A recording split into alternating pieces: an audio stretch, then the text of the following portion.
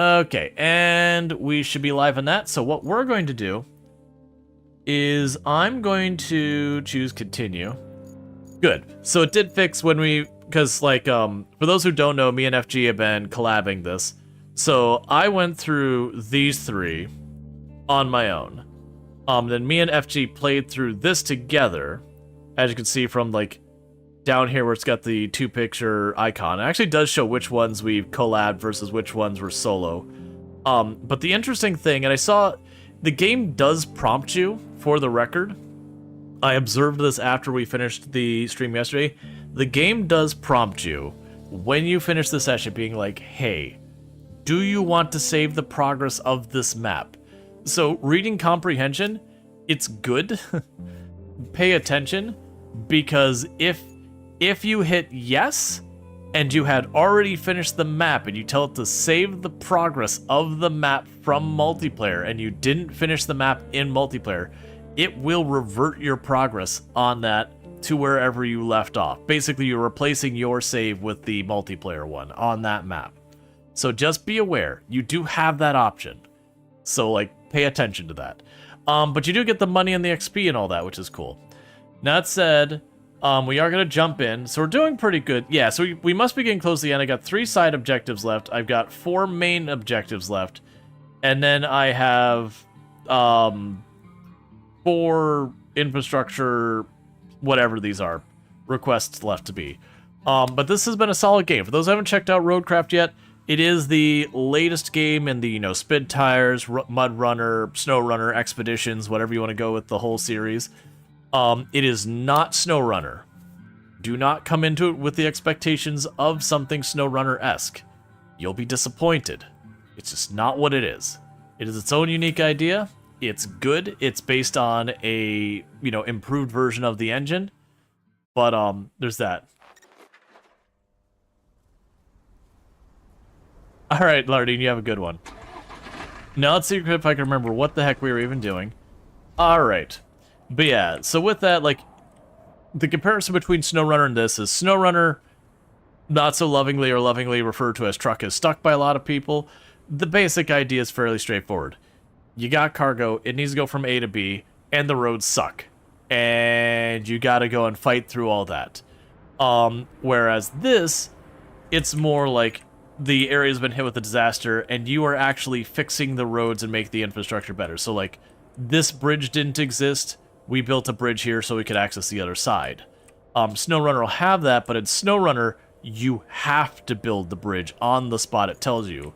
Versus this game, I can go up here and be like, I want a bridge right there. That'd be a terrible place to put a bridge, but I can put it there. And sometimes I'll have very scripted, like, they'll literally have where a bridge was unfinished kind of place, like, really kind of encourage you to build at that spot. And other times, it is just like, you just need to get the other side, build your own thing. But then you also have, like, roads. So if we go over here, this, you'll notice, like, this is a waterway that went through that whole area, and we paved ourselves a road.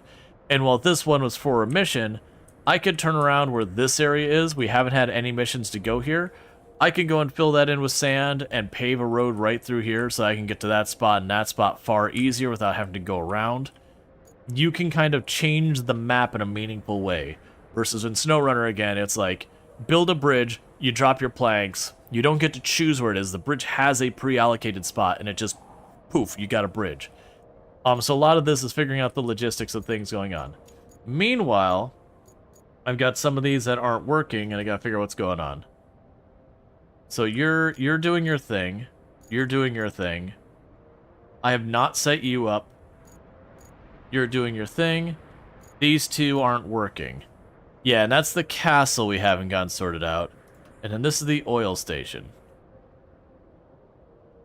Oh, right. We were trying to get that figured out at the end of yesterday's stream. That I might have to go over here and plunk down a little sand to flatten this out. Because unfortunately, the trucks that go to climb here really suck. But yeah, so like a big part of that is so you can do better, my guy. But so stuff like this is if we think of the SnowRunner equivalent, you play like the Michigan map, and they go drag logs everywhere. And you would just go back and forth dragging your logs. And that's fun. Like, I'm not trying to badmouth that. In this one, you have to set up the logistics, and then you go, hey, workers, you drag logs everywhere. Which does mean I can't just abuse mechanics to, you know, use like the winch to shimmy myself up the hill the one time I need to go there. Instead, I need my workers here to be able to maneuver around the area. And if I don't set it up right and they fail to do it, I've got to resolve that. So this area, the problem is these semis, they don't have diff lock or all-wheel drive. So they really suck at off-roading. Now, I can't have it drive forward because there's a big chasm here. So I'd either have to fill in that giant chasm to then let turn around, or I gotta sort this out. But because it doesn't have diff lock, instead of fighting this like I was yesterday, let's not be stubborn. I believe we have sand up here somewhere. Let's just go ahead and pop in closer. I should have... Where was that spot you just got stuck at? It was right here. So go ahead here. I'm going to mark that so I know the spot I need to fix. And I will go down to our... So you have the mountain base here. Yeah, mountain base is probably closer. Alright, so go ahead and go to grab my mountain base. I'm going to grab...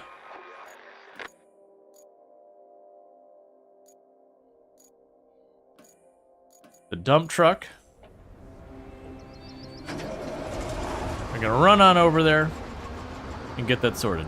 One thing I do want to check before we get there, do we have sand available in that area?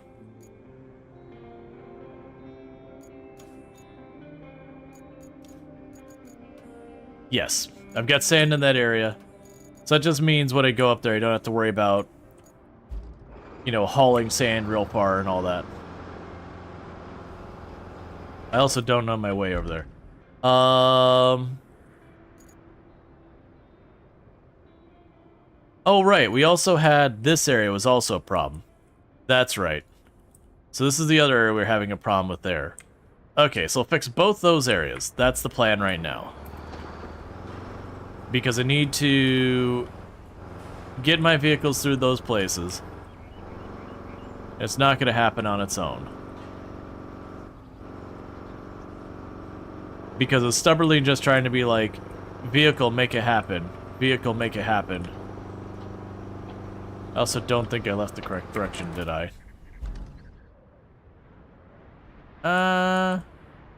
That's workable.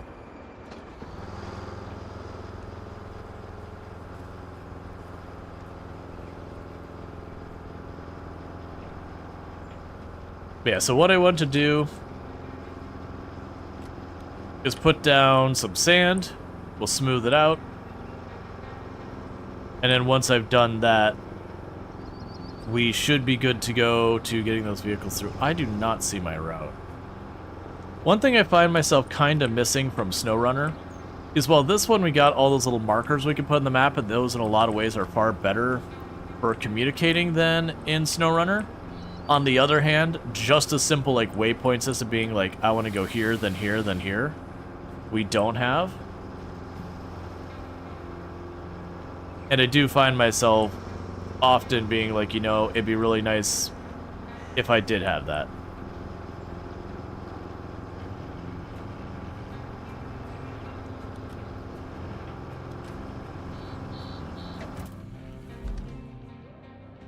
Yeah, so if we go up here, we could follow that route around, and it'll take us right by where we want. Okay. Just making sure I'm actually on the right path. Alright.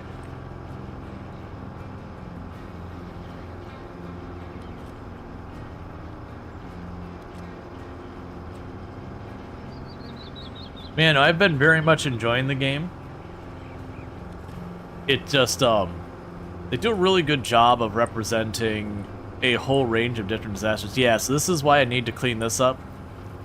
So you see, I ran power through here. That's what this big bump down the middle of the road is, where my machine dug up the road, put a cable down, and it just needs to be smooshed back down.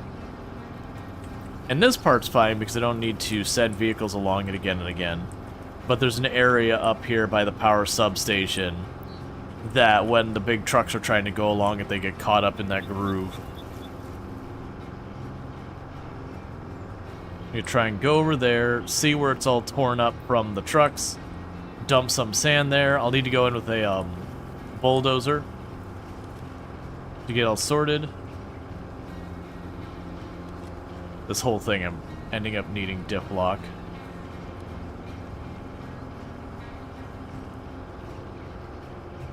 So yeah, I think that's something to be aware of in the future when I'm running these power cables.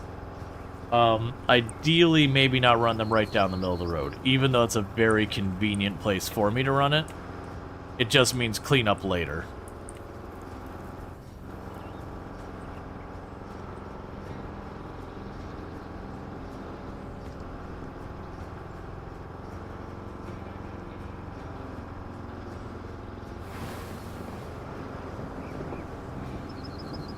I'm also curious, if I go over that with a bulldozer, will it shove the dirt back down? Like, how will that impact these areas here? Yeah, so this is the problem spot right here where I got that marker. So you can see where it's like really dug in a groove where I've tried to get the trucks through there again and again, and they just keep getting stuck.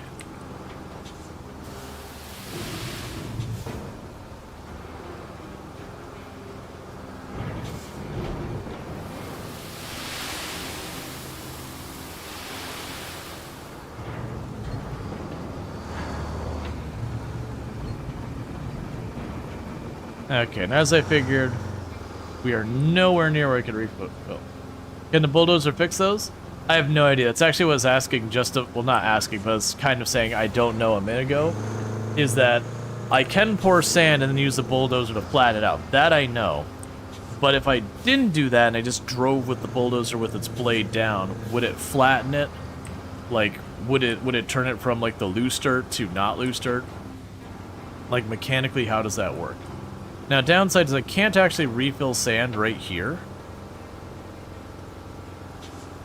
Like, if I stop, I'm just too far away from a place to refill. But that's okay. I don't actually think I need much sand to resolve it. Versus the one marker we got farther up, I think is going to be far more significant, but is in range.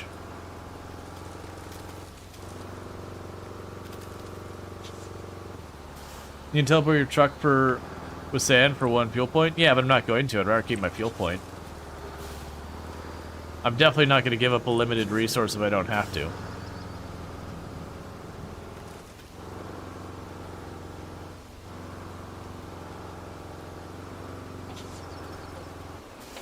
I will finish my game and roll credits with all my potions in my inventory in case I need them.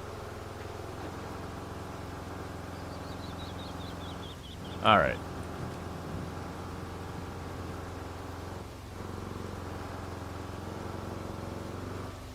There actually is more uses for fuel. So if we actually look at this map, for an example, if we go down here to... where are you at? This sand quarry, for example. If we look here, that sand quarry covers everything. I had to spend fuel points to make that available. This one existed, and that one existed, but this one required fuel points. And that's kind of a big deal, considering I had to build a road here and down there. And if we look at the sand, those two areas are covered by that sand quarry, whereas it was not convenient for any other sand quarries because the bridge didn't exist at that point. So I would have had to drive all the way down here, which is a really awful drive, or all the way down here, which is just a long drive. So fuel points actually do have a handful of uses, and I suspect as we get later in the game, we'll probably have more stuff like that. It's sort of a hub and wheel of sand quarries, connecting them and all. But yeah, so it's a whole thing that you do actually have a number of different uses for the fuel. At the early missions, yeah, like this one I had, I think it was 3 fuel points to open up that sand quarry. I suspect later on the cost will go up. Like, you'll have more meaningful investments to care about.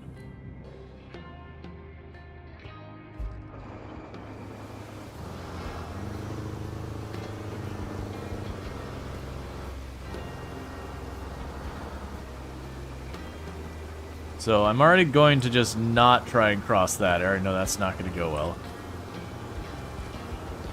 So I'll try and climb over this here. And go around.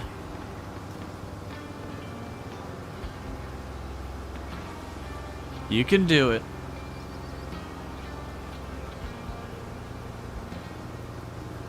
Took a break from playing games. Cleaned? You're pooped? Yeah.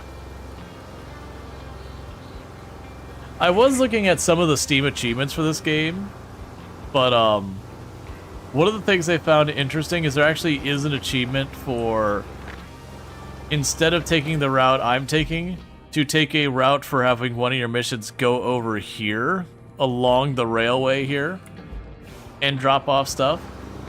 I'm not going to do that during stream. That sounds like one of those ones I'm going to put a lot of hours in just figuring out, like, what combination of whatever I got to do to make it work.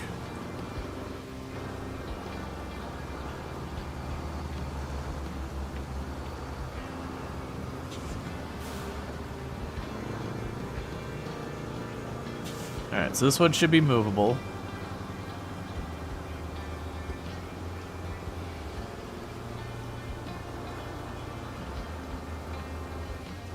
Oh yeah, no, you're all good, Bissett. Don't worry about it.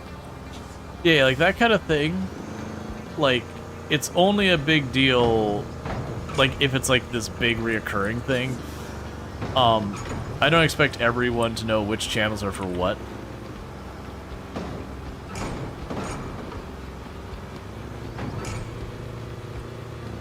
This game looks very train pushing kind of thing. Yep. 1 second, if I put that in dip lock, you can probably just shove it.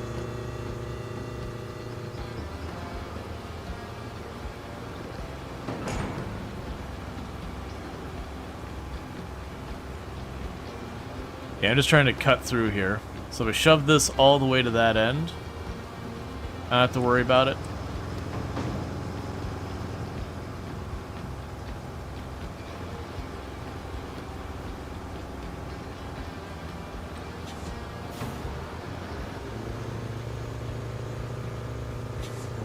Yeah, that's what I was gonna say is, so like going through there, I don't need to do that just for like regular play.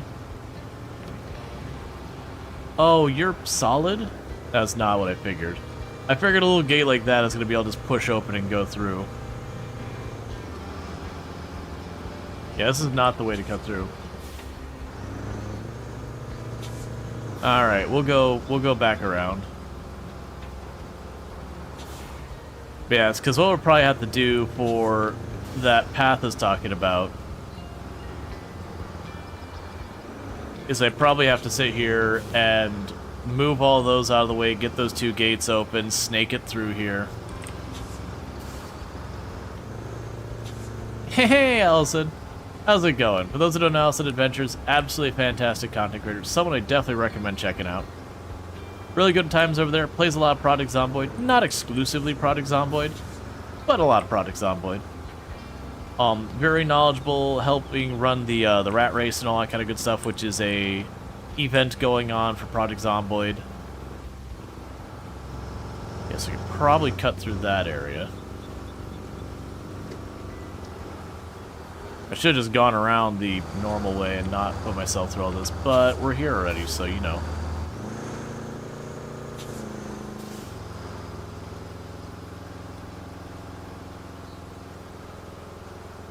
Okay. It weirdly feels like this thing's moving slower today. I may just be spoiled from messing with other vehicles so much and not running this specific dump truck the entire later part of yesterday's stream. But still.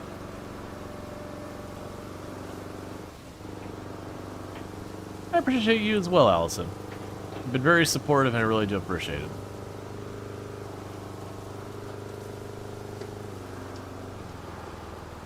Are you more of a Rubik's Cube kind of person?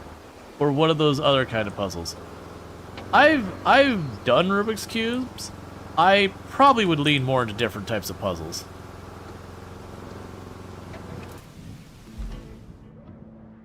Now, you're all good to ask me a question. Alright, so we're trying to get over there, so it's literally just ahead.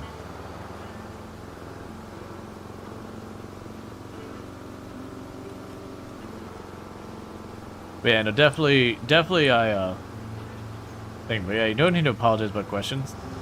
Questions can lead to conversation, which means better content. As opposed to, like, when it gets late and people start, you know, start understandably getting a little dozy. Oh, is above that? Oh, I'm sorry. I missed that one. Let's see. What kind of puzzles do you like? Crossword, word search, jumbles, anagrams, Sudoku?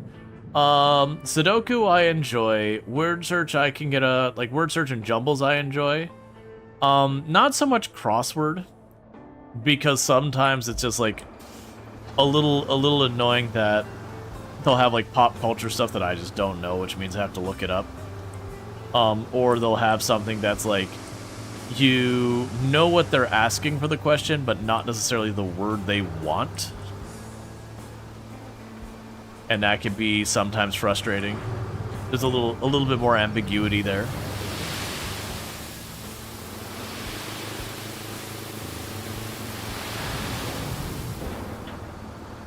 Sudoku has numbers, so you're out. Sudoku, when you get to like the really hard ones, like you learn the tricks, and then it gets easier. But Sudoku is one of those ones that when you very first mess with it, you can get yourself into a whole mess of things. Where, actually, before we teleport there...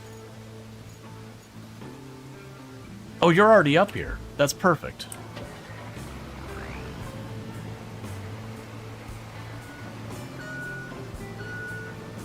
Numbers and pants are your enemy. I'm not a big person for math. Like, I don't have anything like inherently against it. So which is the way I got out of here? So we can go that way. Oh right, that's right. We go... Was it over here? Yeah, we go over here, we sneak around the back of this building. You can get there.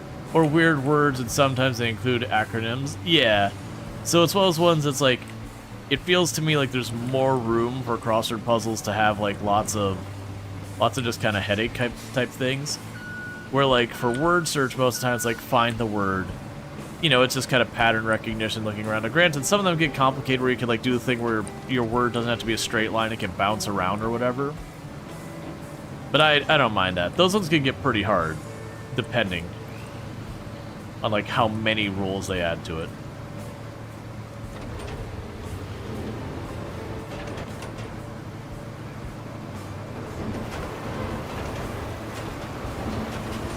Yeah, so what I'm trying to do here is like right at the base here, there's a lot of like mud that the semis keep getting stuck in. So I'm really just trying to spread the sand out as much as possible. It's not really here to change the grade of the area, like change the ramp. It's literally just to give something that's got a little bit better traction than the mud that's already here.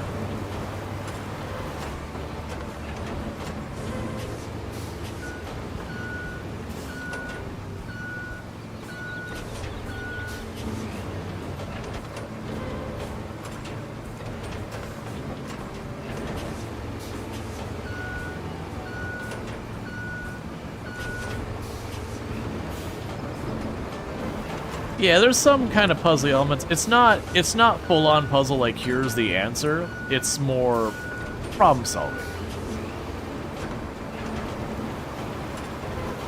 So like I've got an issue, and this one's straightforward. You got like a problem where there's a spot that's kind of hard to traverse, so we're just fixing the spot. Versus other times like I need to bring stuff up to a castle up top. That the castle's a bit difficult to reach even for like my vehicle, and they want me to convoy stuff. I'm like, okay, that's gonna be a whole thing to get stuff over there. And I do want to make sure I don't have this like really big bump when they go in here and all the trucks get stuck in this big bump of sand right here.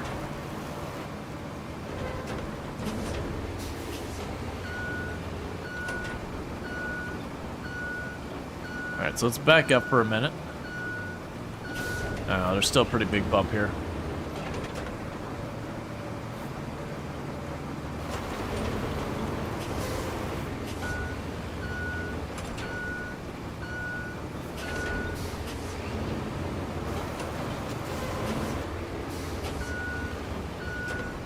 Okay.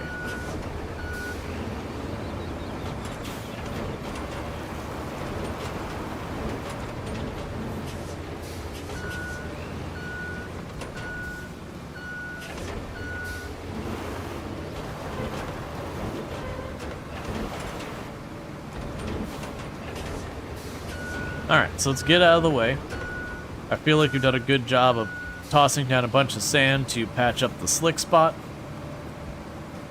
And then the hope is that the semis will be able to just go through that without a problem now.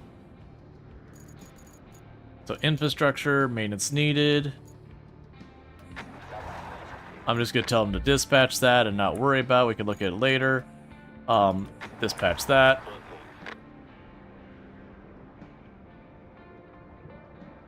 Huh?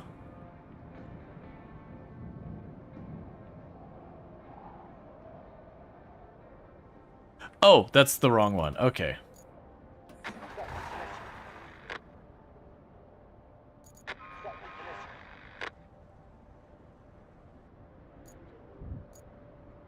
Yep, so see if they manage to get around this area.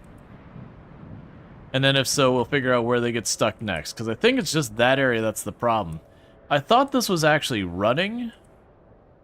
And we just didn't do super well. Man. One second, I'm going to fix that spot.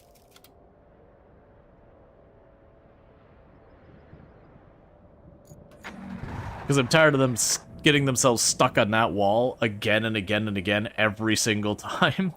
And they sort themselves out. There we go.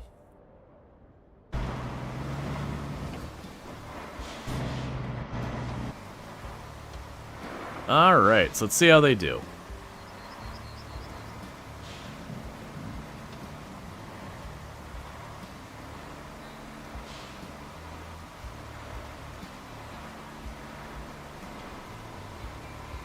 But yeah, so this truck does not have any meaningful power behind it. I do like it. Seemed like you're probably supposed to fix the other area. I'm like, nah, I can squeeze those through there. It's fine. We're not being paid to fix that road, so it's not getting fixed.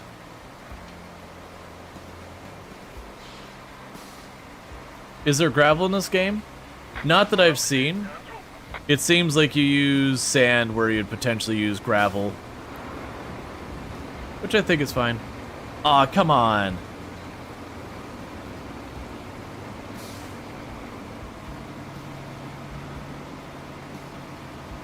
Alright.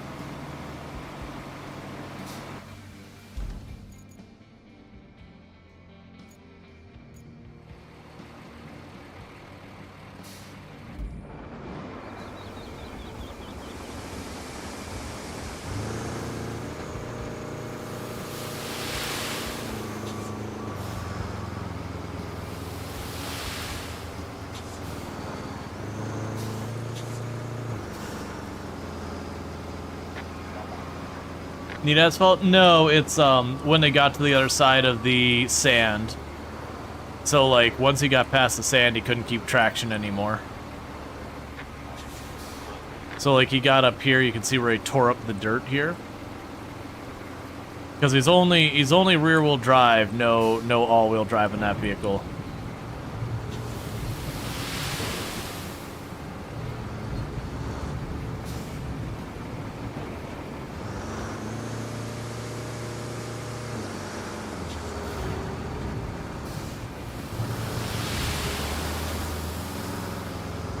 Alright, that'll be overkill. But that's okay. So now I can put this in the way. You know, in real life, you'd want to do more than I'm doing here. But video game, it's fine.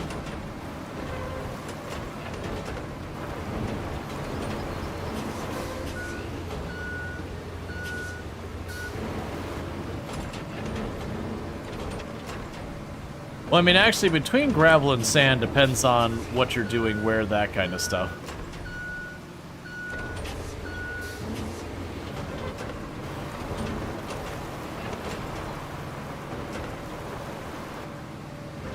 But yeah, no, it's just, instead of making you have to worry about anything like that, they just hand wave and be like, okay, you just put down material and you put concrete on it. Because, for example, if you put down gravel, you would then particularly put some type of filler in before you laid concrete on top of gravel. So it'd almost be like you do concrete, you do sand, or equivalent, and you do that. But then that just starts to become a little bit much in the number of procedures you gotta do. So it's easier just to hand wave and be like, yeah, there's sand, it's fine. It technically works in a lot of places in the world.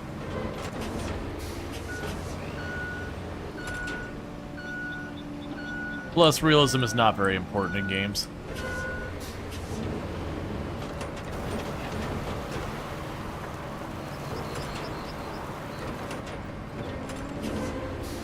Fair stock construction there. Yeah, and plus if we started making it... Yeah, packed crushed gravel, yeah. Plus if we were making it, like, realistic, you know, you wouldn't be able to winch a lot of stuff without just snapping the winch or doing serious damage to your vehicle. And that'd lose a lot of the charm of the game if we had to, like... You know, if you started doing something and then some OSHA representative ran up to you and was like, hey, get out of your vehicle, you know, step off the premises.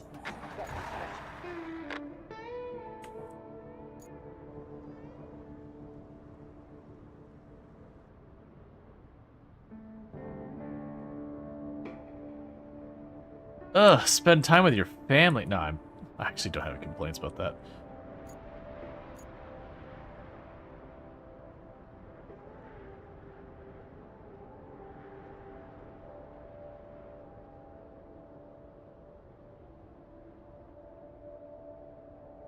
Alright, so that should probably be fine. Watch, it's gonna get up here, it's gonna hit that one patch of dirt I didn't get yet. And then it'll struggle again. Because once it gets up here, we've actually had them go cruise sailing all the way through... I think we hit, like, something over here somewhere. Or it's like we got over here and it got stuck. But then the very next one we tried to send along here, you know, it got stuck here because it took a slightly different angle, so it got out in the mud.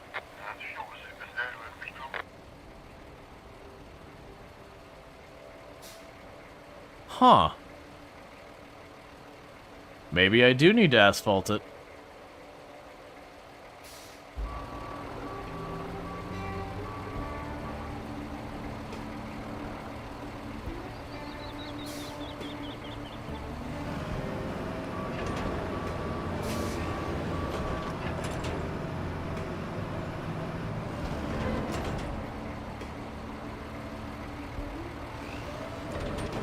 I'm sure if I bump into it or something like that, it'll be like route failed or whatever. I think it may have also just piled it on too high when I was doing that last one.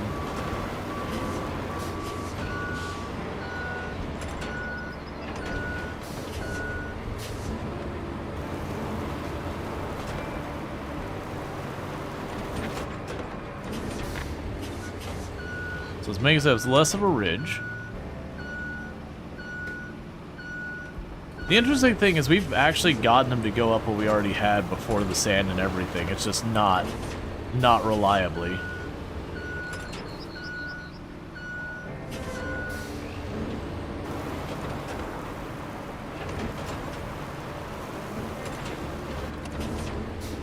So I should probably do help with the way. Yeah, so we got a pretty big ridge if you see right there. So I think that's what they're getting stuck on.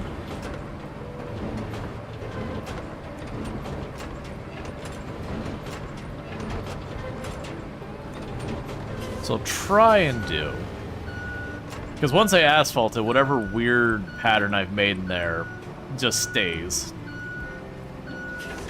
So I have to go through and scrape it all up and try again if I want to fix it.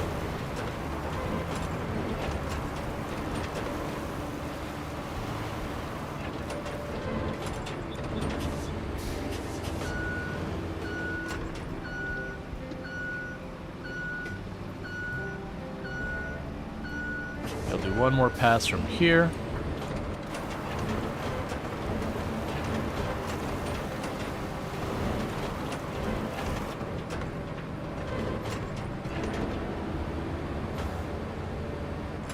I'll try again, see if it makes a difference.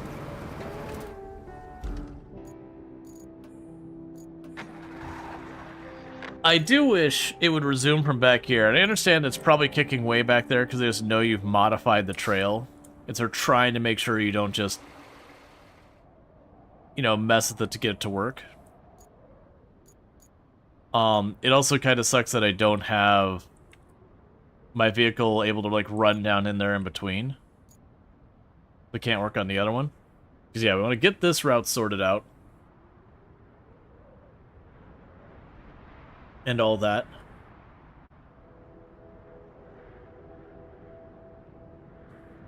And once that's all sorted, we can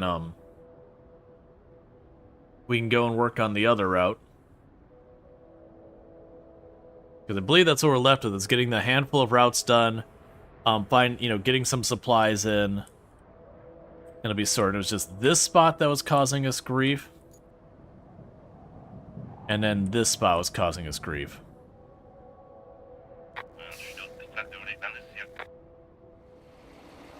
There you go.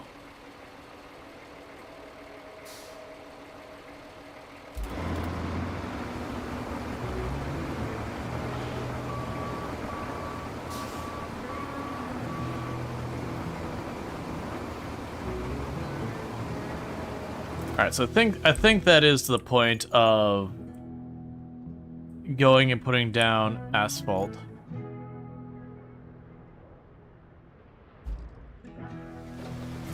These are my upgrade versions of the machines, but these are already carted up, so I'm just going to grab them.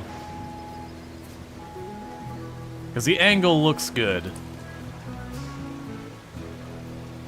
But maybe this will give more traction. If that doesn't work, then I got to figure out what we're doing, because that either means, one, putting down more sand to make it a more gradual incline, or two, it would mean just tackling an entirely different way. I should really figure out which way I'm going here first. Is there a good major road to get here? Because this thing isn't exactly great.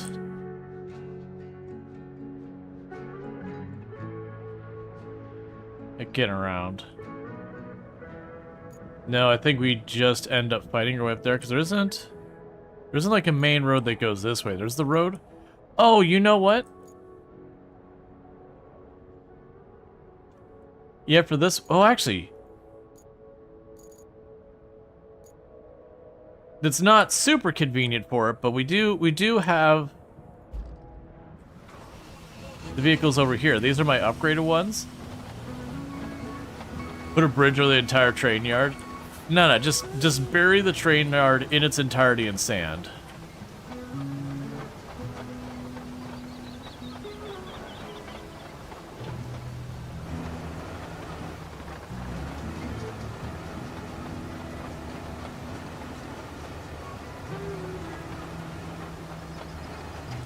Where am I going? That'll take us to a logging area.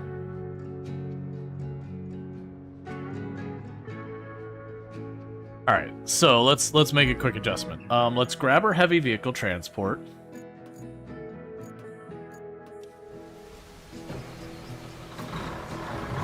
Because those things are way too slow to drive on their own. We can snag the two vehicles on the way by. And run them where we need them.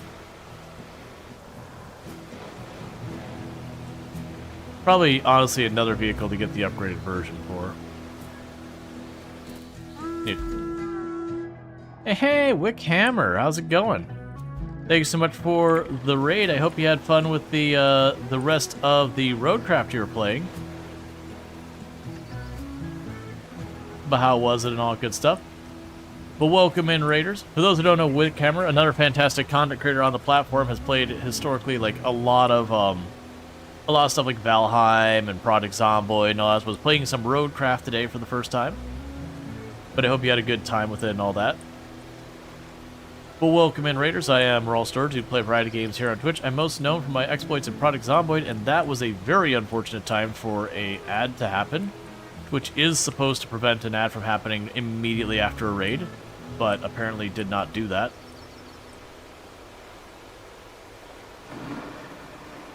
Alright. So we're just loading this stuff up so we can get some road being built. But yeah, how's your stream and all that stuff? Let's see, have you ever played the Metal Gear Solid game? You saw a train for Snake Eater game, and you think they're remaking it? I have played Metal Gear way back in the day, but that is something I have not thought about in a long time. Like, nothing wrong with it, just not the kind of games I play much anymore these days. Back in the days of like PlayStation and all that, I played lots of Metal Gear and all that. Definitely scratches a bit of a farm sim 25-inch. Yeah, no, definitely is a big thing. Oh, one thing that also helped. You have the rusted versions of vehicles. You can get the not rusted version of vehicles, and they're just way better. Oh, right. This thing pulling onto that trailer forwards sucks. So let's turn it around and have it back on. I did not park that in a great spot, but, you know, we're just living with it. Plus, you get to see your custom paint job and everything. Granted, I do wish our tools would get more dinged and scratched up and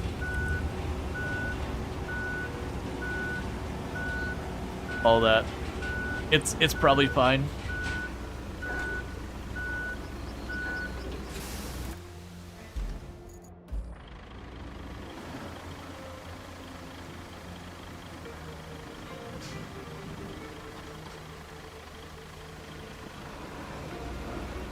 Alright. Are you winning? Hey, Kintaro. It's going pretty good. Things aren't going bad, so that's encouraging. This is the way I'm supposed to be going, right? And make a wrong turn. Yeah, so go down here and cut straight across, and we're trying to get up there. Alright. So we'll see if paving that one spot that the semis are getting stuck will help it out. I'm not sure, but there is only one way to find out. And if that doesn't work, then I'm not sure how we're tackling that issue. I still don't know how we're tackling that castle. Like, I just plunked down around and I'm just gonna try and make it work. But I have very low confidence in it.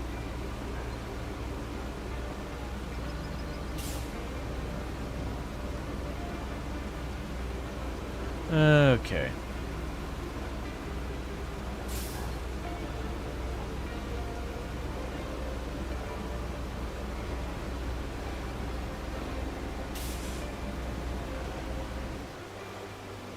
Yep, that seems to be holding up all right.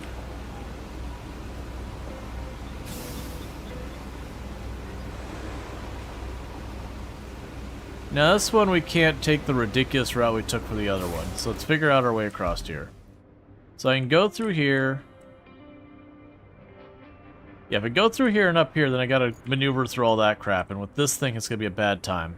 So we want to go straight, take a left, then a right, and follow it through. Is this a new map? This is the same map I played all of stream yesterday, except for the collab part, and towards the tail end of the stream before. Alright, no problem, Wickhammer. Again, thank you so much for that raid. I hope you have yourself a good dinner, and, you know, thank you again for all that stuff. I do hope you, enjoy the game a lot, because definitely been one I've been enjoying. Hey, Harry, how's it going? But yeah, no, this is still sunken. We did towards the end of stream with FG play Incommunicado. But we are trying to wrap up Sunken, and then I'll probably spin back over to Incommunicado once this is done, since we got that started.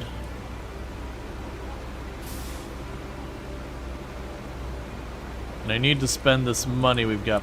This is not the way. I need to go around the other way on that building. And this is, you know, we need to get more of our vehicles upgraded, replaced, all that. Slowly but surely getting all the vehicles in the game.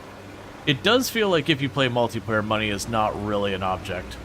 To be fair, money also isn't really something that prevents you from succeeding or failing in this game anyways. It's just, you get stuff that makes things a little bit more convenient as you go along. And to get to check out new vehicles. Like, it doesn't feel like SnowRunner where you get the DLC and you get, like, you know, the 8-wheel, all-wheel drive, was it a Tetra? And you're just like, oh, baby game for babies. That compared to all your early game equipment, the Tetra just makes it easy mode as you're cruising along, all-wheel drive, blasting over the terrain at like 1.5 gallons per minute. Versus, you know, your poor little Fleet Star doing the same and struggling at like 4 gallons per minute.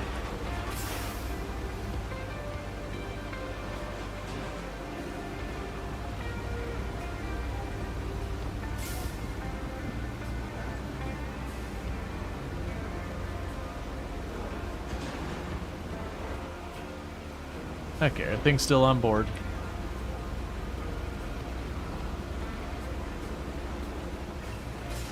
Which I'm sure as the game goes along and we get more equipment, we will, you know, because they'll naturally want to ramp up and give us cooler stuff, it will eventually lead to some stuff being a bit overpowered. It's fine.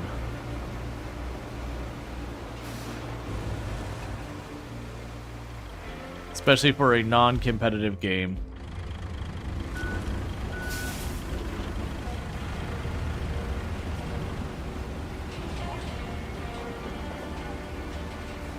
Get you out of the way here for a moment.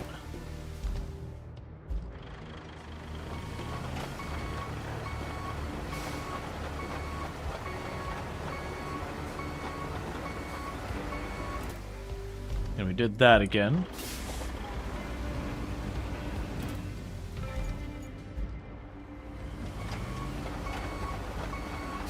Okay. Yep, so the plan is, we've been having problems getting these deliveries to go up this hill over here.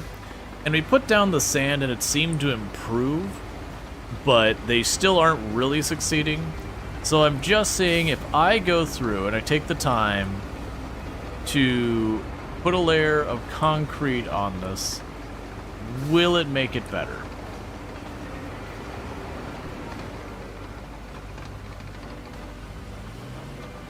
Not concrete, asphalt.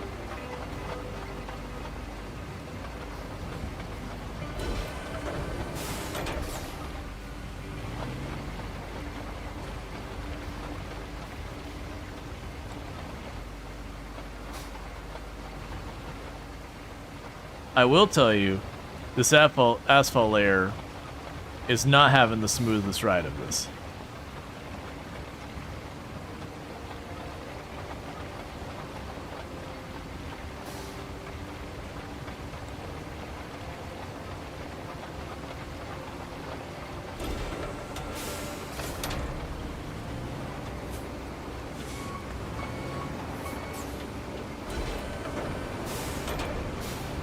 Okay.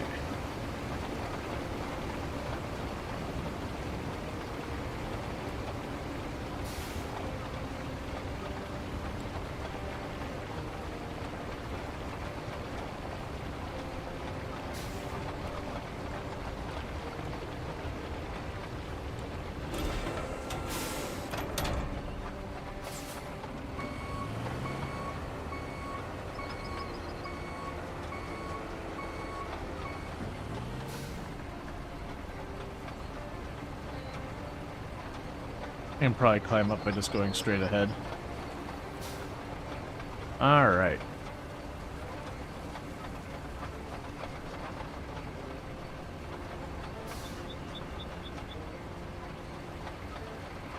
Yep, we'll get that last edge over there. We'll try paving it and see how it looks.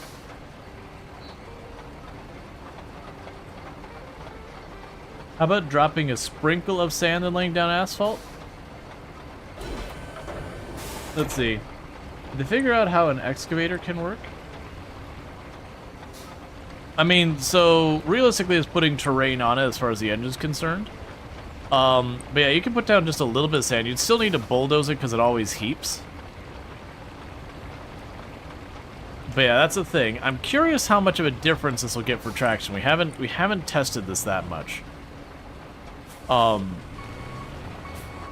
is the thing that the asphalt can only adhere to the sand in the game?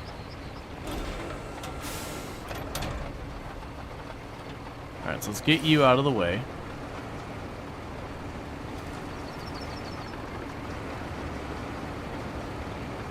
Then we can get the steamroller.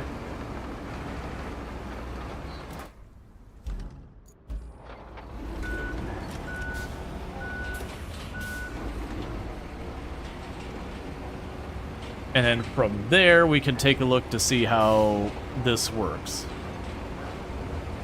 And then once this is done, I'll have my next infrastructure place to sort out.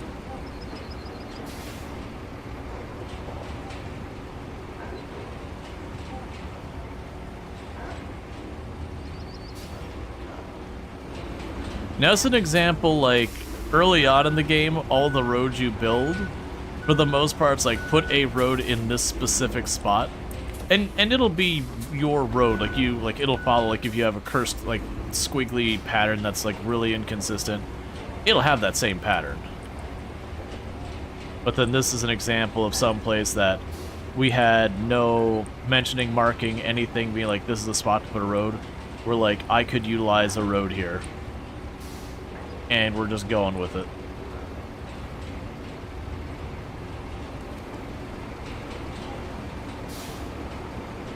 Hey, Server Lord, how's it going?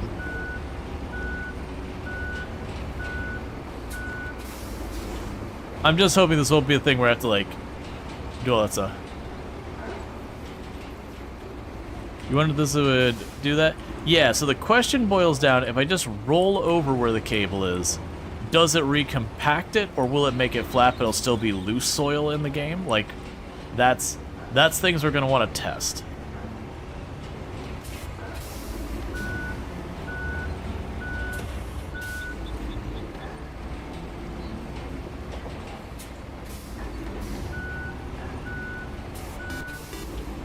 Thank you, Server Lord, for subscribing for 12 months. And thank you, Server Lord, for the tier 1 sub. That's 12 months you've been sub to channel. A full freaking year, which is a heckin' long time, so thank you so much for that. I really do appreciate it. It looks like I got a little bit of a groove in there. I'm wondering if I go over with the steamroller again, if I can get rid of the groove, or because the sand was flat already, or the sand was under there and this is considered like finished road effectively, if that will just be stuck the way it is. But yeah, so you can see there's a little bit of a texture going on here.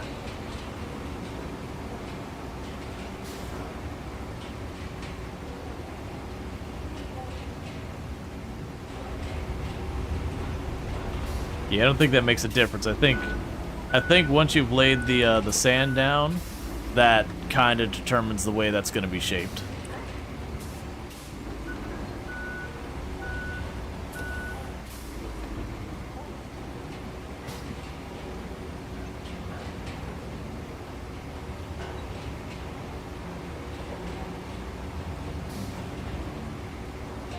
All right, so with that, let's get this out of the way. And then send the semis down and see how that works. Because we're doing a little bit of experimentation to see how much of a difference this makes. It might matter a little, it might matter a lot, I don't know. But yeah, so this is a bit of a muddy spot, so we just kind of slap down a concrete patch on it. And we'll see how that goes. I did notice it didn't let it, like, we didn't get all the way up here. My hope is that this will be enough. Once it's up here, it's flat ground, and that should be no problem. It's just that hill. Because the alternative is I'd need to fill this all in with sand enough to get around from here to here. And then, like, weave through here. And that is a non-insignificant amount of sand and effort. Versus if I can just get them to be able to handle this hill, because it's not even that steep of a hill. If we just get them to handle that hill, then it's clear sailing. So it's definitely trying to choose the lesser of evils.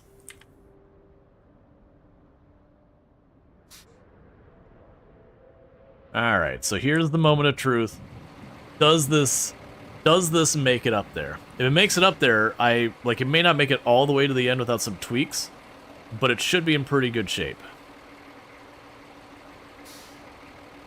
Oh yeah, like butter. Yep. So that spot's sorted, so it should make it all the way over there. I'm just going to assume it works out, and let's start loading stuff up real fast. For wherever they're needed next.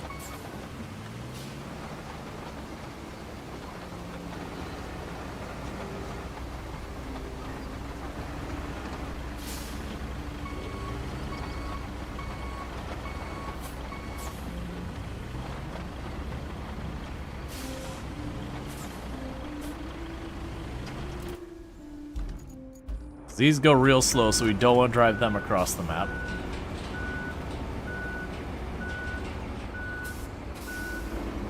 It almost feels like what that heavy transport was made for is almost specifically these two vehicles.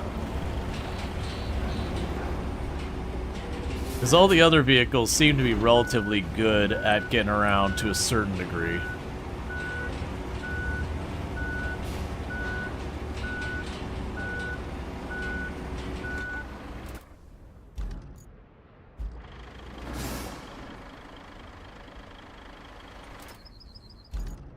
Alright, so meanwhile,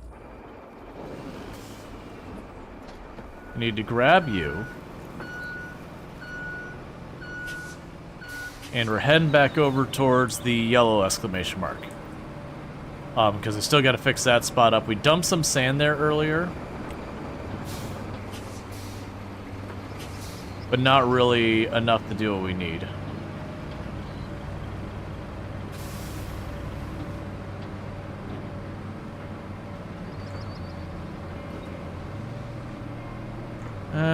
Okay.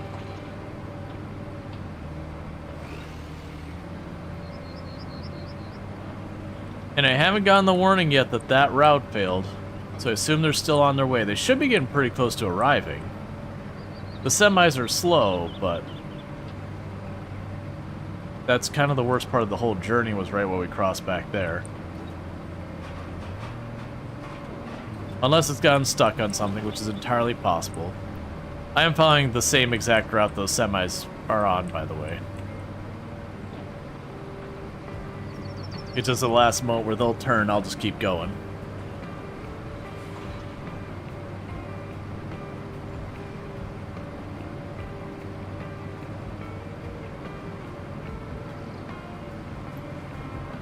I don't think that was the route we are concerned about, though. Yeah, this is right.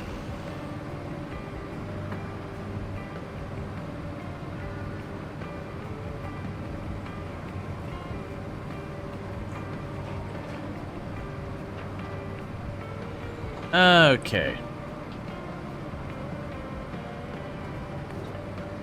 I'm guessing they must have made it because that left right there that I'm going to go by, that's where they go. So they went right in there. I don't see our semi or anything behind me. We'll check out it in a minute just to see if it got stuck and I just overlooked it, because that's a very big possibility.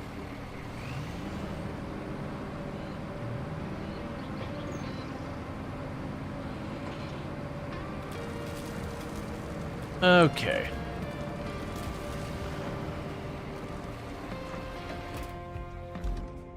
So let's see. Yeah, so it's like right over here. We're gonna run a couple of tests. One, if I take the shovel over where I buried cable, will it flatten it out as if it were compact? Or will it flatten it out and then I still just sink in when I drive over it? So that's where we buried the cable, so let's just scooch along here. So it has just lifted up the wheel. Not really sinking in, but it's not flattening it out, so I don't really know what to make of that.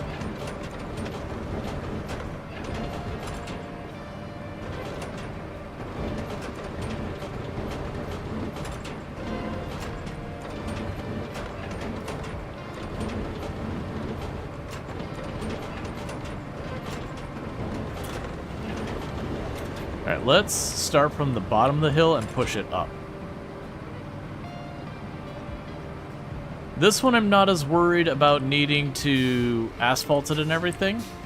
Most likely I'm just needing to put sand in here, because the road's fine, they can travel on it.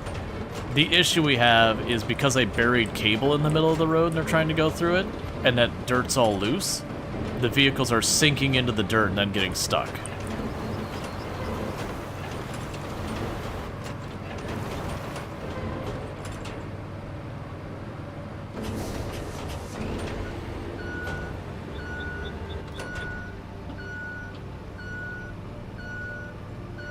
Open the steamroller to flatten it? Yeah, we'll try that. The only reason I didn't start with that is getting it over here is way more effort, and regardless, I did need the, need this here to flatten the sand. I do think it's worth testing and seeing what happens with it.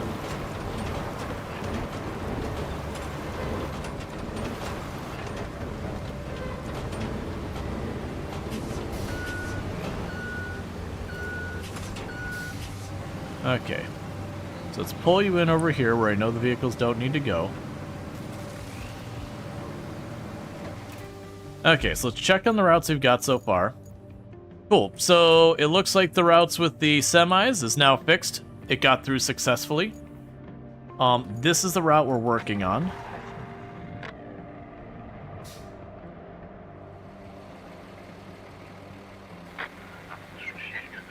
Yes, it's still stuck at the top. Might actually make... Oh, no. It backed off its tires. It could have made it. Yes, I need more sand there. And then you...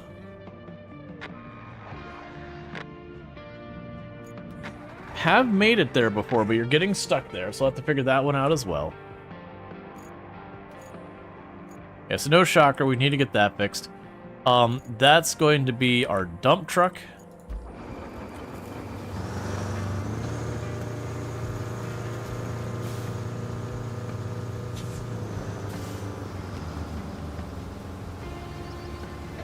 Let's see about how far I can get before we're no longer in range of sand. Okay, so it's right before we leave the property that I can get sand. So let's not grab the sand now so I don't end up accidentally spilling it all over the place.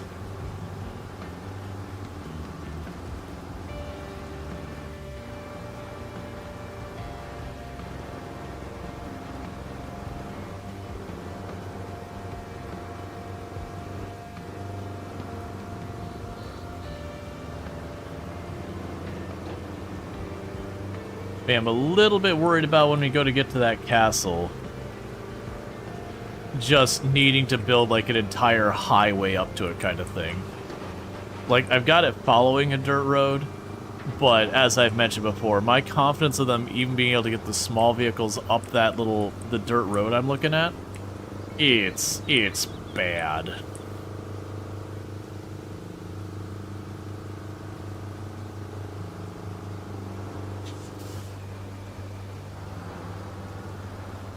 We can choose your spire plan. Hopefully it can occur. Yeah.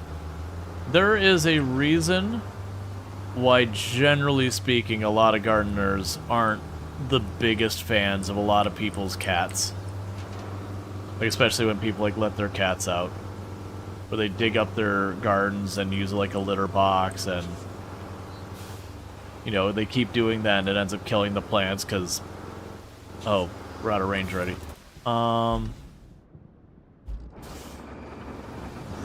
It could be a whole thing.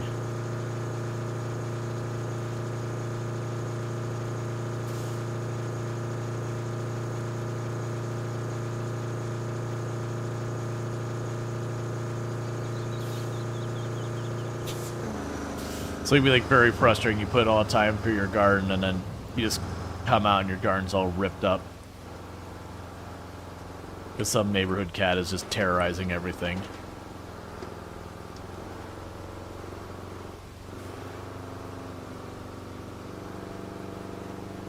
Somewhere around here. There we go. We got our sky sand.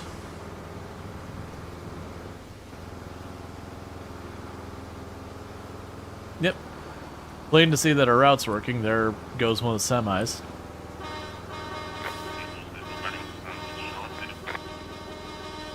How's it feel? How's it feel? I'm like you now.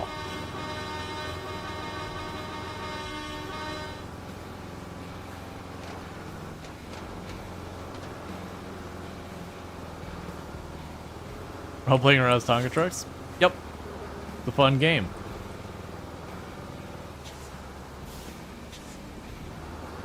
Gotta play it as a gift. Too? It's just a baby? Yeah. And we've got such a cookie on their 465 stream streak. Catch the last 465 streams without missing a single one. Again, ridiculous. But super appreciated. Thank you so much for that, for catching all the streams without missing a single one.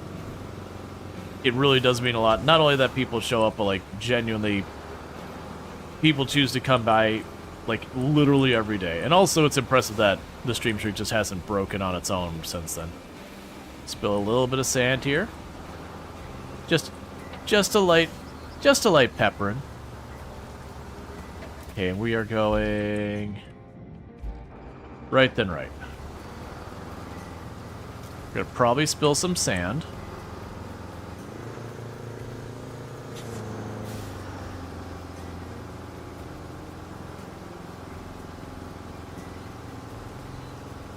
Oh, surprisingly didn't spill sand there.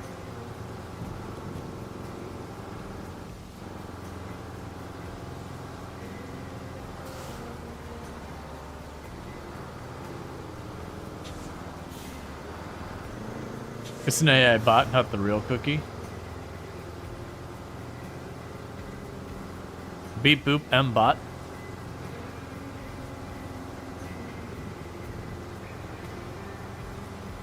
And this is where we took the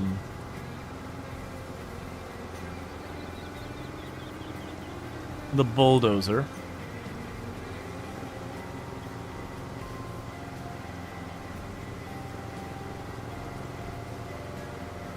Yes, it's still sinking in on the bulldozer's area. You can see where this got carved up. So that's what we're here to fix.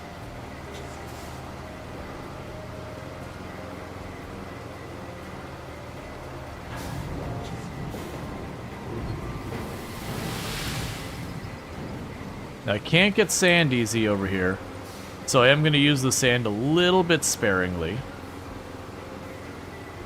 to avoid needing to like run out and get more and more and more and drive back and forth the whole time.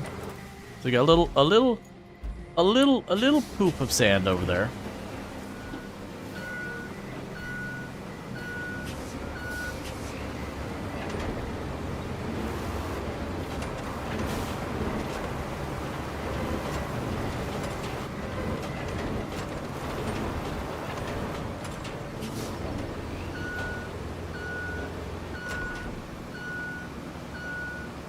We don't need to make this like nice as we do for our roads. We just need it to be flat enough and to like fill in these gaps enough that when little cars come by that they don't just sink into where I ran the wire.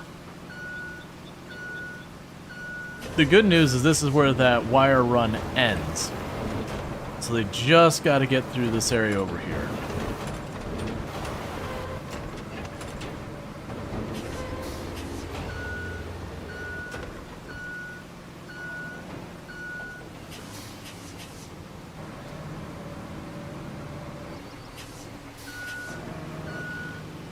Okay.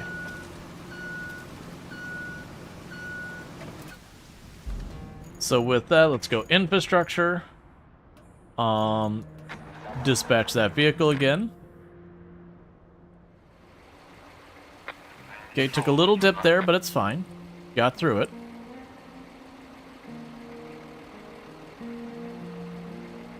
Okay. So it does still have a little bit more on that route.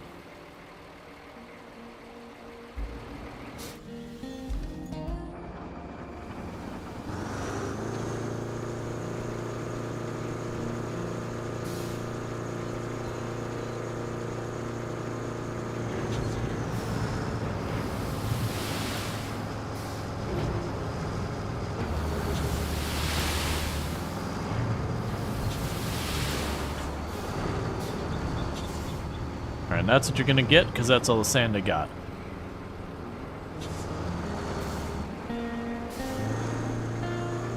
So I can pull you out of the way real quick. We'll level that off. And that should resolve the spot here where we gotta worry about the wire run. The rest of that absolutely cursed route, I'm expecting way more grief with. But, at least for the first part, let's not push from this side. Actually, I can push from this side. I just want to go straight along the line, not across it. So you don't have like weird ridges everywhere.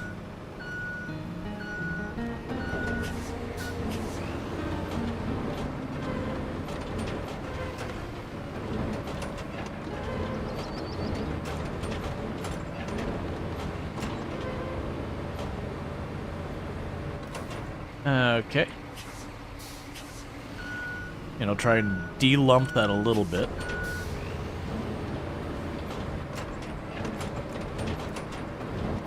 Yeah, and I can certainly see like going through and like laying down the asphalt and everything to make all your roads nice if you really want.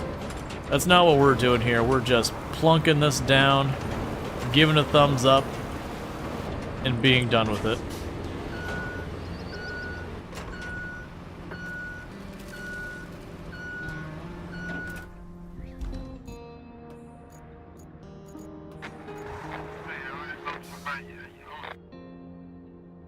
All right.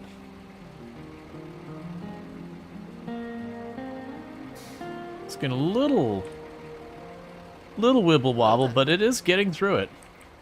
Hey, Bentley. How's it going? Yeah, absolutely the OSHA approved way. Let me quickly check. Hey, OSHA? Yeah, OSHA, do you think this is a good way of dealing with it? Okay, cool. Good to know, OSHA. I checked with OSHA. She approves.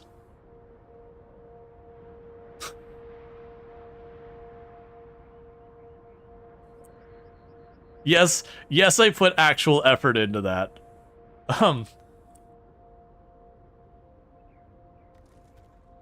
Fixing a dirt pile without sand doesn't work. I didn't get the steamroller to test it out because I didn't have the steamroller anywhere nearby, and the vehicle hauling it's actually pretty slow. Oh, right, we have those boulders down there. I forgot about that. So yeah, you're gonna have a whole thing with that, aren't you? So we could potentially have it go up and over. I actually have low confidence in that. I think the bigger solution, yeah, needless to say, we got our next obstacle right there, and then this obstacle is fine. Where is the nearest sand located this spot? Okay. So.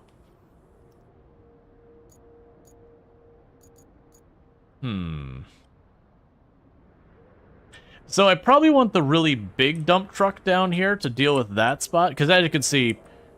Actually, here, let me spectate. So that's a really big pile. So what I could do is fill this in and make it into one big ramp. That's going to be a lot of sand. I don't think it's necessarily the wrong decision, but it's also not convenient where the sand is. But there is kind of a workaround in that situation where I can grab from you. Actually, before I grab any of that, where is my really big dump truck? Not anywhere nearby. Okay. So let's grab a really big dump truck.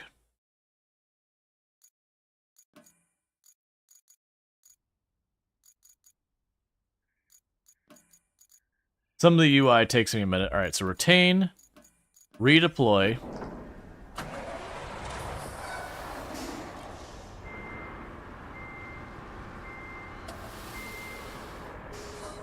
All right, before we get too far, let's deliberately ditch the sand here, because it says I can't pour sand here.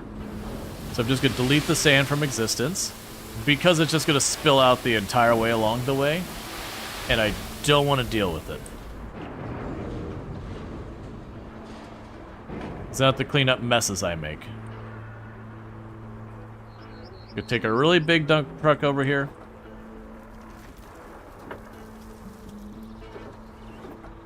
And then when we get into position-ish, I'll fill it back up.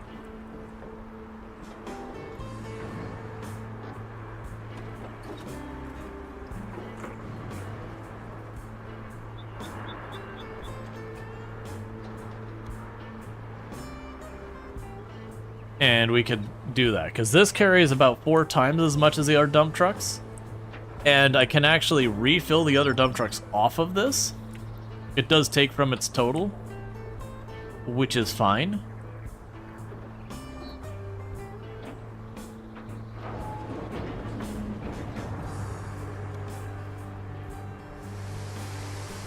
If you make me, I will dump the sand here.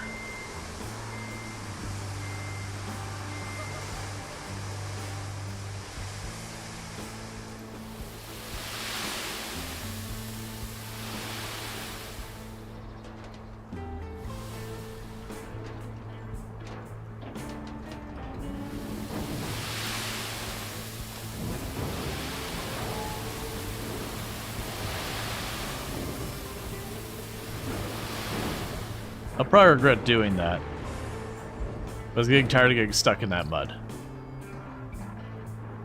So realistically, I might have to roll through there with the bulldozer at some point to decurse that area, but that's okay.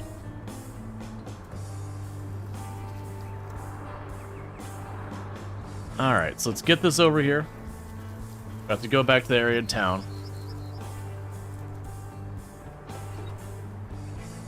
Just doze the rocks out of the way. I can check. They don't look like the kind of rocks I can move. But I will check if we can shove them before I commit to actually piling up the sand. Because I think with this thing running sand back and forth, it probably won't take me that many trips. I am thinking, because this, for the record, this bonus objective has an achievement tied to it. So I do think that's kind of part of it. It's just like, okay, for this map, this is like the crown mission as a side quest to do this like big elaborate route up onto this mountain castle. Versus anything remotely reasonable.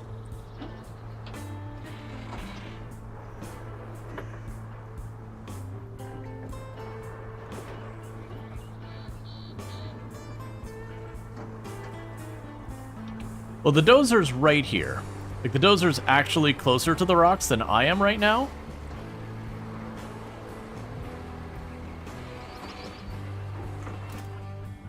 Which is a good point that I should possibly just try shoving him.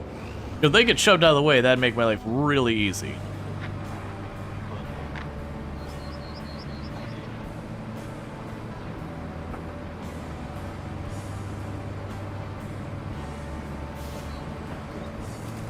It's not like it costs me any extra time. I'm literally gonna have to drive this thing down there anyways. So it doesn't really make any kind of a difference.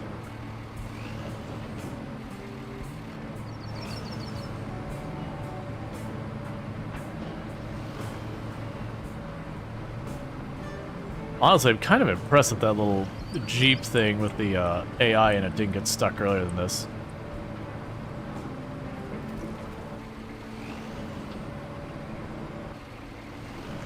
Yeah, so we're trying to get one of those mounds up there as a castle on it. We're trying to get up to the castle.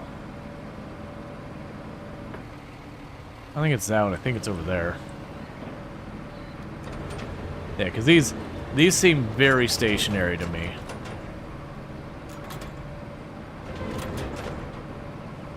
Yep. That said, looking at it, I actually might not need that much sand. I don't have to go over, like,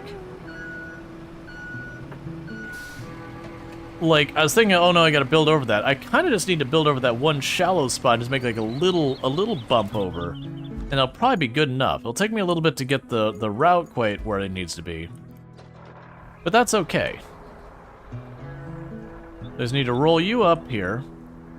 You're gonna get 4 loads of sand worth. I do wish there was a better way to secure that back door on it. To be like, hey, I have the door closed. Please keep closed. You know, don't spill unless I tip it real good.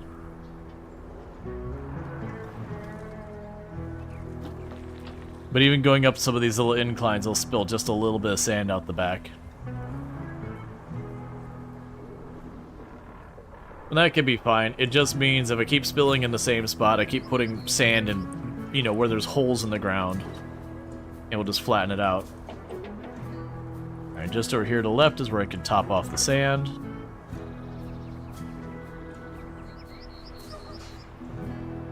My bigger fear is that I'll end up needing to do a lot of sand picking up to, like, get past worse terrain as we go along.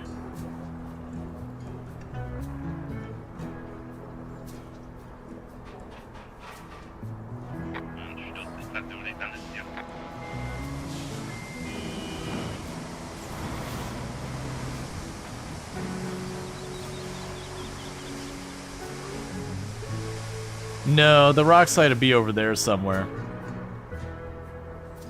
Yeah, so you see, even just sitting here, it's starting and stopping. I'm spilling little bits of sand here and there.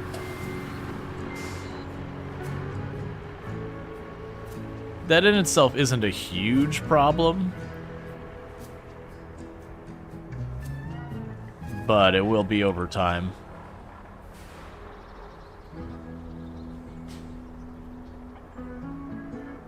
Like, let me go ahead and latch that door closed. You know, have a little lock you can put down in place. Because I'm hitting that close button. Like, and I get when we tip it spills over the side. Like, that makes sense. But just like the start and stopping that, like, the door just spills out constantly is a bit rough.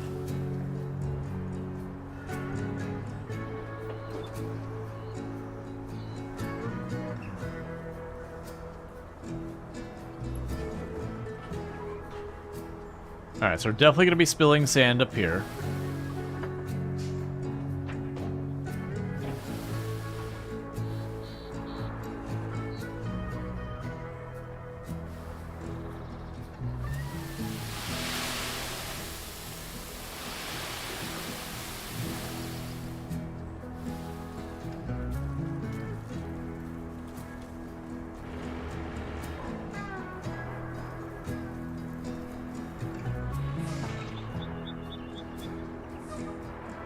Alright.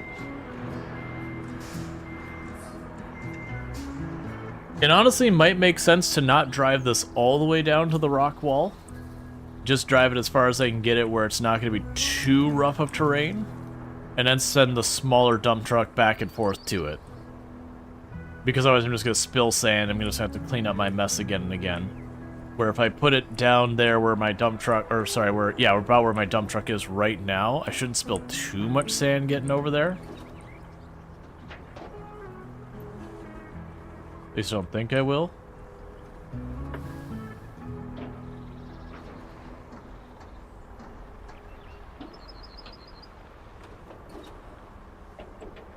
Yeah, we can just tuck it right over here.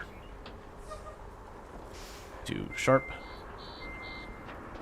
And I could fill up off of it, because I should have four refills on this thing when we started. I don't know how much we've spilled, but I would suspect like 2.5 to 3.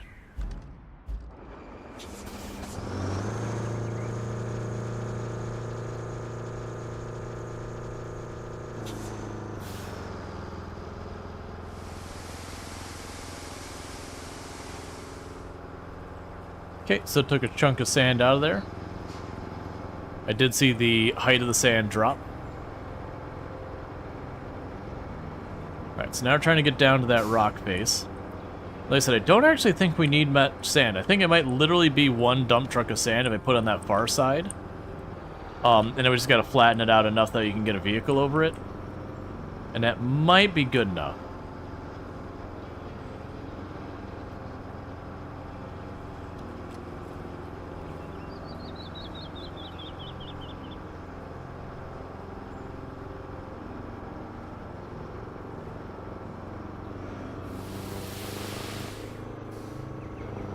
Just spilling a little bit. It's fine. Because at first I thought it was like the really high side of that was what I saw with the camera angle. I was like, oh man, there's gonna be so much sand. And there's really only 2 or 3 routes here, and pretty much all of them are bad.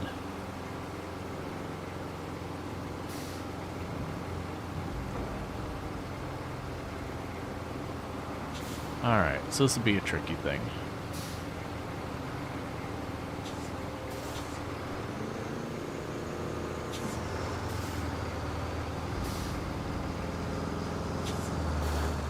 Because also you gotta worry about there's a bunch of rocks there, a little bit in front of it.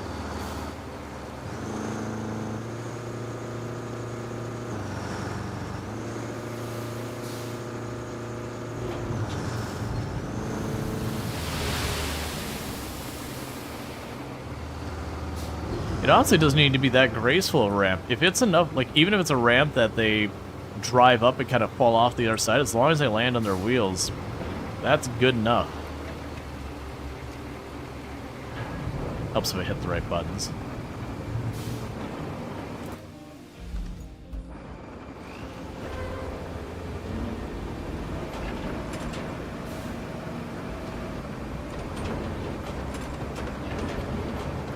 Just want to flatten a little bit.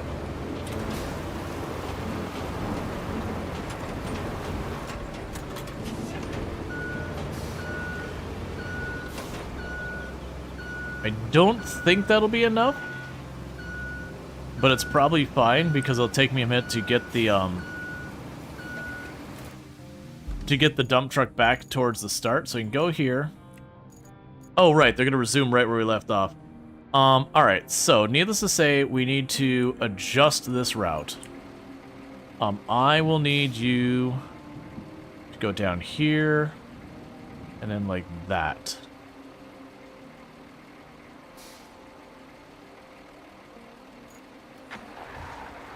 Alright, so let's see if it can pull it off. Because I do feel like if they could just get over that rock just enough, that'll be fine, but there's a spot right here that's a problem, and then right there. You're gonna do it? You're gonna do it?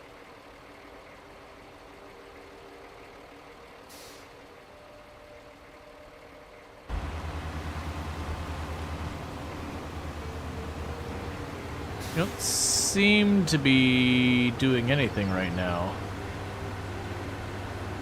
Right now... That's fine. Alright, let's get back in here. Get in our load of sand. A bridge won't work. You have to... I mean, I could build a... I mean, the problem is there's not much to get over it. Because we look at the bridge style. We can go bridge, grab a wood bridge. I could maybe start up here, but you see it clips through the ground. So then maybe I could go over here. And it clips to the ground. I would need something to go up higher. So in theory, I could go to one side, build up the sand, then go to the other side, build up the sand, and then bridge across the sand, maybe? But yeah. The problem is there's like, we're level terrain, there's rocks in the way. Like, or unless I built a bridge way the heck up high, but I don't even want to think about how many materials that would take. Start up and go down? Right, but start up from where? Because like this is lower than this. Unless you mean like start way up here. I don't really have an angle I can make that happen. Start way up here. Clips the rock still. I think what'll happen is they'll still get caught in those rocks. And this is too steep and not the right direction. That said, I didn't bother looking at it from this side. Can I do something really, really wild and extreme here? Well, that bridge is the only way in. Can I do something like completely unreasonable and go like this? No, there's a length limit. I was gonna be like, can I just flat out just shove a bridge across the forest? But no, it's got a pretty hard limit on how long the bridge can be. And I assume like just switching it to concrete doesn't change much. It does actually.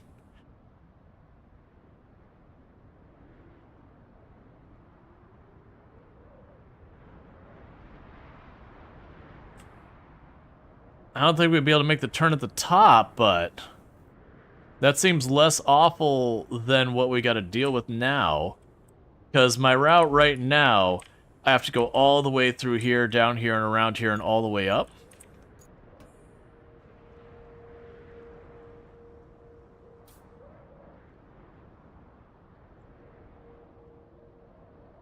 Because that would definitely fit here. The top side's a little concerning because it's really a tight turn. I'm not sure if we can make that go, but that might be a fixable thing.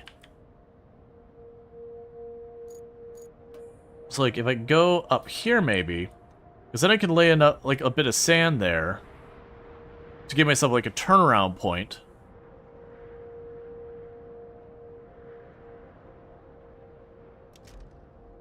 So it'd be 14 concrete. And it'd be high enough, like I said, I could probably put sand here and make just like a little turnaround point there. So that would get us over this way. Now, this route up here is no good for us. The big question is from up here. We're trying to get from over here. I could probably have it go through this way, over here. There's a wall there. I could just make a ramp over that wall. Actually, no, I could run along... No, I could run along the railroad tracks the whole way here. And then I just need to put like a little ramp down here. Okay, I mean, I am down to try that. That seems like way less work than what I'm doing right now. So I got a red flag there. Let's go ahead and get rid of that spot and not worry about it. Alright. So, things I need. Entirely too many pieces of concrete. Check.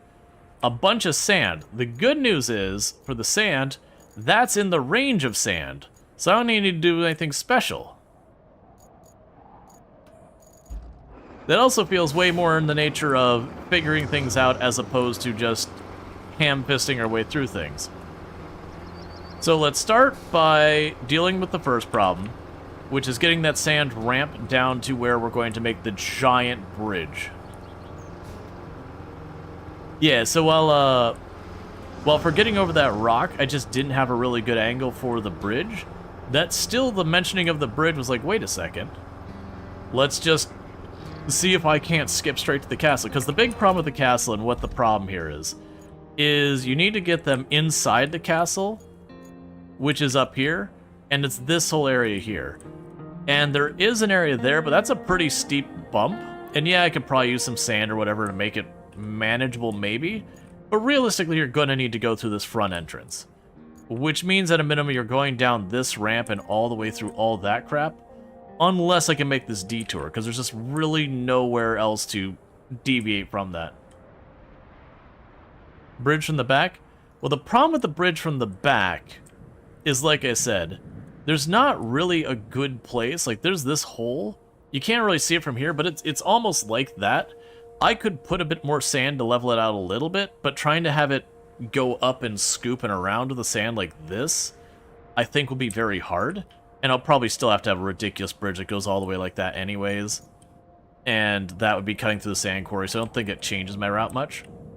But yeah, no, I think this is good, because it's just one little sand spot there, probably around the same length of bridge as I'd need up here. So I think this is good, and then we just need one little spot of sand up there, just to help make that turn.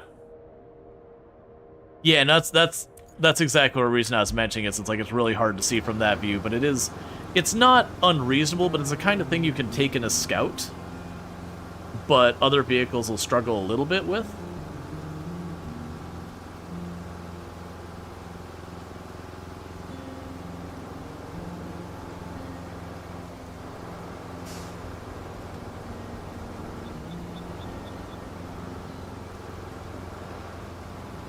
Plus, I just want to see how ridiculous we can get with that bridge. Now, granted, 14 concrete is not a small delivery of concrete. That's gonna be a little bit of effort.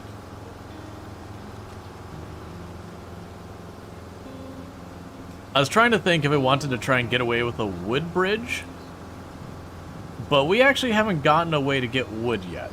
I mean, technically, I actually might have the way of getting wood because of the, from where we started the other map with FG, I did get the tree stump grinder, and it could very well be that with that stuff I could go and buy the thing for chopping down the tree and collecting it all and yada yada. But in this particular case, I'm like, I already got concrete available. We can make concrete. Oh, right. Yeah, you're correct. The wood bridge wasn't able to go far enough. Yeah, I forgot about that part. So either way, we're looking at concrete. Now, the catch-22 is 14 concrete. It's a lot of concrete. So we're going to have to figure out a way to make a lot of concrete slabs happen. Now, there is a thing where you can buy materials from, like, the supply thing. Which may be what we end up needing to do from a practicality standpoint. But we'll see.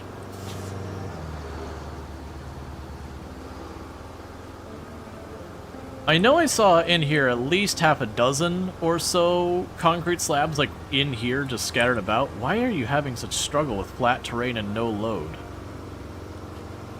Like, I don't remember having that issue with this one yesterday. Yeah, there's somewhere in here we had some concrete slabs laying around. And I got so much metal here if we do take the time to sort it out.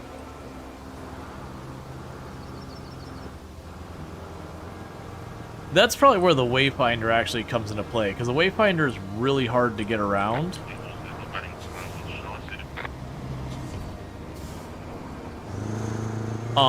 It can do this flat terrain relatively okay. I'm willing to bet where it's supposed to shine is places like this where I've got all of this concrete crap. Load up the Wayfinder something fierce. And then just try and get to that, like, just to where we need to go.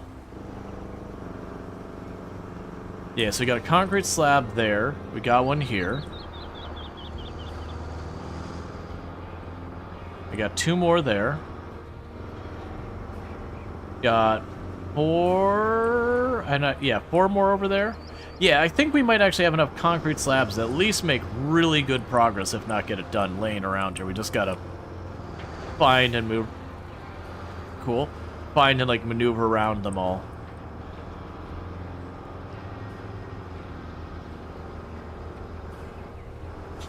I'm in range, right?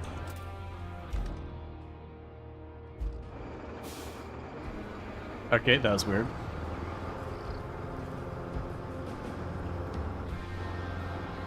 Did I figure out what to do with broken concrete slabs? So, like, there's stuff made out of materials. You could just take those to the recycling center and it'll destroy them for materials to make stuff. So you can take the big chunks of broken concrete.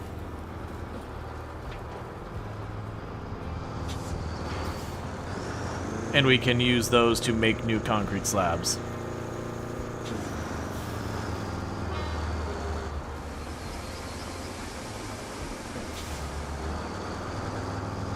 All right.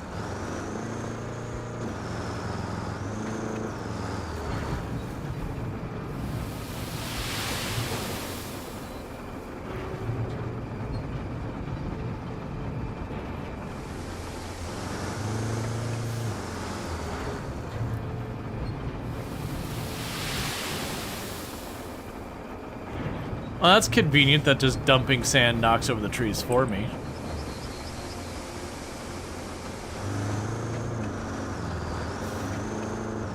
I'm trying to move just enough back that each time I dump the sand, it's just making a little bit more of the platform.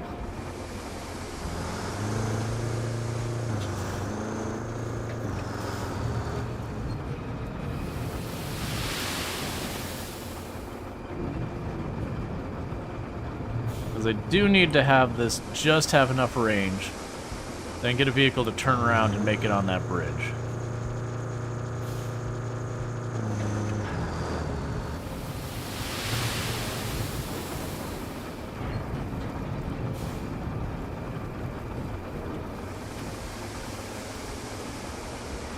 Honestly,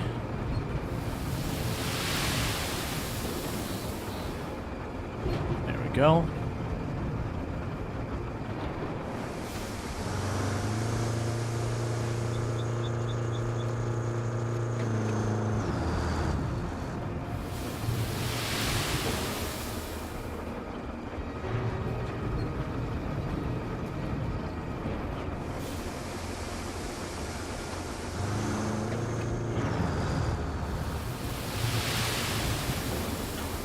This might not even be as much work as this thing is going to be. I mean, other than the concrete slab part, that's going to be miserable.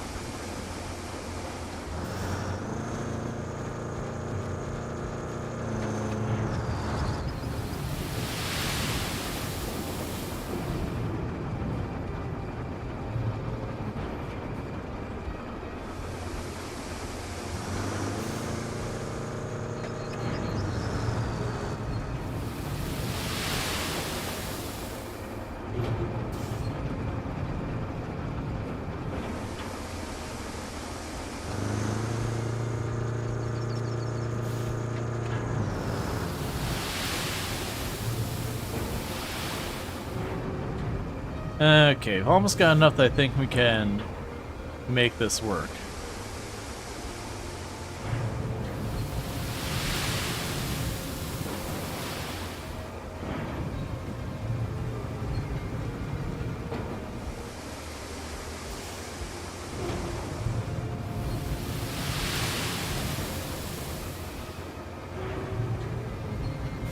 Yeah, I think that'll probably be enough to work with. So go ahead and drive over here. Needless to say, we're going to need to flatten that out at least a little bit.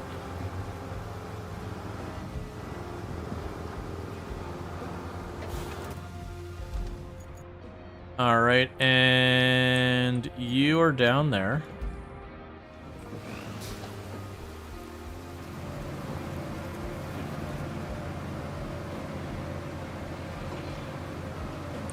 Trying to think of what the best way to move all those concrete slabs are. I think the right idea is probably just get the heavy crane, start just chucking them back onto, you know, not the Wayfarer, because it'll be a bit of a meme. Well, actually, no, you know what? The Wayfarer might not be that bad. Once I smooth all that out, if I smooth all that out, it only has to go to the bottom of the ramp. So just be getting across those railroad tracks would be the only dodgy part. The Wayfinder, whatever it is. The Wayfinder might actually be able to handle that. Because it'll be relatively flat.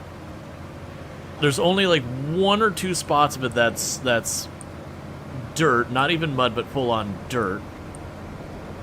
There's a good chance it would be able to handle it. And worst case, we just do kind of the same thing we did before, where I use either the heavy crane to help drag it forward or, you know, pick it up and lug it or whatever. That's assuming I could find enough concrete there to load it up. But we'll see what we can manage with that. Because we need 14 total. And we did count at least like 8.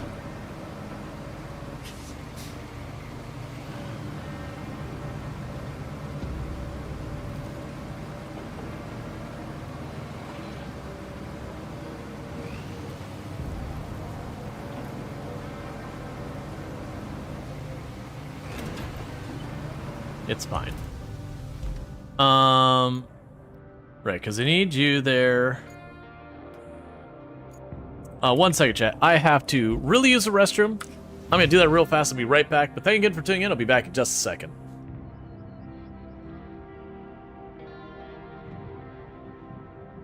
I wanted to inform you that I've subscribed to your vlog.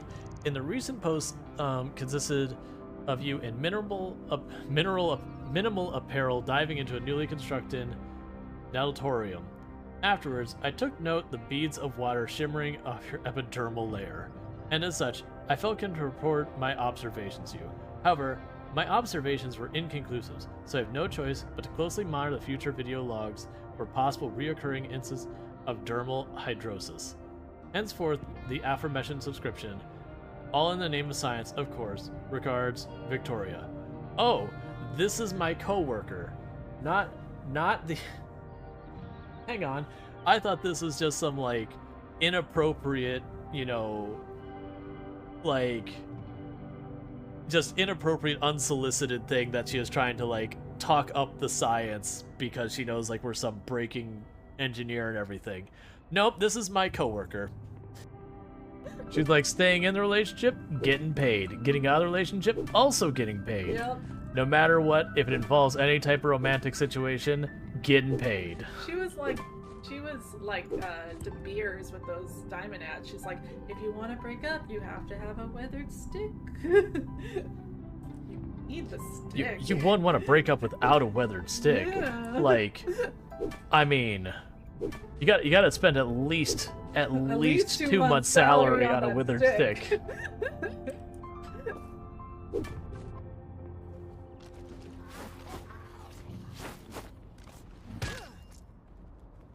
What? Where am I? What's happening? I'm confused and disoriented now. Hey. I know this spot should be safe. Oh, okay. Safe from above, I should preface. There's probably another zombie that was... Alright, and we are back. Okay, make sure it did unmute. Alright, so sleepy tractor, sleepy. It's actually not stalled? Oh no, there it goes. I was like, wait a second, how's that not stalled? Right, so I have down here the big dump truck. That's not what I need for the moment. We got a bunch of vehicles around here. I mean, you could probably... Honestly, this thing could probably push it. It's really slow, though. Those aren't what I need. I'm hoping we'll have one of our crane vehicles anywhere nearby, but it's looking like a big ol' noperino. Oh. Those two are on the truck, and it was parked at the bridge, so it just dumped them on the bridge. That's pretty funny. Alright, so it looks like what we're going to want to do is grab the big crane. Retain, confirm, deploy, yes. Drive that over there. Hey, Earth Rustoni, how's it going? And actually, while we're sitting here, instead of using the rusty version, let's go ahead and retain that thing again. Because what we'll do, retain you, I actually don't know if that's the rusty version or not. Let's go to the shop. So let's go, yeah, so we got our cranes. Right, so that's a heavy mobile crane. That is not the rusty that is the rusty version we have. So we go here, we get a nicer one. And then on top of that, we want a truck to haul stuff with. So we have the Wayfarer that we could get. We have a big cargo truck there. I have that cargo truck.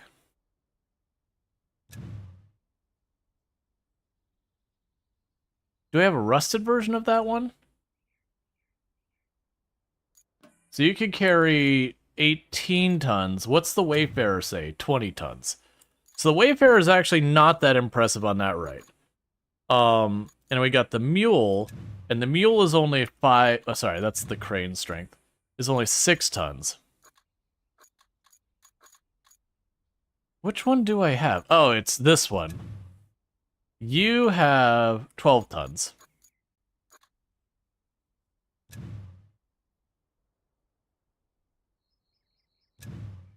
Okay, weirdly it's not doing anything I click on. I got a little truck here. We'll apparently get more like logging equipment and all that. Alright, well... As much as the Wayfarer seems like it's a meme, I'm gonna go ahead and get it. That way we can make fun of it for the rest of its existence. Cool. So, let's go ahead and get the Wayfarer. I will absolutely regret that, but that's fine. So let's go here. And we will start by grabbing the Wayfarer and deploying that. How much is the slab? I have no idea. I was mostly going by, you know, do we have the ability to, like, pick it up? Or, like, do we have enough? Sorry, none of that's right. I was mostly going by what was the maximum load we could carry. Yeah, so you got, this is the nice version. Cool, so we just have a better version.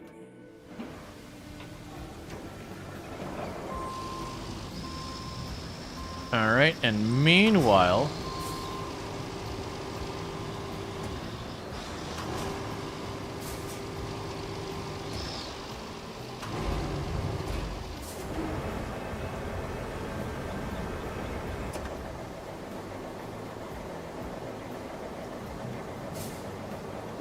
So this Wayfarer has a little bit of a different setup than our last one did from the mission.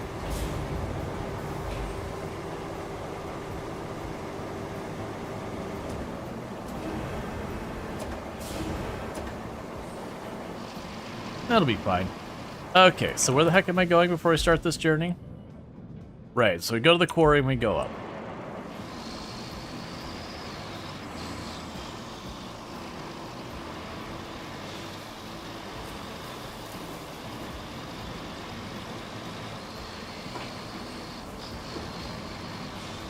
So yeah, in one easy step, we are now using all-wheel drive and dip lock with our Wayfarer.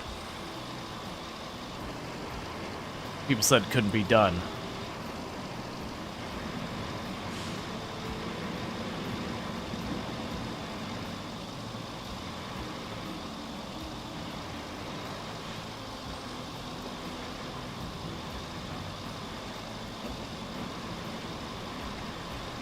That's my big concern is when we get over here, is that the path's going to get narrower, and I do think I'm going to end up having to put it down. Because when we did it for the quest earlier, it was kind of one big piece, kind of semi-setup, versus this thing.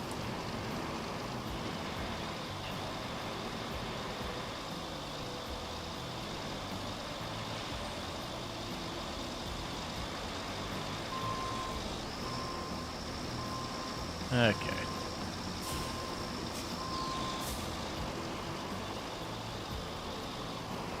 Yeah, surprisingly, honestly,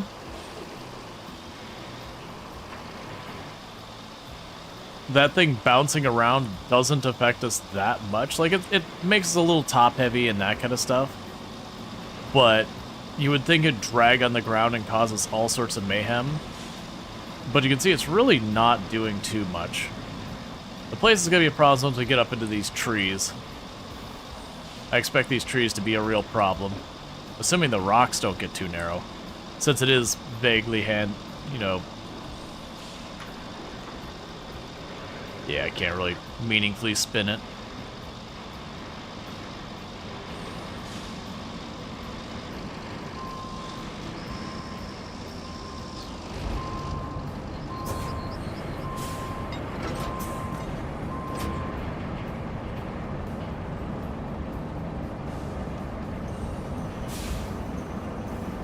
Actually, you know, honestly with this, as much of a meme as that is, I can probably make this work way better. Let's actually first, I want to turn it so that the front of it's facing us. Because if I could just grapple onto the front part of the semi anywhere, I could effectively tow it.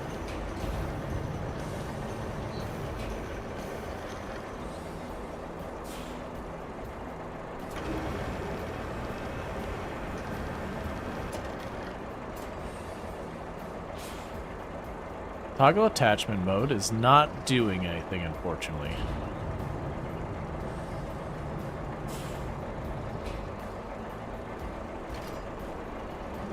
Well, that's fine. It'll work out okay, or it won't. We'll figure it out.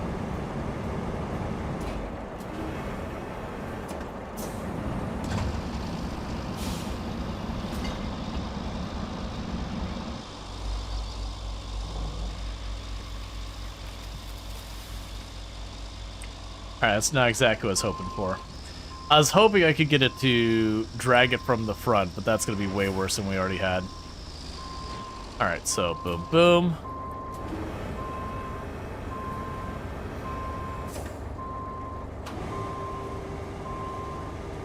Need to bring it nice and close.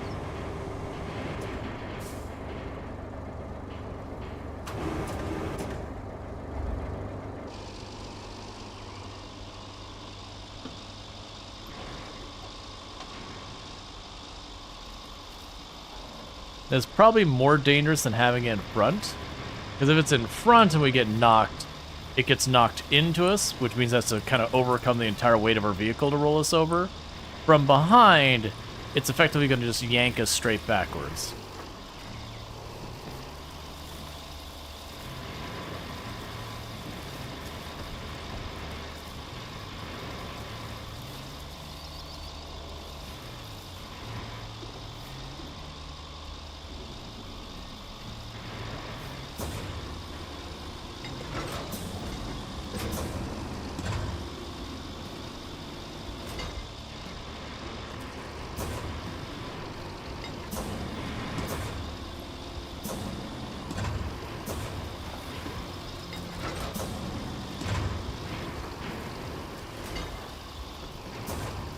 Still easier driving than taking the Wayfarer through here as its own vehicle.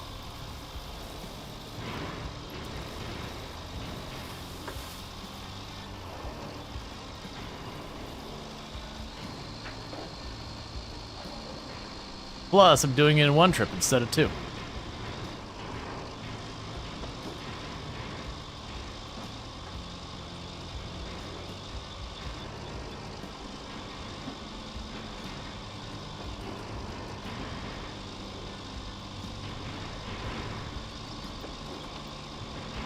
It's honestly surprising how steep I could climb a hill with that thing bouncing back there and it not causing me any, any meaningful grief. Now granted, when we get to this big pit over here in the town, that's probably going to be the test of this, like, there's a good chance we'll lean far enough back it'll pull us over. Which should be relatively okay if I just lower the arm.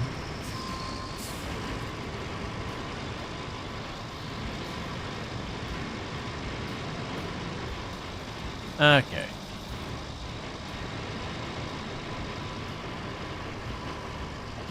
Alright, Wayfarer, I need you to take a quick break, alright?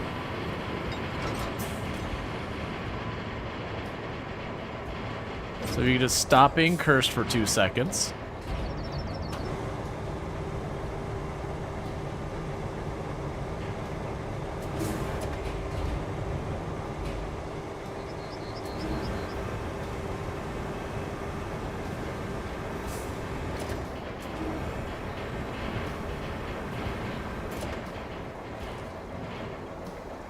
Okay.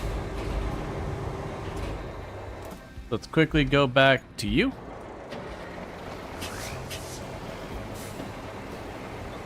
Because that's what I was working on before, we had an issue.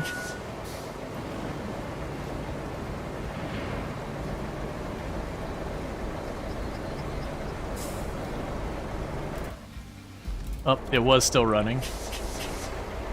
Yeah, that's fine. No.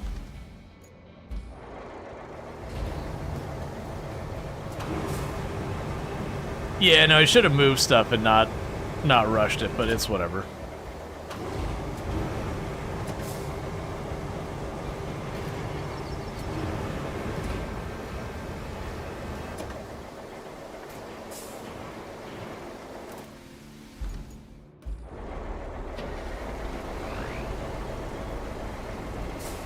It's partly because of all the sand we spilt over there.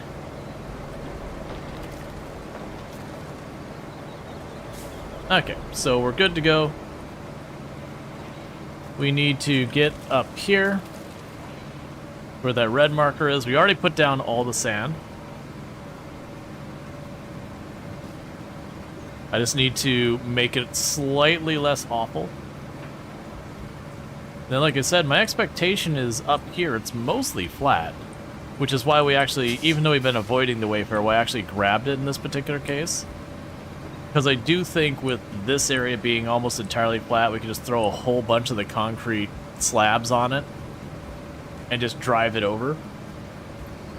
And I'm willing to bet if we look around, we can probably find, yeah, there's 3 or 4 more right there.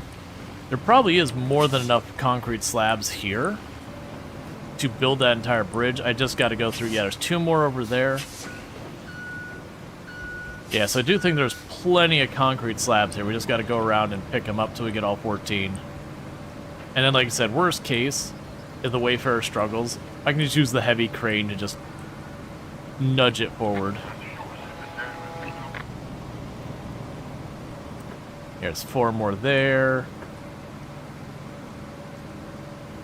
1 there. 2 over there. 2 over there. 1 there. 3 there. 2 or 3 over there. 3 over here. Yeah, there's gotta, if there's not 14, there's gotta be at least like 10 or so there.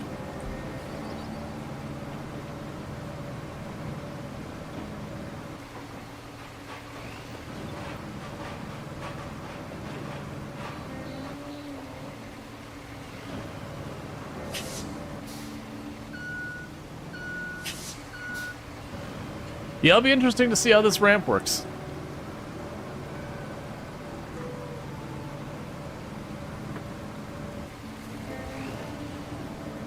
It does make me wonder later on with some of the stuff we'll be able to do, like how unhinged we will be, not only able to get, but like meaningfully get to make stuff happen.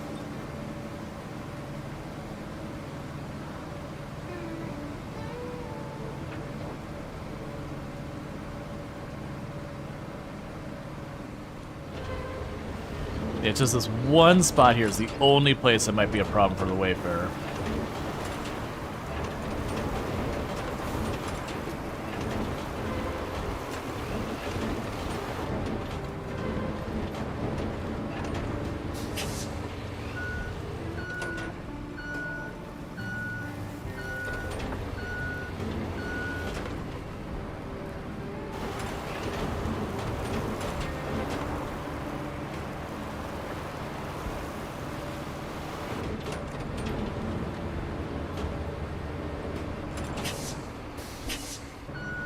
Doesn't need to be amazing, but I do want it to be just wide enough that I don't have to worry about the Jeep things just hucking themselves off the side again and again and again.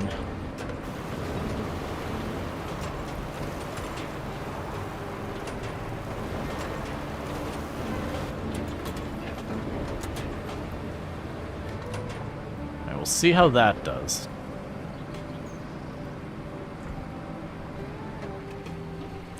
Okay, so let's get back over here real fast to...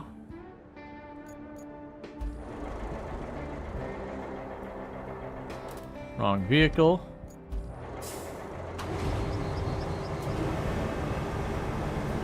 This whole nonsense.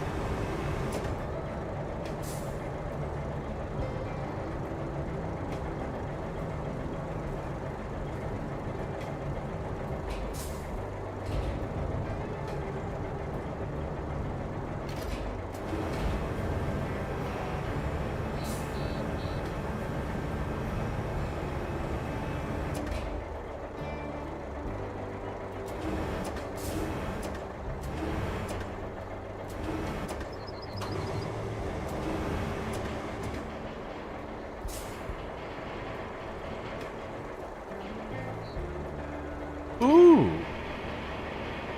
I missed that there's more buttons I could use with this. I, in all this time, did not realize I could cable things in, because I was like, why don't we have this functionality? We do, I just am bad at noticing it.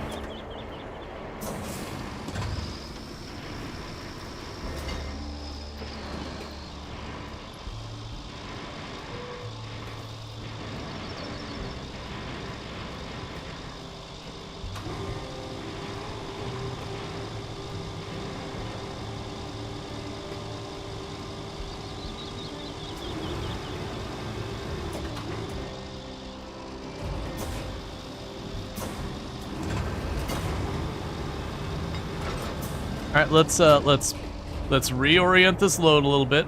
I was fussing with controls while driving, and definitely making my life way worse than it needed to be.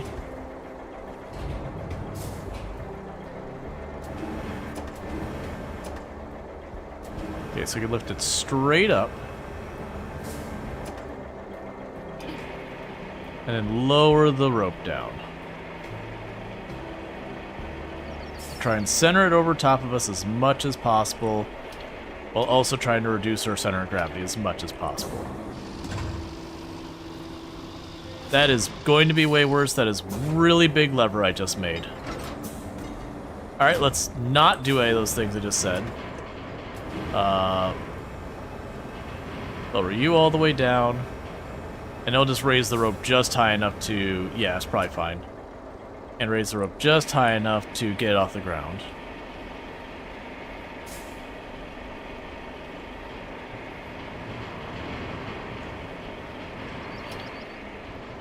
And honestly, let's put this back in front of us again.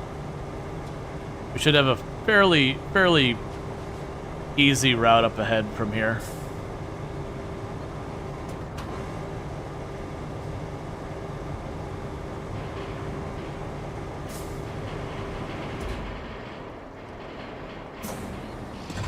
Okay, there we go. As it was meant to be. Like, honestly, this part, I could probably just drive it and be fine. But we're already committed.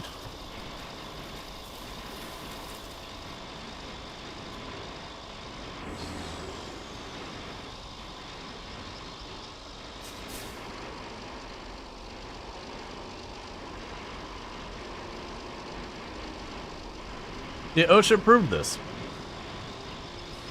We just check in. OSHA, we good with this? That is not the button I wanted.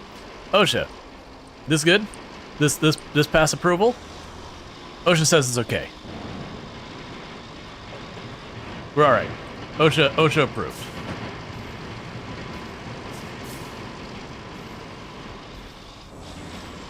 For the record, that girl's name is not actually Osha. He's got a pretty cool story, if you haven't heard how, like, that meme came to be. Like, very, very genuinely, it's kind of a, you know, kind of a fun thing.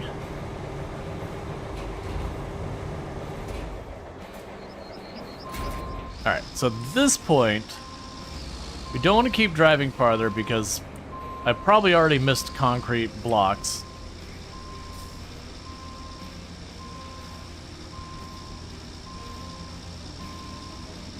Yep, there's some right here. You've not heard? Yeah, so if we actually look at this, so that picture, which, you know, the whole idea is it looks utterly cursed that, you know, there's this, you know, this little girl with a fire going behind and she's just got this weird smile going on.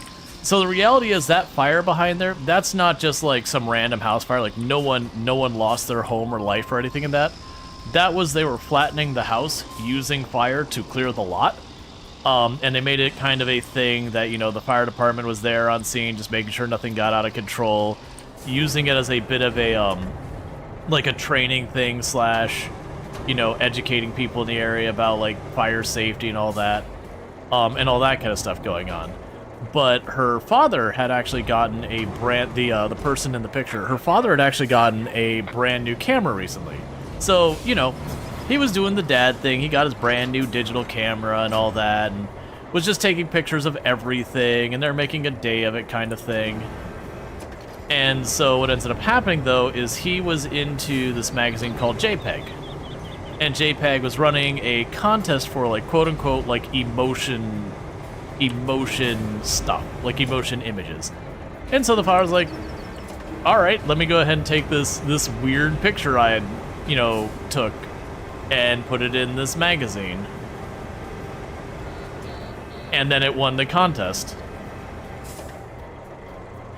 And so it was like just in the magazine and that whole thing, which of course made it blow up because that was, you know, while that was, you know, JPEG was not a huge magazine, it had a following. But it's actually kind of fun as well, like the you know, the lady, because she's a full-grown adult now, that was in that, like, it was a whole thing, like, she found out when the magazine got published, she took it to school, and she was like, hey, look, I got this picture, like, published in the magazine, it's so cool, and whatnot, and as an adult, she was like, yeah, you know, this meme happening, like, it never really impacted my life in a negative way, and so she's like, she thought it was funny and whatnot, but she's like, you know, talking about how she actually gets, you know, she'll go to her regular day job at a restaurant and then, you know, get flown out to some place to do some, like, convention where people want to see her and all that, and then go back to her day job. And so it's just kind of like a wild, unusual living situation with that being a meme. But, and she's just like, you know, mostly, like, none of the memes really bother her too much. She was like, yeah, the only ones that bother her much, because, like, no one conflates her as, you know, supporting... Oh, are those not real? Can I not actually interact with these plates here? Are you pretend plates? Are you lies? Is that what I'm understanding is happening right now? Because I was really intending at grabbing those concrete slabs. Try shifting a little farther away.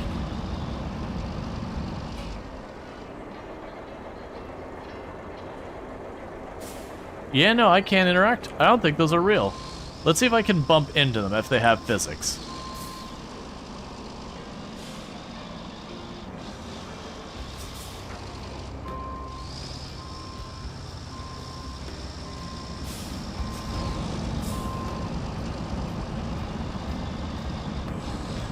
Because I'll be really sad if we had this whole plan, only to realize all these plates aren't real. We bounced off of that hard. Okay, well, let's check to see if any of the other ones are real or not, because there's a lot of them stacked around here. I would be honestly very disappointed they just reuse that asset. And then, like, you know, an asset that's kind of meaningful and important.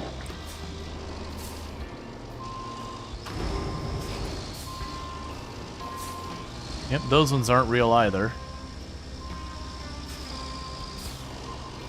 This would be a cool beam. Then go backward if it's not invasive. Yeah, she was kind of like, you know, all the stuff that's showing, like, stuff being burned down and everything. She's like, yeah, she never saw it as, like, genuinely complaining that people, like, legitimately thought she was going to do it.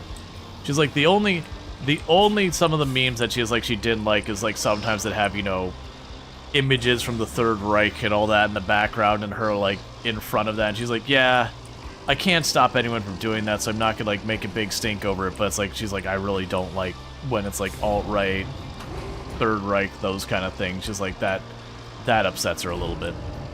But she's like, I understand, I'm powerless to do anything about it. Yeah, so all of these concrete plates, I was like, yep, we'll just load these up. It'll be easy peasy lemon squeezy. They're all a lie. All of those are a lie. There's like dozens of them here, and they're all lies. They're all fake. Alright, that makes our situation much worse. So, that means I have to go where we get concrete slabs from. And the problem with that is our concrete slabs are down here.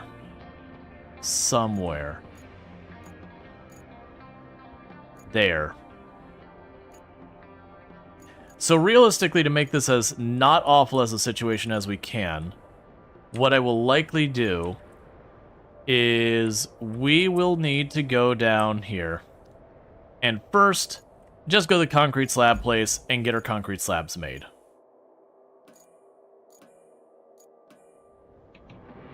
Can you set up some sort of automated delivery? I don't believe so. I believe you can only set up the delivery from, like, pre-allocated point kind of things.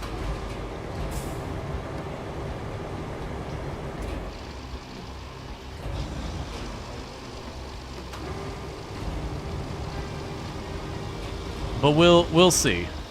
I don't... You know... I don't think you could just make your own infrastructure. Yeah, because I don't have an option here to make a new route. So as far as I can tell with your routes, those are all predefined. You don't have the granularity to be like, go from here to bring that to there. That'd be kind of a cool thing to add to the game, though. For stuff like this, where it's like, oh, I have a lot of stuff I want to move from A to B.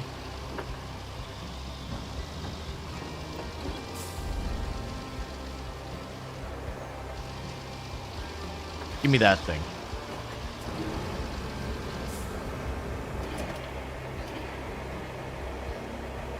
You look like you're made a decent amount of concrete.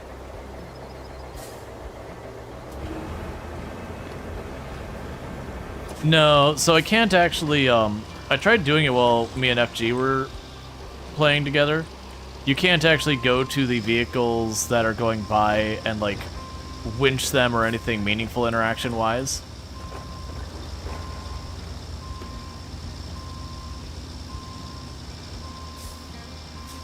Like, you can shove them around, but that's about it.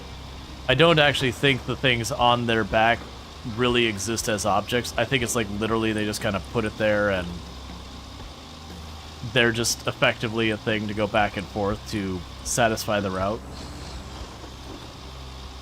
Regardless, I need to make 14 concrete slabs.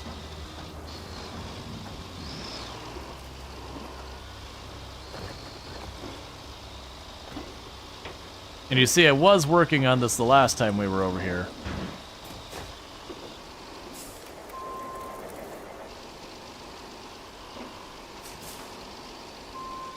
You know, for just a moment, you get out of the way.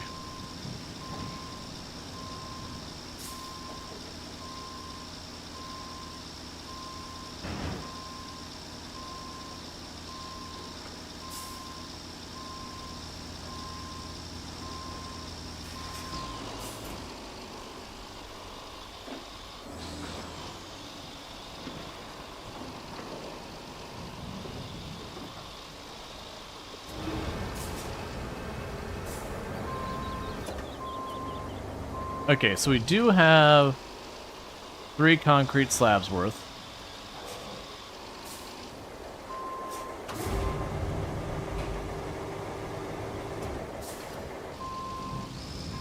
Okay, so we just get to it.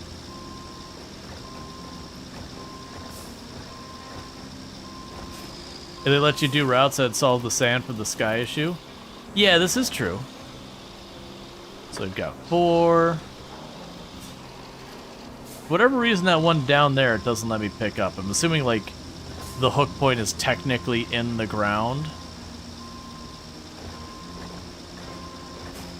I figure for at least what we're doing, dragging those back and forth probably makes more sense than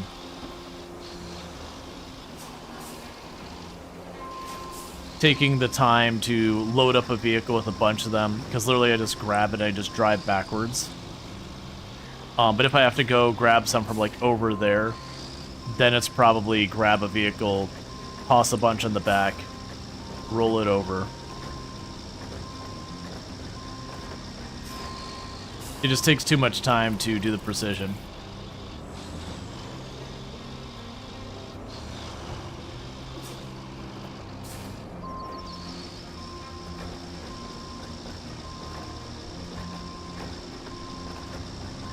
So good news, I think there's also one where I need to store 14 concrete slabs, or 10 concrete slabs. So this will actually work, because I will get the 10 concrete slabs done on the way to getting what I need for the bridge.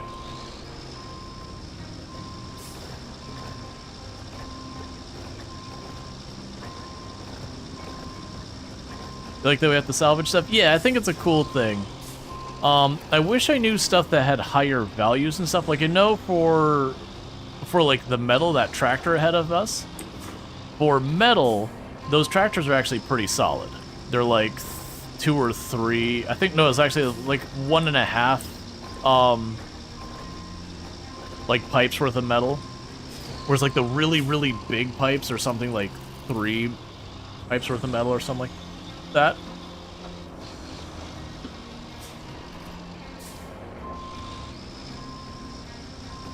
Okay.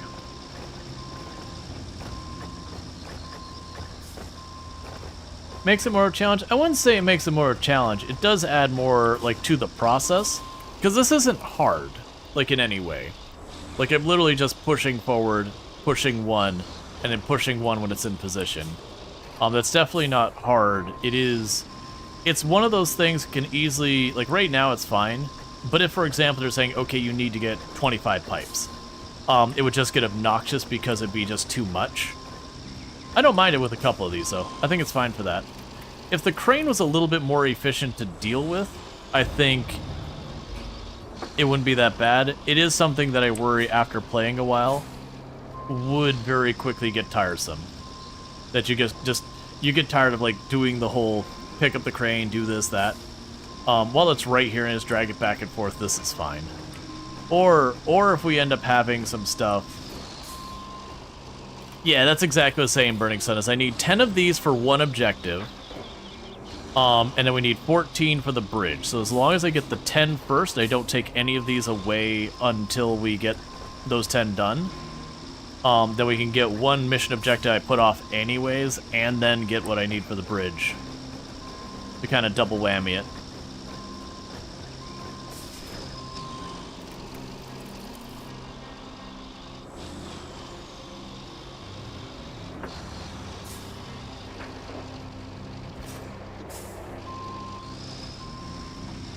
Alright, so we're basically just about out of concrete over here. Yeah, and there's a lot of times, challenge and tedium, people use those hand in hand, like repetitious, I shouldn't say tedium, repetitious things. And to me, those are not the same animal. Because like when you have a game that just takes a long time to level, and they'll be like, oh, it's such a challenging game, you're like, no, I wouldn't say that's hard, you just grind. And that's not hard, that's just kind of slower, which isn't necessarily bad. There's certainly games that I play a lot of games that I would say the progression is extremely slow to the point many would call it tedious. But I also wouldn't describe that as necessarily hard. Thank you for the follow. Welcome to the stream. Because like I said, this isn't hard. What I'm doing right now, this is not hard. I'm just going back and forth. Alright, so we need something else concrete because we're cleaning that out.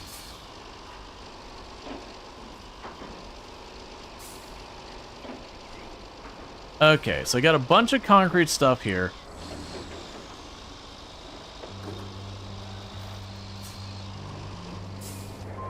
Let's go grab... Did I leave you on your side? I did, didn't I? Are you stalled? Yeah. Alright. Let's go grab our truck there. And we can chuck a whole bunch of these in the back of the truck, because it's something like 2 or 3 of those per concrete slab. And also, did we get the objective done? Objectives... Steel beams, steel pipes...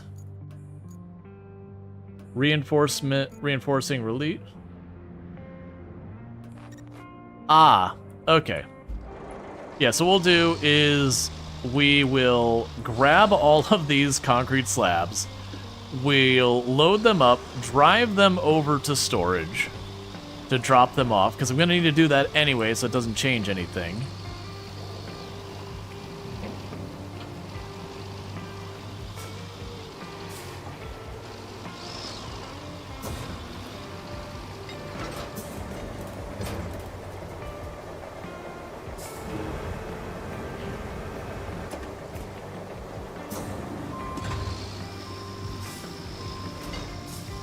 Okay, I probably don't need this one to load you up, do I?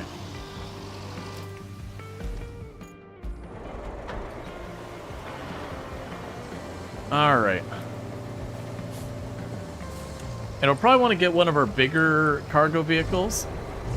That was weird. Oh, I hit the wrong button. I hit the camera switch instead of putting the crane away.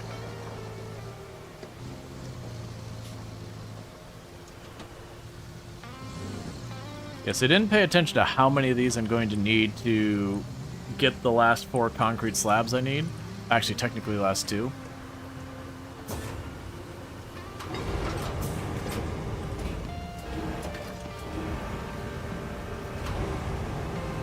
Alright. You can load and they all load? Yeah, I do feel like it would be nice to have some amount of like an auto load feature. Like, it's fine a little bit. I feel like completely getting rid of the crane game would take away from it. But there's definitely a point where you're like, okay, I'm in the place where they should have the equipment to deal with it or something like that.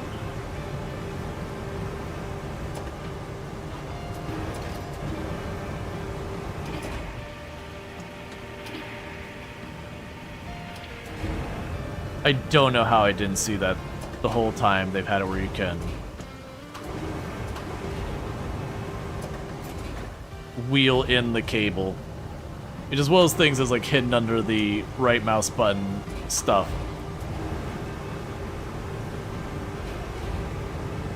It's good enough, I'm not gonna fight it.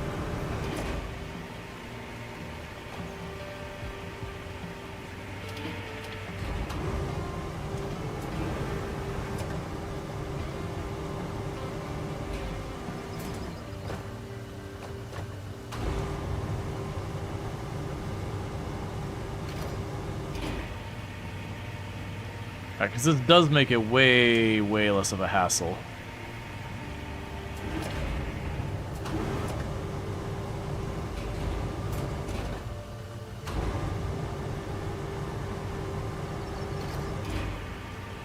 Did you always wonder about that? Watch you do all sorts of things to try and get the cable length? Yeah, no, it's just, when you look at this, it had the right and left mouse button, and I just overlooked it that I grabbed the left mouse button and I was like, oh, there's my crane functions. So having it, like, buried under a separate UI, like, it's not, they don't have, like, a problem there, it's just very easily I overlooked it.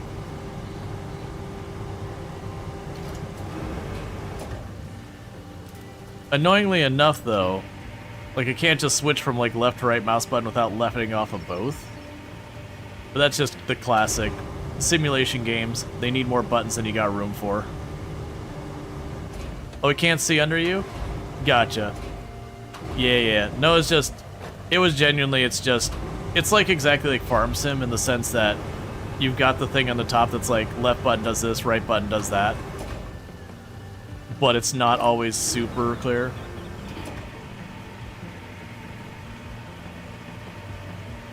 And it can kind of throw you off having to like switch the buttons.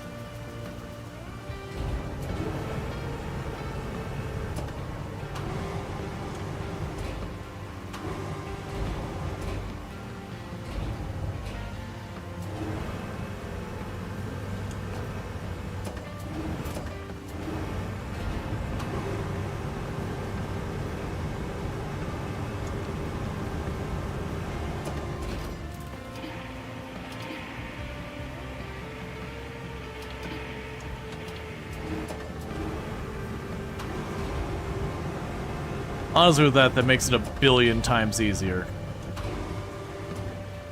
And I'm pretty sure the last time we played too, I had not realized that the entire time. Alright, so I think we're kind of hitting the cap of what I'm going to be able to pull off without too much problems. I'll chuck this one on the front of the stack. Well, actually, I don't think I can pull that in far enough to guarantee that, can I? Yeah, we can make that happen.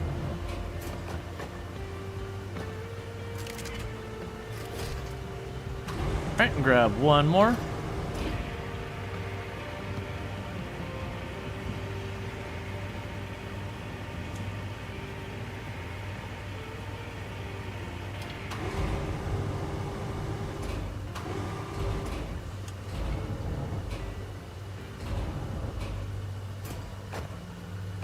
That's I figure is gonna happen. That's fine. We'll just reel it in, we'll keep it on the crane.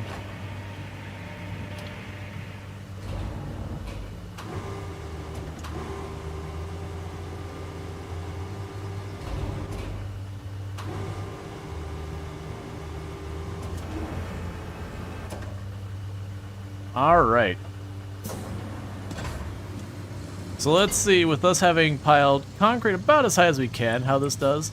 I am definitely observing that we are riding really heavy on our back tires, and our front tires, they're hippity-hopping just a little bit off the ground. I am able to steer pretty okay, but we're definitely starting to push what we can get away with.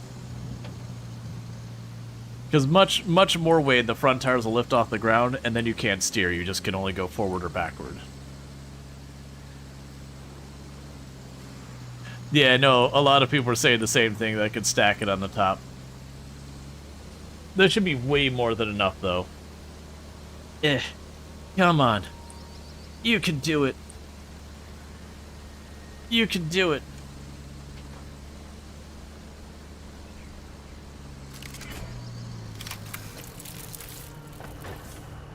That was 15.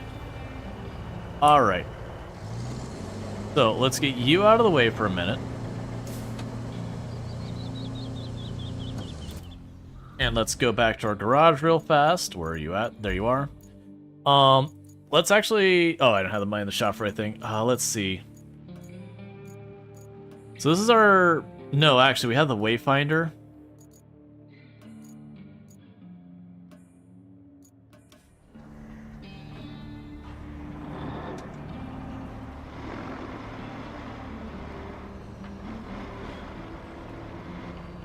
Alright.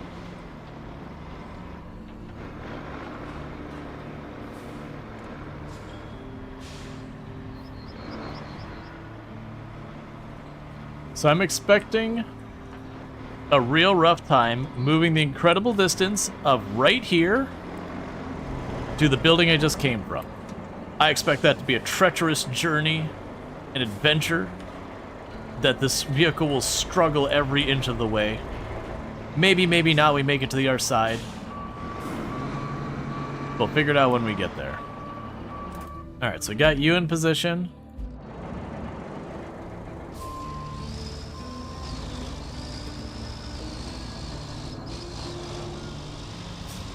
Yeah, that's the entire reason I'm doing it, Burning Sun, is if it doesn't work out, I feel like we can drag it reluctantly up the hill in that scenario, because I am planning to load all of our 14,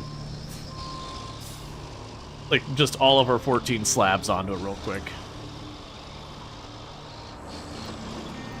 1, 2, 3. Well, actually, it'll be... Just keep hitting the button until it stops.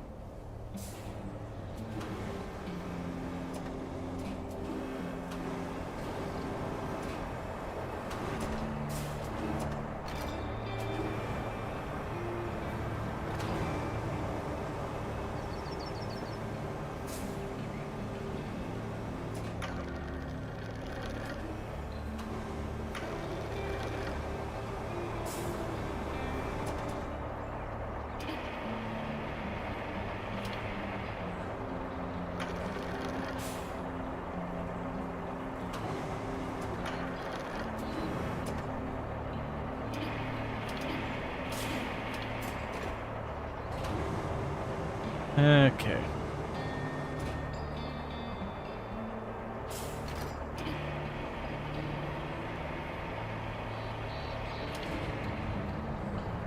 Smash.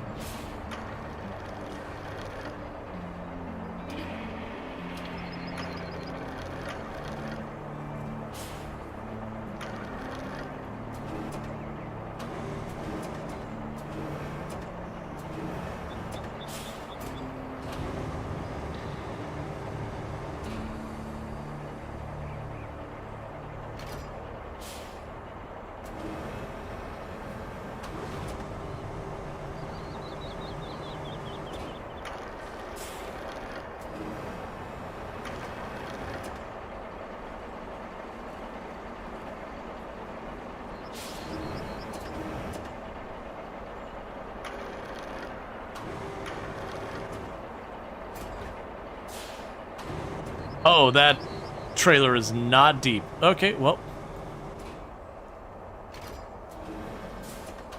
That's fine.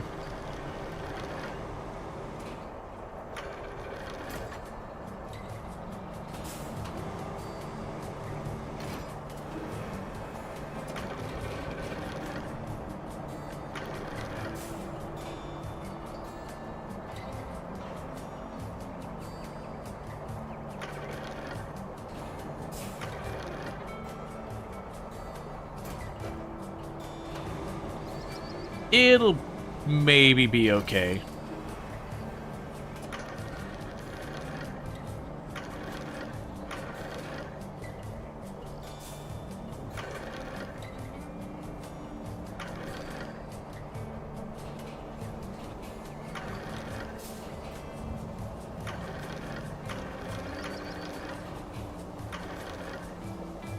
All right.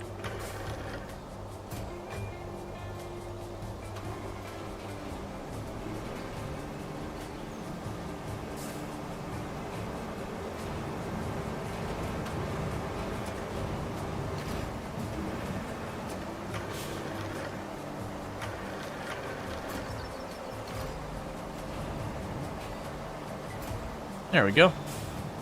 Because I'm going to stack them as high as I'm thinking I'm going to need to.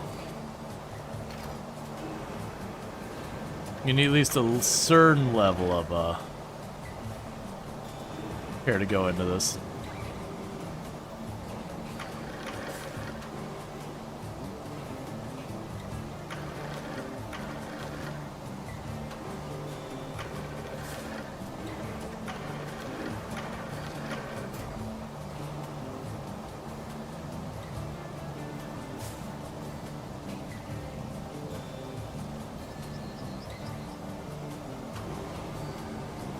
Oh, there's still two there.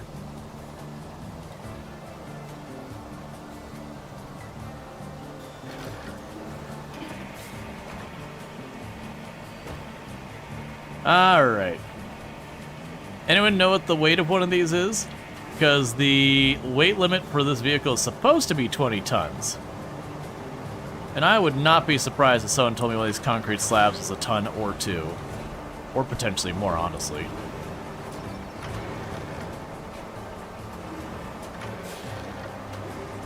More than 100 pounds? Well, yeah, that feels a very safe assumption. I would be like, can you lift the stack? No, so you have to lift the, like, if there's something obstructing the cable, it won't work. All right, so I'm gonna have to let out the line.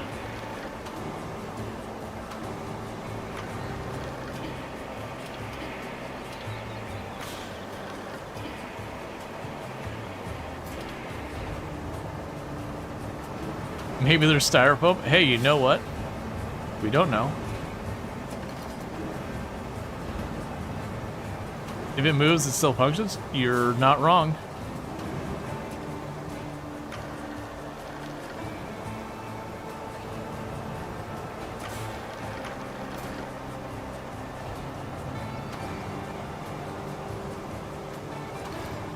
No, that's okay. That's my fault. Let's fix that.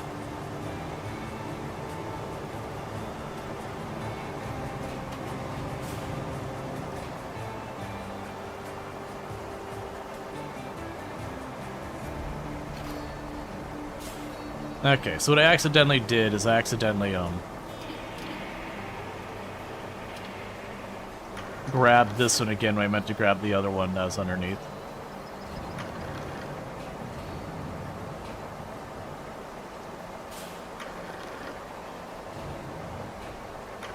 Which is such a shame because I had it perfectly on and won.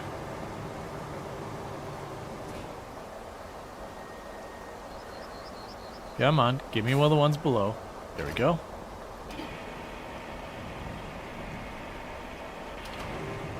Almost done loading them all up.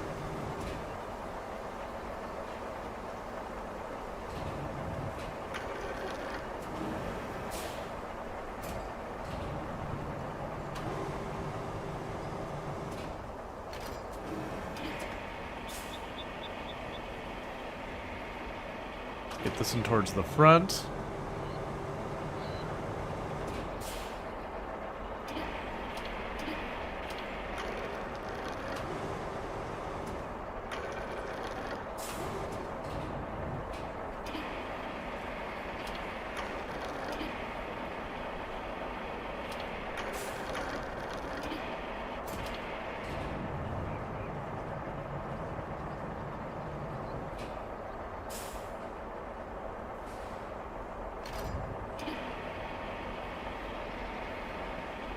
I have a feeling this is going to be a very interesting drive. I'm also not really sure if this is going to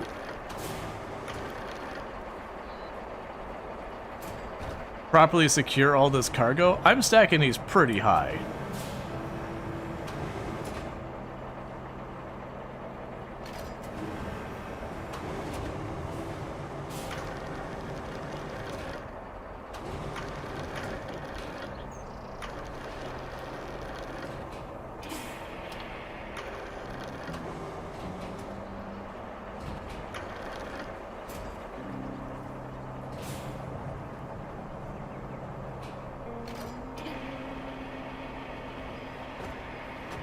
You have to say the magic words, please.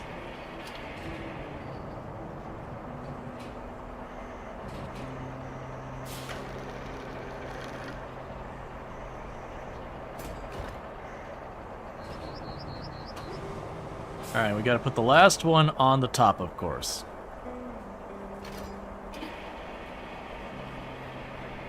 Oh, that's not gonna go anywhere? Yeah.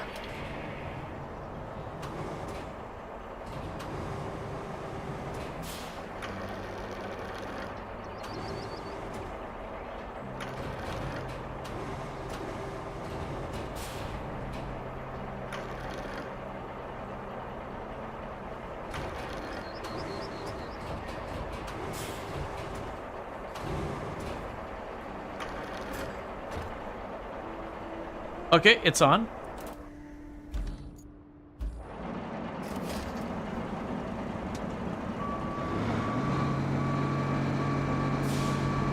It's actually kind of peppy still.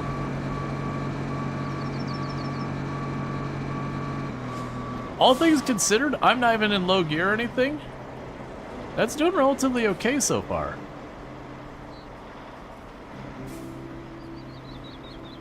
Now this is the real test, is this tiny incline. Will this be our undoing? Now let's put ourselves in low gear, because it's starting to slip a little bit.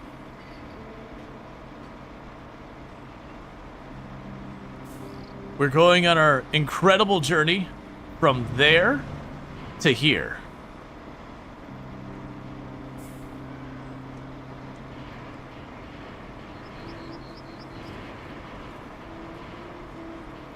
I mean, honestly, that's going fine. All things considered, with 14 of those, oh no, sorry, 15 of those on the back, that's not something to be upset about.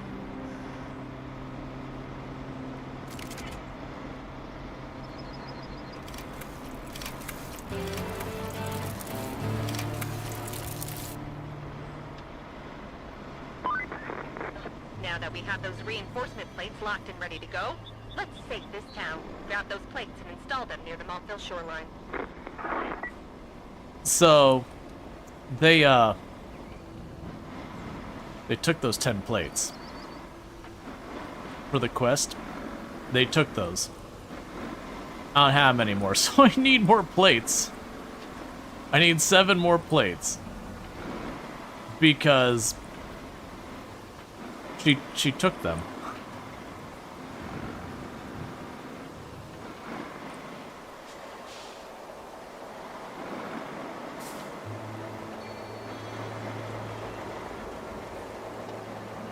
No, well, that's the thing. That's my storage up there. The thing is, I had a quest where I needed 10 of those plates, as well as I needed 14 of those plates for a ridiculous bridge we're building. So unfortunately, it did take the 10 plates. So where I grabbed like 15 plates on top of the 2 plates we actually had to begin with. We just have what was the difference. Honestly, can I just lift that straight up here and just let it plunk down? No, it's gonna get stuck on the carriage. That's fine. I was like, that'd be amazingly easy if that was the case.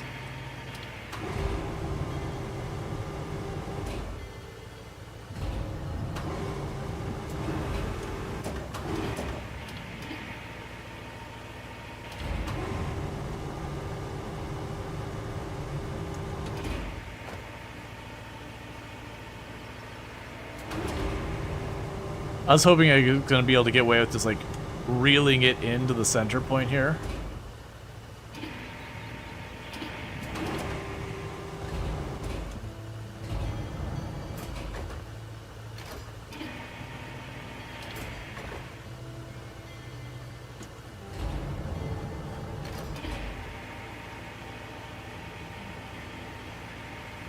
All right.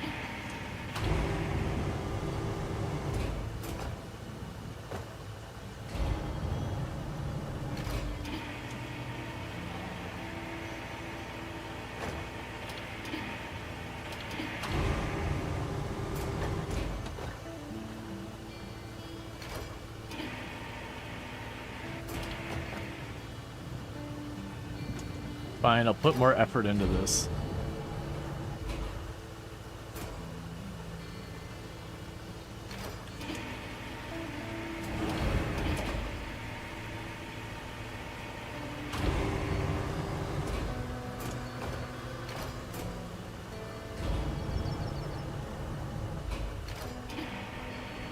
Okay.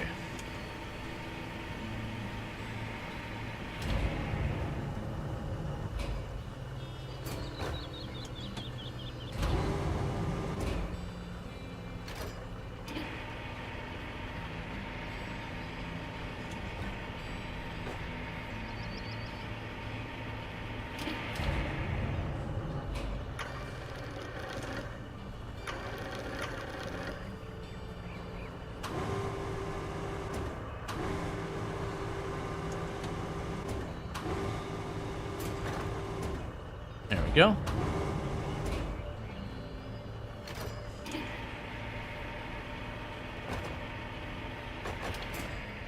Cool. Sure. That was definitely calculated and not just very happy coincidence of physics.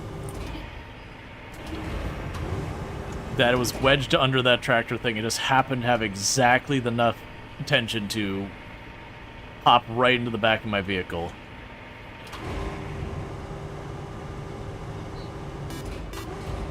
Thank you Shadow Payon for subscribing for 8 months. Thank you, Shadow Peon, for the Prime Gaming sub. You only get one of those a month, and you used it here. And I really do appreciate that. Could have used it anywhere here on Twitch, and, you know, this is where he chose to use it. But that's 8 months of it sub to the channel, and I really do appreciate that continued support, and I hope you're enjoying your advertisement-free viewing as well as access to the emotes.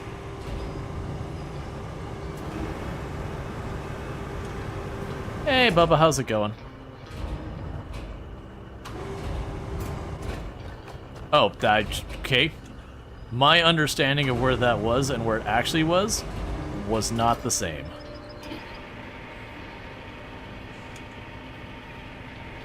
I thought it was more directly in line at the back, and that I was going to, you know, be flipping it towards the bed and not just off into the abyss.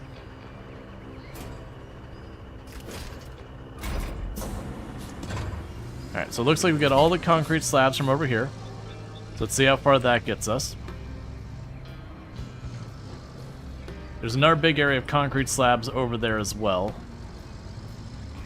Because we need to have a total of 14 for the bridge.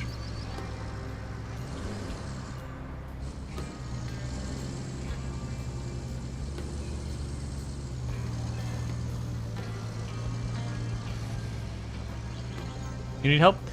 No, thank you. I prefer, generally I'll play solo. And if I do end up playing with friends or like others, usually it's gonna be people I know. Whether other content creators or people who've been around for a while. Alright, that's 5. Yeah, so we're pretty good. We only need enough material for 2 more and then we're good. It's just a thing as a content creator, we have to be really careful. You never know when people are going to pop in and go on a racist tirade, and then we got to deal with it, or, you know, people deliberately trying to stream snipe and just, like, sabotage your game and all that. Now, granted, this one I don't think there's that much room for sabotage. I think about the worst you could do is waste materials, but it gives you those materials back if you just disassemble whatever they build. This one's not too bad in what you know, trolling opportunity there is. There's not that much. But we do play a lot of games like Farm Sim that genuinely the trolling opportunity is very high.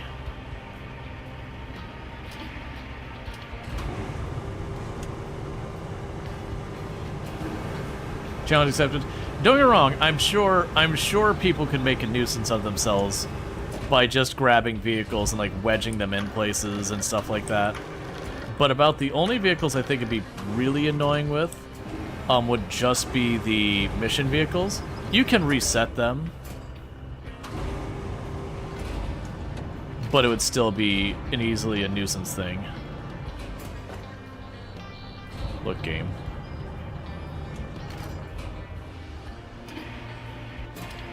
There we go.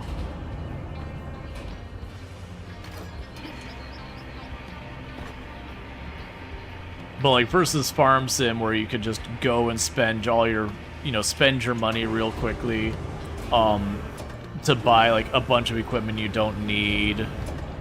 You know, they can absolutely just go into a field you planted and just destroy the field using something that can go over really quickly. Like, even if you turn off crop destruction, all it takes is them to go through and, you know, like take a cultivator or something and just race over it. Yeah, sand piles in your thing. Yeah, I think it'd take a little bit more effort to do it, but yeah, there's gonna be room to cause mischief and mayhem.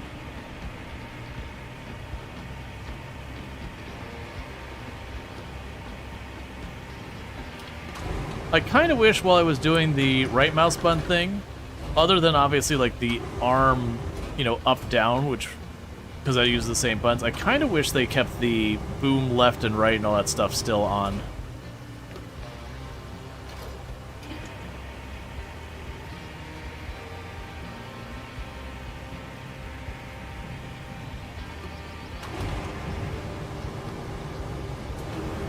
Gotcha. Yeah, as a heads up, we can't see the link. I'm assuming you clipped it and everything, which I appreciate.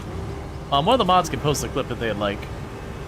We just have links turned off on the channel just because bots. Like, you're good. I really do appreciate it being clipped. Like, that's one of those things that really helps me as a content creator, is people when there are, you know, good, fun... Oh, no, you have nothing to apologize for. You genuinely are taking that clip really does help me out. Because as a content creator, me stopping and trying to clip the stream while I'm streaming and all that becomes a whole big thing that distracts from the stream. But those clips give me stuff that I can share with others to promote the stream, as well as show us the content. The community can kind of enjoy and share in like silly, crazy moments we have on the stream.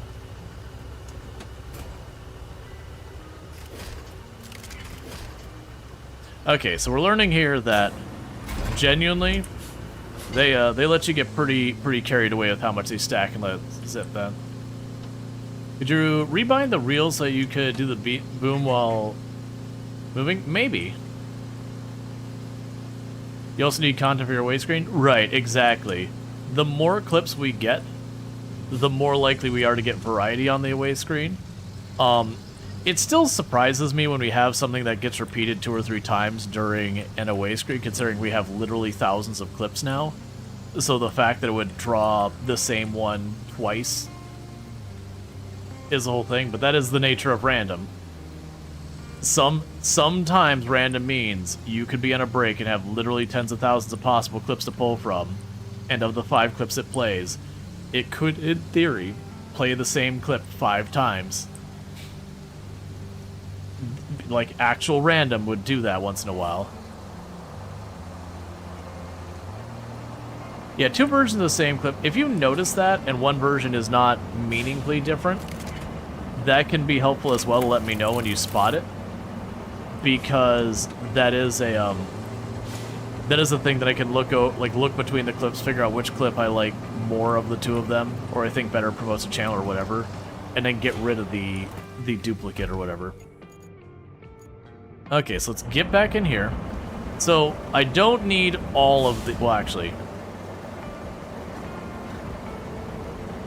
I need 7 out here. I don't feel like taking the time to load them all up. So let's just grab the 7, load those up.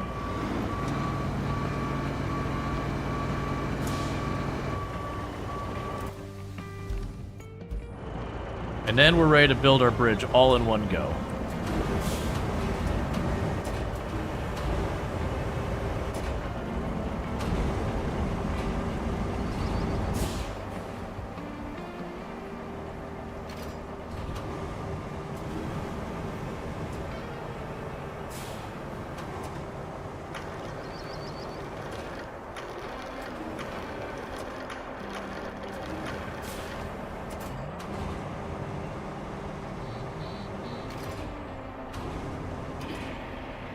Okay.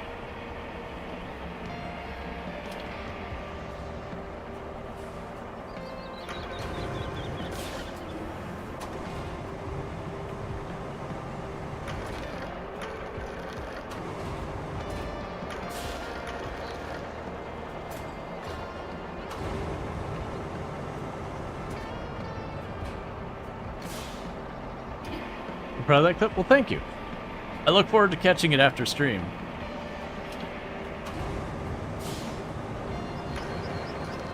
Because that's usually kind of my workflow with clips is after each stream, I'll take the time just look at what's clipped, you know, get that all sorted.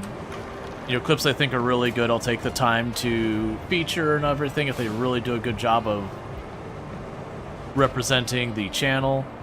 I'll also take clips that like really good clips. Sometimes I'll make them into like shorts and all that, or stories. I've only put one clip as a story on Twitch, and it did seem like it kind of harassed people by having that story up constantly, which isn't anything I did on my end. It's just figuring out how the heck stories work on Twitch.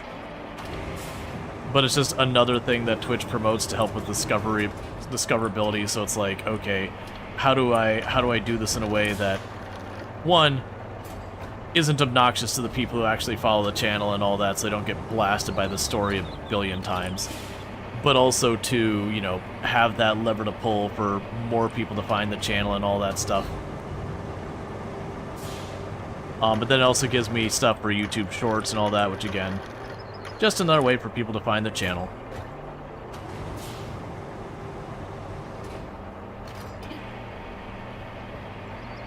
Yeah, honestly realizing I could right-click to reel in the cables changes everything. This makes this so much better. I was sitting here fighting with this crane, I'm like, man, I'll get used to it, but this is not my favorite. I still don't think I'd want to, do this, like, forever kind of thing. Like, I do think after a certain period of time, I will get kind of tired of the crane game. But that definitely makes it way less painful trying to finagle it, not being able to reel in and out the cable. I just failed to notice the right-click set on the control to get, like, the sub-menu of the next sets of controls. Which, again, is silly that I did notice it, considering, you know, it's the exact same thing that Farm Sim has. Obvious UI is sometimes not as obvious should be. And that's not me saying that the UI is bad, it's saying things that should be painfully obvious can go easily overlooked. I'm not at a good angle this time.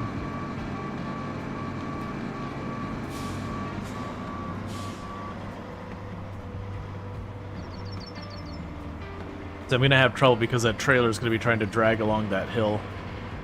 I'm hoping we can just muscle it though.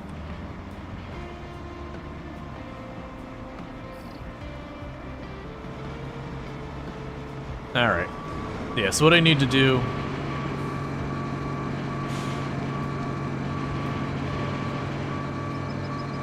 is just need to go wider.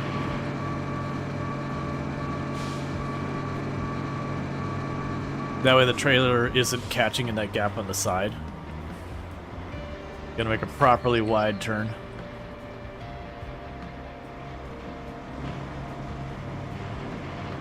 Really? You had 15 of these on you just a minute ago, going up literally the same spot. And it's not only that it went well, like, it didn't even seem to, like, really struggle. We lost a little top speed, sure, but it was like this, where we're just kind of going, yeah, this is fine.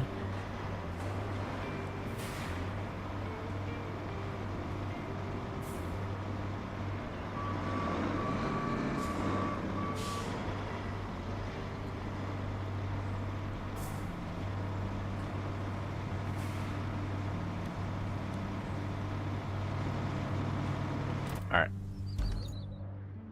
We could solve this problem. Alright, let's go ahead and get you in position. Because we need to turn on the all-wheel drive and the diff lock on our wayfinder.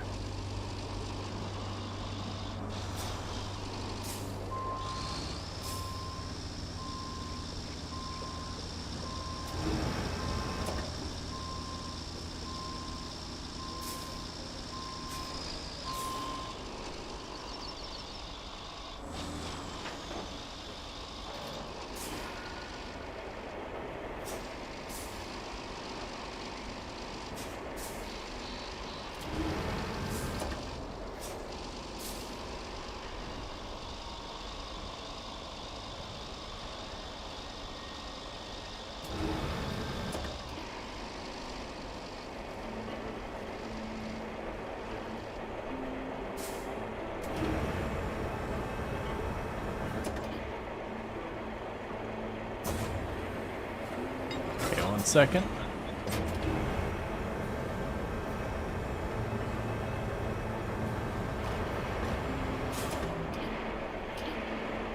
There we go.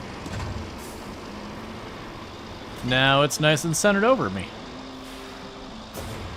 And we immediately tip. But that's A-okay.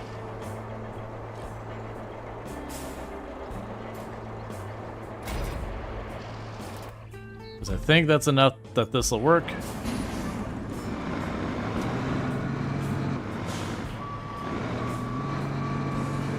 Or not.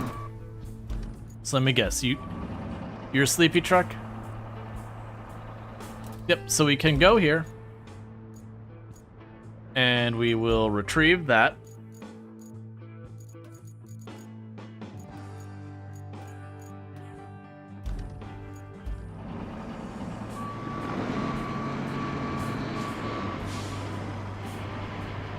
So yeah, picking up the wayfinder, apparently not a problem. Picking up the wayfinder with, like, almost 10 slabs, we might be hitting the point where it's a bit too much weight to be slinging around. That's fine. It did its job. It lifted up enough that we were able to get that over that one spot. Alright, so this is where we drop this off here. To get all of this into storage.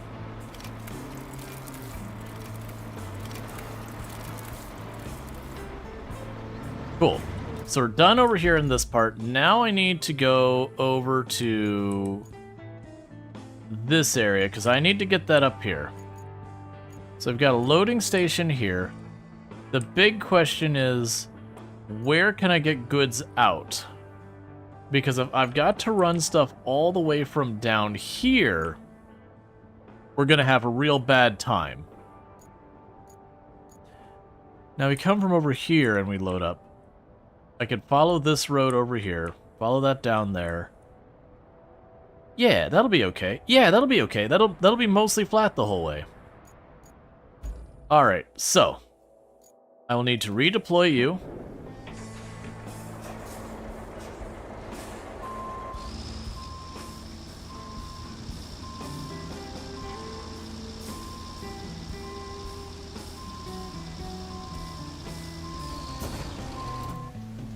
And I'll need to go over here.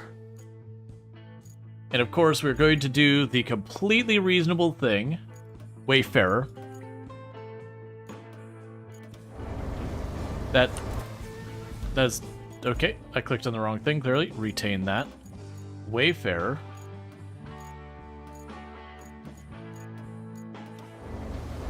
There we go.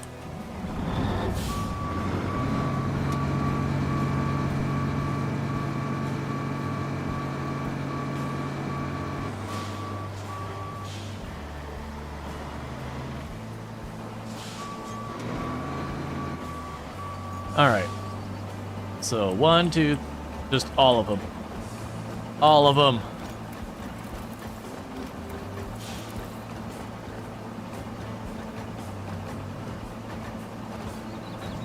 Perfect. Exactly how that's supposed to work.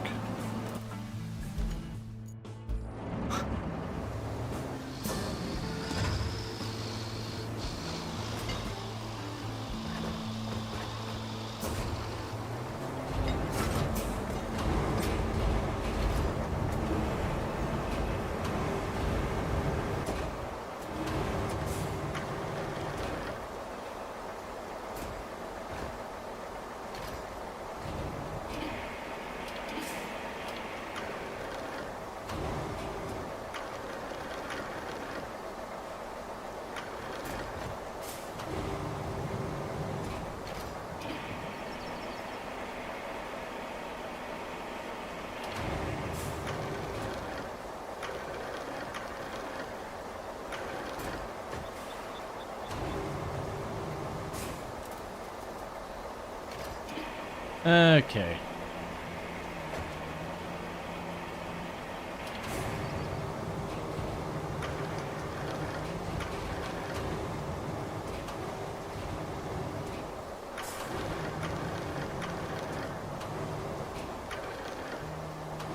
Thank you for getting the clips.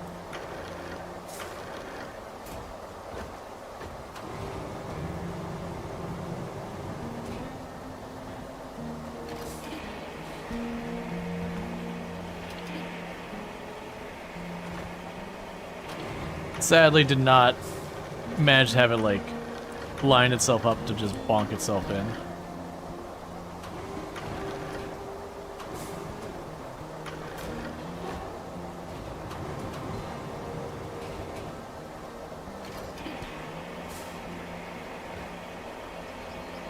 Okay. It's appreciated.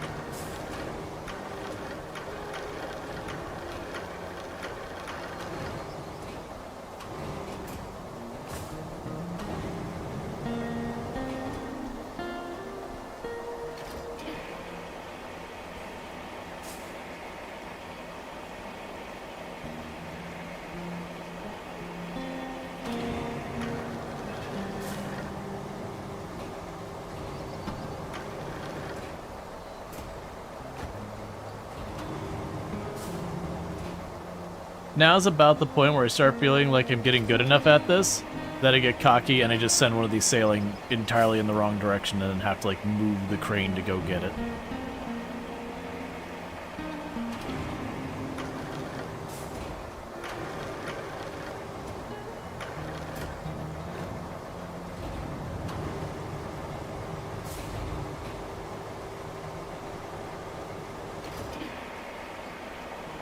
Unfortunately, that one that got thrown by the physics, that's probably out of my range. I'll have to probably move the crane for that one. That's when I spawned them in, they were all in the same space. The game responded mildly violently to that.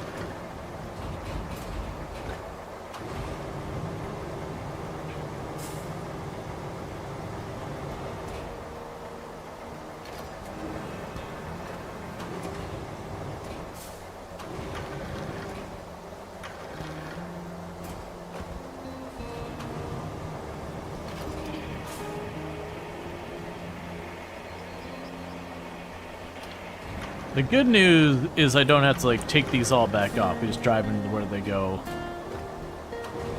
Alright, so let's see if I can make it reach all the way out there and drag that over here.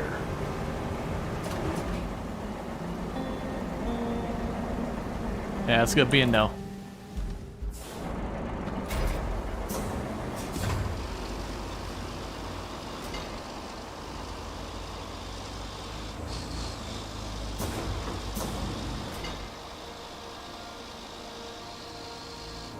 You drive the whole way around.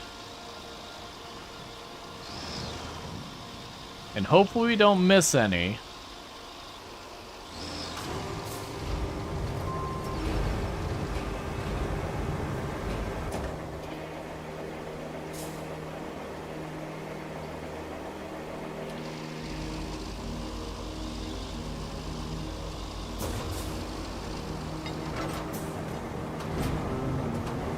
Because if I miss any, I gotta drive a vehicle all the way back to get the missing one.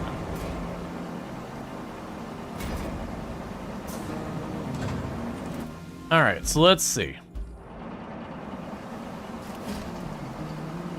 I don't think I could realistically count those with how much they're shimmering and all that.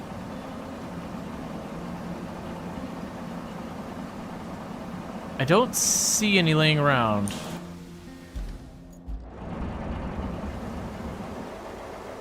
Yeah, those are all strapped down. We don't have any over here. I don't see any over there. None got catapulted that way. None up on the roofs. All right, I think we probably have it.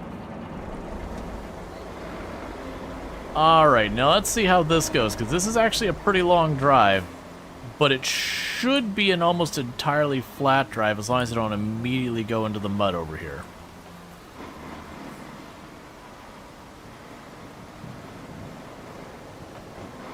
Because this thing does not handle terrain at all.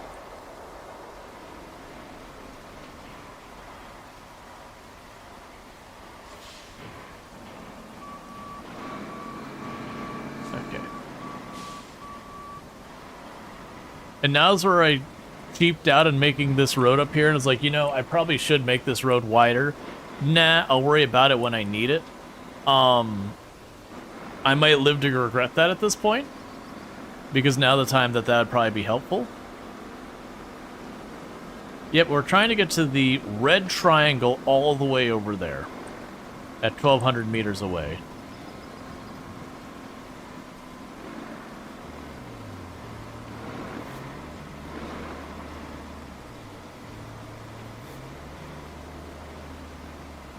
Alright, the dodgy road has worked out alright.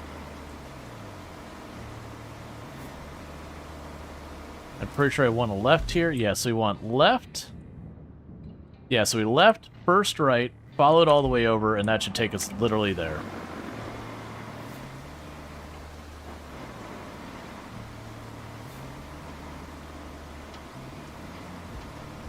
Okay.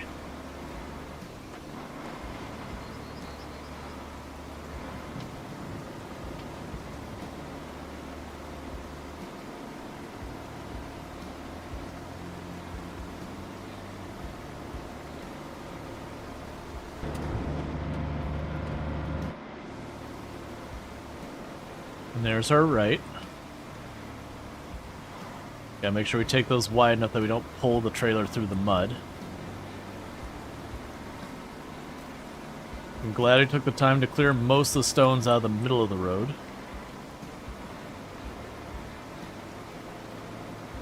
Alright. We're a third of the way there. But I think we've already passed the bad part.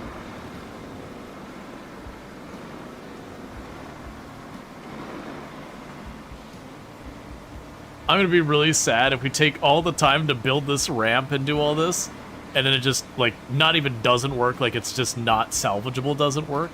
Now, granted, we just go to the bridge and say delete it, and it give us all the slabs back. We could try, like, finagling it. But it'd be a pretty big tease for the effort we put into it. You can see just a little bit over there where that triangle is. The blue highlight of our giant ramp to the castle.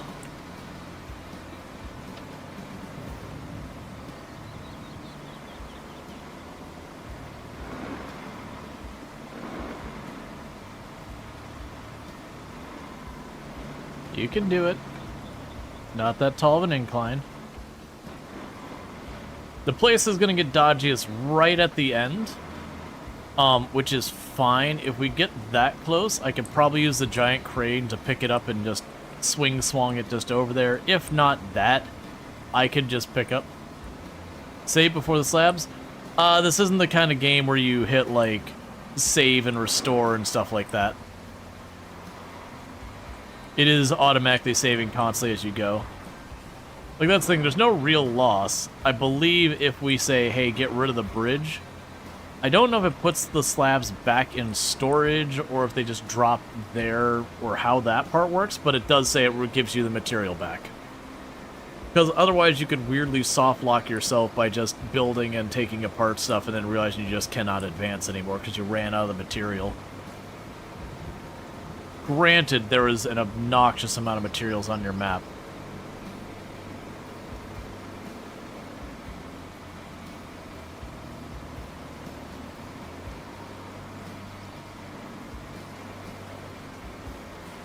Okay, before we go for it, yeah, so I want to cut this way, and that's the part where I expect to run into problems, is we are going to be aiming down the side here, which, is it between these or over there? Yeah, between these two, we go over there, we got our sand spot over there. Yeah, so it's this left here that I expect everything to go downhill. So we're going into our low gear. I'm going to try to keep on the side here because I just have this weird feeling that the gravel here will be a little bit more grippy than the grass. But I do expect this to cause us some grief.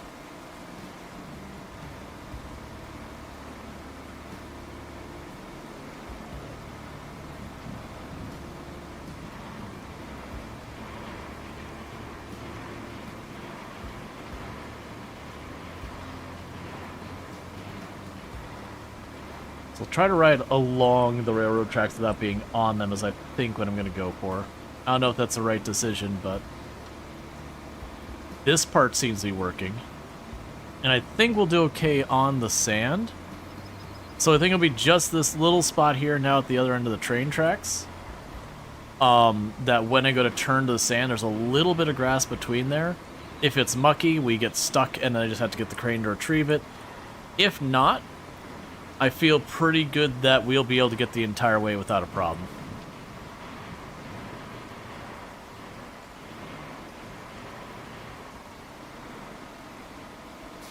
Yep, just need to get around this little hill. So wide turns and all that. Yeah, so you can see that's muddy right there where we dug it up.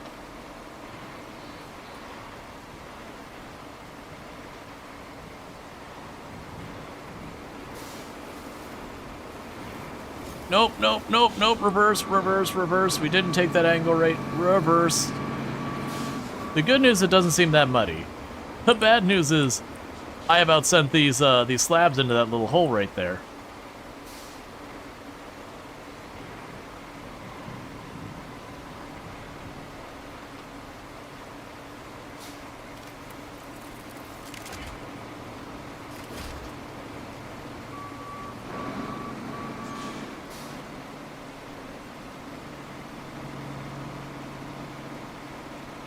You're right there, friend.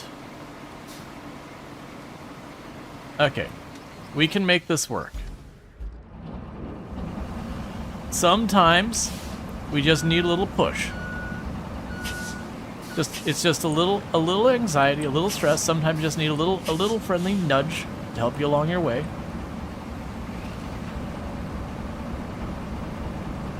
Like that person who does want to ride a roller coaster, but also feels a lot of anxiety in the line. And so they need that one friend with them, like right when they get up, like right when it's time to board, to just kind of grab their shoulder and be like, you know, hey, we're going. Oh, I don't want you, we can go manual. So I want to lower it a little bit, but I don't want to lower it to the point that we're affecting that.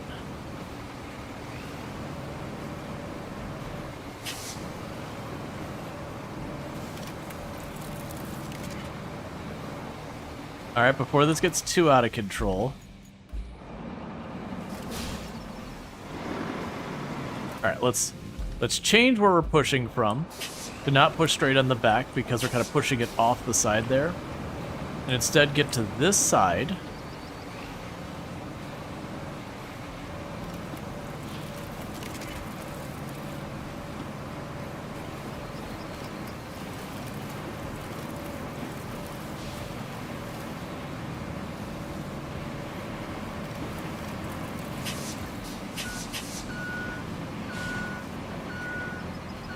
In theory, that should be all 14.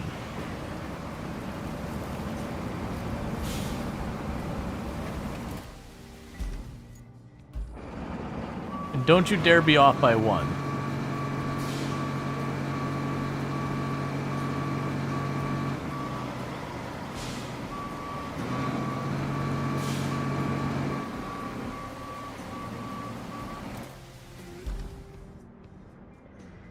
So the thing we're going to do is we're going to go here, going to grab this vehicle. I'm actually going to grab the bulldozer. And we're going to turn around real fast, and I'm going to go to the garage over here, because we don't need that here anymore. And we're going to say, Wayfarer, we're going to retain you.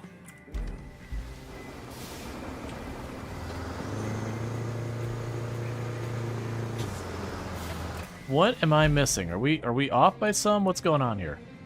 Is it because there's these trees clipping? Maybe you're too close?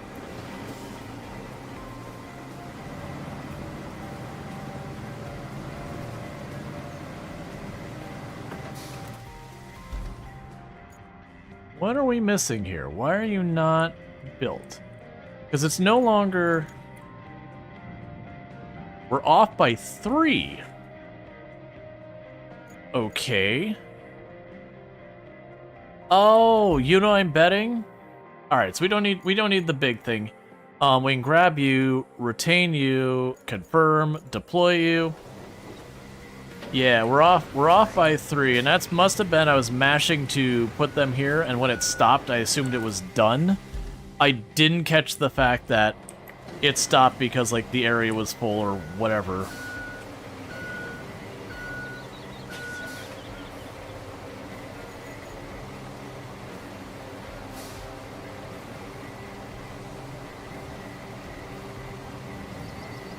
Alright, so now I can grab you.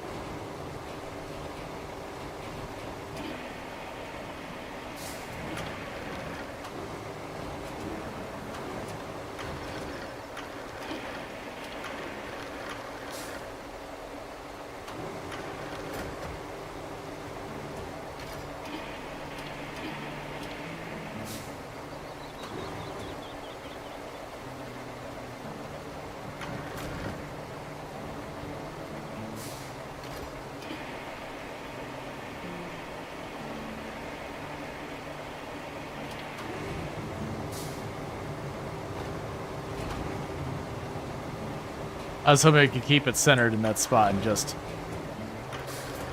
pull it up there. Alright, and we can grab you, lock it in, pick up the handbrake, all-wheel drive, and let's get going. Building a ramp, is that the mission? Yeah, so we just have to get a path that gets stuff up to a castle on top of it. It's a side objective, but I think it's designed to be like a really big side objective. And there's this really elaborate route you have to go around. You have to like build stuff over rocks and a whole that. And so what we're trying instead is, because of how long that would have taken us, we've been going with the ideas like, all right, well, what if instead of that, I just skip that and we just make a ramp that goes straight up to it. And we're just doing that. Yeah, so we should be able to take this, just drive it over with the last 3. The ramp will get built. I'll have to take 1 or 2-ish things of sand up our giant ramp. Because at the top, it's kind of coming into the side of another ramp, so I'll need to put down just enough sand that there's like a little turn spot for whatever vehicles we get going up there. Then we can start the thing going up there. I just realized how long I've been working on this.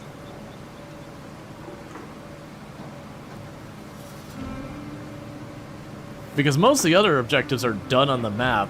This is just like one really big objective we're doing. Otherwise, then we have 2 objects to deliver. So you do, so you could build a ramp anywhere? Almost. Like, there's a limit of how long they can be, so if areas are too far apart, you can't make it work. It does have to actually be able to reach, you know, some other solid place. Like, you can't build a ramp into the sky and then just stop there. Like, it has to have, like, another place to anchor to.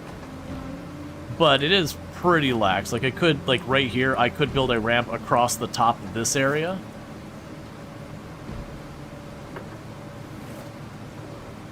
Yeah, I could build a ramp from, like, that rock face over there up to that rock face. They don't destroy trees upon collision? The ramps, I don't know. The sand does, which is surprising. Like, you put a little sand down, all the trees just part. They're like, okay, get out of here, tree.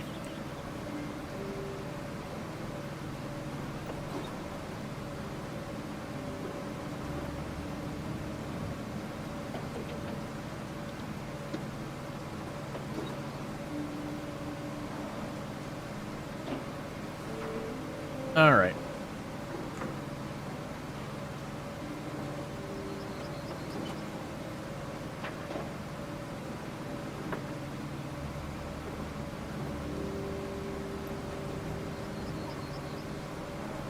Apparently rocks also flow in sand. Yeah, no, I've noticed most solid objects, whether it's a rock or another vehicle or anything, the sand will push them up to the surface. I'm assuming that has to probably do with just how the engine is dealing with a lot of that stuff. I'm willing to bet it doesn't keep the memory of, like, everything down below it, so far as, like, the ground and all that. I'm willing to bet for physics calculations it only considers the surface of the sand, and then what material it is, that kind of thing. And so, for a lot of that, the way they kind of cheat, not having to calculate all the stuff for the rock being submerged in the sand, is just shove it up to the top and being done with it. Or same with the vehicle, if you buried its tire, it just shoves it up to the top. That's probably to keep the physics calculations from getting too unwieldy. Because during the demo, the 2 times I really broke the engine of the game, both of them had to do with burying stuff in sand. That I did make a vehicle like the one we're in, not exactly this one, but similar style, where it was segmented. I made one of those kind of implode on itself and then launch me into orbit because I buried the back half of it in the sand. And so it's trying to reach the top of the sand, but also the sand was in the way. So it kind of just threw a fit, and then it eventually did sort itself out. It was just very violent.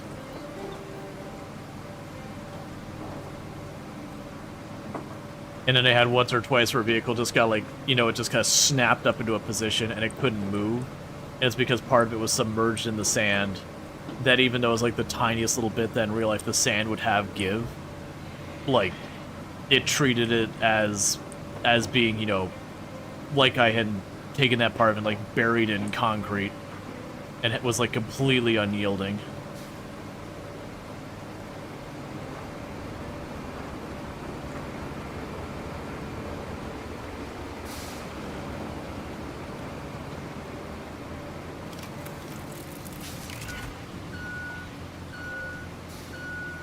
Alright. We have ourselves a big freaking ramp.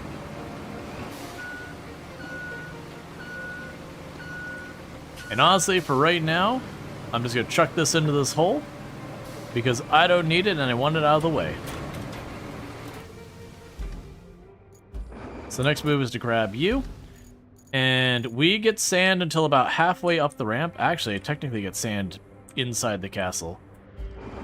So I'm not going to fill up yet because I don't want to spill sand everywhere along here.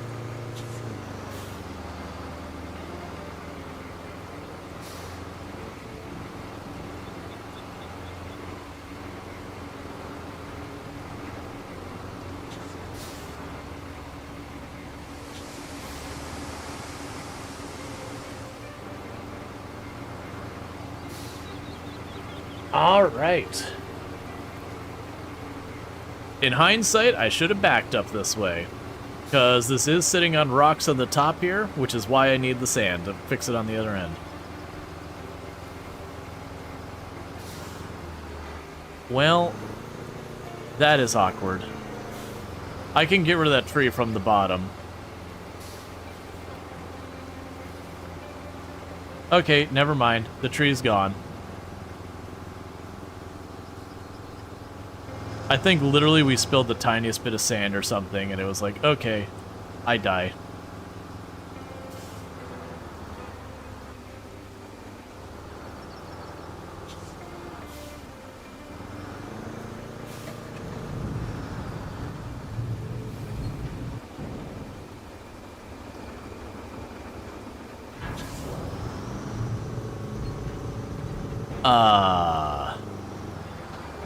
What?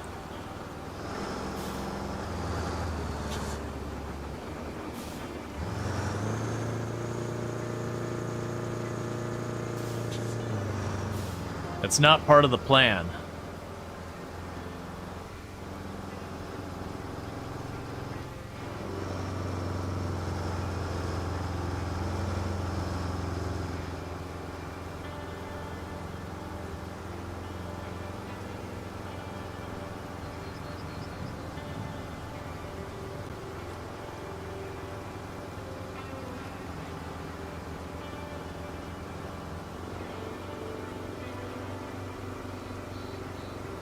Supposedly I can get sand inside the castle. It's in range.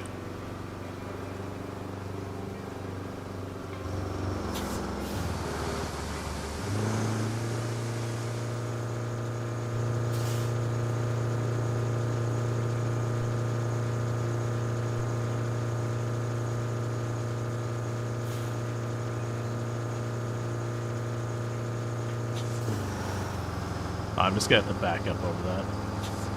I wanted to try and turn around so I could drive straight, but that ledge there, I'm just gonna go off the side of it if I try and do anything too fancy.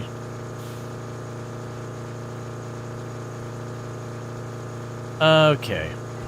So, let's try dumping the sand a little farther this way. Dumping it directly on the rocks. Like, I see there's a little bit of sand there.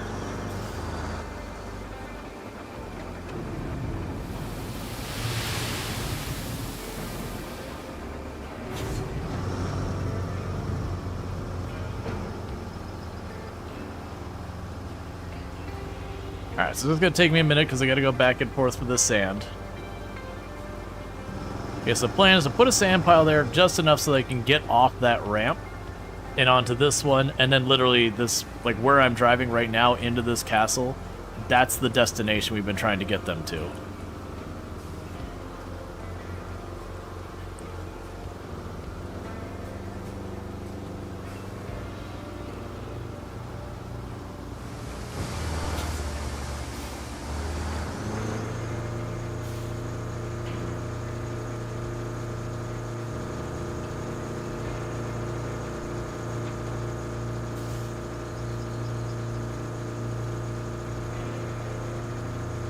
Okay.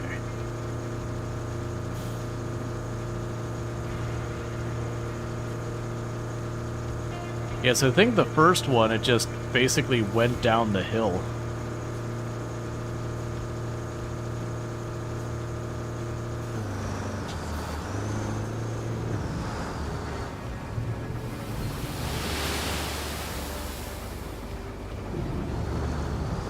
Maybe 2 more things of sand ought to do it. It's a shame I can't get down the ramp. Because we don't have a ramp. Like, we don't have a thing there. Because I could just drive down that ramp real fast. It'd be way faster for me to get sand than I had to, like, go around this little turn here.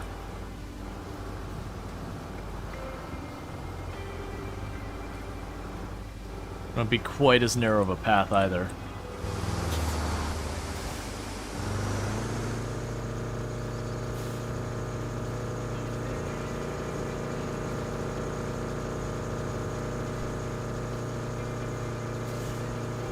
I'm still waiting in the video for someone who just sits up here and just keeps dumping sand again and again and again until there's just like this straight ramp up the whole thing. Like, figure out whatever the physics engine limit is.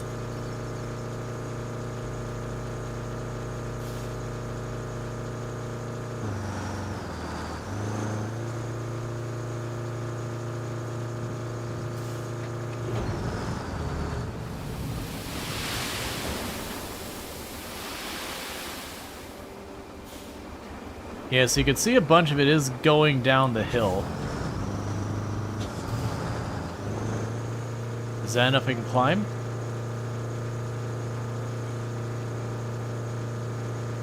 That's fine. Just being able to climb means I can just back up here. I should have gone over this straight.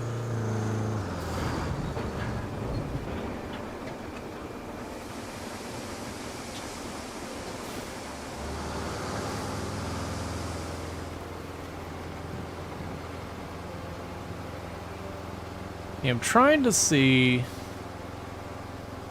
where the sand is settling down here. That's going to be a pretty hard limiter. I'm not going to be able to do much about that.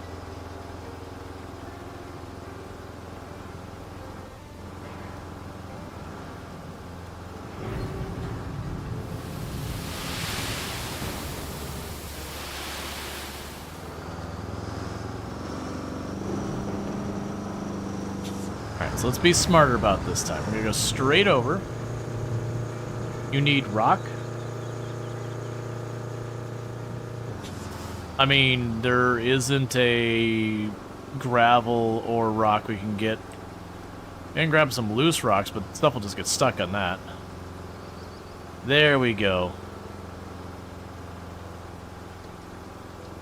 Because of this, I can just back up this thing real fast and just dump it off the edge.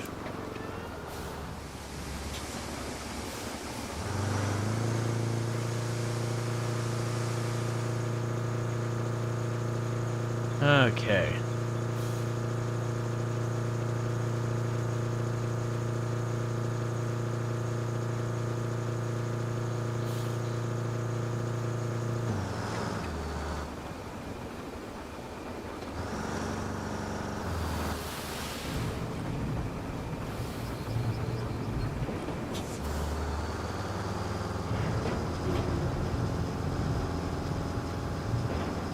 Yeah, so you see once it got on here a little ways, it's like you can't dump sand here. So that'll be a curiosity. Oh, stop. Oh, come on, don't spill it all down there. That's not helpful. But it might be fine. Honestly, even if I have it as long, because we don't need the vehicles to go the way I'm going up this now. They just need to go up the ramp and get onto this side without getting stuck.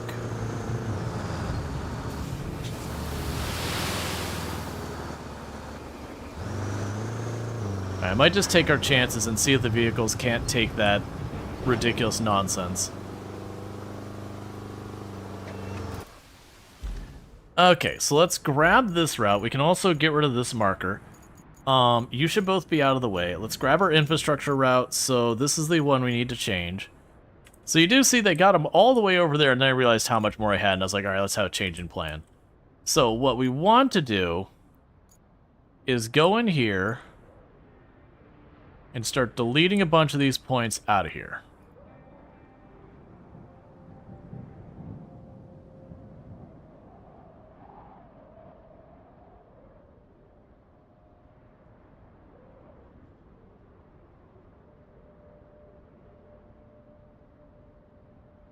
To avoid this whole route down here,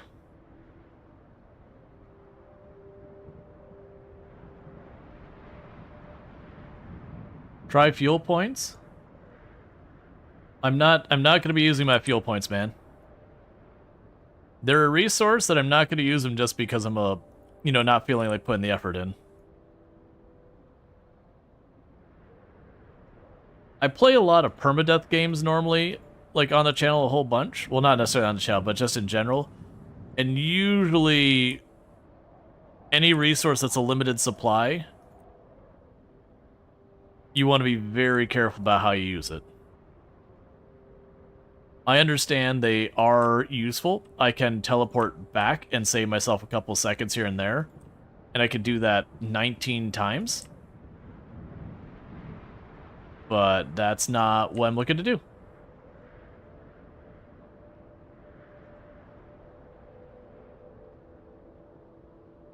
Alright, so real catch is going to be turning you around in here.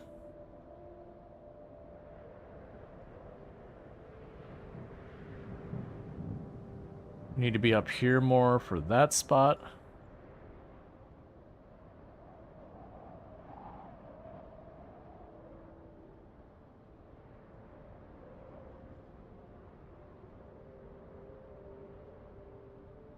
And then just send it up there.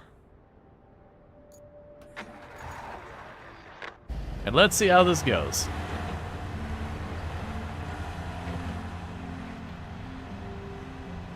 But yeah, like fuel points are a finite quantity. You literally can only get so many on a map. So I'm going to save them for things that like unlocks that are just straight up good. Like where I give myself like access to an additional resource or whatever. But just like teleport back, that kind of stuff. That's me wasting a limited resource for a mild convenience. A one-time mild convenience.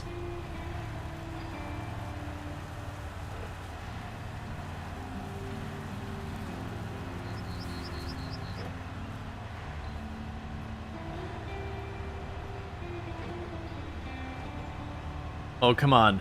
Don't tell me you can't handle getting over railroad tracks. Why are you that bad?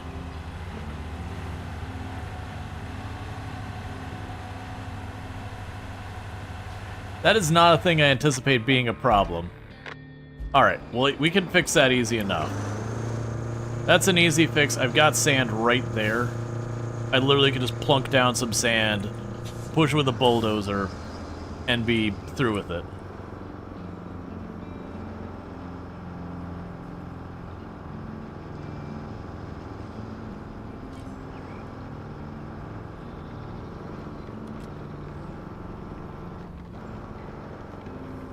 But I'm hoping with this ramp that because you can make like the line lengths really long, that you can kind of just have them pick up speed and they might be able to just kind of pop over the other side.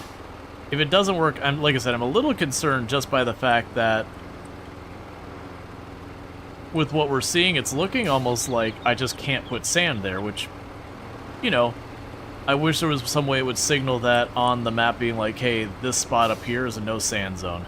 I'm assuming it's no sand because of the bridge. And I'm a little concerned about pulling up to the bridge to test things because I'm concerned I'll have to re-drag all the materials over here, and I really don't want to. So where exactly did you get stuck again? You get stuck back there.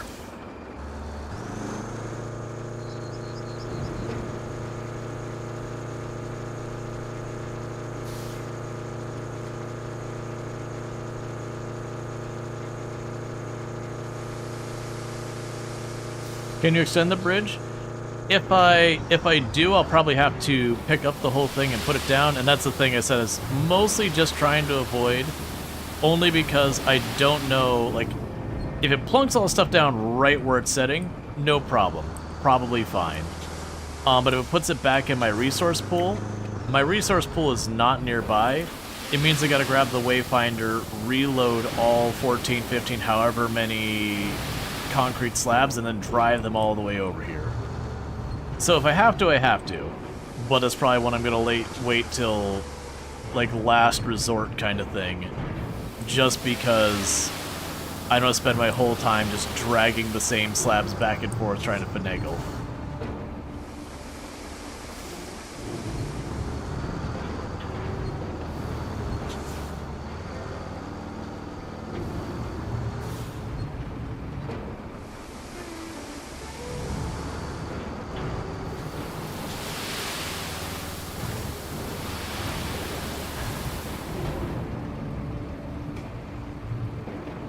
You can imagine the mining company, they've spent all this money to put in these train tracks and get all set up.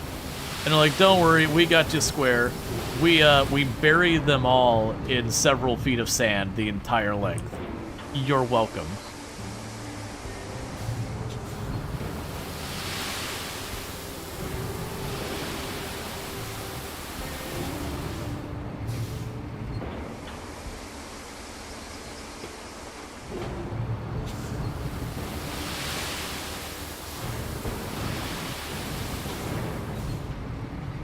Okay, and I probably don't need to do nearly as far as I am.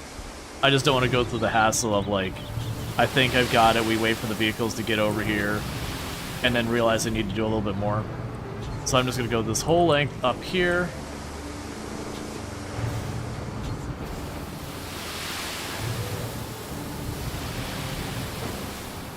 Again, that'll be good. I go and grab you.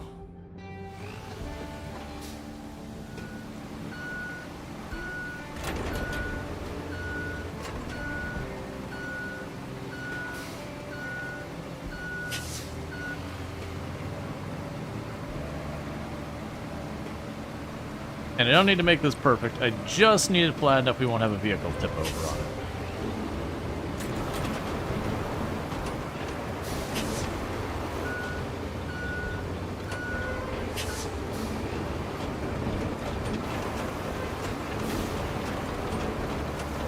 Okay.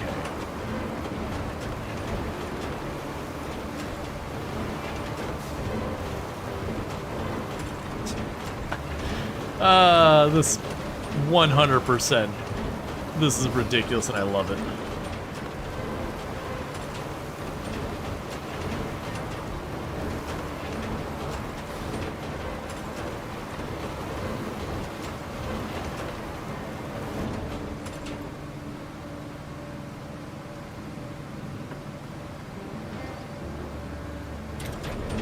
I'm hoping that's where it got stuck. I'm a little worried it got stuck farther up, but we'll go ahead and go with this. We'll try the vehicle. I gotta go and grab some more sand and bring it back. Great news, your railroad is now a pedestrian path. Exactly. Part of the Rails to Trails program. We take all the dilapidated railways and we make them into walking paths. For the record, that's actually a thing. It's just, you know, they do it with normally defunct railways that no one's, you know, maintaining anymore, which means you have a effectively cleared path through an area that goes for a long way. So it's a pretty good place to actually put like a bike trail or whatever.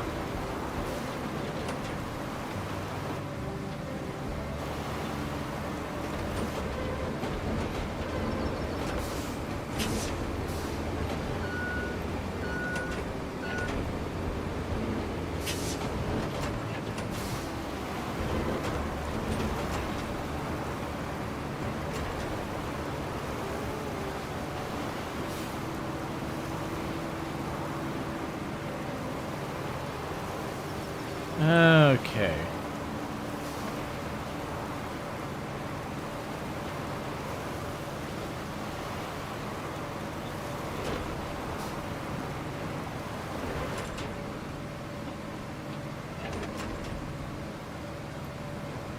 It's looking pretty good. I got a big seam down the middle of it, so I'm going to quickly try and get rid of that seam really fast.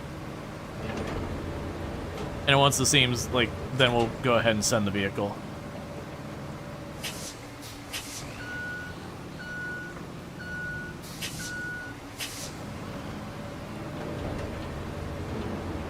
I just worried getting on the seam, the van will like tip over on it.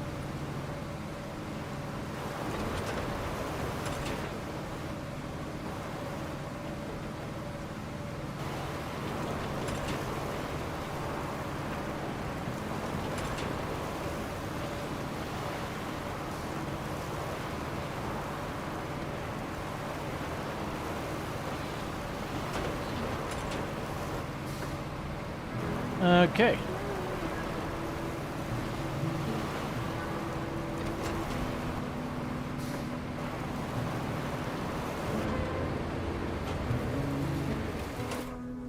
Alright, with that, we can go ahead and take the castle trail.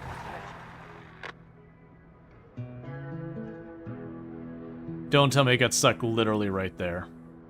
That's fine. If it gets stuck there, we can just move this up. Move you up here. So I have it just cut across the straight on the track. Literally, you cannot handle a climbing on a track. That is an insurmountable barrier for you. I'll treat it the same way you do with a motorcycle. We'll hug that a bit over there. We'll bring this way over here. What I'm trying to do here is to have them go as perpendicular as possible across the track, so that way they go bounce over it versus along it, so they don't drag along it. See if that makes a difference. Same thing you want to do with like a bicycle, motorcycle, anything like that. If you go along a railroad track, you have a really bad chance of falling over because you lose traction.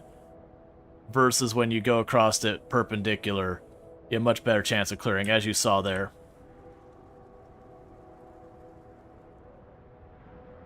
Alright, looking good.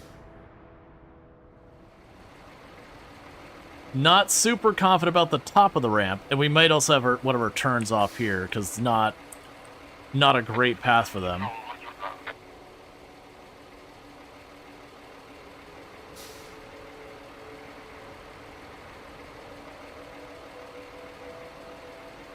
Okay, ramp mounted fine. Now, that is the big question. Does it actually succeed in getting across this disaster? Because it's not very encouraging. I might be able to smooth this out a little bit, and that might help.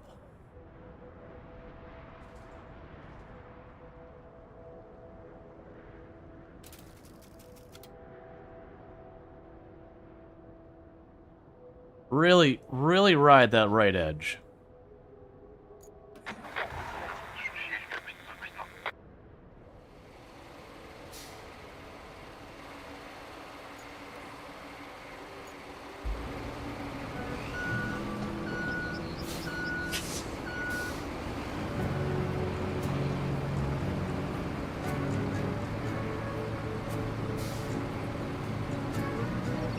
Either way, I need this up here. So you can just follow it up.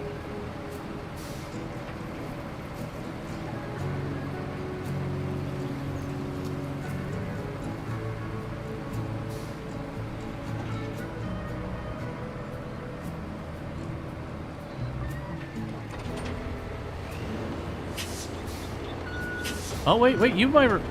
I didn't even do anything. Like I didn't get to the point of shoving it. That recovered itself.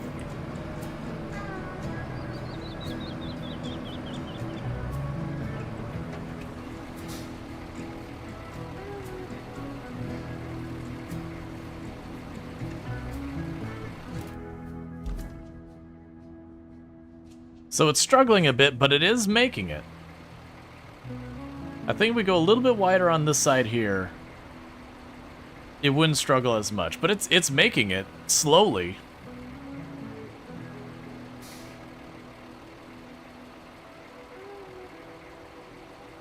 You can do it, little buddy. Oh, that angle's bad there. It's gonna hit that rock. We'll see. Maybe it makes it through. This angle over here is also not great. It's going to ride that side, but it might get through there just by the fact it made it. Just this one last angle right here.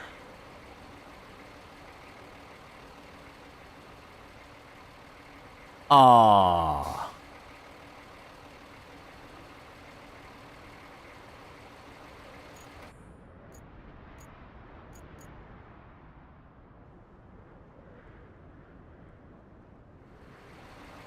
Oh, wait, you might... I don't know, that's not looking good for you.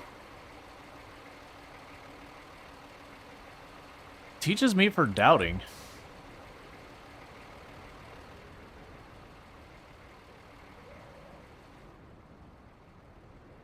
Excuse me, sir? Sir? I suggest you take a slight change in your heading. Sir? That is the worst place you could possibly have a problem. Okay. So, first, let's grab this waypoint, shift you here.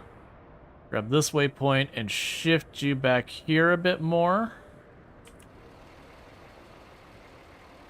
And grab this one and shift you over a bit more.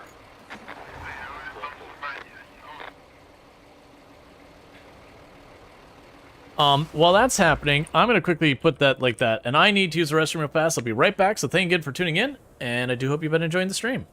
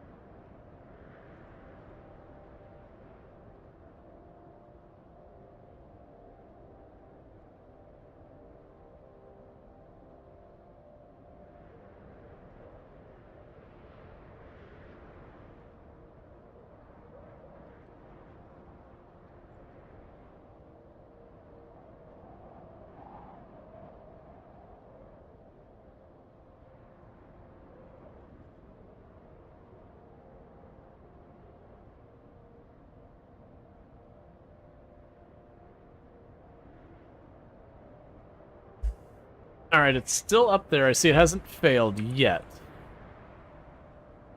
But it does seem to struggle at this spot over here. That might be one if I move it over here more, it might be okay.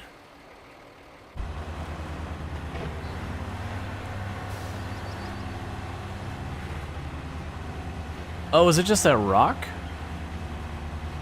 It's just a rock. Well, I could deal with a rock real fast.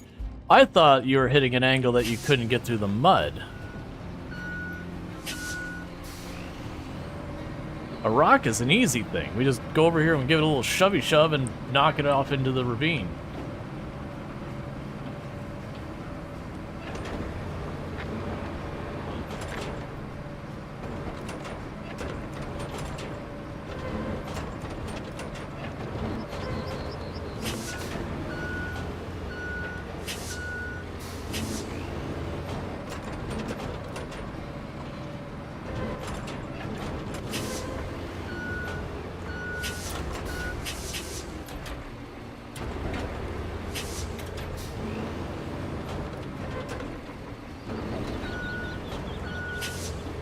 It's just down in that little groove. I'm not getting a good push on it. I am inching it forward, though.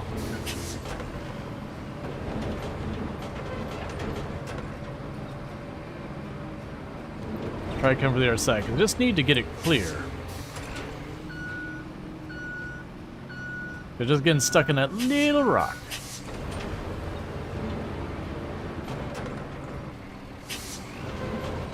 Well, that's not helpful.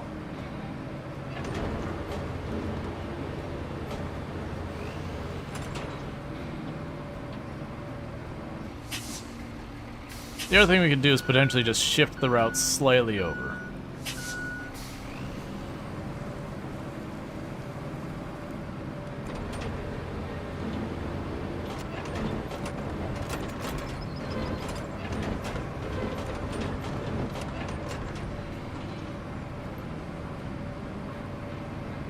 It's that one little rock right there, but yeah, they are cutting a little bit of a groove in here.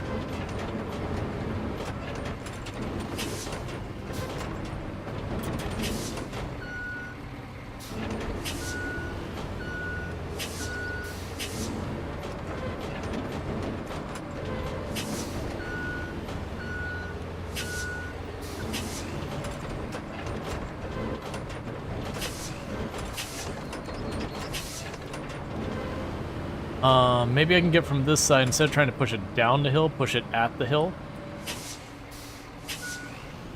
Maybe. There's not a whole lot of room to maneuver up here.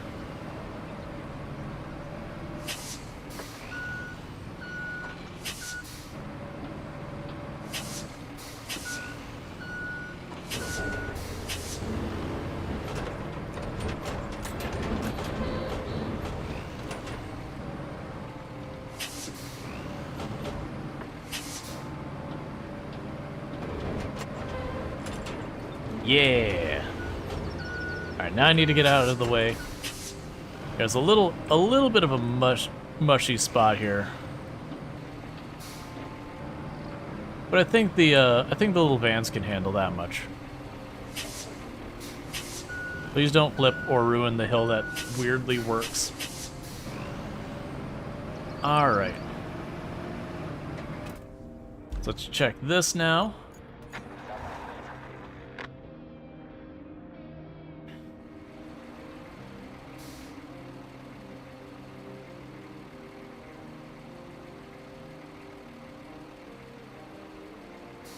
Yeah, because it's spinning its tires the whole way up. That's fine.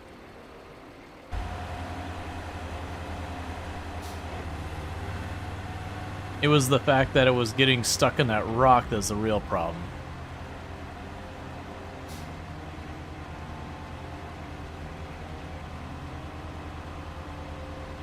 Okay, so let's grab on you again. That's not where I want to grab it, though. What we're going to do...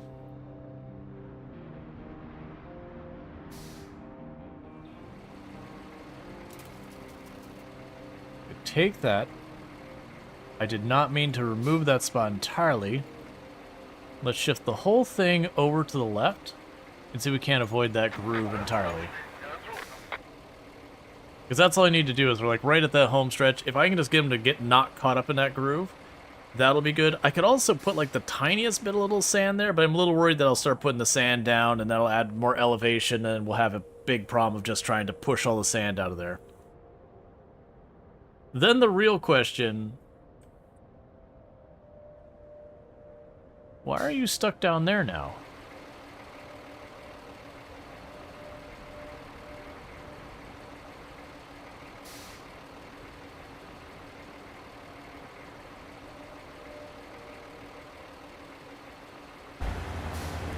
Is it another rock? Ah, I lined you up perfectly to beat yourself on a rock.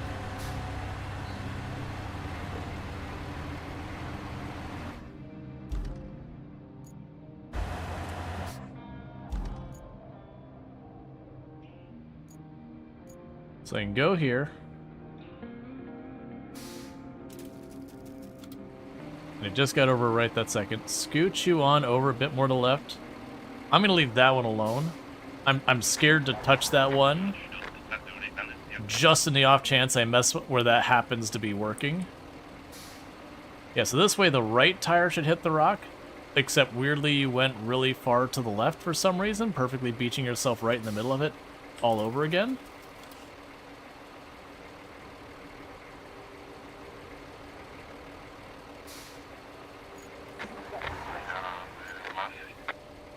I might need to drag that farther to the left, too.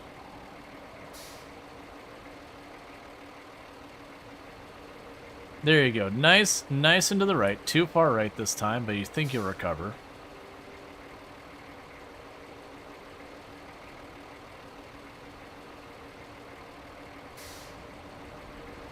Yeah, you're fine. Going slow, but you're fine.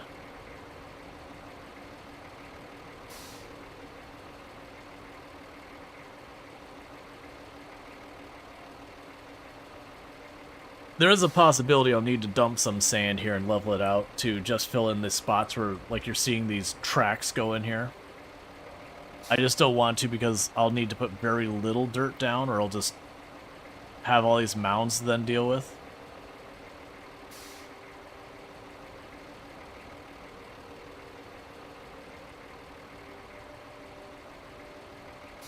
I think you're just going to go right back in those tracks and get pulled off to the right. Yep. Might work, though.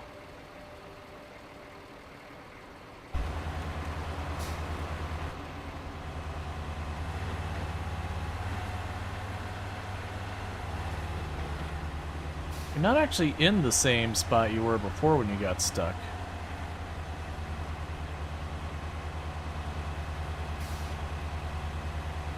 Yeah, you're so close. Alright, well, that figures itself out. I think the reality is I just need to go get some sand. Where did I... Yeah, I put you here. I was going to put a little bit of sand right there at the top.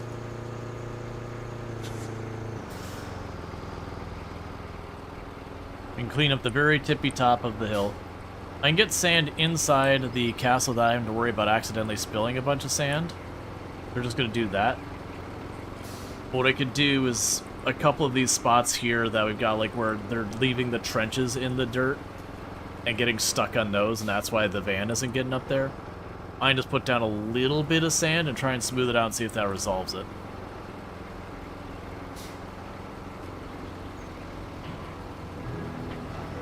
So you can see there's like a little spot right here, which actually I see that there's another loose rock here.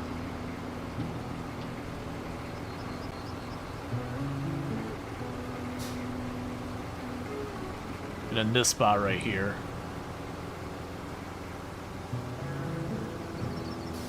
Oh, you made it past that. And then you got stuck on the door. Okay.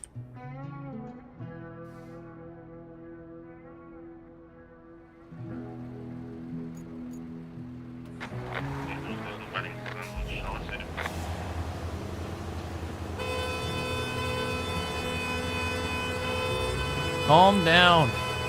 Calm down. Stop pushing.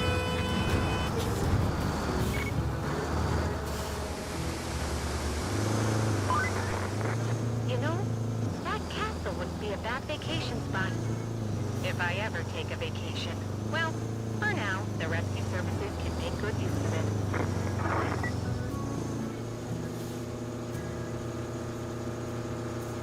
Okay.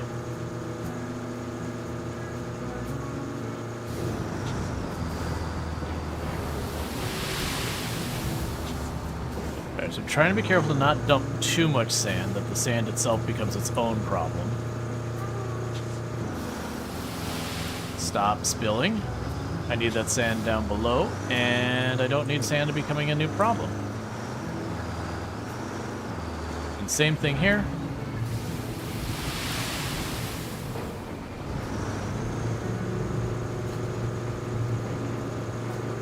Now you need to get out of the way.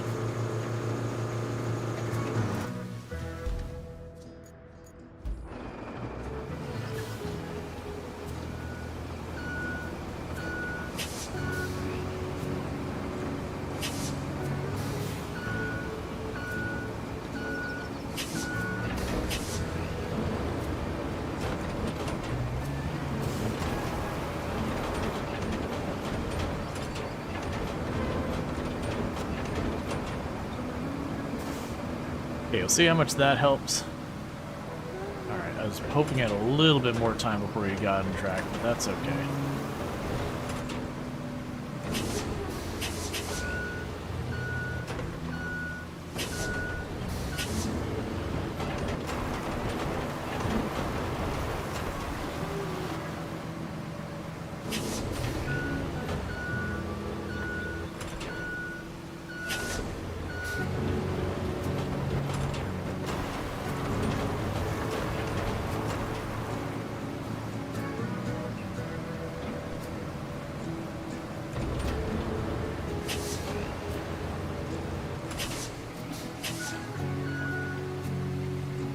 Alright, let's see if we manage to fix it up in time.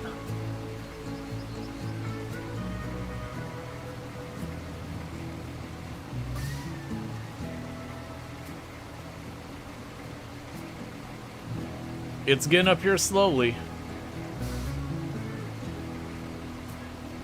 And now that we've spent entirely too long on this.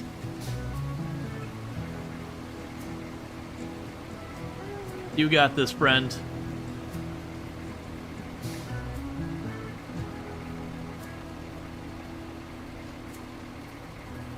All right, just correct your path. You can solve this.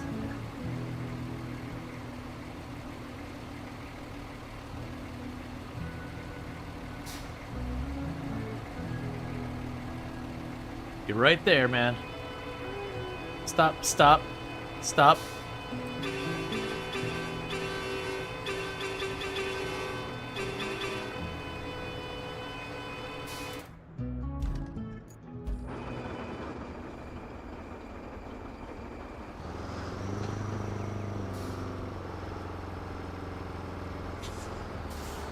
Actually, I probably don't need the dump truck. I probably could just fix it with the, Stop honking, you're clear. Okay. Either way, that looks like it's fine. We just gotta watch that it does manage to get through there. Because it's not had the greatest track record.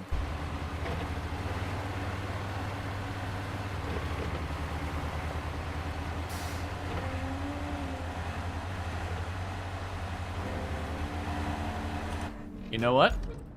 Cool. So it is working. All right. That takes us on to the other things we're working on. So you had problems here. Figure out what your issue is. Okay, I think I figured out your issue. Right away, right here. So let's cancel that route. And maybe put right there, and now dispatch the vehicles.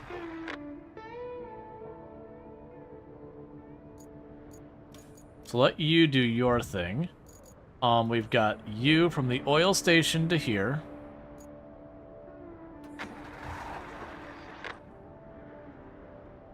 I don't know really where you're getting stuck. I wish even the routes that you finished, they would circle back and be like, I got stopped here.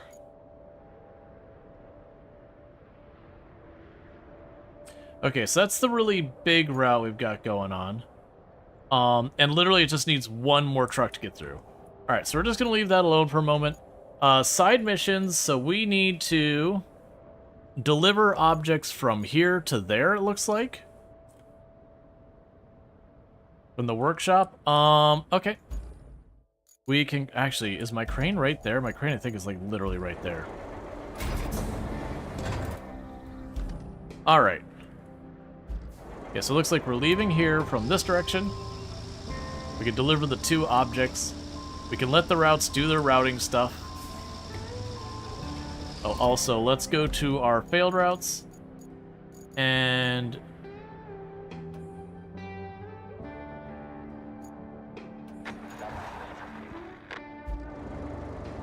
tell you to deliver again.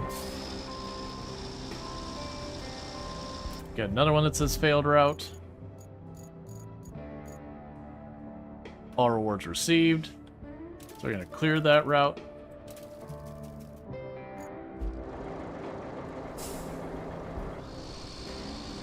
Just so you don't have to listen to it, or not listen to it, see it have that prompt the whole time.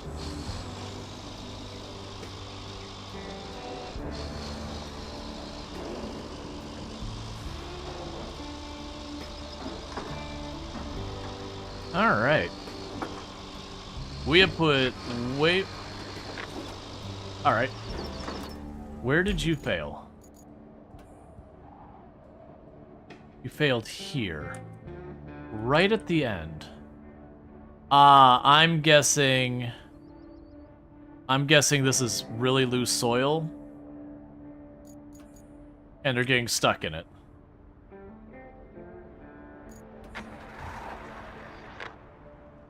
And you need 2 vehicles to successfully navigate that.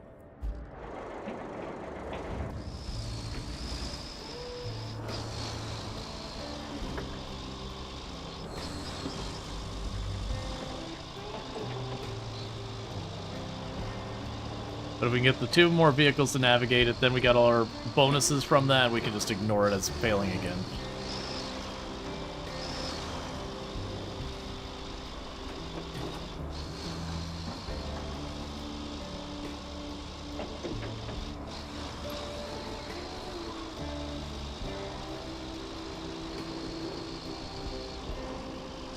Because that's the corner it got stuck in last... Oh, it might just be those rocks we saw.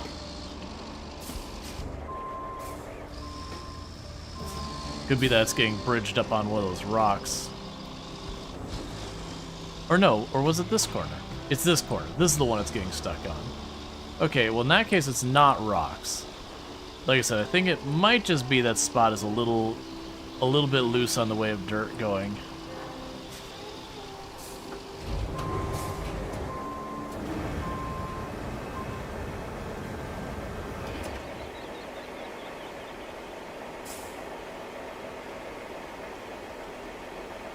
This will be interesting to put that way over there.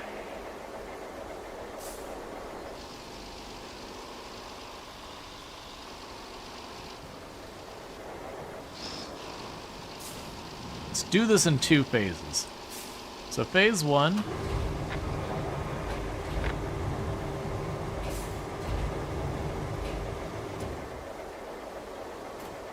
You drop it right down there. And I'm going to do that with the intent of retrieving it from the other side.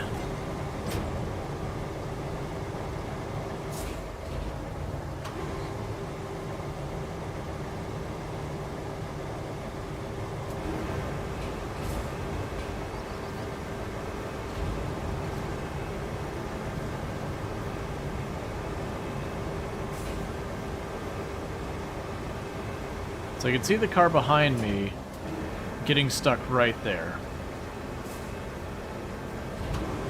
And just not able to navigate out of that. So like I said, that's probably another one of those ones where I just need to chuck some sand down and flatten it.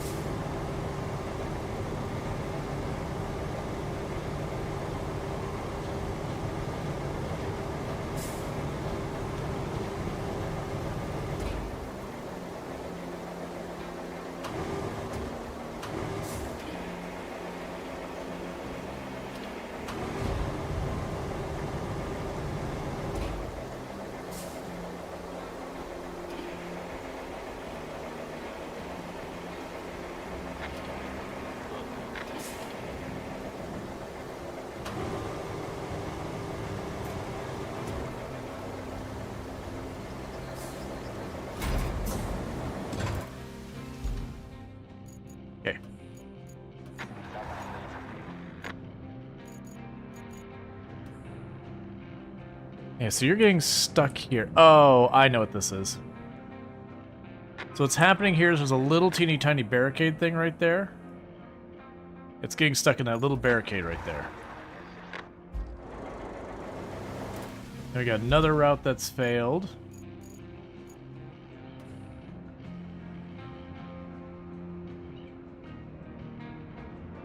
The shame is that only needs a couple more to go through.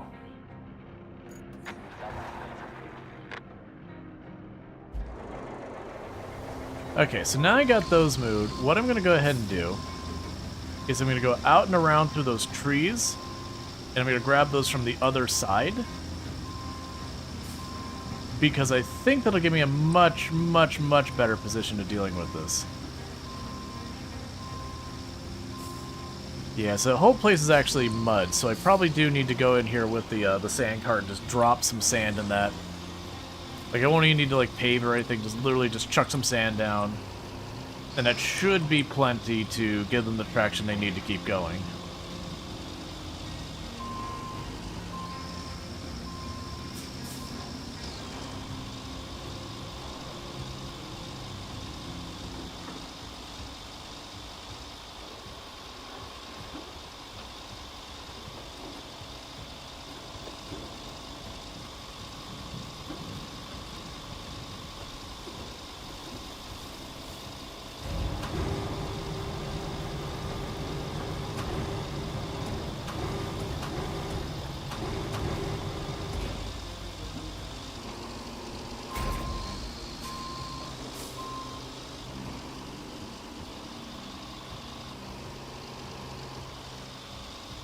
Alright.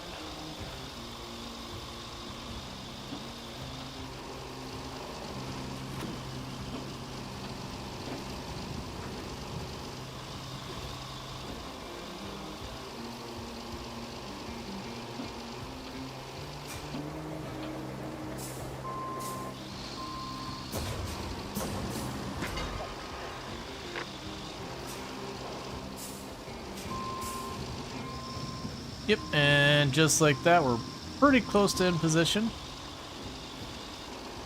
I am currently parked on the sky. I'll just not worry about too much. Okay, so it's a little tenuous, but that's okay.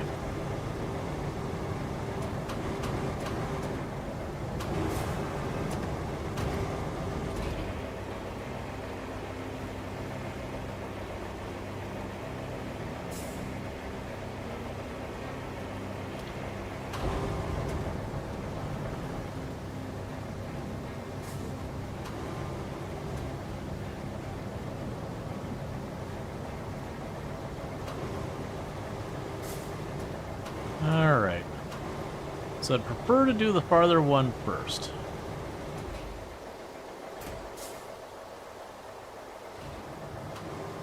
Cool.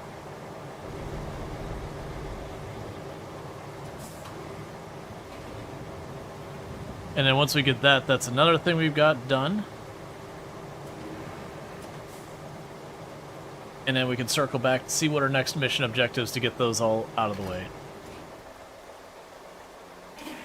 I keep hitting right mouse button and shift expecting it to retract, and that's not the controls that I need to do this. Alright, get this brought around.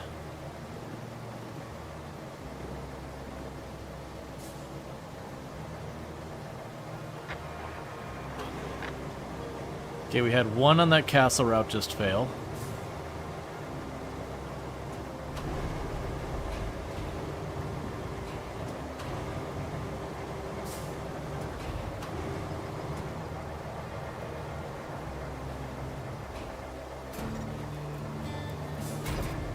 Okay, so that's an objective done. So we've got all of our side objectives done. Nice work. You saved the town. If they erect a statue in your honor, I hope they get your nose right. We've got the steel pipes. I need a bunch of those into storage. That'll use the same strategy as we did before. So let's see. Infrastructure, your route.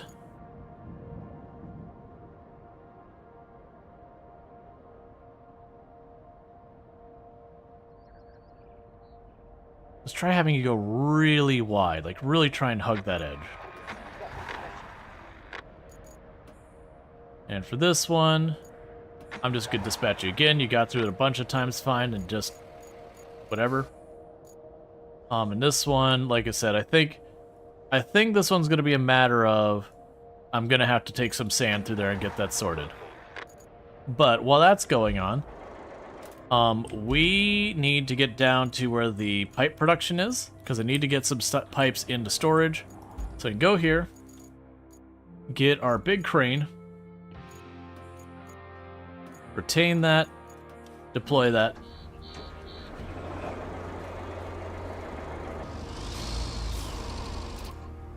And where? Yeah, so you're just down the hill.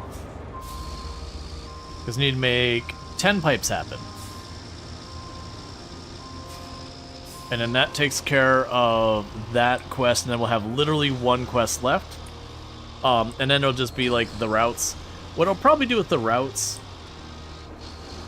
we can see, because one of the things I'm going back and forth with whether or not we sit here and work through the routes, because they can just run for a while and take time.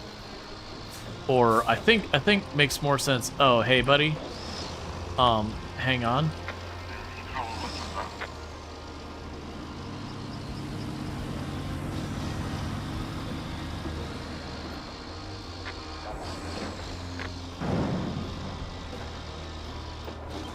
Let's figure out what's going on at the castle here in a minute. Hey, Cardinal Zen, thank you so much for the raid. How was your stream? I'm gonna go on a guessing that you were playing RoadCraft. If not, like, you know, what were you playing? But how did it go? I do hope you had yourself a good time and whatnot. Give me that. Not that.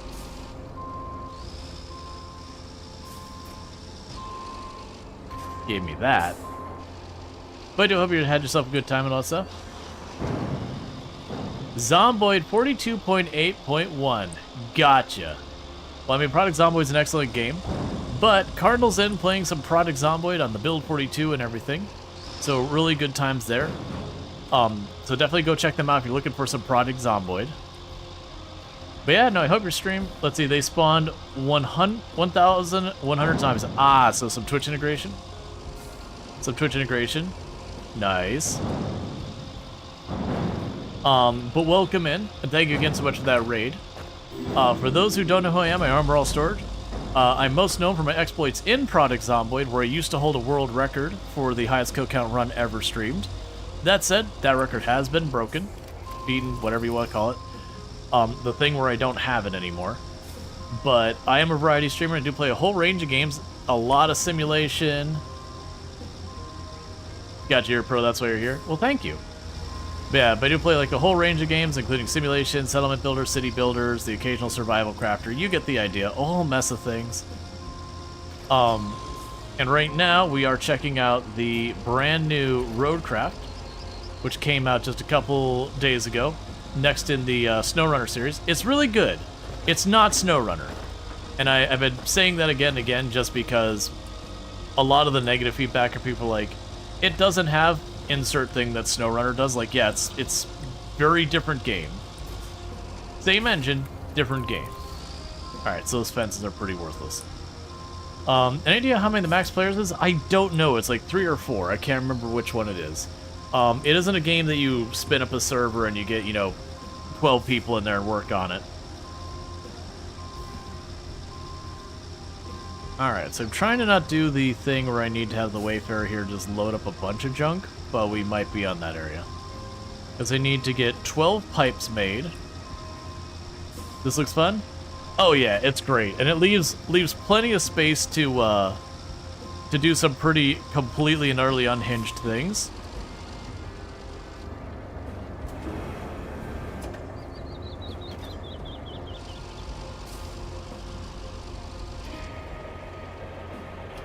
How heavy are you? Can I make this work? I can probably make this work. We just keep lifting till it's closer to center. Keep lifting, it's fine. Get it situated. let out the cable to lower it so our center of gravity isn't quite as high.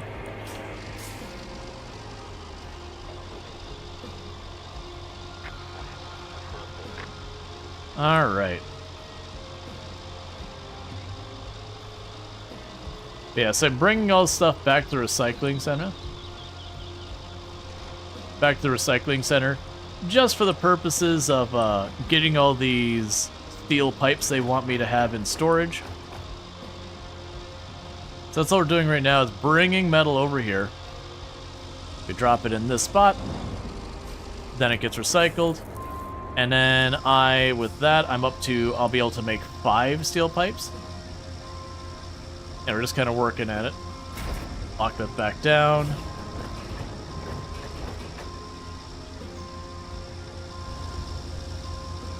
I wish we had something that had more metal to it. Like, go for a good wrecked car.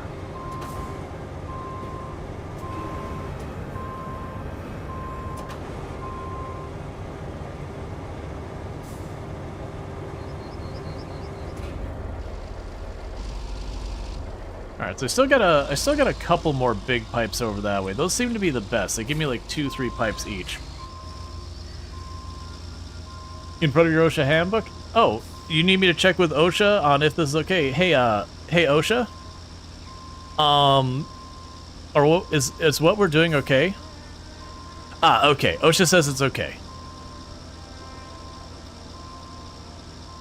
I just wanted to make sure.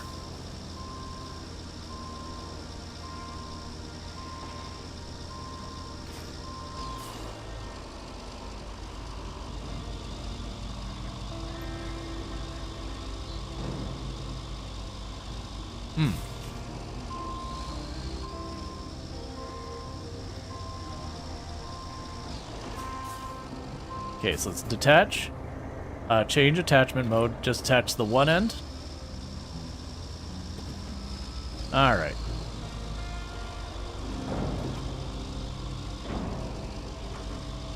So now we're just full on dragging it.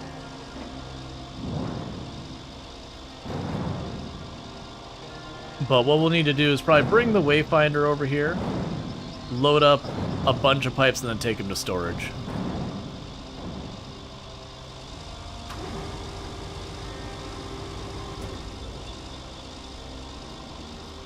Alright. Yeah, and I hope everyone's been enjoying the game. I have absolutely been enjoying this. It hits a lot of the same stuff that SnowRunner does so far as like what you're doing and how it feels. While very much being a very different game in pretty much all respects. Because like, when you're playing SnowRunner, it's very much about like dragging, you know, whatever cargo you need for the mission through awful, muddy, snowy, icy roads, and then just making it work. And while you do have like some bridges and all that kind of stuff that you make, generally they're all like kind of restricted to an exact specific spot. Whereas this one, we can kind of make stuff. So you have like, this bridge wasn't here to begin with, and the game was like, hey, build a bridge there. But at the same time, we needed to get stuff up to, there's a castle up here. And I was like, oh, well, I'd have to do this whole big route around and go down here and go through here and cut through here and wind up this way and go here. And I was like, you know what I could do instead? None of that, and just put a bunch of sand to the railroad tracks and just go right up here. And it's a bit dodgy. It doesn't work very well, but it does technically work. Oh, you got stuck there? Here, we can fix that.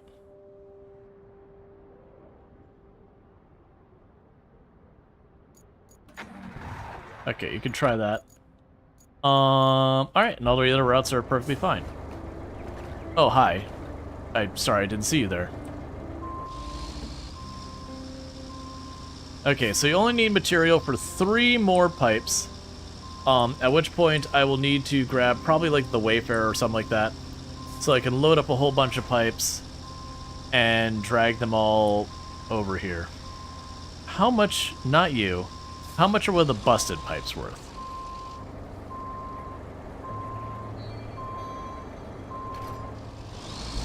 I'm assuming not much.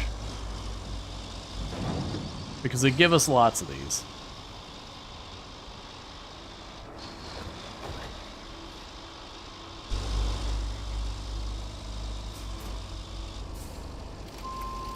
Yeah, about a fourth of a pipe. This would be a decent number to drag. But there should be one more big pipe over there. If I can grab one more big pipe, that should be everything we need for that. And then, like I said, then I'll have to get my big truck loaded up with as many of these pipes as I can, the completed pipes. And once I've got that all loaded up, I got to get it back to storage. And that'll finish, I believe, might be our last main objective on this map. It is kind of cool as well that you don't need to clean up all this debris, but you could clean up a lot of debris. Okay, so let's see where that route failed this time. It failed at the railroad tracks again.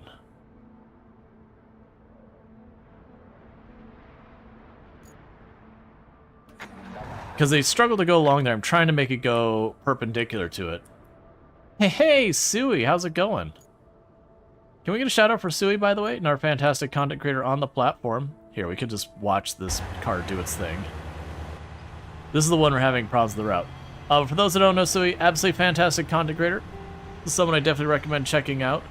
Fellow member of the Halcyon Frequency stream team, the stream team that I'm on, plays a whole range of games, including Project Zomboid. All that good stuff. You just woke up from a nap? Naps are good. Alright, so what's been happening with this one that it fails occasionally is it really sucks at all-wheel, like, navigating debris and all that. And I'm kind of having it taking a bit of a exotic route. But because of the nature of its tires and all that, it doesn't really drive over the railroad tracks so much as it gets stuck on them and slides along them. And so I need to kind of have it turn straight at it to just go up and over. Otherwise, it's kind of the whole thing, like when you're on a motorcycle, you want to go perpendicular to railroad tracks so you don't have the tire slip out from under you. It's that same loss of traction, it's just, in this case, it's running into problems getting over. So turn sharp, turn sharp. Yeah, you got it. I just had to watch you. Alright, so it'll do the rest of that route itself probably okay. Or not. I don't care. So we're back here. Right, and we were going for that pipe over there. Yes, again, drop a follow with Sui, fantastic content creator. Someone I definitely recommend checking out. Alright. What are you stuck on here?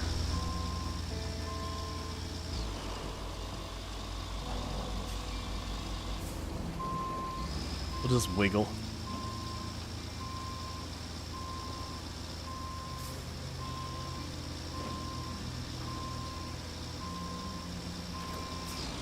Alright, we got our next big pipe.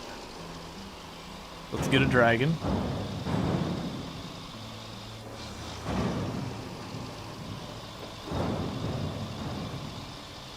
Okay. So yeah, if I get this back, I believe that'll give me all the pipes I need.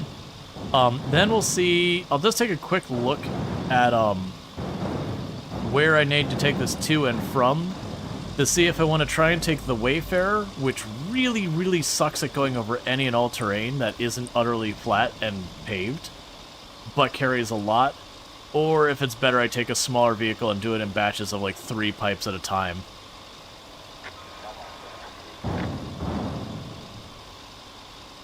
So path to steel pipes production facility failed.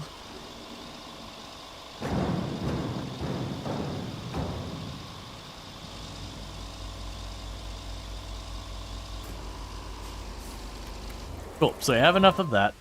Alright, so you failed here. And it's at the same spot. Actually, I'm not sure you're getting caught in the mud.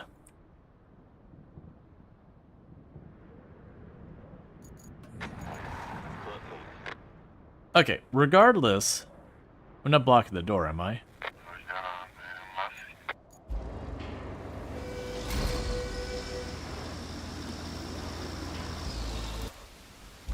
Alright, so we've got that going on, alright, so let's take a quick look. So we would get the pipes from... where are we? We get the pipes from here. And need to run them down to here. basically, I'm taking the exact route that vehicle's taking right now, except I stop here in the middle. Honestly, I think it would be good for the Wayfarer to do that. Let's grab the Wayfarer. Thank you, Randall, for 1812 for gifting a sub to Ian. And thank you, Randall Thor, for gifting a Tier 1 sub to Eonek. Eonek, you nice. Now have yourself some nice advertisement-free viewing as well as access to the emotes, whether you want them or not. So thank you, Randall Thor, for that support. It means a heck of a lot. I really do appreciate it. Alright. So what I need to do is go down this hill, get 10 of those pipes into the back of my car. Not the big ones we've been hauling, but the littler ones. The ones that they've got. And then take it right back up that hill. And that seems like a very short journey that should certainly not be a problem for any vehicle, no matter how sad to pull off. And it will be harrowing, and it will be dodgy, and there is with no certainty whether or not this vehicle will actually be able to accomplish it. Because while the Wayfarer can carry a lot, it's really bad at it. It doesn't have all-wheel drive, it doesn't have diff lock, it doesn't have any of the things you normally use to make any of that not awful. Right, let's go over here.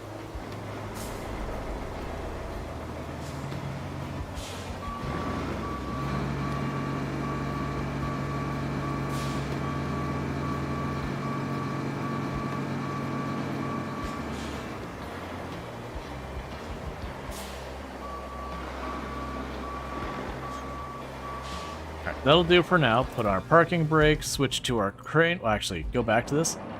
Okay. 1 pipe, 2 pipes, 3 pipes,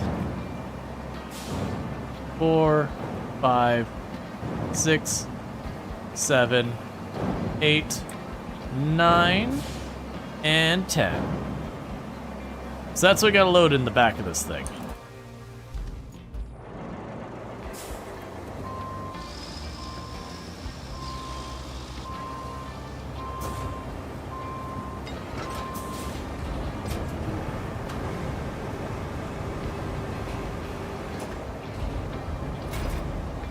Wrong button. That's on me.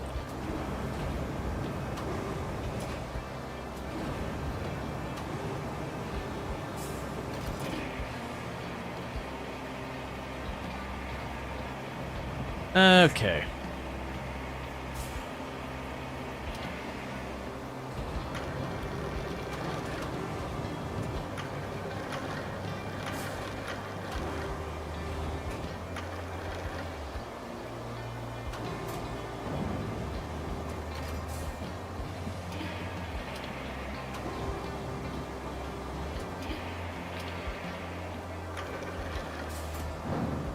Okay, that's 1.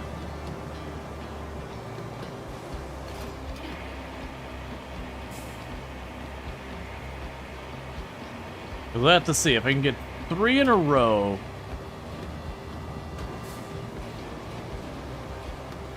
I'm all over the place, don't mind me. You can get 3 in a row, then we can fit that all in there.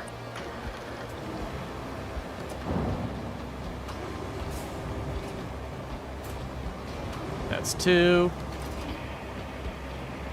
Alright. Good so far. Let's probably start with stacking them not all the way up there.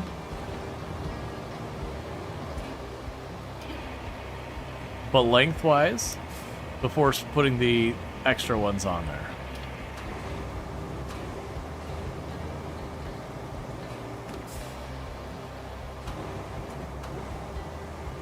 There we go.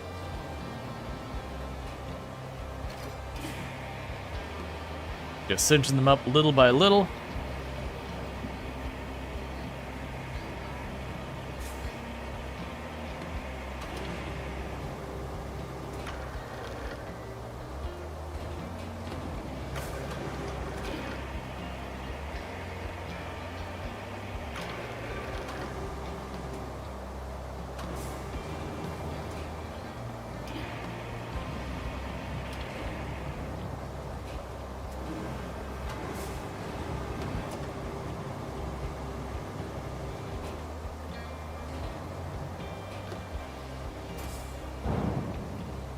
Okay, I'll deal with that in a minute.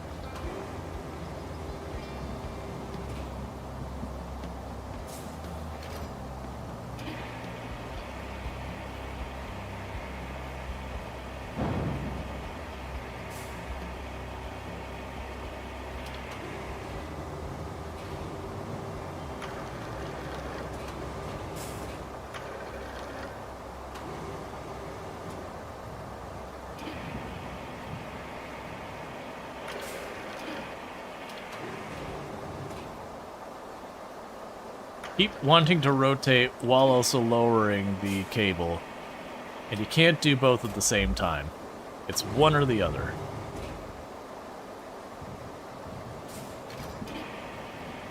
Alright, so use this one to shove the other one there.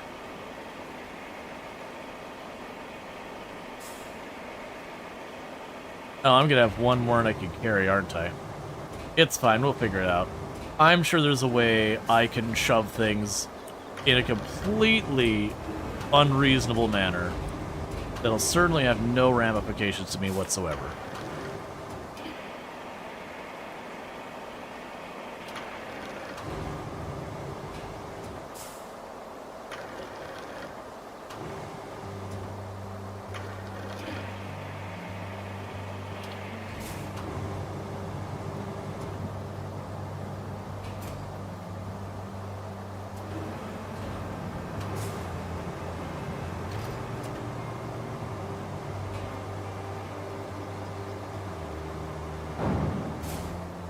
Cool.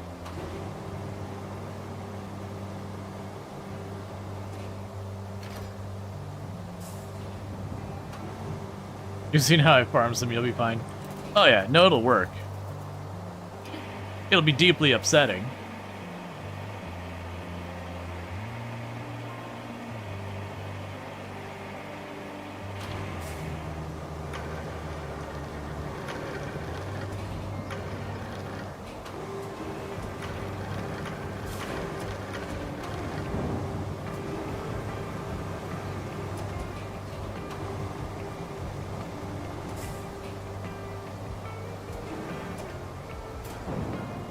There we go.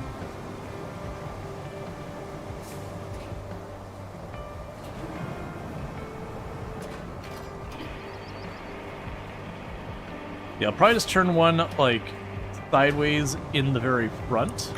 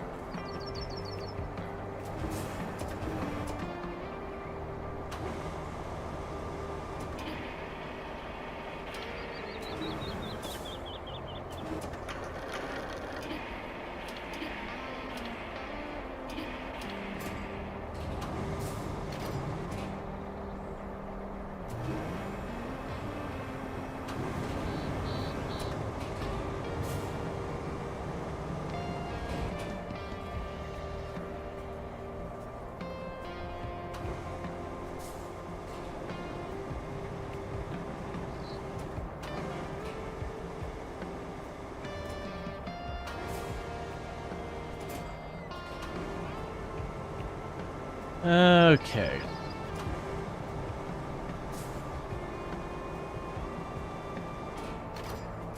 Yeah, that's the question mark, is if it'll let me strap them all down.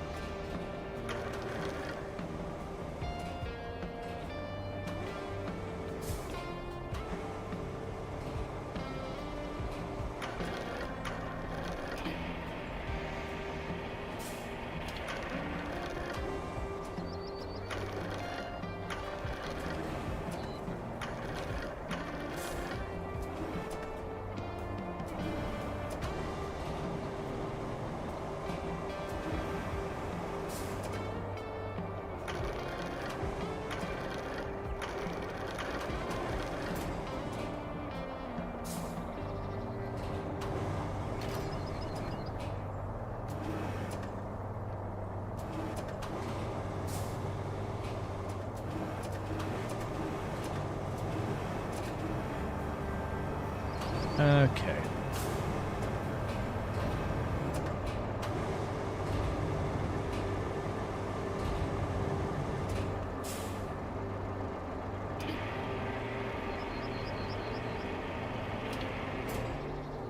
And now the last one. Did you end up finishing up all the dares? Nah, I still have 6 left. So I've done like something like 8 or so of them. They've got like 6 left. Honestly, this map wouldn't have been a very bad one to do one, because I have one where I have to do a road under a bridge. If it looks like I have one of my routes only needs like 1 or 2 more things to get done, that could be what we do, is I just quickly, under that ridiculous bridge that we made, I'll just chuck like a quick little teeny tiny road.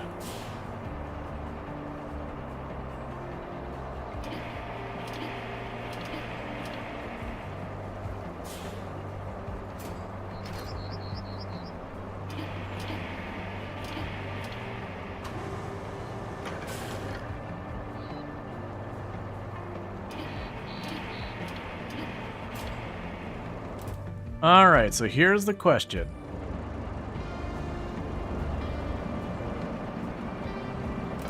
I do like that it's like, this is why you can't secure your cargo.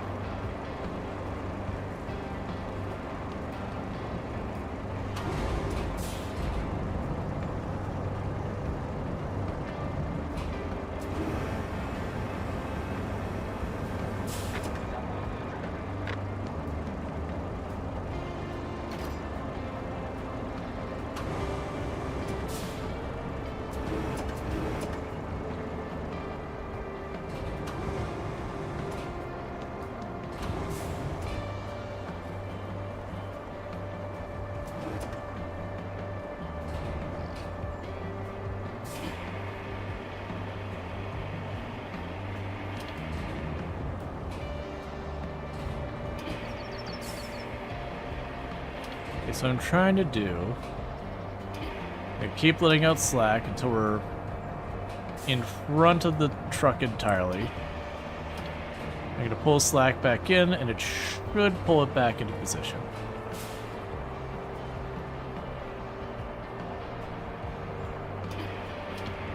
No. That's fine.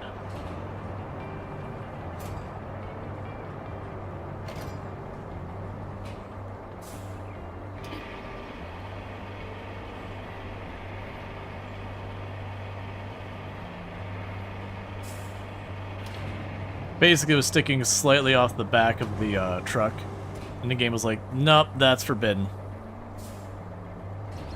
You can stack to the moon, but absolutely not acceptable.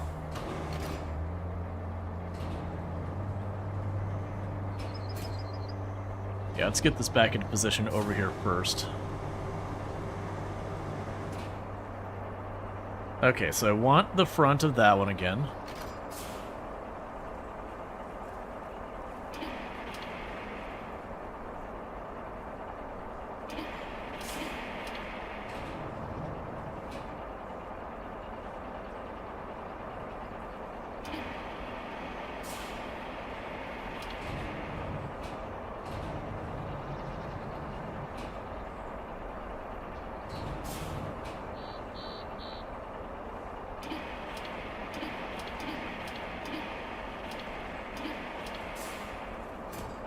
Alright, let's try that now.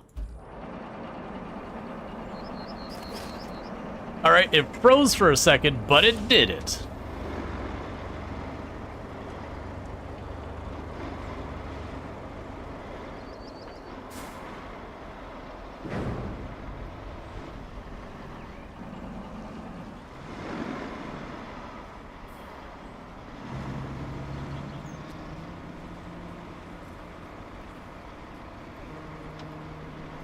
Like, the whole game just took a second. It's like, hang on, you want me to do what now? With, huh?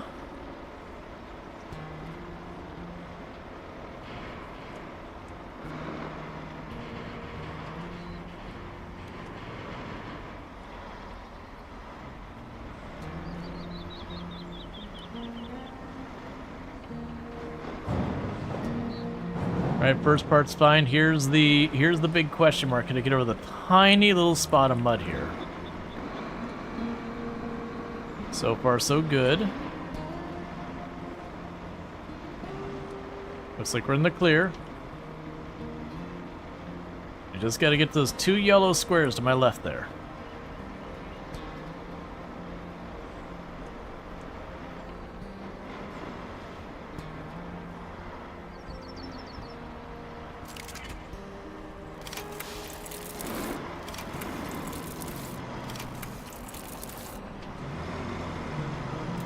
Alright, so objective complete, so we can go to our objectives, do this.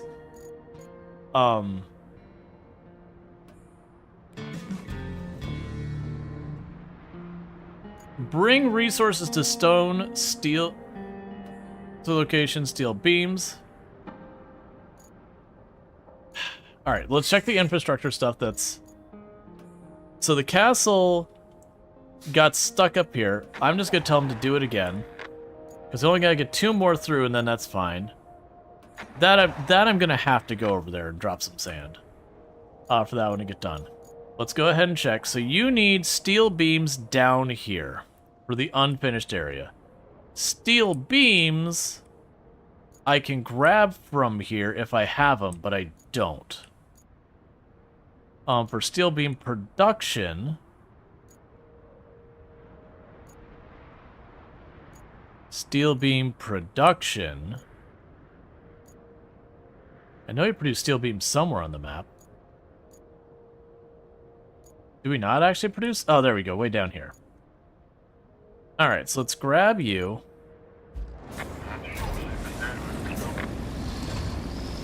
Get her to steel beam production. I need 9 steel beams.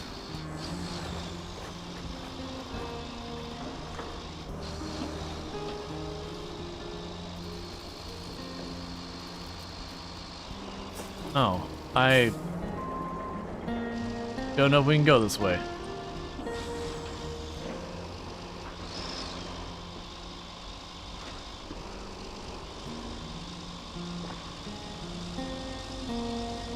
Come on.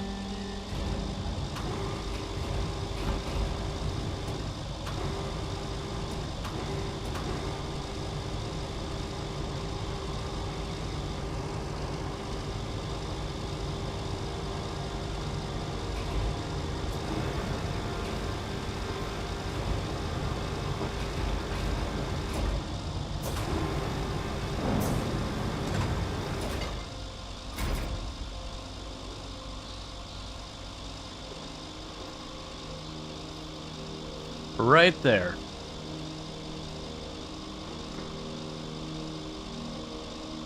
There we go. Just had to take her little arm there and give ourselves a little push.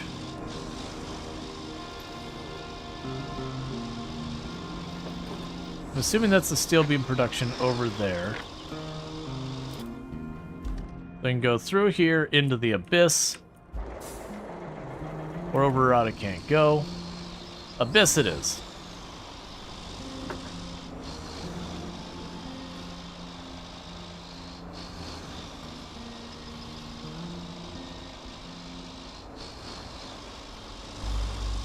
Actually looks like there's a path here I didn't notice.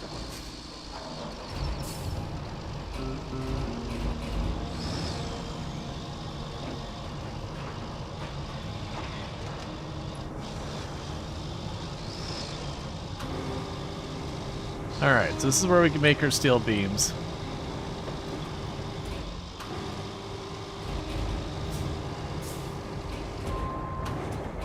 And have enough material for 0. Sweet.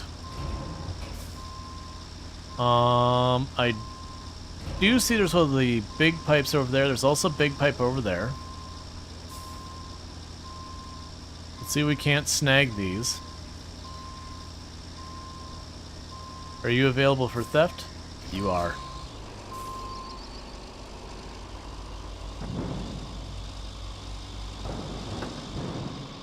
Alright.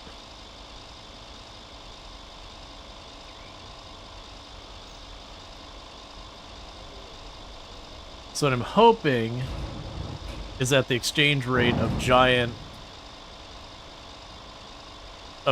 pipe is better than the exchange rate for steel pipe. And that is 3 steel beams for one of those. Cool, so you only need to grab 3. Sorry, that's not, well, 3 and some change. Yeah, so I know there's one over there, and there's another one on these trains that'll be a little harder to grab.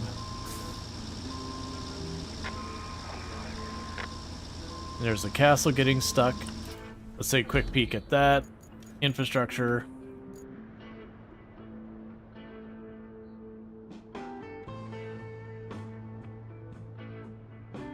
Really? That's where you're getting stuck?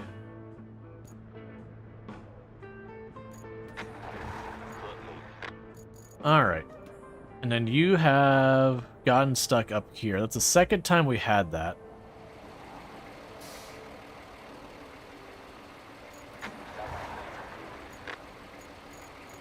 The rest all seems fine. Okay, let's go ahead and grab the next one.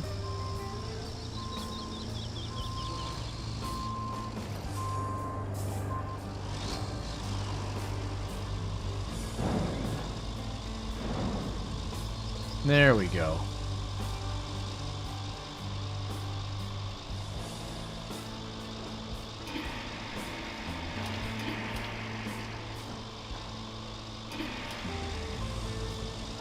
Alright, so just drop this off.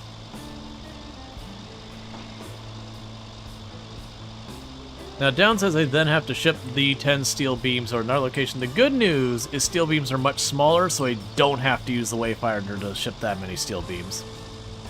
I should be able to just grab one of my trucks, like the mule or whatever, and do it. Now let's grab that last big pipe down here. Yeah, so one more pipe should do it. And then I'll just probably grab the mule. It should be able to handle 10 steel beams. It's got its own little crane, and it's a bit peppier than my other hauling vehicle.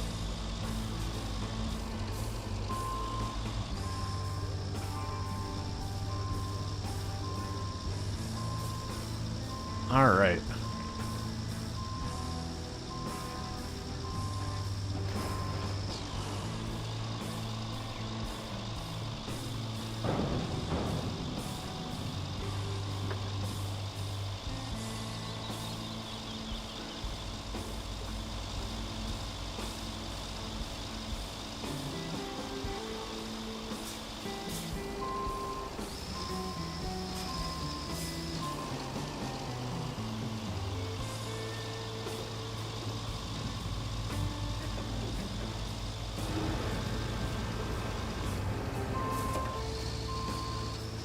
That should help with him messing with my turning. Making myself a bit top-heavy, though.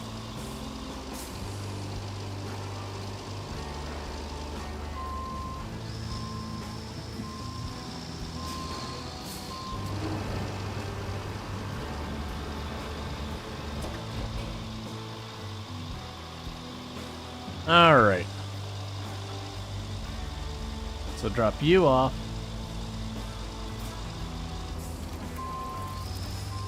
Okay, cool. So we've got more than enough for the 10 beams, so we can get this thing out of the way.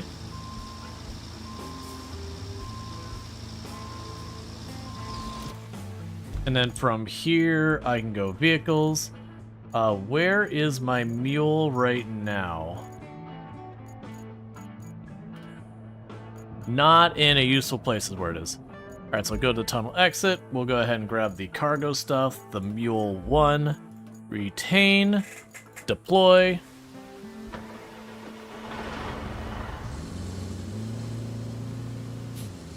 As you're on the second map, you're not sure if it's a coincidence, but your routes seem to fail faster when it's raining, as if degradation was worse. It could be.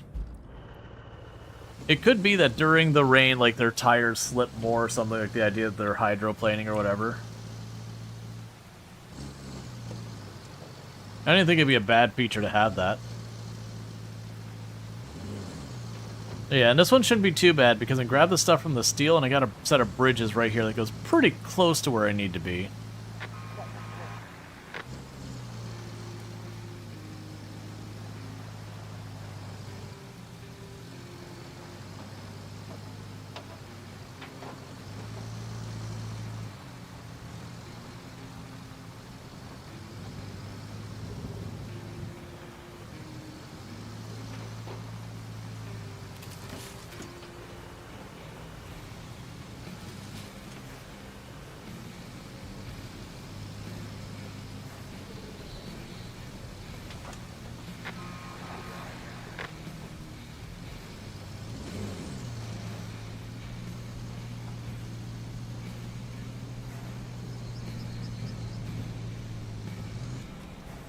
Alright, and we just get right over here.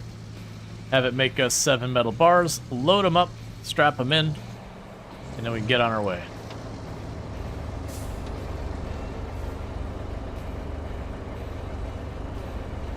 You get just enough time to load them in before grabbing the next one. So I don't end up losing the bars and have to drag more junk over here.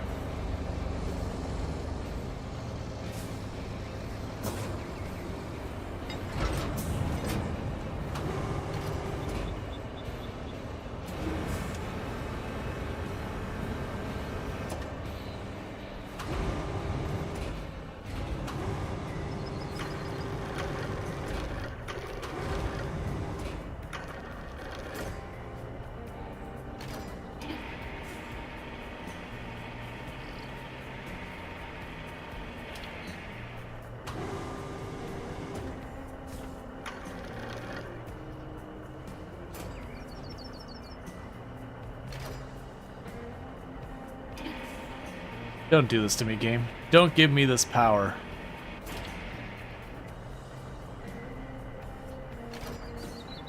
I was seeing if I could just stack them like one after the other in the exact same spot. And have like one giant straight up pile or something like that.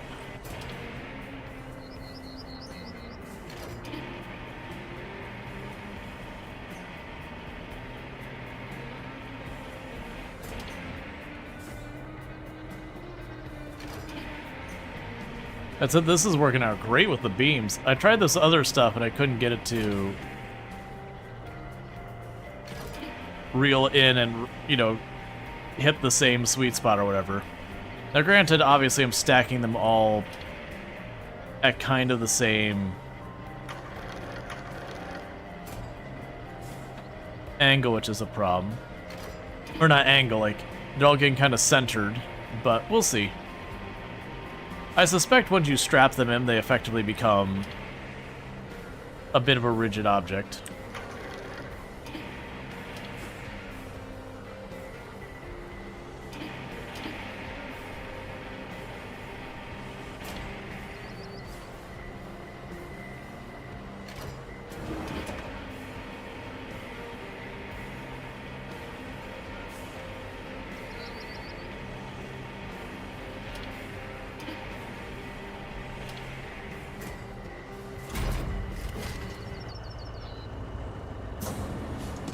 Okay. We got all 10 beams loaded. So, we're gonna cross these bridges so we go right back up the way it came. Made it look a lot easier than it was for me. Yeah, so I've been adjusting. The one thing I found that I didn't notice at first, like I literally didn't even notice till this stream, is that if you hold right mouse button, you can just reel just the cable in and out, which means you can effectively draw whatever you're trying to pick up to the point your arm is. So it kind of can help you like move stuff around a little bit.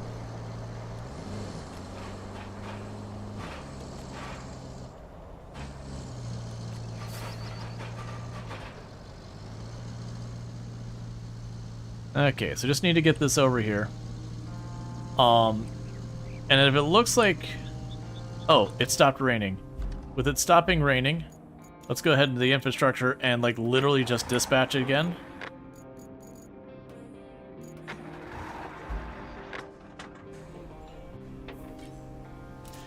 Alright.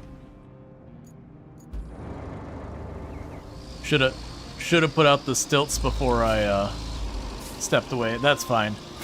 I happen to have this right nearby. I can just pick it back up and we'll be good.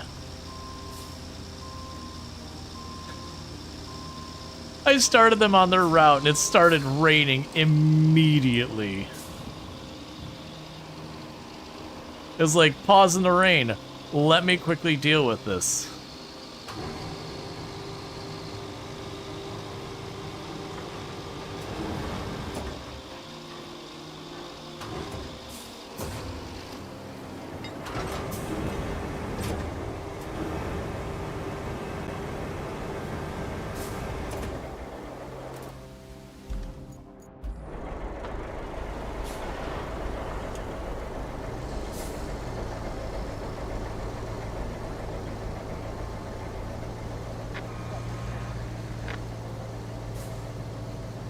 Yeah, like I said, what I'll probably just need to do is that one route that keeps failing, I probably just need to toss like one thing of sand down on it where it's getting caught up in the muck, and then smooth it out. And then for the castle, I probably just need to go up there. There might be a stone in the path, or I might need to smooth out a spot. Like, that could be a couple different things. But regardless, I'm not super worried about it. You are struggling more than I'd expect with how little you have in there. I mean, those wheels are super sunk, so maybe I'm underestimating the weight of those steel beams versus, like, the steel pipe and concrete blocks. Still, I think it'll be fine. We just cut across all these bridges, and then it's just down on the right.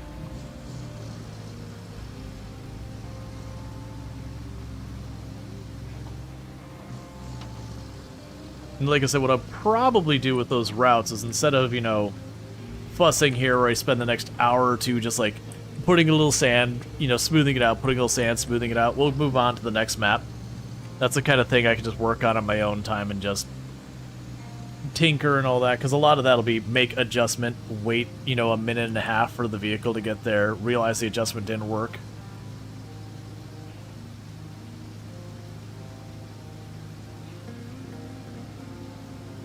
Perfect thing for me to do while in wind down.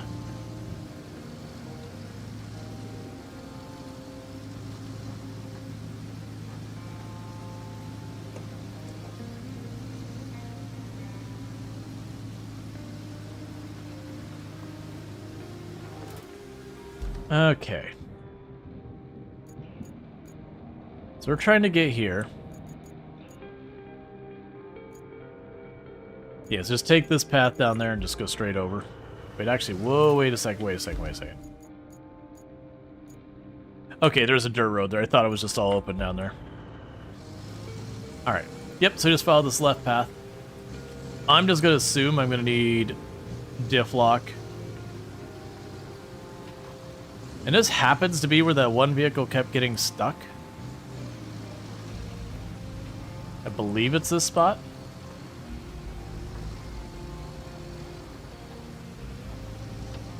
Yep, that's exactly what's going on here. It just needs some sand because it's mud, loose mud, just for that one little patch.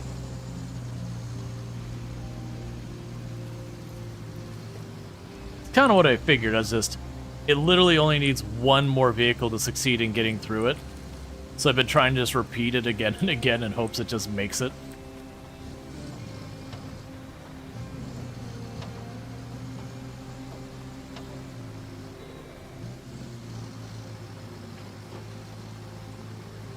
Yep, because that's where it has to stop, is right there. It's also those ones we could potentially summon it, since it's one more vehicle, just when it gets stuck, slam into the back, just give it a little nudge for that one spot.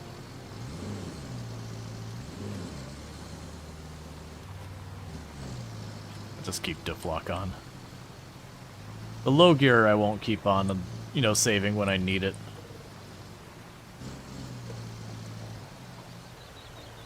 But diff lock doesn't seem to have that much of a negative. We're just leaving it on constantly.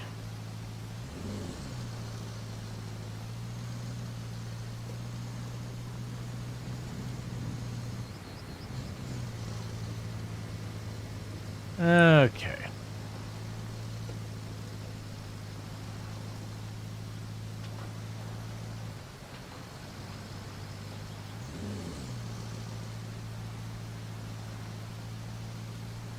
Let's cross this spot here, and it's just to the left.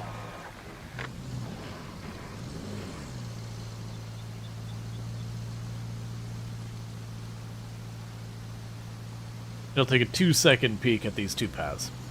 Since you just figured out how to locally share files so you don't have to download a game the boyfriend already has through Epic, not Steam.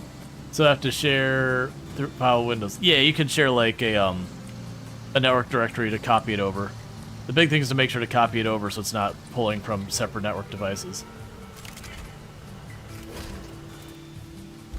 Alright, so let's go to our objectives. Boom, confirm.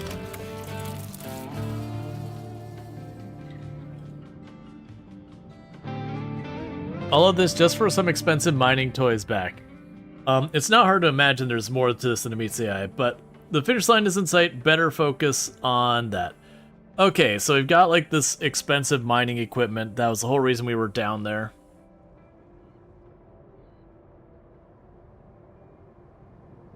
So did they actually lower the water level? Because that was the big thing we were trying to do, is that they were trying to run a pump and everything that we put in place. So I'm wondering if they actually will change the map that the water will disappear.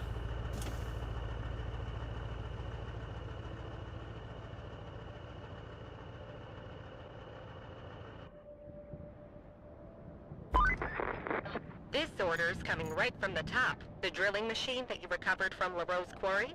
We need you to deliver it to the port. And the drilling machine from the lava quarry to the railway station. There's also other mining supplies for both locations. But you can plot a route for our trucks to deliver them. I know. That's a lot of hassle in drilling machines. Expensive ones too. So be careful with them. Okay. So I've got a drilling machine down here I need to move. Okay, so it's literally kind of the same package thing. Oh, I see what's happening here. Alright, so we're gonna need the mule to go down here. And then we've got...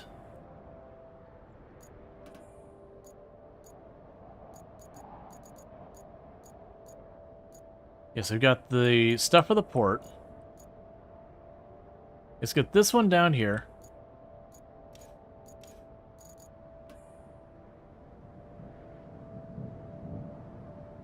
That one I'm not sure how that works. But yeah, so this one down here should be straightforward. The thing I need to do is we'll need to go down here to where our river base is. I'll need to grab the mule. And I need to... Yeah, so we need to go just south out of here and cross the bridge.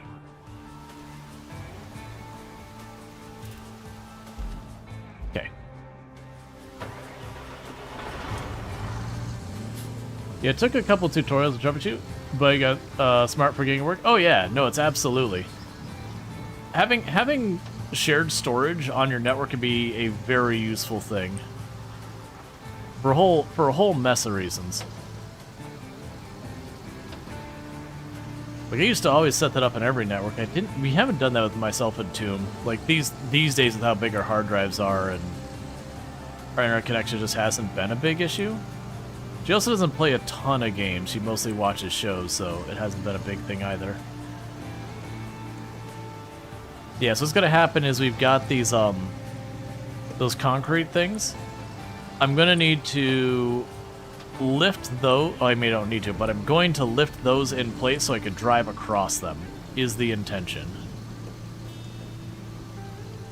If you failed to do that, it would still not be like a bricked run or anything. It just means you have to build a bridge. Yeah, no, I got it. No, absolutely makes sense. Even if it's not that big a game, once you get like a shared network storage, it could be a pretty straightforward process to get all moved over. There's also a couple different ways you can set up. Both are pros and cons, but none of them are bad. Oh, there's the spy one. It's between these two. Yeah, because this machinery I just chuck in the back. The machinery on the far other side looks much bigger, so I'm not sure if I could chuck it on the back of this, or if I need the giant crane to lug it behind it, or how that's going to work.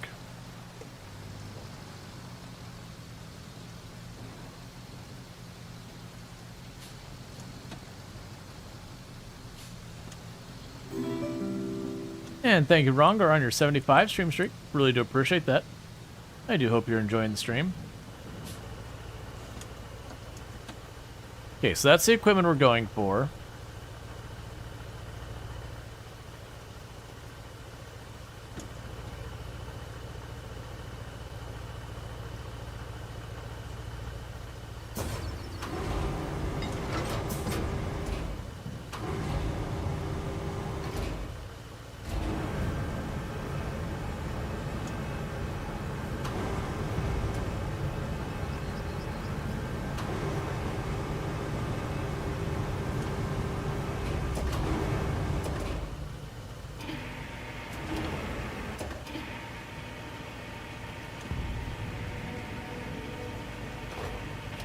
So I'm assuming it actually wants me to,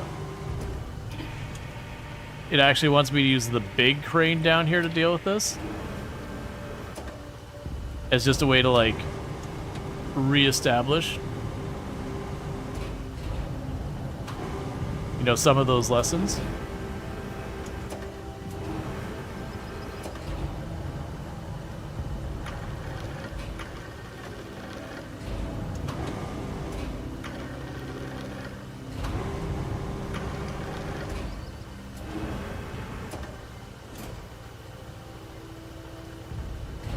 What do you mean I'm unable to secure the cargo?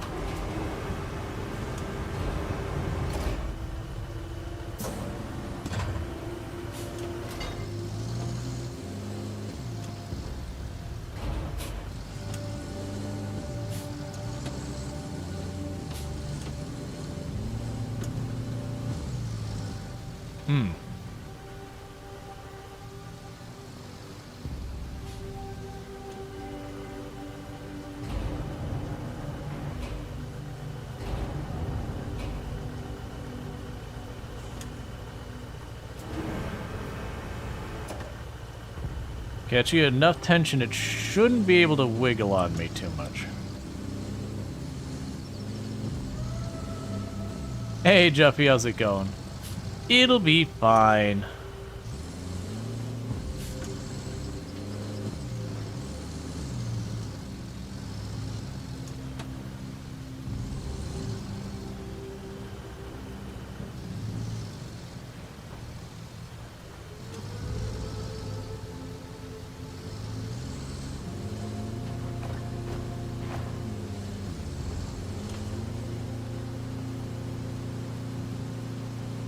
Let me just quickly check. Hey, hey Osha? Is this set up right? Like, is this the OSHA approved method of moving this? Okay, so we're good.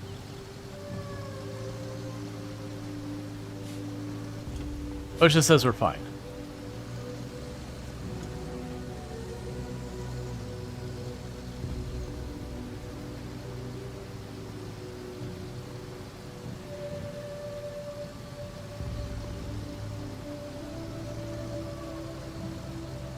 You're happy there's no system for damaging vehicles?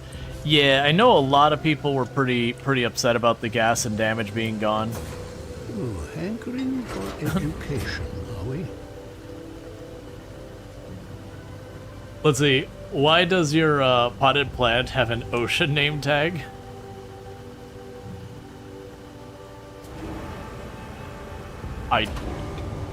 It doesn't? Didn't OSHA get dismissed? I have no idea.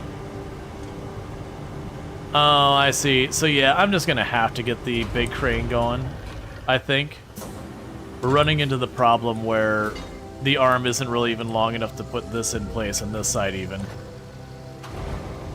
I'm just really hoping, I was really kind of hoping I wouldn't have to go and grab from way over. But you can see I'm struggling to put stuff in place because, like, literally lengthwise.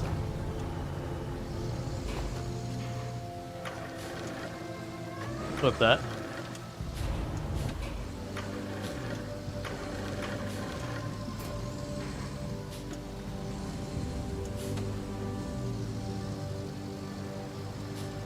Okay, that'll probably be fine. So what we could do here is change you to 1 point.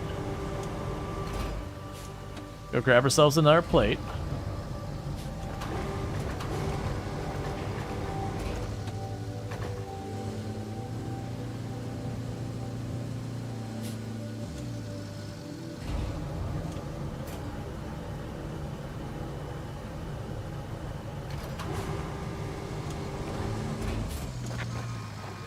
Alright. Yeah, I could fight with this all day, or I could just grab the crane. It's clearly they're like, this map, we gave you a big freaking crane.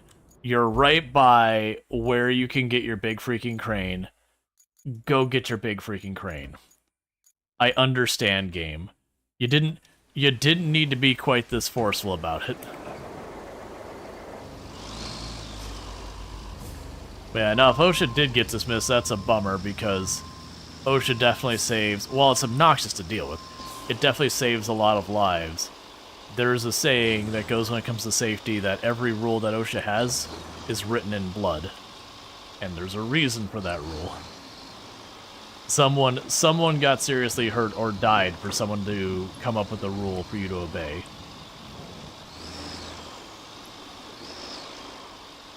And a lot of times the inherent danger isn't always obvious from the get-go.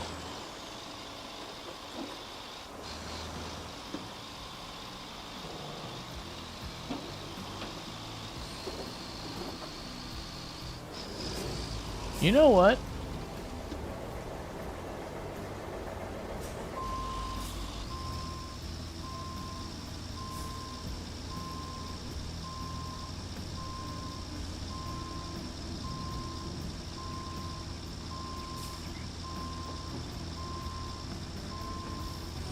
I might have an alternative solution. Why are you struggling so hard to go up that little rock? I feel like we might be pushing the limit of what this can reach. But that doesn't seem entirely impossible to reach. Yeah, it's secured. That's probably fine.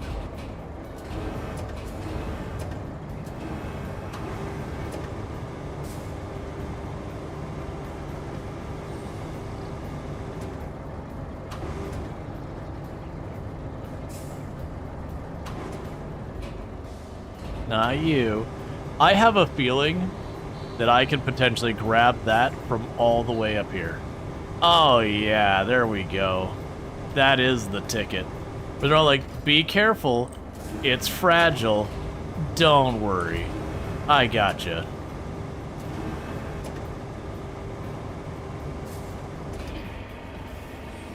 I see you, game, all like, hey, do this whole puzzle thing where you've got to put all of those precisely in like the little spots that we've set up for you.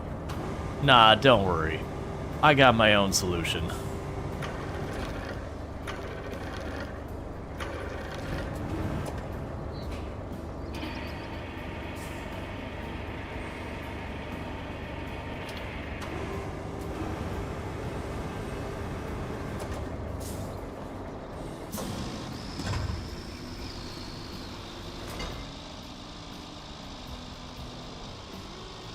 Speedrun strats going on.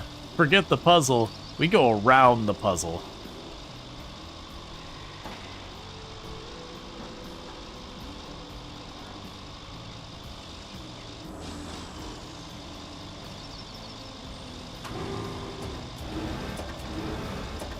There, a little bit higher. It's catching the ground just a bit.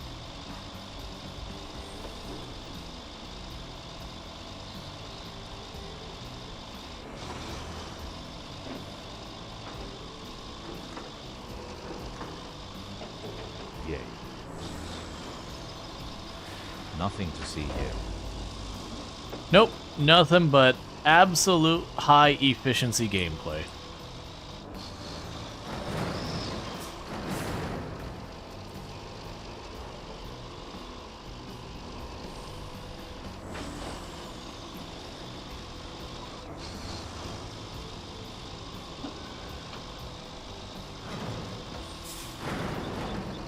It's fine.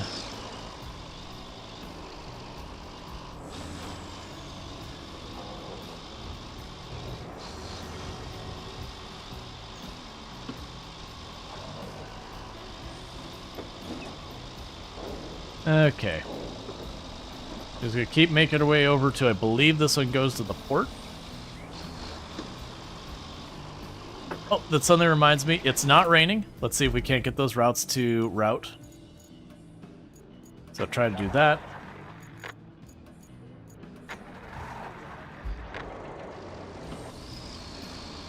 Okay.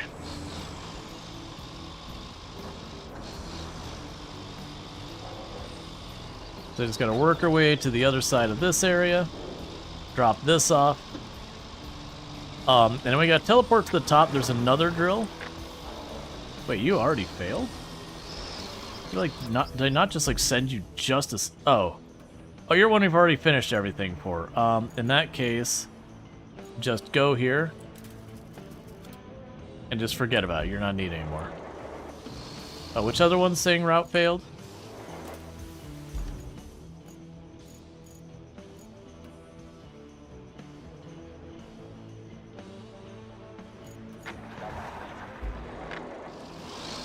Alright. Have to deal with that in a minute.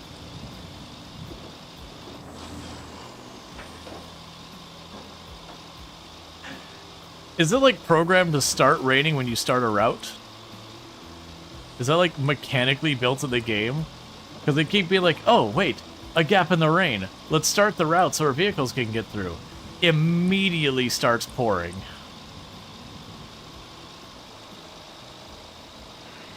That's like the third time in a row that's happened too. Alright, so where are we going? I'm going up here, so what we want to do is this area should be plenty shallow for us to cross.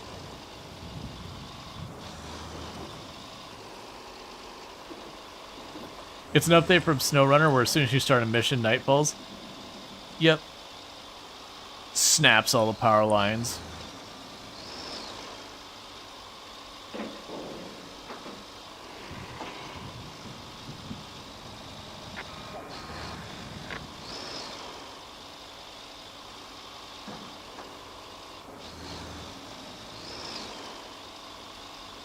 Yeah, so like I said, what I'll probably do is I'll let those routes just stay the way they are. That is...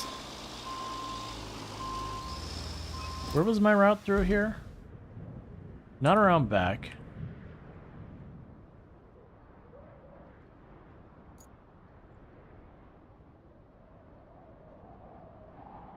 Oh, it's right there. Okay, okay. There's a land bridge, or like a shallow dip spot over there.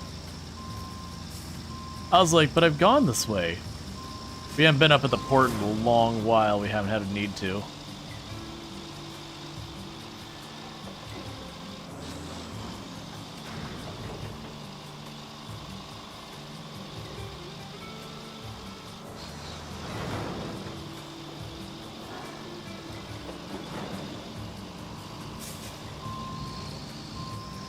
Yeah, so that's the spot we're going right there. And I believe they just need to load it up on the barge, which I assume will require the big crane.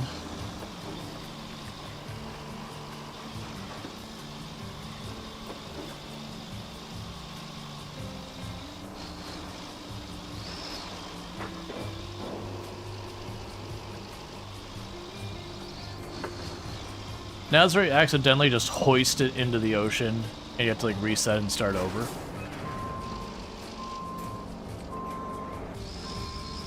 Cool.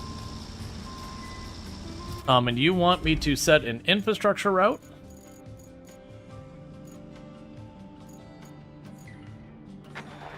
Dispatch you.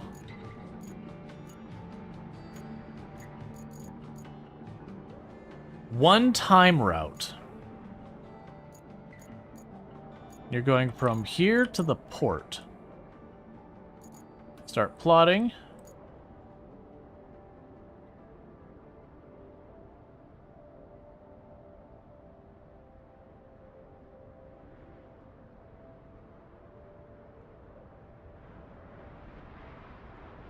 Trying to go around that dirt patch over there where it's going to be all soft.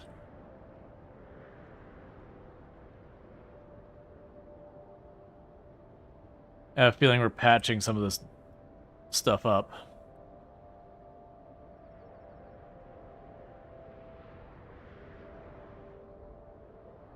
Alright, hold up.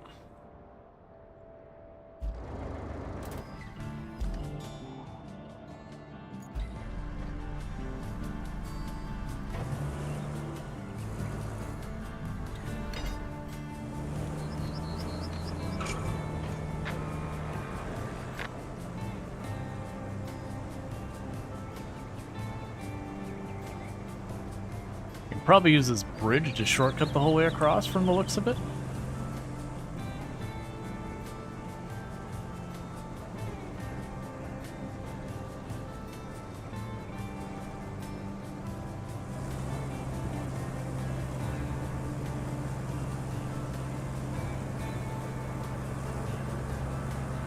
Okay.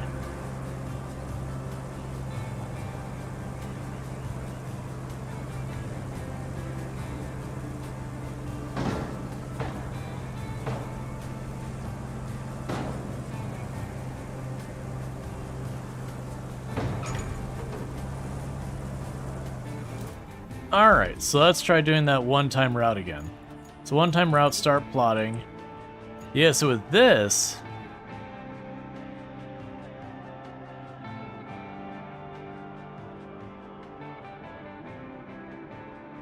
Can't see what's happening here.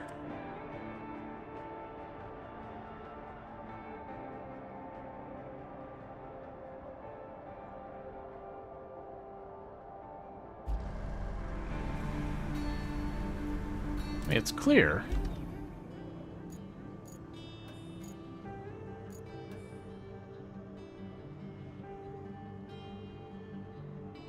Okay, we'll take it. Just have to take it all the way across.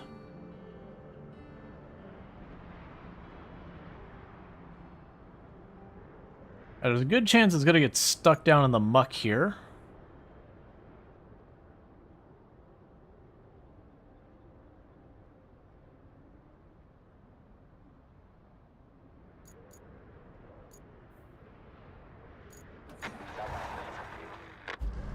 Oh, a wayfinder. It doesn't have a chance. Get you out of the way.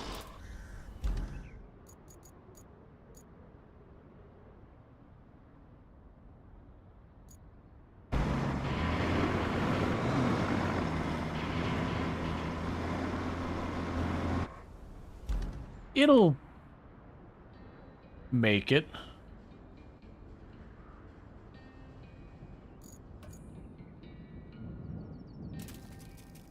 Alright, so let's try bringing you a little bit over here. Bring you a bit over there. Try it again. Because it says it's a one-time route, so literally I just have to get the vehicle through one time. And it should be happy.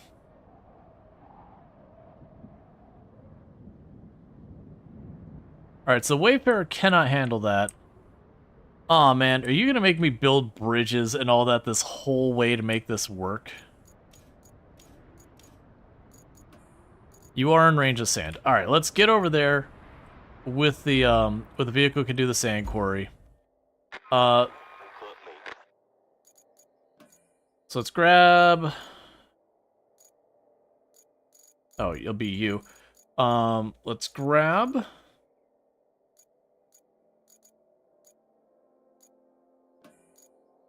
you. So retain, confirm, deploy.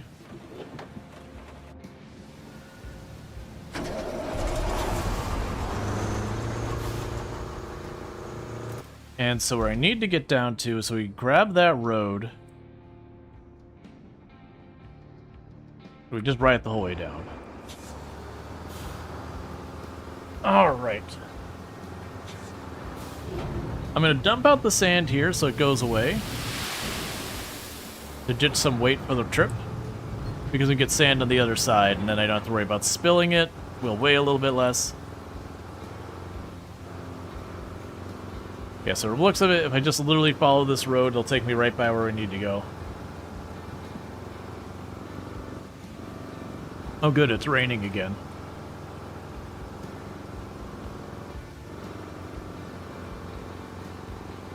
Now the good news is, this is actually taking me directly next to where one of my other routes isn't working. What?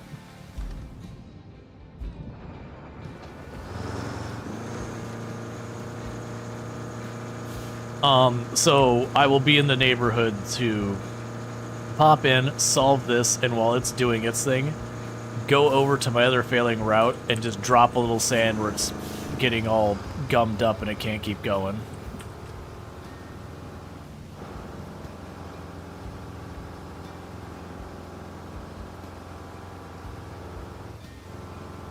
All right.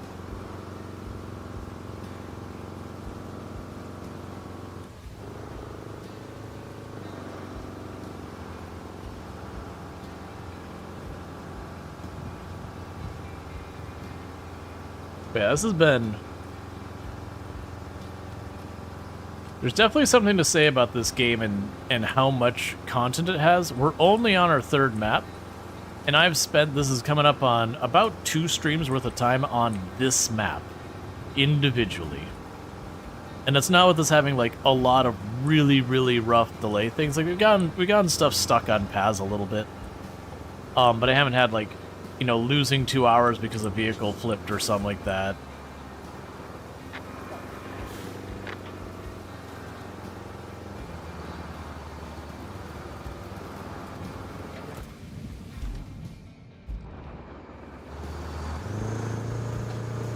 Go down this way. And I haven't done any, like, the only big project we did was the ramp going up to the castle. And honestly, I feel like that ramp going up to the castle probably saved us a lot of headache of the vehicles getting stuck on all those tiny little rocks the whole way up the other path.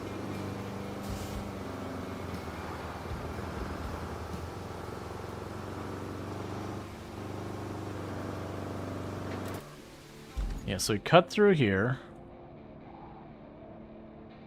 No, we want to take the next right, then a left. I don't want to keep following this road.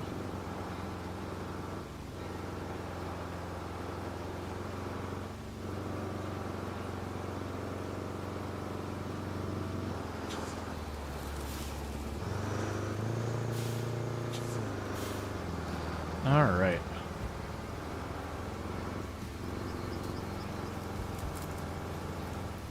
You're getting pretty close to the point with money-wise I'll possibly be able to, like, buy another vehicle again.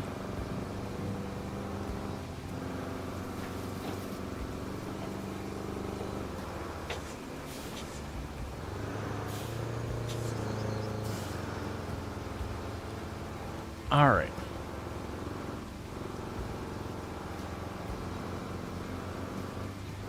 Yeah, so you want to get down there by the railroad track, but not right here. More where you see that kind of archway thing over there.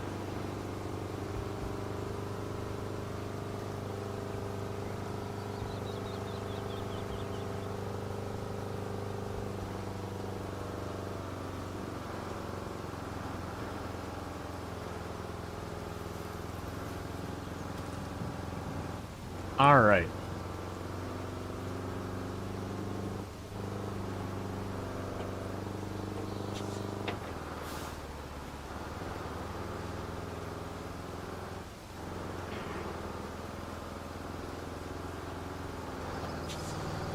Can I push you with this? Can this handle pushing 2 of those? Probably not, but...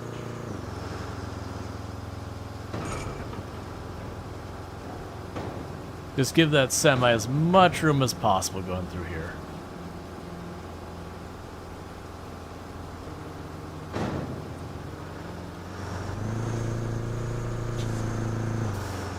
Okay. So, now I just roll on down here. Deal with that in a minute.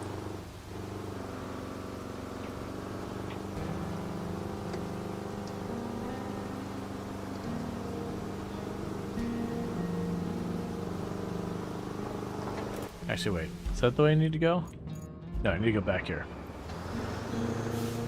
Alright, so the issue we have is there's a little area where it goes over the top of where the mine entrance is, and it gets stuck there. And this is another spot we'll probably have to fill in sand. And this area might have to fill in sand. And this is the area that the truck is actually getting stuck that we definitely have to fill in sand. You get the idea. I need to drop some heckin' sand. And all of this for a route we're going to use a singular time.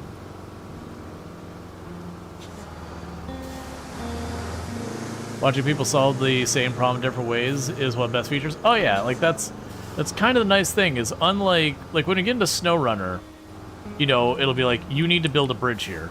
And you're just like, alright, I guess I'm building a bridge here. Like, nothing wrong with that, it's just, you're building a bridge there. you know, creative solutions don't matter. It's literally your mission objective to build a bridge there. And otherwise, it's kind of just, you have a couple different routes and you kind of have to choose which one you want to do.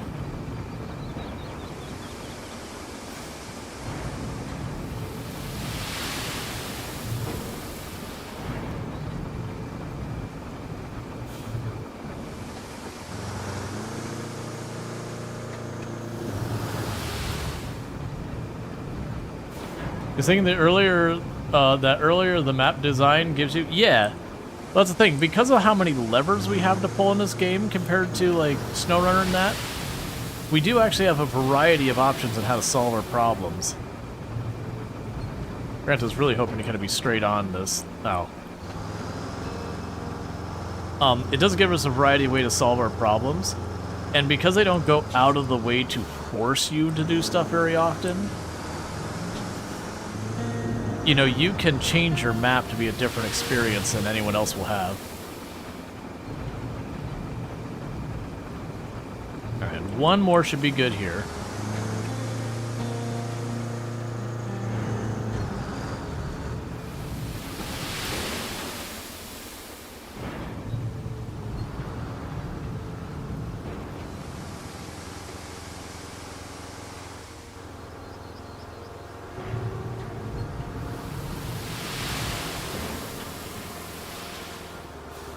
And it is a wayfarer, which means mud is a no-go.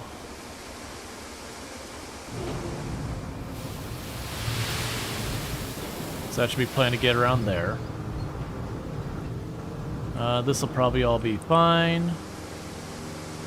That'll be fine. This will be fine.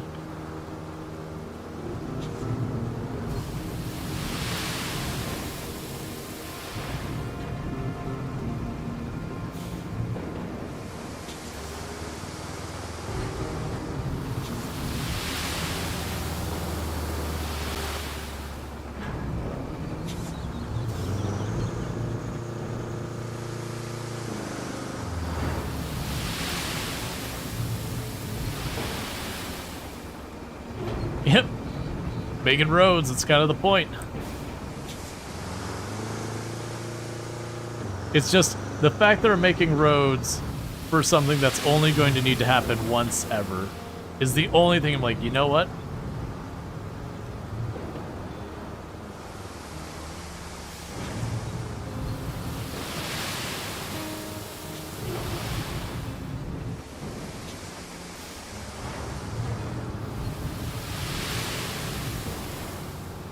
Okay, so where are we going from here? Yeah, so... Yeah, I believe you have it going... I have it going this way.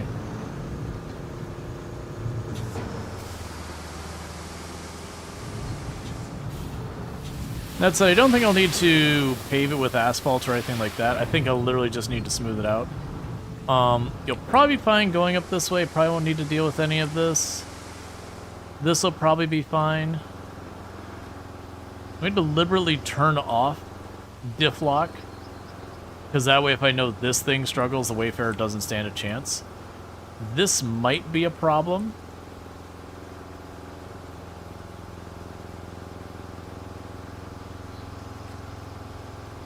Yeah, that hill might be a problem. Meanwhile, we could take a look. There was somewhere right here that I had a problem with a different route getting stuck with all the rain. If it's like right here, we will fix that while we're in the neighborhood. Alright, so infrastructure, this is a one-time route. You're not going to succeed, but I'll send you anyways. You're not going to succeed, so I'll send you anyways. You haven't gotten stuck there this whole time.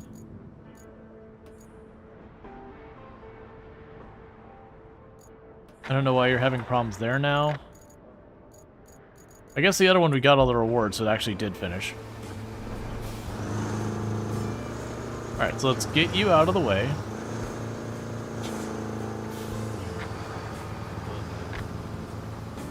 What do you mean I didn't get to the port? That checks out. Pretty much exactly what you'd expect. Grab you. I need... You retain, confirm, deploy, confirm.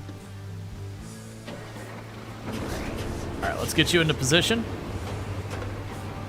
So we can level out that area. And get that going.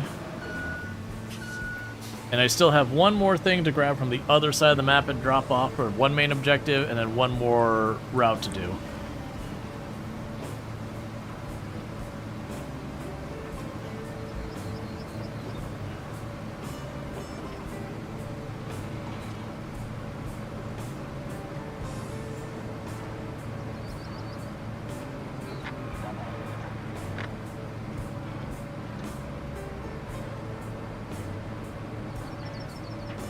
All right. But yeah, that's I think after stream, like once you've finished this map, those little handful of routes that I just need to patch a spot here and there, I'll do those after stream. We'll work on actual objectives. Because those ones we've already finished more than once. It's just for some reason they're having an issue with one of the later vehicles, so I could get a little bit more money and renown. But that's it. So that's more like achievement chasing. Because honestly, with the castle, we've gotten more than half of them through. But some of the later ones are getting stuck. I might even be that maybe the vehicles change at some point, so they send like the crappy little van a whole bunch of times. And then after a while, it like kicks up to a larger SUV or something like that. So that, you know, maybe at the beginning your route works, but then they kick up the vehicle to be a little bit tougher. I haven't really paid attention.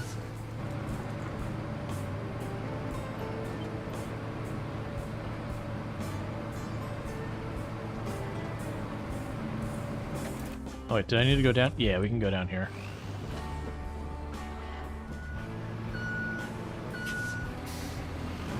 Because then we can level the ground out, and that should be enough for the Wayfarer to get through there. I'm sure I'll have to do some like tweaks on the route a little bit, where like, you know, I'll have one spot like where we get on the railroad track. You can see that being a spot that's a pain point where if I don't have it lined up perfectly, it rubs up against one of the sides and then falls off or whatever, like tips over, that kind of thing.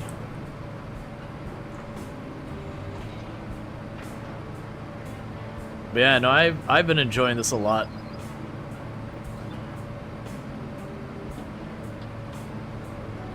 I do know after we binged this a little bit, and, you know, with the SnowRunner stuff as well. Was that my turn back there?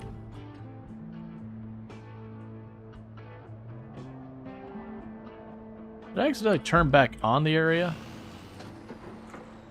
But, like, with us doing SnowRun and all that, I'm sure my community is going to want a little bit of a break from this.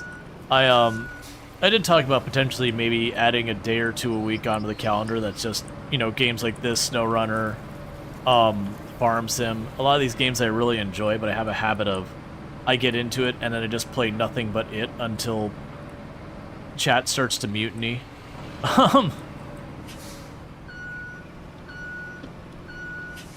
So I'm kind of feeling like I can put it just a day or two on the calendar. I'll get to indulge that more, and I think it'll keep people from getting a little bit burnt out on it as fast. Just dip the toe in.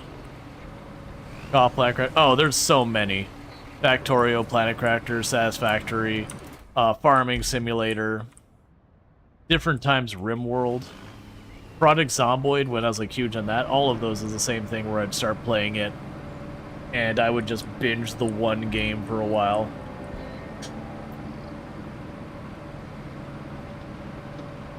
Binge it till I had nothing left to offer me. Hyperfixations go crazy? Yep.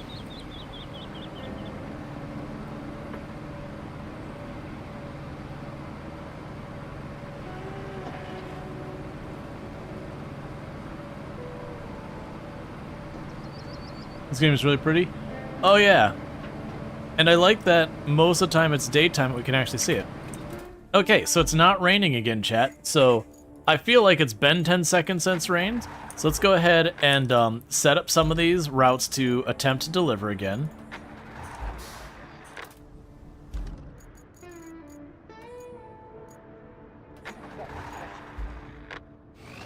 Because now I just want to confirm that.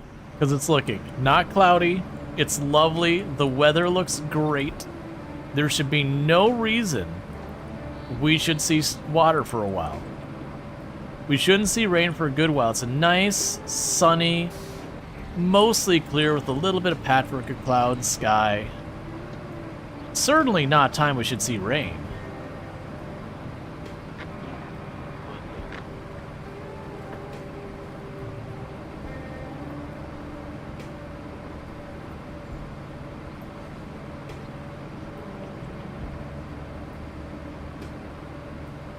RimWorld's the one you see the most? Yeah, no, I play a lot of RimWorld. Like, there's no doubt behind that.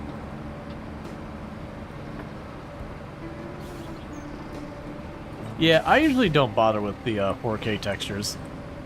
Like, they do make the game look better, but it is kind of one of those things that quite often it's like, okay, how much better is it versus what's the performance implication?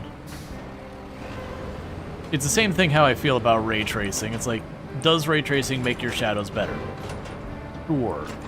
It also, like, hits your frame rate by, like, 30%. So generally, I'd rather have my frame rate. That was one of the routes. One of the routes is failing right by the beginning, just crossing a concrete slab, and I don't know why, because it didn't have problems forever. I need to go over there and actually look at it. It could just be, you know, as he moved around, some barrel or something got moved in the middle of it, and now, as they're trying to cross through, it gets caught under the wheels and the vehicle just gets stuck.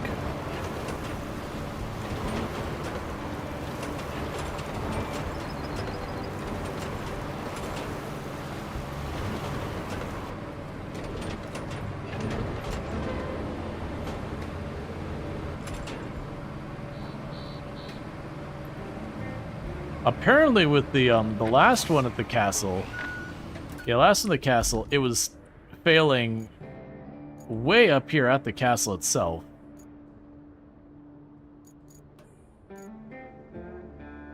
Why did you fail here? My assumption is it's the same thing where it occasionally gets caught on that train track, which is the same thing. I'll just put down sand, smooth it out so it's you know, gets grip. Basically the same exact thing we're doing here. Not worrying about like fully paving the road and everything. I don't think that'll be strictly necessary. If we have to, we have to, but I think this is literally just toss down some sand over the muddy spot so that it can just drive over the muddy spot.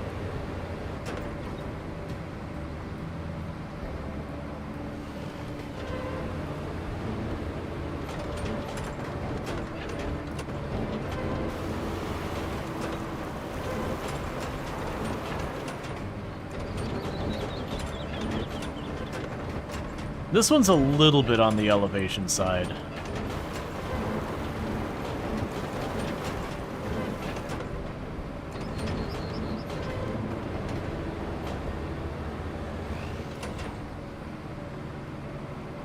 And notice that I'm also concerned about the Wayfarer getting too close to one edge or the other and just sliding on down the side.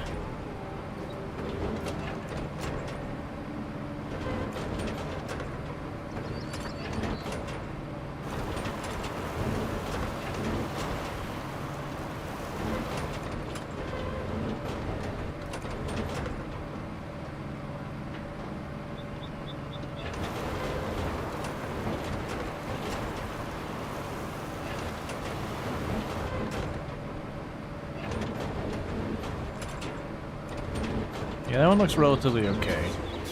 This still looks like you could use another pass. Again, just to give a little bit of leeway. The vehicles don't really precisely follow your route, they kind of try their best. So making a super narrow route can be tricky.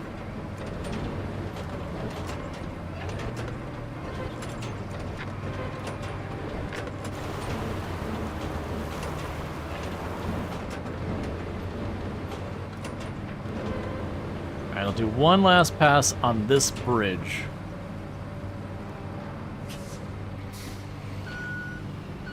On the far right side here. Just to make sure it's a bit wider.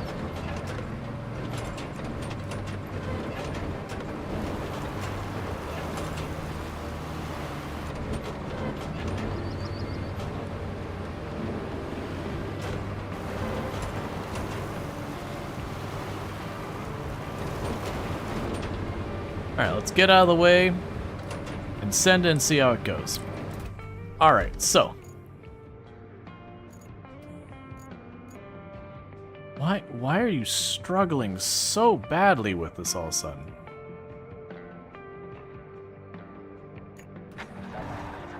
Like, of all the places to get stuck, it's just the one that surprised me there.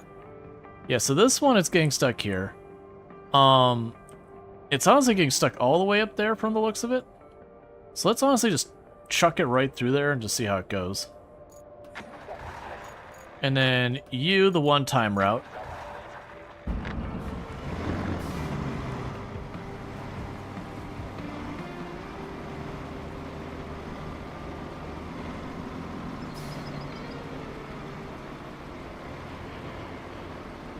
I need to adjust it in a little.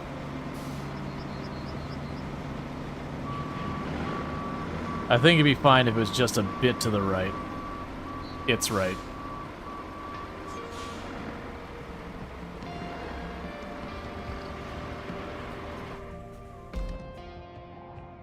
So let's go to...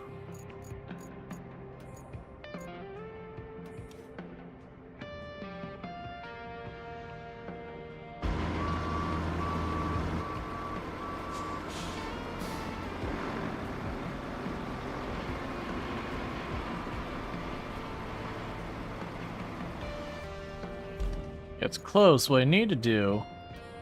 So I've got you plan the route. There we go. So cancel the route. You need to shift on down here.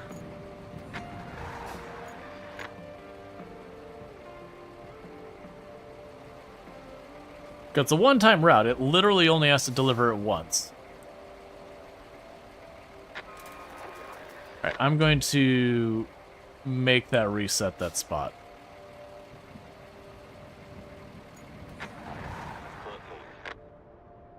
And did you fail in the exact same place you did last time?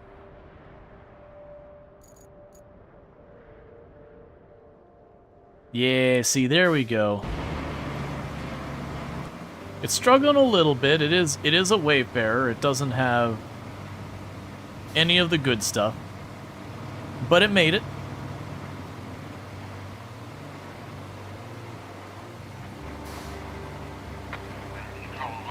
Oh, might have taken that too close to the left.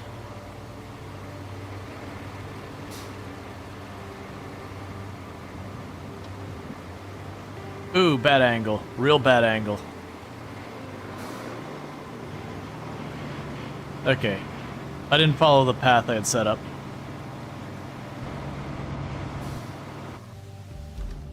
Alright, meanwhile, let's go check at the castle route.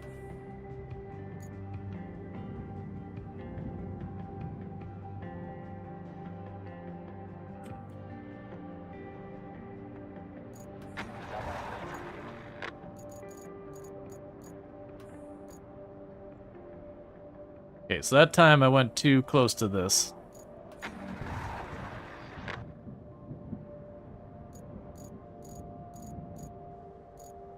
Alright, where's that one-time route?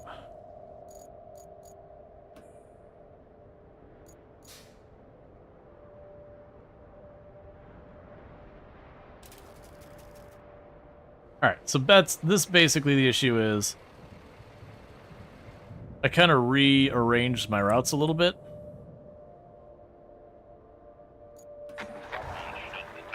So when I did that, this wasn't lined up because I had it sweeping this way instead of going across and around. Honestly, I probably could just move these up and go over that way, which might be what we do because I think that's loose dirt. So it's probably going up and around to this spot. You'll see right now it's doing okay. It's struggling a little bit with that incline. I think it will make it, though. It's when it gets that turn, what happens.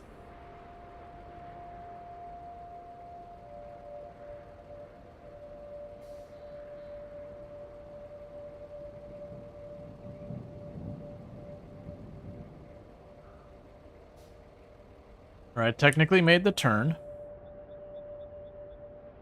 and then immediately got stuck.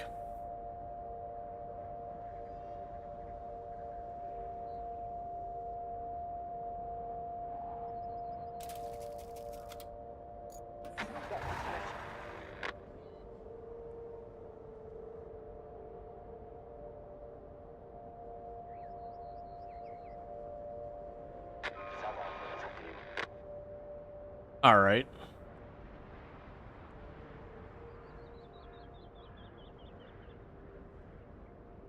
Okay, looks like it might make it over. Now let's see if it doesn't immediately roll over here.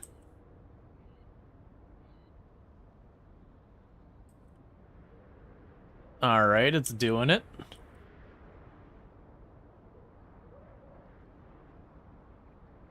That's a matter... Oh, that's not gonna work. That's way too steep of an angle. That's probably also no good there either.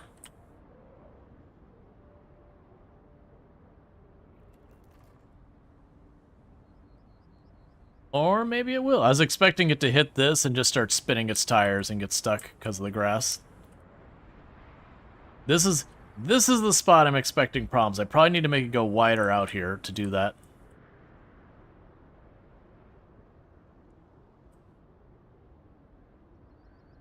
But yeah, I believe this is the one-time delivery. Literally, it just delivers it and we're done. I don't have to, like, make the route sound do again and again and again.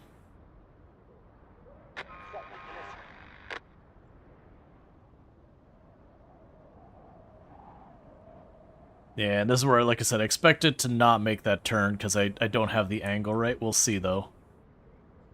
Oh, wait. It worked?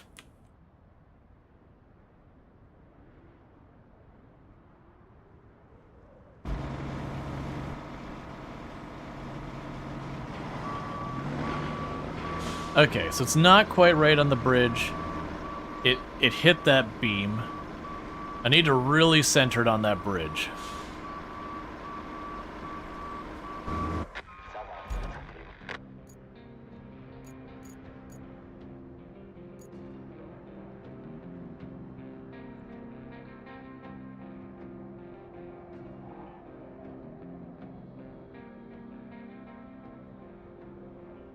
Let's go right here.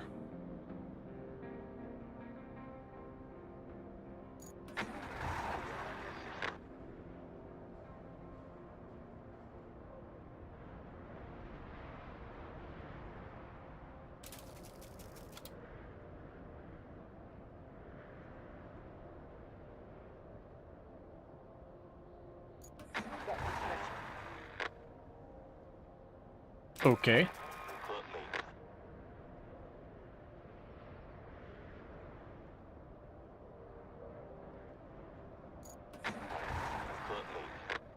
Alright. And I think there's actually an achievement for one of these for having them do their delivery across the bridge. I'm mostly using the bridge because the alternative is to go all the way out and around and all this nonsense, which is honestly probably not bad. Versus, you know, cutting a corner.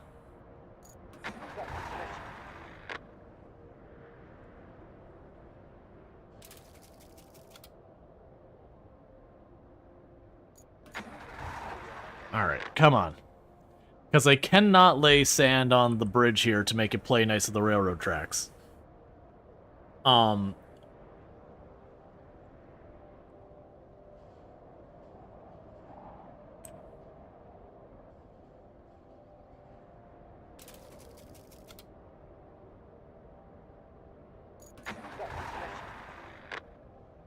Yeah, it's when it resets it gets itself to have problems.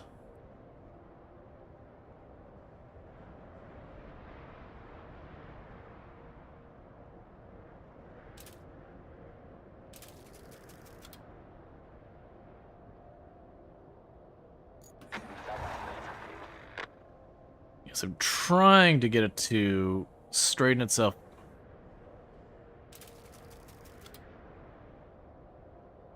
Straighten itself out more.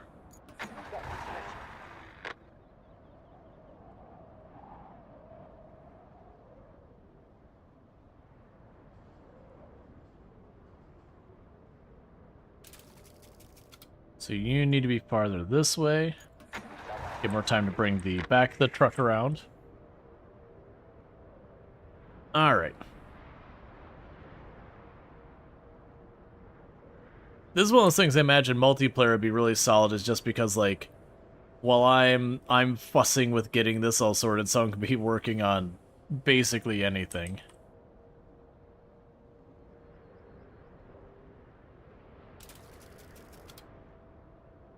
Shift you over more.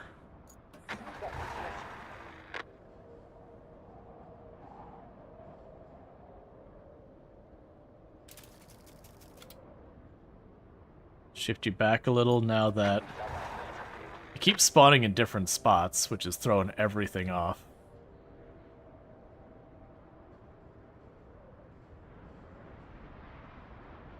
Okay, there was progress.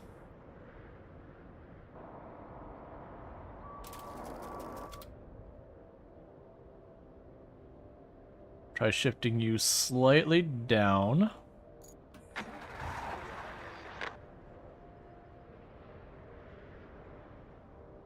Alright, so with appearing there, it doesn't work.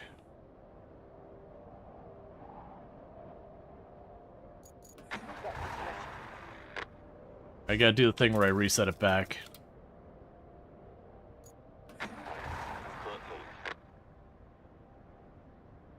So I can actually make those turns.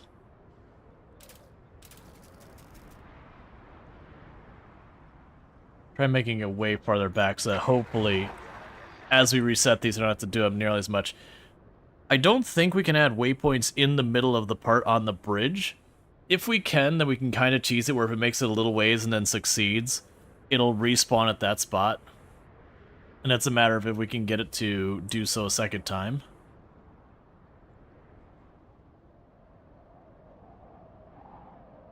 What are you stuck on here?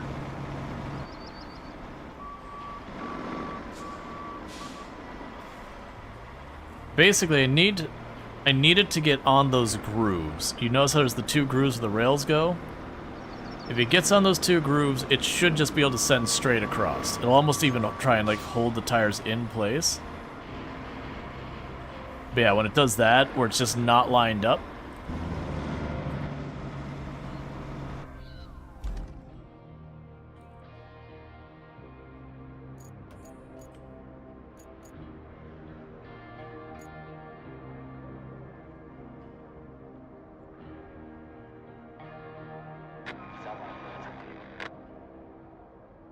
try bringing that up a little bit more.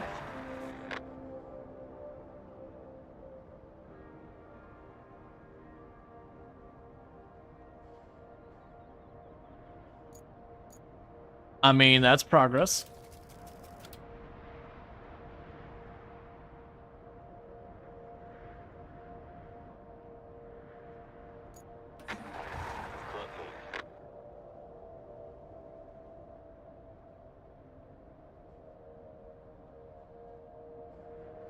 Doing it.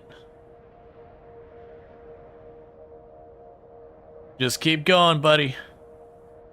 You're doing the magic.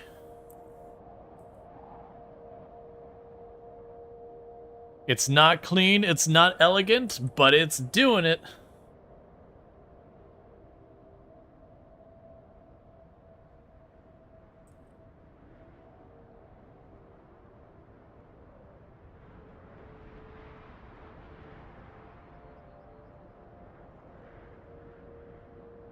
Yeah, like I figured, once the tire's gotten those grooves, they don't really have enough unless I hard turn it to get them back out of the grooves, or they hit one of these areas over here.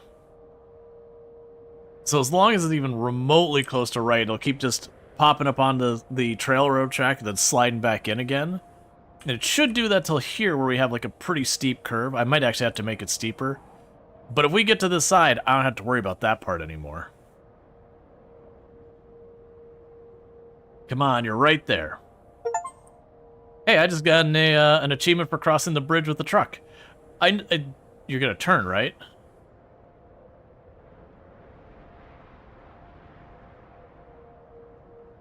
Can you back up and try? Back up, go for it. Go for it. You're right there, man. You're right there.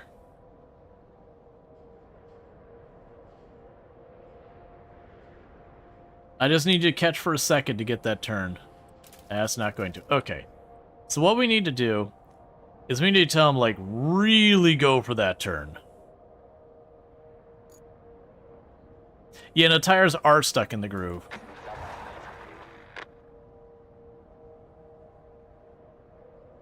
Of course, we're at reset help it as well. Got a couple of loose rocks there.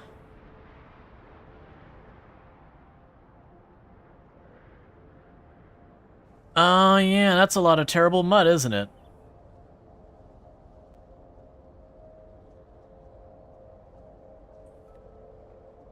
It'll probably be fine. We can reset and be like, yeah, you can do it again.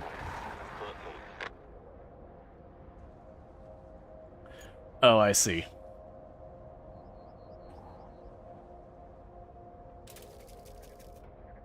So if I go like this, I'm gonna go really wide around it.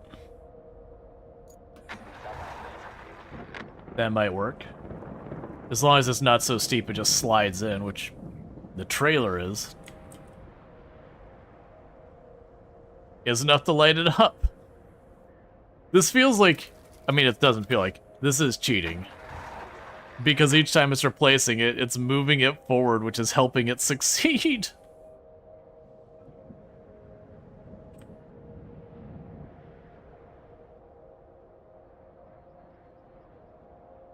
Still making progress, slow but steady. No, it's not.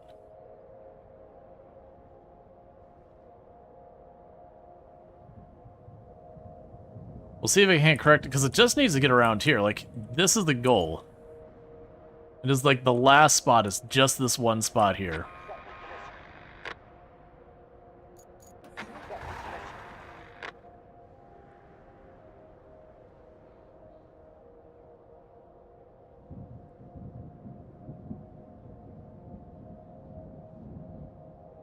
You're right there, man. No, you get sand over there? There is, but then I gotta go and get the vehicle, bring it all the way back over there. It'll take me like 5, 10, 15 minutes to do so. And this is a one-time route. I don't have to do it ever again.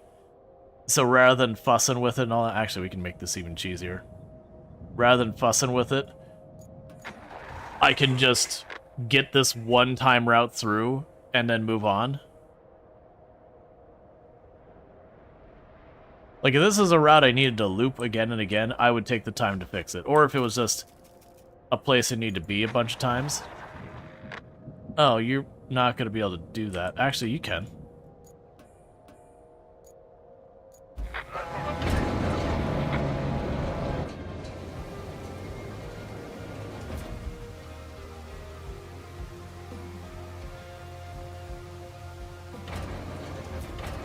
Oh, your track's... Right, your track's broken.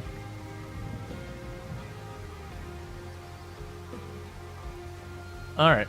Yeah, this is a sunken map. We're like right at the end of it.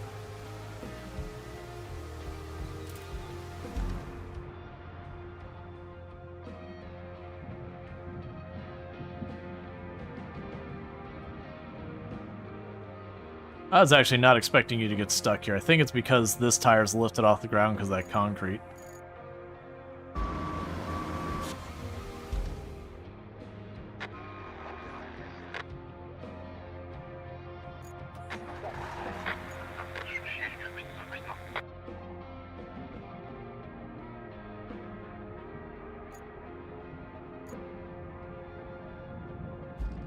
Let's hop out of this vehicle and see if that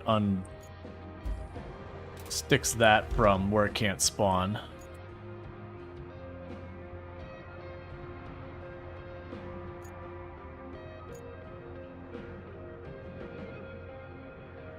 Yeah, no, and the maps definitely step up in a big way after the first couple.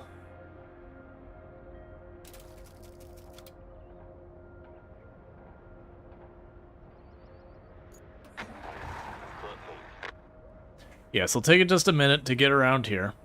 When we get it closer to this edge, it'll be out of the mud more. Yeah, because I don't have a good way to sneak around the back here. Unfortunately, this track's broken, so I can't move that one, versus the other one's got a good track.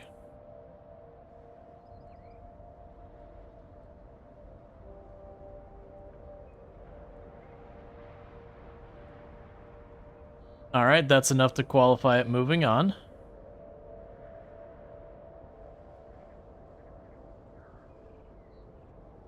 It's about to be out of the mud. It's just that back part of that trailer still dragging through the mud is the one thing holding it up. But it's inching forward. If it just... wait. We can just inch a little bit forward here where it could get just that little bit out of the mud. It'll just sail through the rest of this. Like, it might snag the trailer, so I might have to adjust around a little bit. Come on, man. You're right there. And then this will be this route done.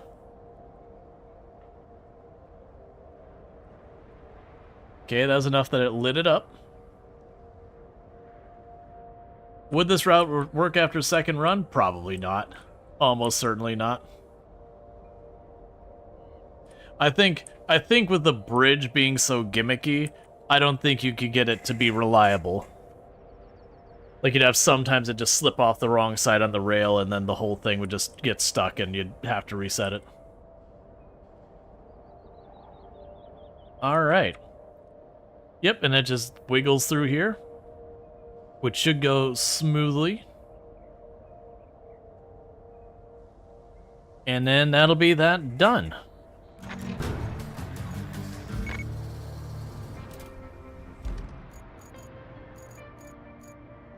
Okay, we'll tell that to try again.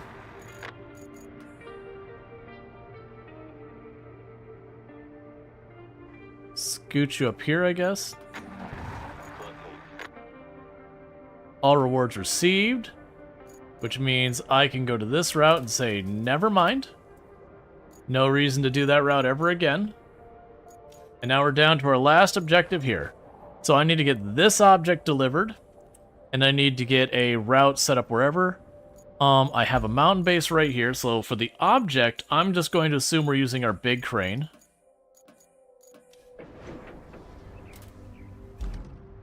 And the best way to get there would be go out the base camp. Yeah, go out the base camp to the right and follow around. Okay.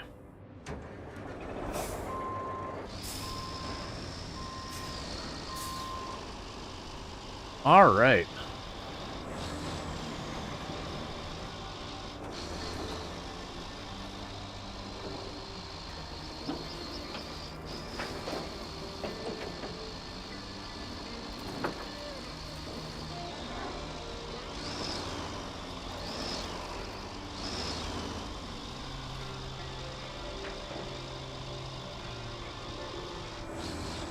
I need to watch as one of these routes goes under. We don't want that one. We want this one straight across, I believe.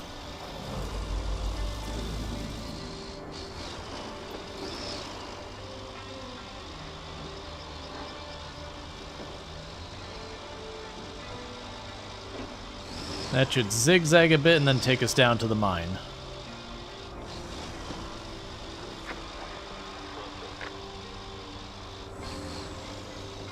Yeah, the castle one, literally all I need to do is just need to get a load of sand and just drop it over there. And I was promoted, I was like, oh yeah, my dump truck's over there. I was like, no, wait, no, it's not. It was over there, and then I moved it.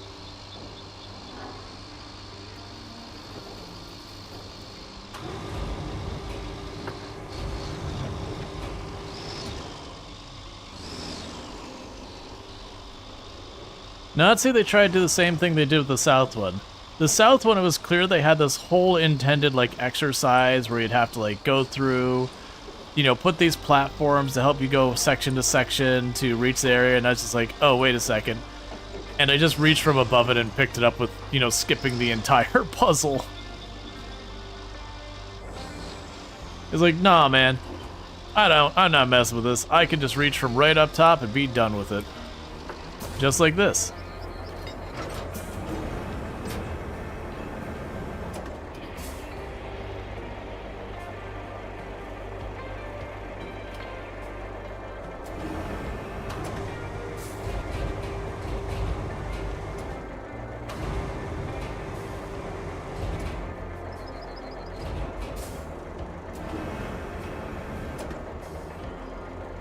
Okay. Honestly, like when games do it. Well, that's kind of one of the big things this game offers. You really can just be like, okay, you've got probably the intended puzzle solution, and then you can go a whole bunch of ways. Okay, so let's... First of all, we just need to get out of the mine. Once we get out of the mine, I've got like 5 different routes I could take. All of them are relatively fine. All of them are stuff that this vehicle can handle just fine without a problem.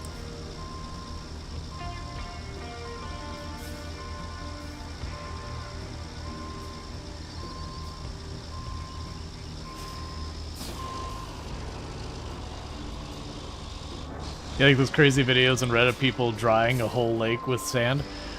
We have talked about on the stream that it won't surprise me at all when we start seeing YouTube videos coming out where someone's like, oh yeah, I'm supposed to go around this whole area? Hang on, 1 moment please, and it's like 4 hours later, and you see this large, flat asphalt area where there used to be an entire lake. Okay, so we will want to... Yeah, we'll take the path past our base again.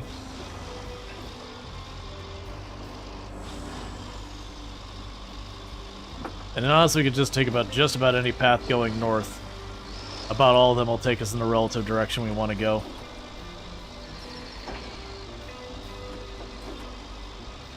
Honestly, this drill doesn't seem that heavy.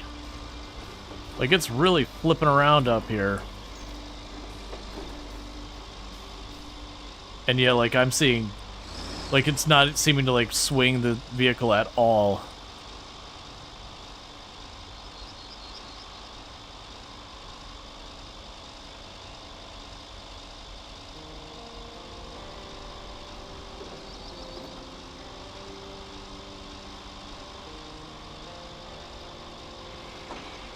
So it seems like we're just gonna have ourselves a nice, peaceful ride all the way to our destination.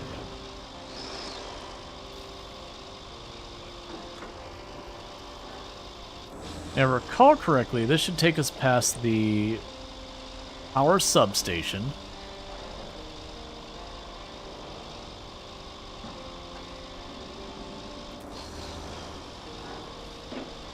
Yeah, there's the other mine. We can ignore that.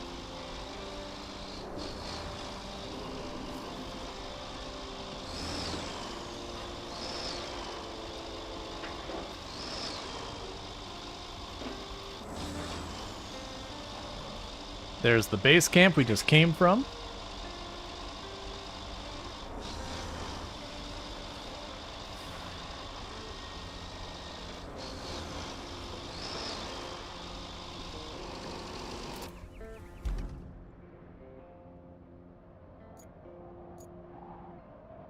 Yes, we can go down here and take a right. We get a little dodgy back there, but that's fine.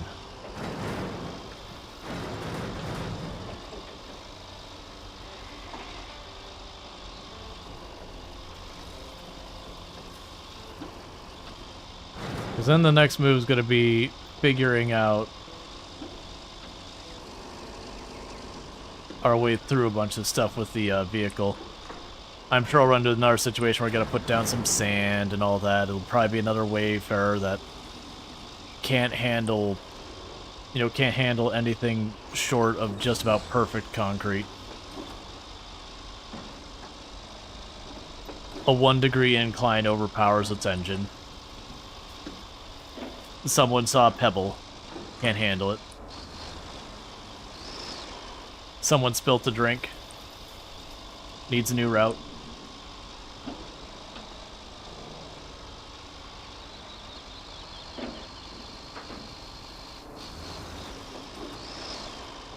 For the record, the vehicle is useful, the Wayfarer.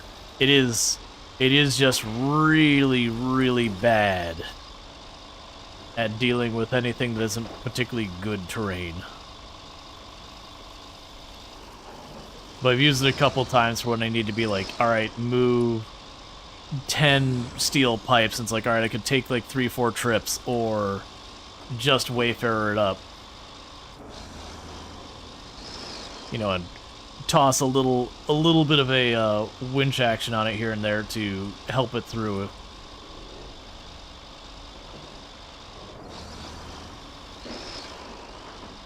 All right.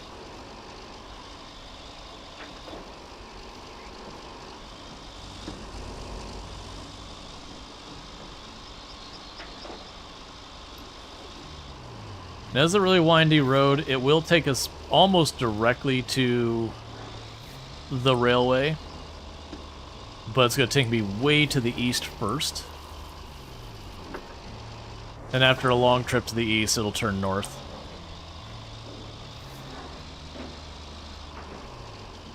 I'm also finding it weird that, like, it keeps flickering from bright to dark.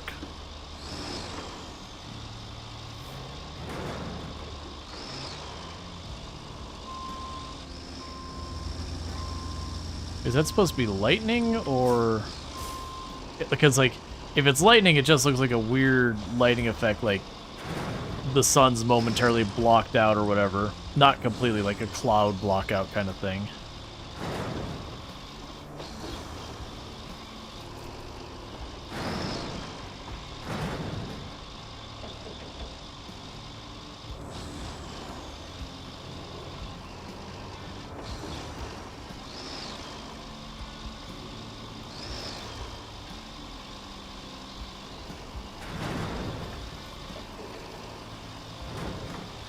Just a second, I'm going to stop and make sure I didn't miss my turn. I think I've only taken this route once the entire time we've been on this map. Nope, we're good. Yep, so right over there, and that goes straight up.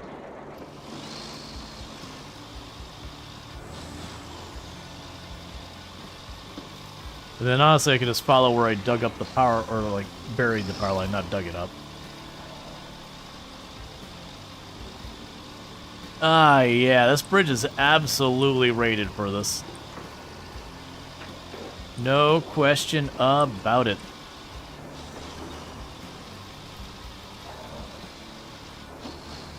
Old, worn-out wood? Weathered? Absolutely.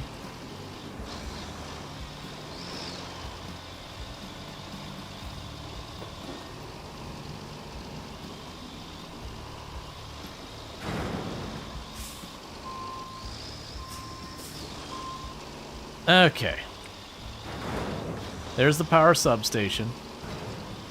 Like where you can see where that buried cable is, like where it's got the big ridge in the middle of the road. We just follow that straight into the rail station.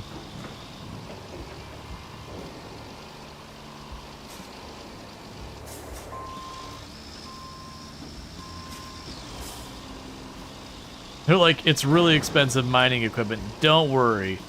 You are going to get the white fabric glove treatment. White glove treatment all the way. We will make sure you have nothing but our top-notch, top-quality service. For the record, we will not be wearing white gloves, and this is a relative statement. Compared to our normal service, you're going to get the best we offer. It's also the worst we offer, as it's the only one we offer, but, you know, you'll get it.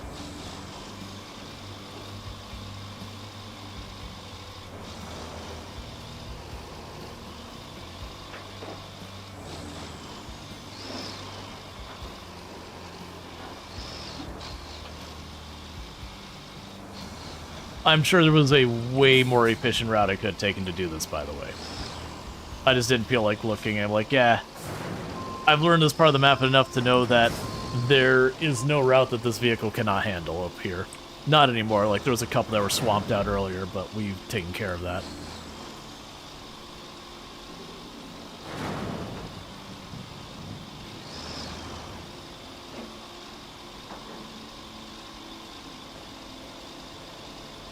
Alright, almost there.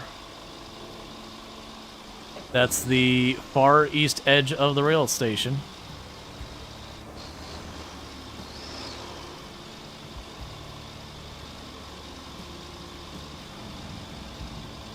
And that'll be just a matter of mapping the route there.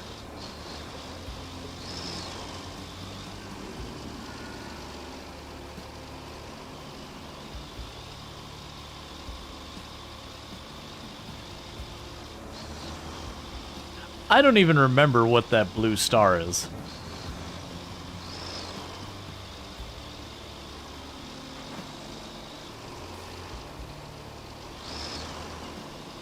Wait, is this the way I should have gone?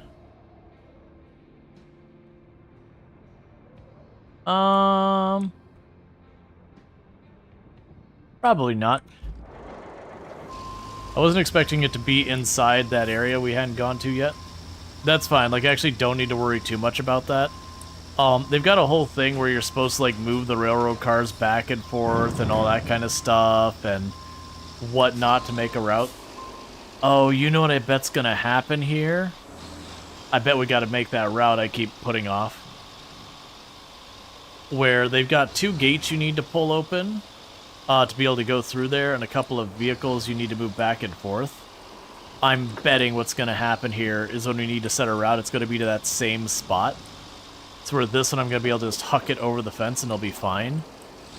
The next one I'm going to have to actually get down in there with the Wayfarer.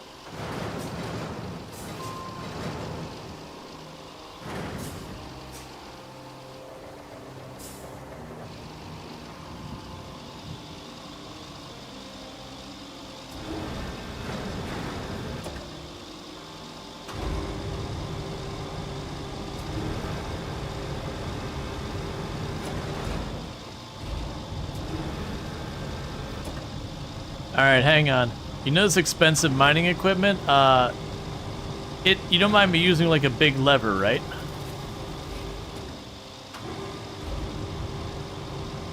There you go.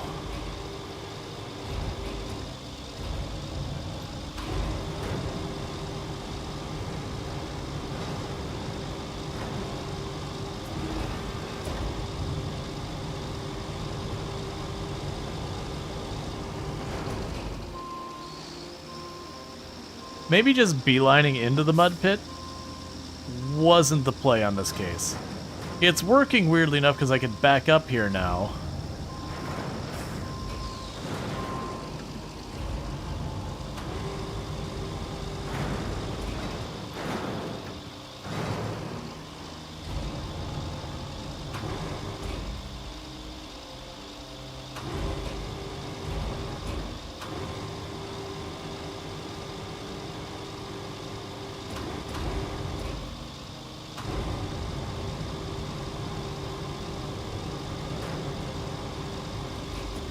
I was actually trying here to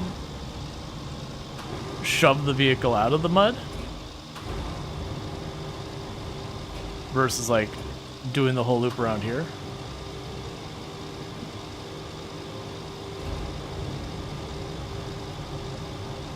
Alright, so meanwhile, you should be good to climb up here.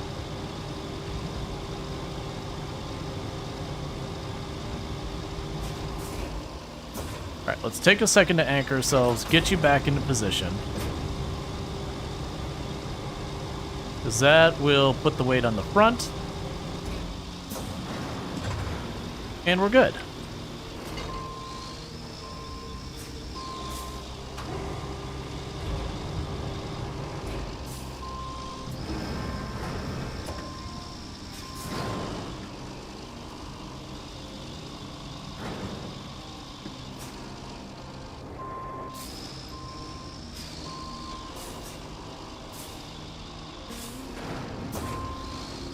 Oh, there's like a big chasm right here. Alright, I missed that observation.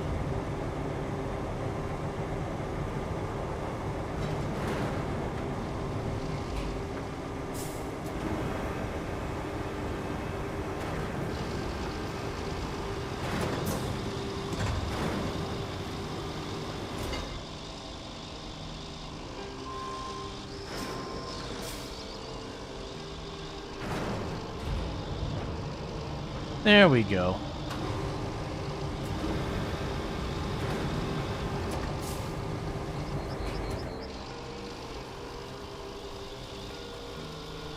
Yep, so then we just need to go through here, and like I said, there's a whole thing about moving a bunch of these train cars around.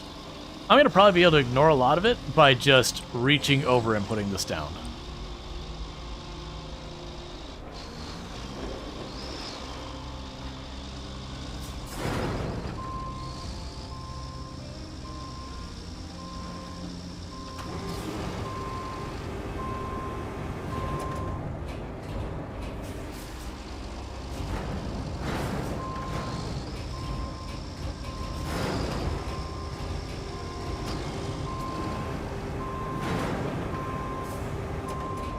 Alright, let's change our approach. I was gonna try and back over this way, but that's not looking good.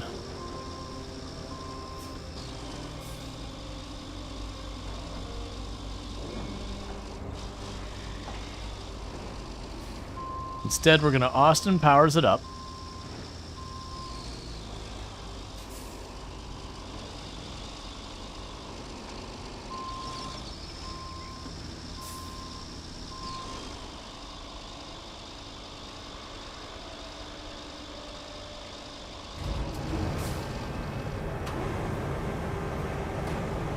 Okay, so if I twist this way, it should throw the back of this around.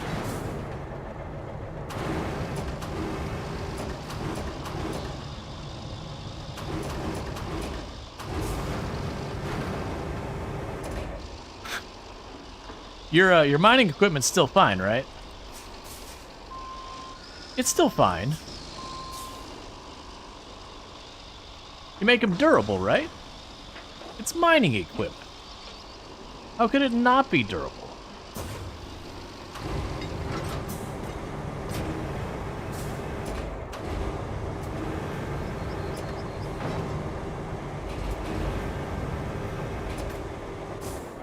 Delivered.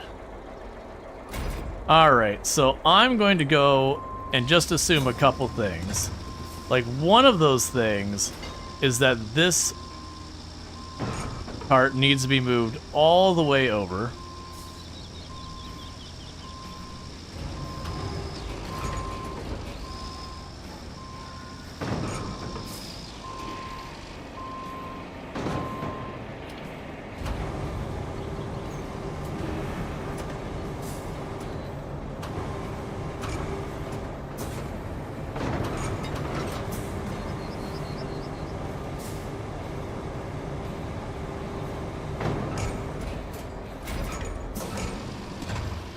Okay, so I've got that one moved, that one moved. And I've got these doors over here to move.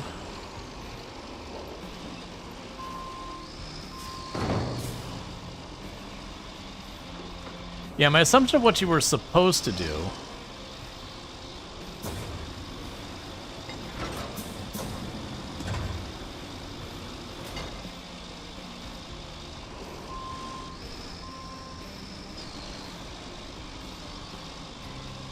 Come on, you got this. An assumption of what you're supposed to do is get, like, your scout or whatever.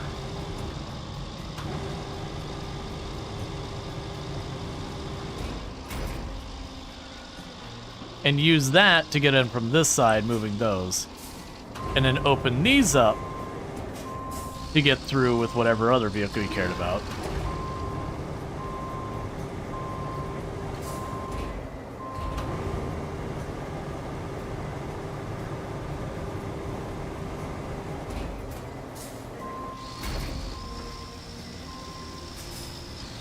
Do you still move? No, you become rigid object. I might be able to reach the other door from here.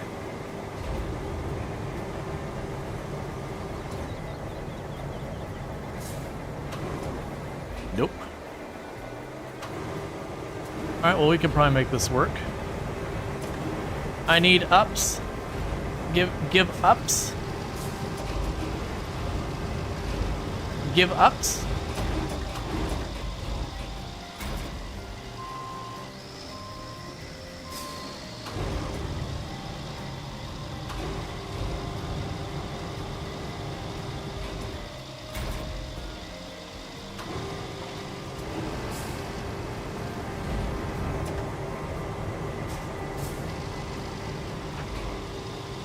Oh yeah, that's locked in good. Nope, nope, nope, not that way. Now you rotate it. Now you rotate it this way.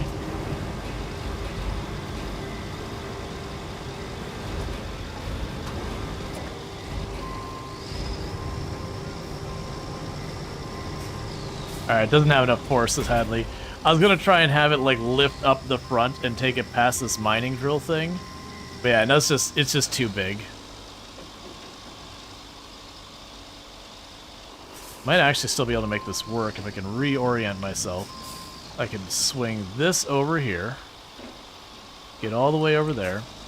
Swing this back over here.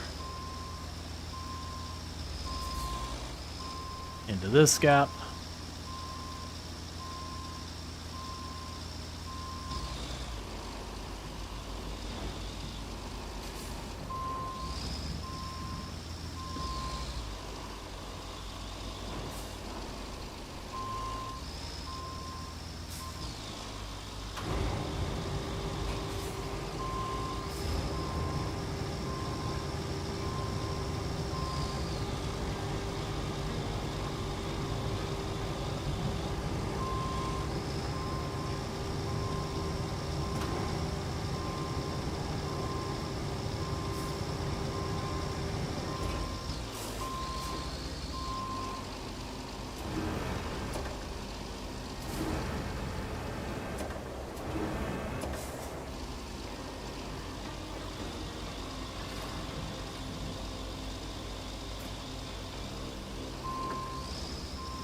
I was kind of hoping it'd swing the back around farther than that.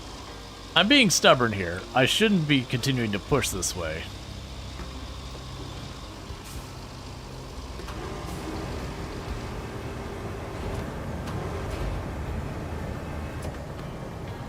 That's what we want.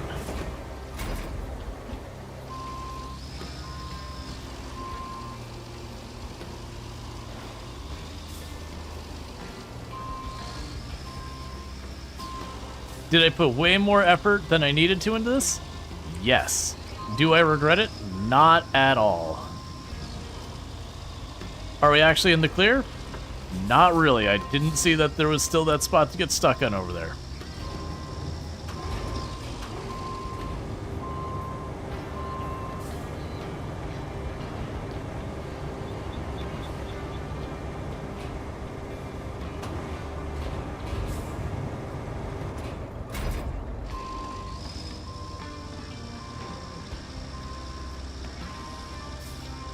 And open. I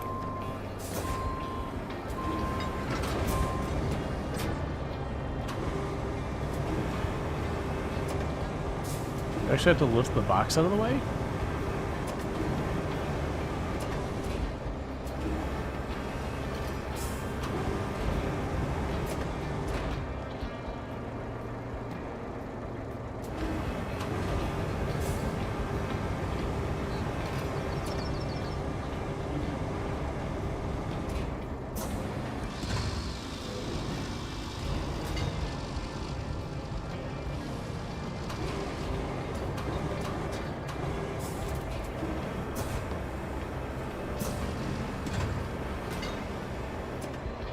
No. No. It's fine. I got caught up on I couldn't untangle. Give me a moment, chat. I have to use the restroom, which is part of the reason I've been just rushing stuff and not doing a job is I have to pee. So I'm going to do that and I'll be back in just a moment. Thank you again for tuning in.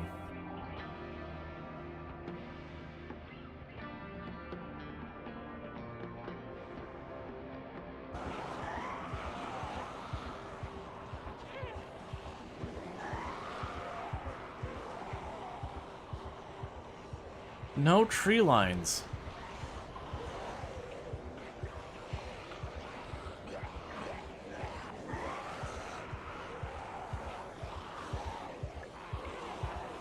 I'm getting boxed in real hard here.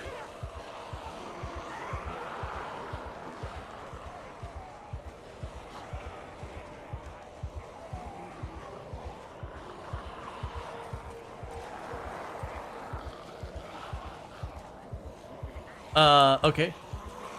Let me over. Okay, cool. I don't like jumping over fences because there's always an RNG chance we trip, but that was one of those ones, it was jump over or die. This is gonna be a fiasco.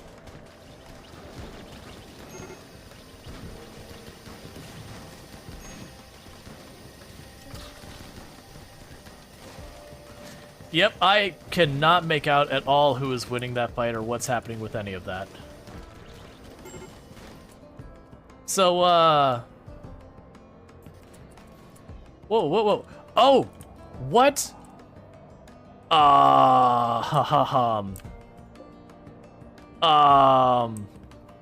Retreat back here? We're probably dead here. Revert? Alright.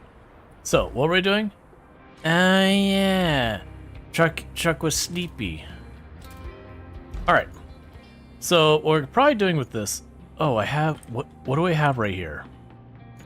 Do I have anything here I can use to get you sorted? I got a bunch of vehicles in the area. I don't think you'll be able to do much. Those can't reach. That's not going to be able to help.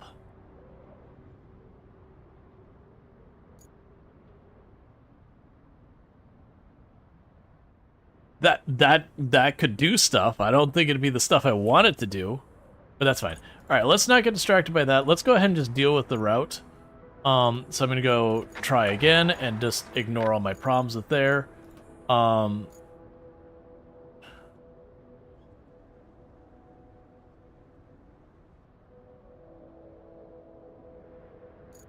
Try again, ignore all my problems there. And where is the one-time route for our objective? So we can go here, objectives, do this, the route. One-time route, start plotting. Okay, so I need to get you up to the railway. So I can have you follow this up the whole way, but there's a lot of problems with that, because that whole thing's been dug out. It's going to be very hard to get it to play nice. I definitely don't want to drop all the way down just to get here. That over the land thing over there is pretty rough. This whole area is marshy as well. So it really depends on what vehicle they're going to give me. All of this is pretty awful. Yeah, all of this is going to be a bad time. Yeah, because we don't have any good routes here. Like I said, we can have it follow this one. This is a pretty rough route, but at least it's a pretty straight shot. Because I have it go till here, cross over, and all that. That's probably what I'm gonna have to do, because the other one we have to go like way out into the boonies. All right, well, I'm just gonna go for the straight on over. I'm sure we'll have to make a road here. I'm really hoping it's one of the vehicles that's got a little bit of off-roading tires, and not a Wayfarer. If it's a Wayfarer, this is going to be a very frustrating route.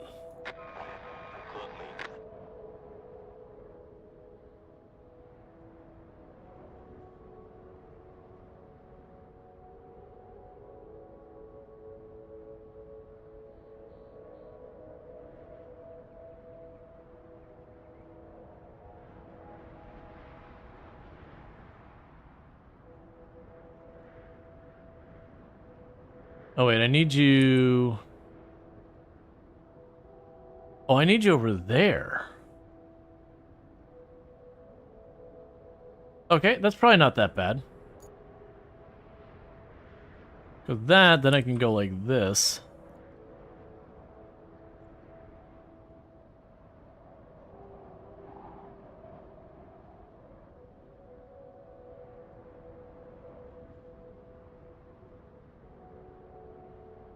Yeah, so you're over there. So if I can get them to squeeze on past here.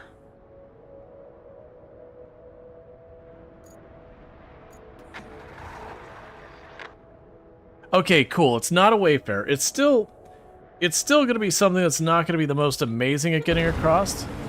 But I think that can actually handle some not great terrain. Is that a Wayfarer right behind it, or is it just still... Okay.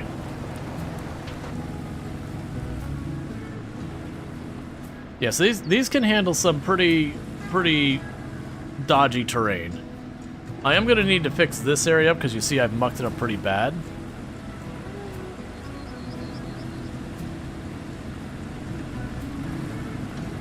Okay, so it looks like there's only 2 vehicles in this one.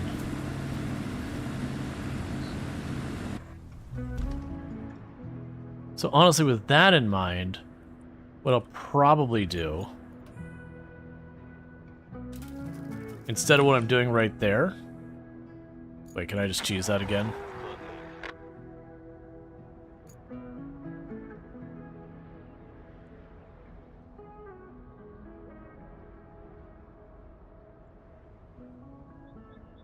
With that in mind, what we could probably do then is be a little bit smart. I was expecting to just be a Wayfarer and have to just frustratingly fight through it. With not being a Wayfarer, and have it try and go around a little bit wider to avoid the worst of that. Because it looks like we only got to get 2 vehicles through. I might still have to go in here and dump some sand just for it to succeed at all. Which if we have to, that's fine. But these actually have a little bit of ability to climb and move around.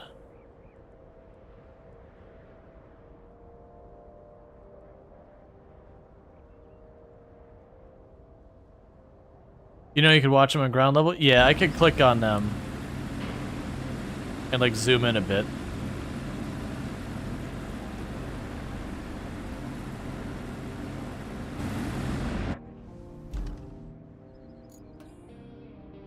Isn't there one of those one-time ones that you don't really care about?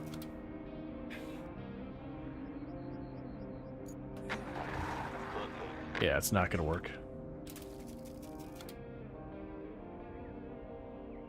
Needs to go wider than that for that to work.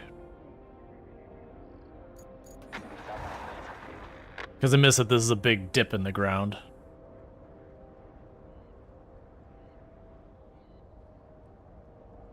Question is, do you have enough ability to climb without tipping here?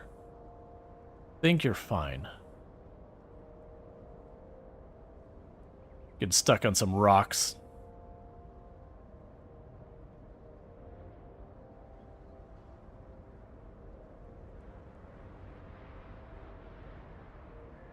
Into that, you just hucked him in there. Move you a little wider. Because the rocks are just getting knocked out of the way by just driving over it again and again.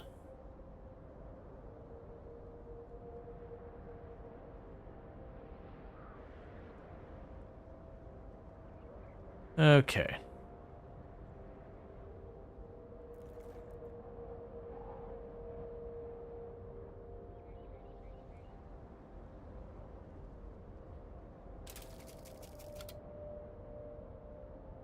Try going out here.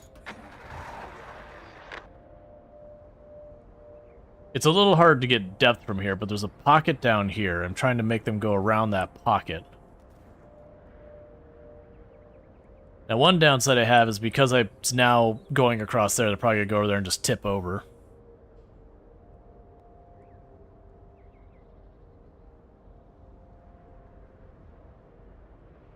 Well, now they're stuck on each other.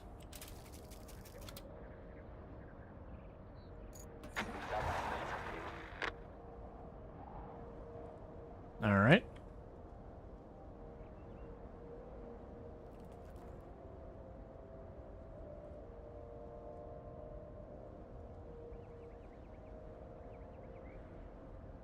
Okay, I think they'll be able to get through this with a little bit of a fight. Because this is one of the mines that's all muddied up. Yeah, once they get stuck on each other, it makes it way worse.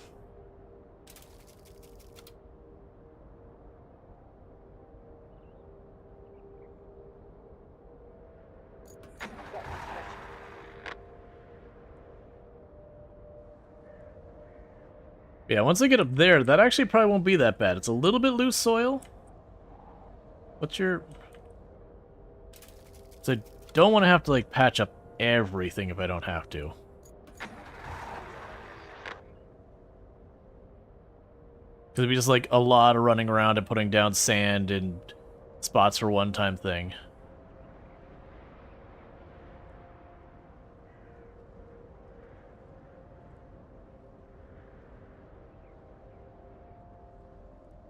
Cool, you're about to get through that section.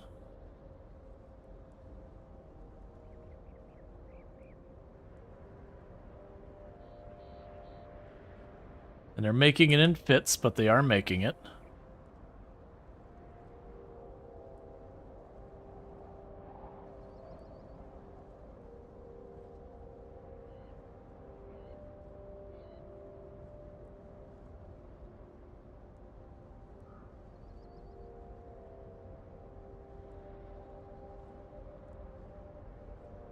Now we're just running into each other back and forth. Because it's like right there. Worst case, I might be able to go a little bit farther on that right where the sand is. Because I don't think that's high enough to tip him. Apparently that actually considered that part acceptable. I could have just left it. And it would have teleported the vehicles here. So I'm hoping the fact that the sand does have some grip on it, that should help him through.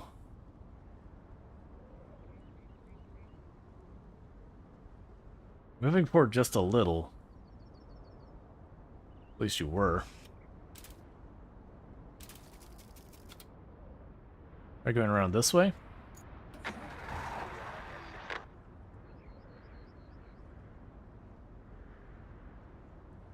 But yeah, like I said, the down thing here is I could go down here and just start filling this all with sand and flattening it. But it's a one and done. And no other vehicles go through pretty much ever. So, not really a reason to focus on. I'm probably going to have to, though. How near? I mean, I could spawn stuff right here. Let's not be stubborn. I'm going to take this the lazier way. I'm going to grab my really big dump truck. Where's the... That's not the right thing. The really big dump truck.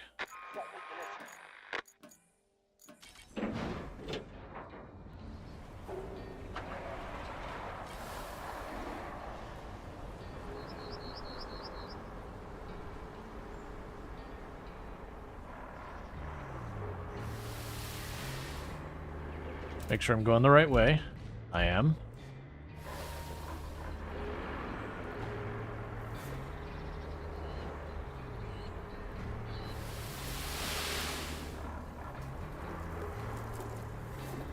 Yep, I'm just gonna run down there and over in this corner, just pile down the dirt.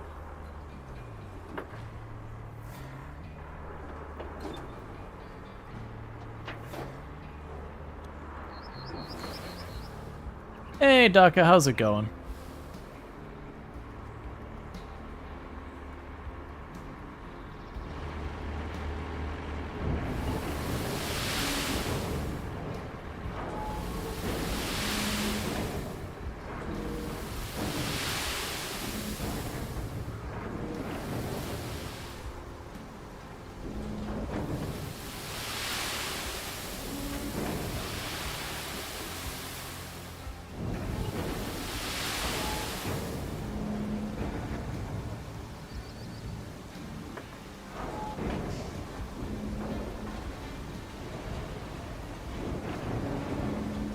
Okay.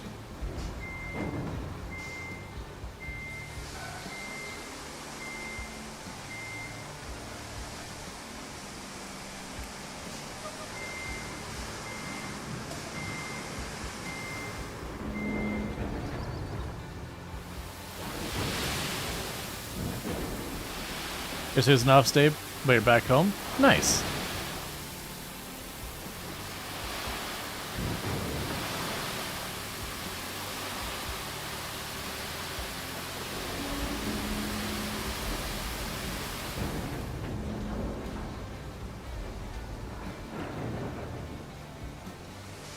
Okay, so if we just get this one last spot over here, we'll probably be good.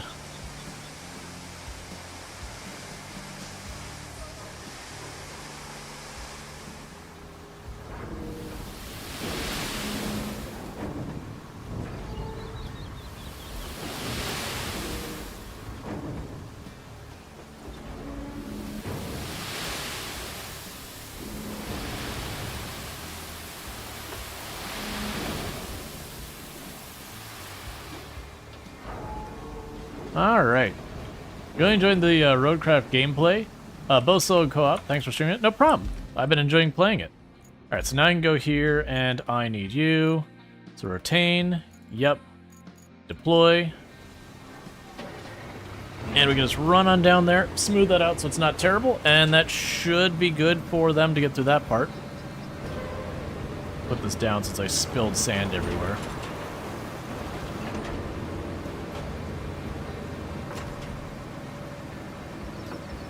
And that's a matter of how much the wire running through, like, along the road hurts things. You enjoy watching this? Well, I'm glad people are enjoying it, because I definitely have been enjoying playing it.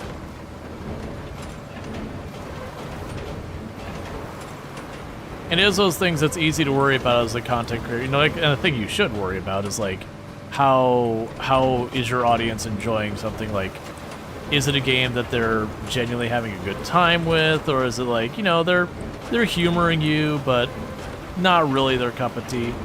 And it can be really hard to gauge that sometimes. Sometimes it's not. Like, sometimes you can have people and they're very clearly excited. But other times, you know, when people are just vibing and all that, it can be a lot trickier to be like, all right, are we vibing because we're not super into the game? Or are we vibing because we're just, it's chill, relaxing time? Like, what is the deal?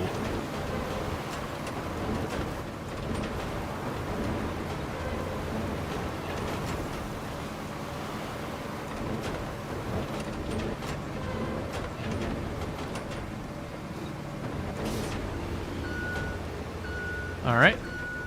So let's see how that does. So need to go back to this route. And you completely changed the route, as you can probably tell.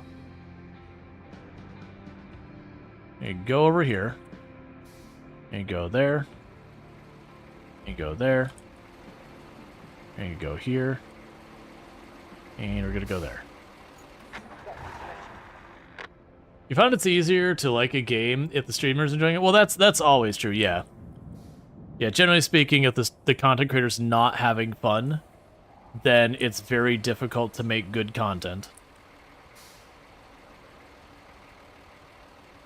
Because you end up just getting, like, frustrated and, you know, littler things that normally wouldn't be that big a deal happen in chat, and then you vent on your chat on accident and all that.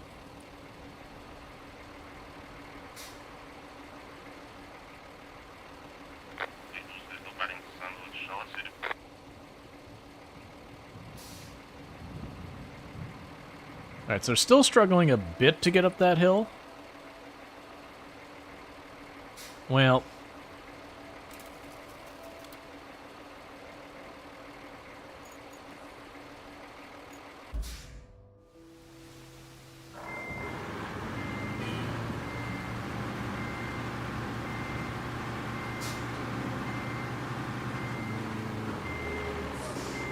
am I not in the quarry's radius? Am I not literally, like, inside the quarry? I see. I'm inches too far. Yeah, there's a big pocket there. I'm just gonna dump some sand to be done with that.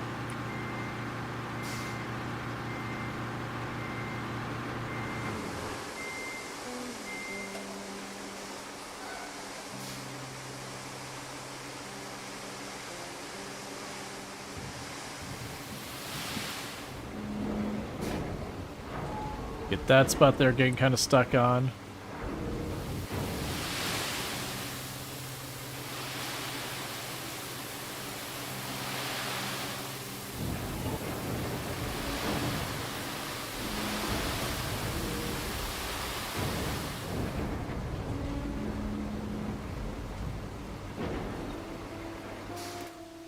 Okay, grab you.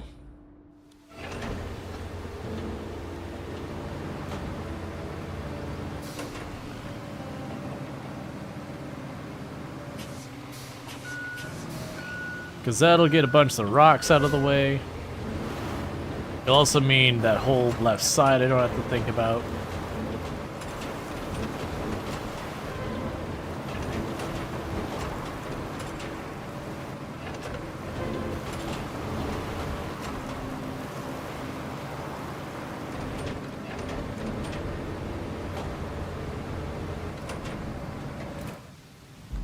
Alright, so let's try that again.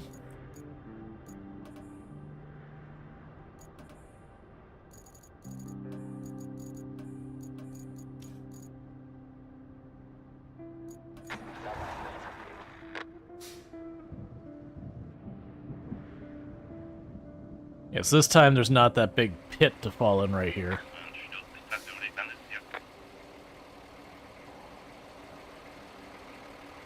Instead, they're getting stuck on a tiny little rock and a little bit of a ledge.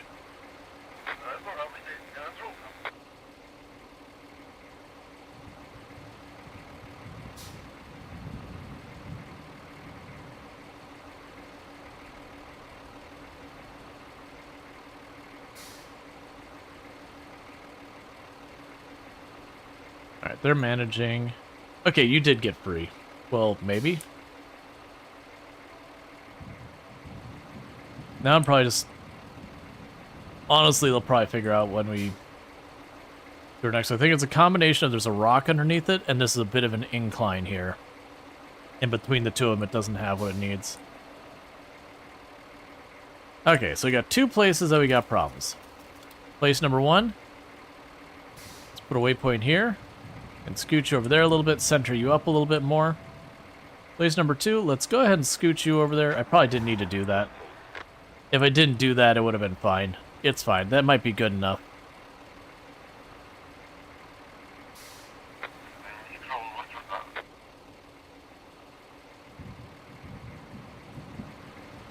Alright.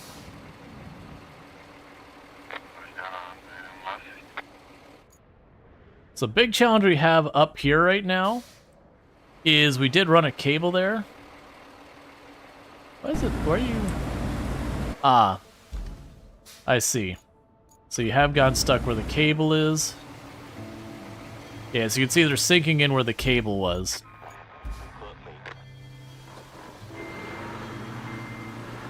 I really hope we don't have to like go along this whole way and just put a little bit of dirt the whole way along there just to deal with where that cable was. Because that'd probably get pretty tiresome.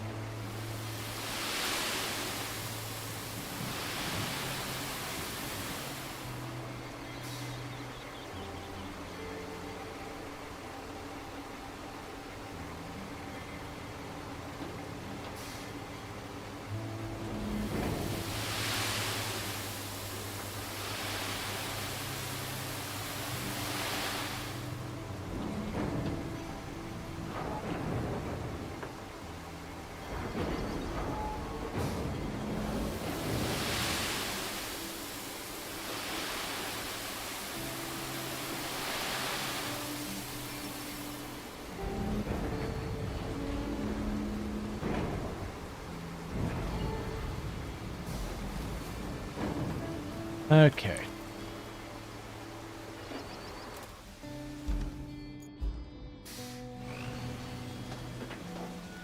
So clean up where we spilled.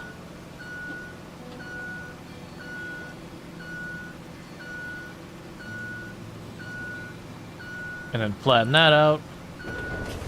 And see how much that helps.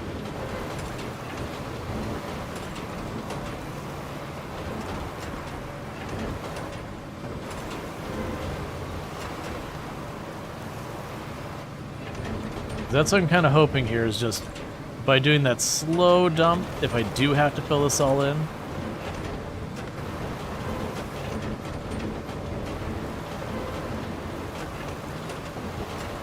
It just sorts out the worst of it. Can you remove those little rocks? Yeah, I can shove them out of the way.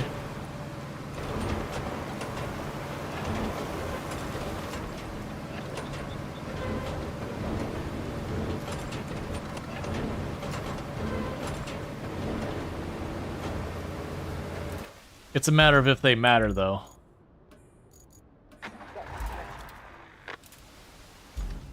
Okay, so you got that one.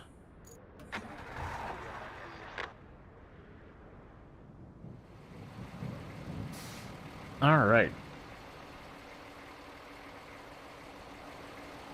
Seems to be going a bit better this time. Struggling a bit, getting starts and fits because of all the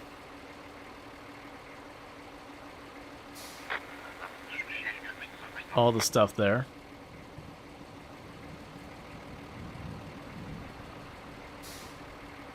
But they are making progress.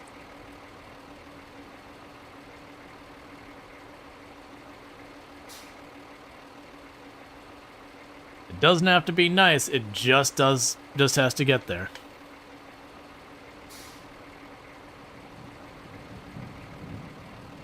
What's interesting is it seems like the lead truck is depending on the second one, then the second one's not been having too much problem.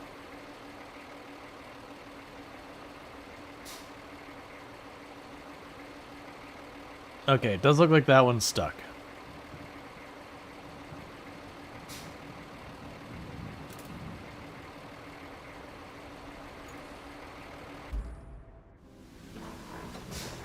Alright.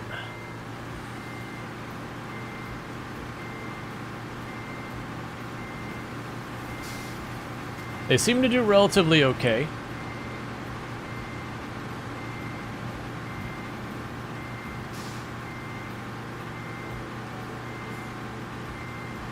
Hopefully, as we get over here, it won't be that bad. Now, the good news is I actually get a pretty good distance of that build as long as I can manage to handle the tipper pretty well. Like, it'd only take me 2 or 3 fill-ups of this to probably get all the way to where I've already patched the other area for a different route.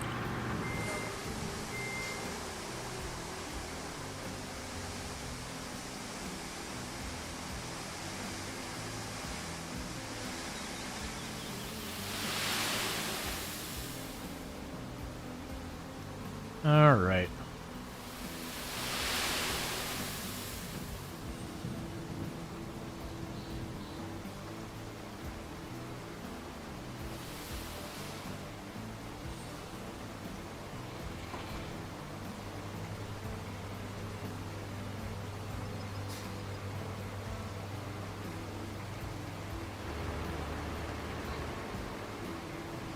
I can see people taking the time to, like, pave all of these roads back here, like have a paved road here. I'm not going to because that sounds utterly obnoxious.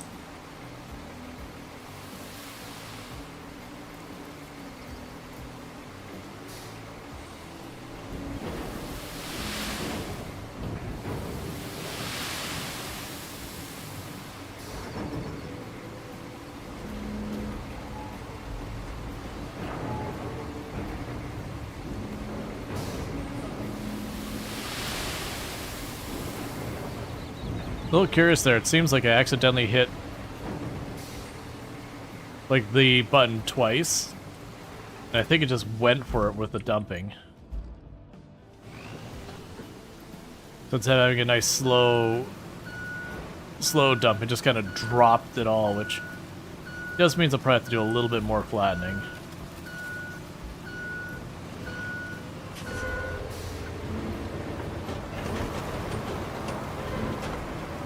All right.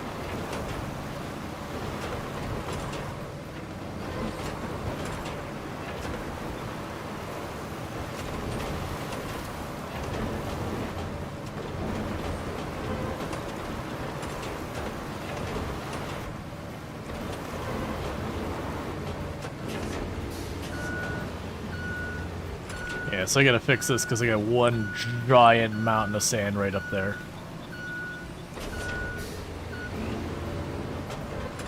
Where I didn't do a good job dumping all this. It does make me wonder if I hadn't run the cable under this, like how it would have been.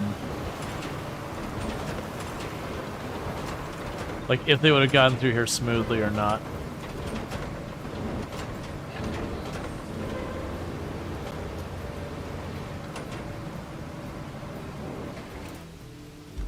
All right.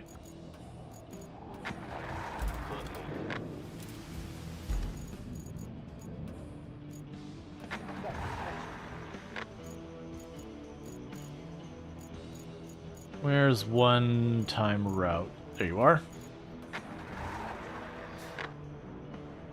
Okay.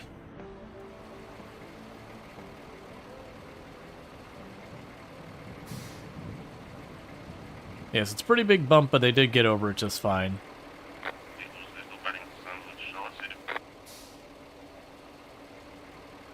And now I'm sure he's blaring his horn at us the whole time.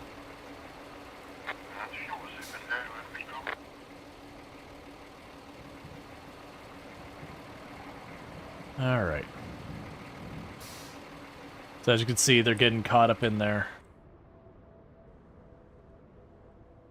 But they make it to the next checkpoint, that means that's that much more I don't have to worry about.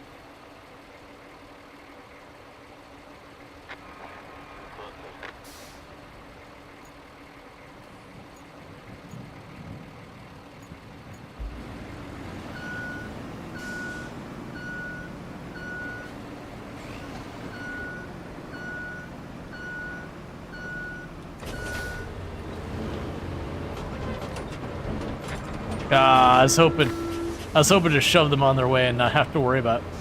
Hey, Italics! Thank you so much for the raid. I hope you guys have a good stream. Can we get a shout out for Italics, by the way? But welcome in, raiders. Let me go ahead and you're shoving the guys on their way. It happens. Let me go ahead and get you a shout out. So shout out for Italics. For those who don't know Italics, another fantastic content creator on the platform. Been playing some Star Sector, doing a little bit of Oregon trade, a little bit of drug trade. Nothing to worry about.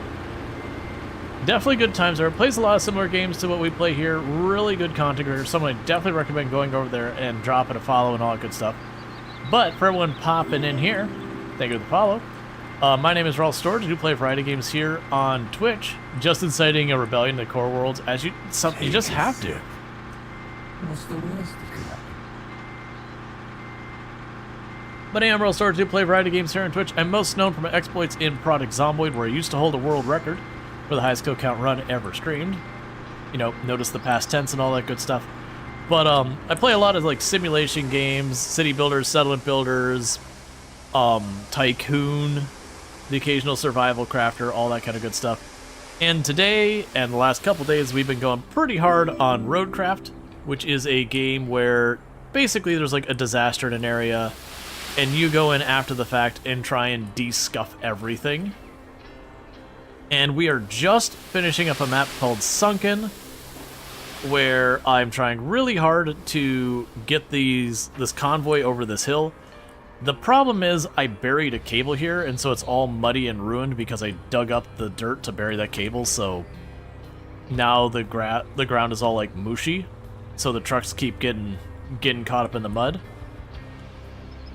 And we're trying to get that sorted out. There's no truth that Rual has caused the disasters and all that kind of stuff for generation content. Hey, don't worry about it. It's spend more time playing configuring Project Zomboid dedicated than actually playing the game.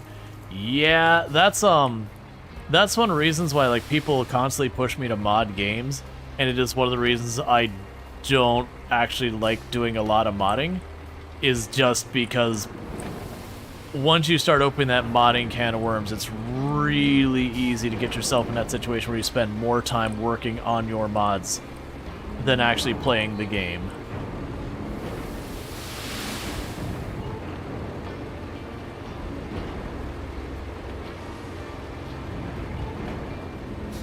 Alright. Let's see if that's enough to get it sorted. So put that down. Parking brake on. But yeah. So if you have any questions about RoadCraft, just let me know. We are on the third map. The first two maps kind of act as a tutorial-ish, sort of.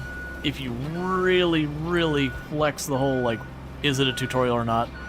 And then third map is, like, really where things open up. And they're just like, alright, you've got this whole big situation figured out. Alright, so let's go ahead and flatten all that sand I dumped to make it not nearly as untraversable. The worst thing is this convoy, it's like only one time they have to cross this. But yeah, so you can see like this big bulge on the road. That's where I buried a electrical cable. And so it's just staying bulged, and a lot of vehicles will sink into it if I don't deal with it. Alright, so let's see if that's better. Actually, they got all the way up here before they had problems. I didn't even need to put a bunch of that sand down. But each section they get by, they'll continue from there going on. This is a one-time convoy. A lot of stuff you end up having them do it again. Do I have a link for the dare link? Yeah, ! dare drop.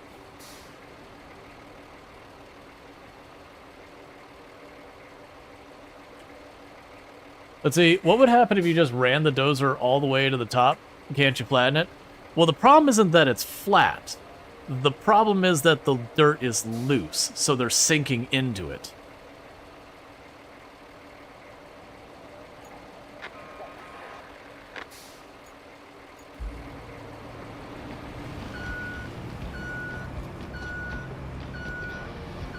So yeah, so like this is the spot they just got stuck at. We can try it. I'm down to experiment. I've kind of already done this, but we'll try it again. So I've got this set up. So we're just kind of cruising along here. And it will flatten a little bit, but like it's not the bump that's the problem. It's the dirt being loose and them sinking in. Because you can actually kind of see where the bulldozer's doing this back and forth as it's dipping in and out of that loose dirt.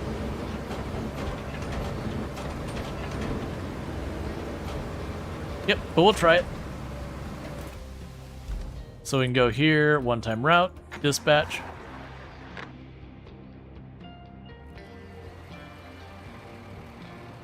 But yeah, so you can see it's already getting caught up in that again. It might make it down to the next one because just the way they spawn in. Throw down some sand on it and you can compact it. Yeah, so I've been tossing the sand on and then flattening it, which is basically the same thing. But yeah, so you can see they're stuck there. Yes, that's what we've been kind of doing here, is grabbing sand. Let's check to see... Yeah, so a place to get sand is down that hill. But that's what I've been doing, is been throwing down sand. I've been trying to very, very slowly drop the sand. But sometimes I'm a bit better about than others. Because we slowly drop the sand. I only need a tiny bit to fill in that spot.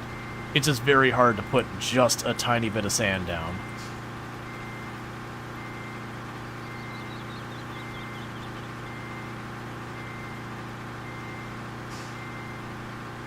Yeah, no, the cargo trucks are pretty limited in their strength. On like climbing stuff and all that. Yeah, so gotta get close enough to the quarry that I can get more sky sand. Should be somewhere right around here.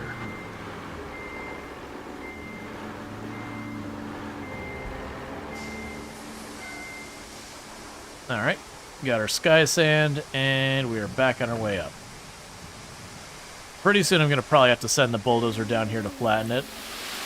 Because as they're going over these bumps and spilling sand, I'm making them worse.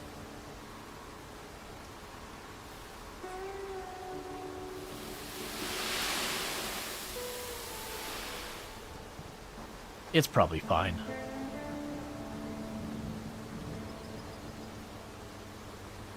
Not that I saw. If we look at the ways we got, so I've got this way up here, and then you go over and around. There's no routes along this whole side here. So like this whole thing here is no go, and that's terrible. So it's basically I'm gonna have to take at least that part there. This is all washed out, so I can't really use that. This is even more out of the way and washed out, so we're kind of on a bottleneck that I've got this road here that we can take. I've got that road there we can take, and you can see this road here goes all the way around and all that. And this is a really bumpy one, and there's not really another route, so this is kind of the route we gotta go. It's basically what I think the lesson I've learned here is, when it comes to running your power, don't run it through the middle of the road. Like, go to a side of the road. That's the lesson learned here.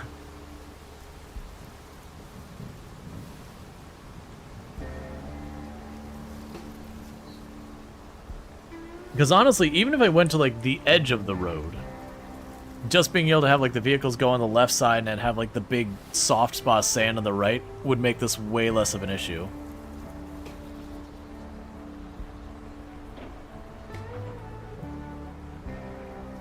Does the roller work on sand? Not meaningfully that I've seen.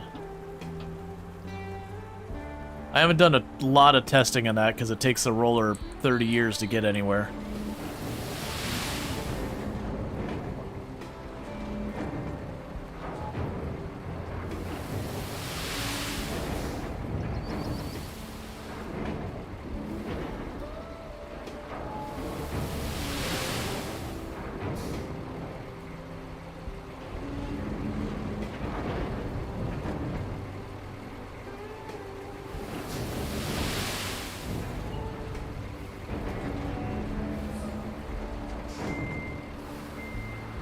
Oh, with it being slanted down, I could get the rest of the sand out of there.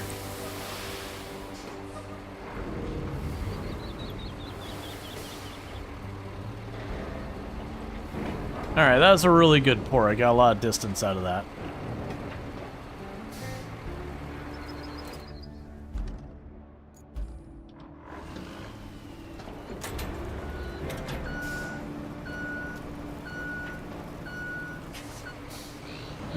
Okay.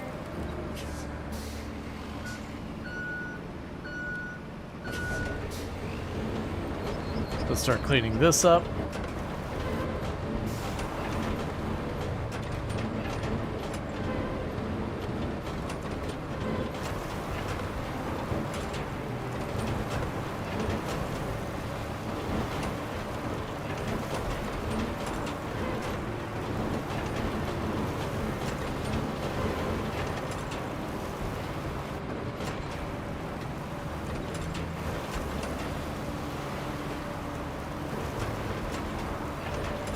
Just going along the edge here till we hit a good turnaround spot. Because I have been making a mess about just dumping stuff on the ground again and again.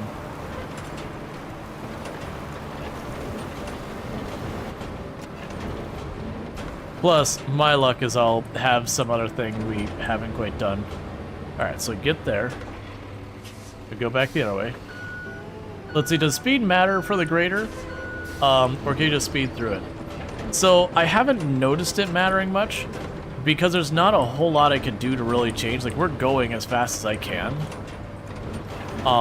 Because with the flattener, it does have both the diff lock and low gear going at the same time, the moment I put this thing down.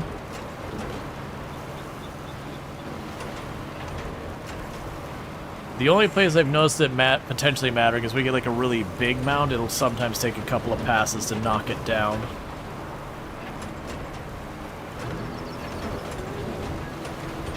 All right.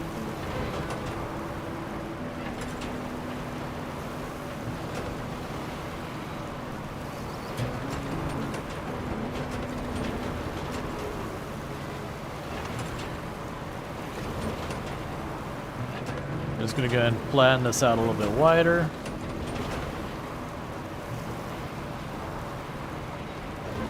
Yeah, now you go into low gear the moment you do that.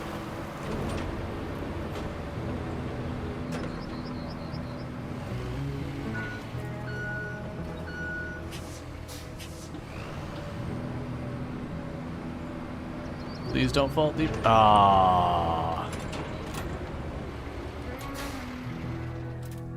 Okay, we might be able to fix that though.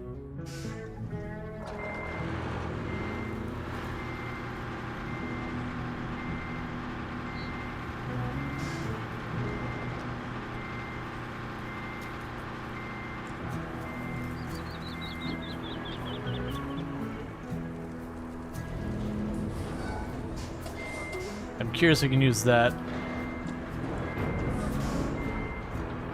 I almost knocked it over again, and this vehicle, but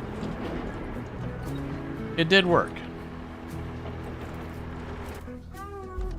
So I need to get you out of the road, this time without rolling you over trying to get past that tree. Because I actually wasn't trying to shove the tree. I didn't get a good angle at it, because I know you could actually shove over a lot of these trees.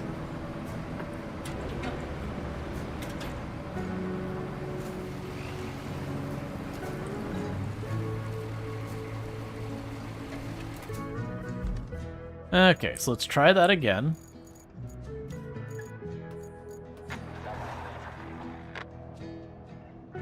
Well, I have one crash vehicle and you have two. Exactly. Oops, we're getting caught up a little bit on something. I must have missed a spot.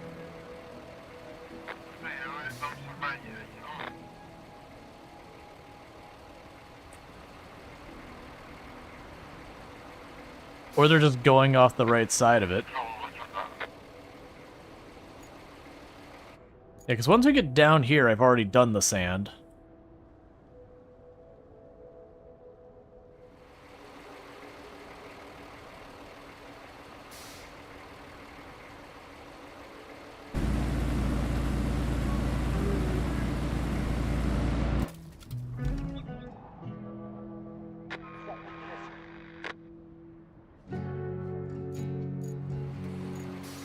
I'm just gonna tell him to try again. I think they actually did move before the spot.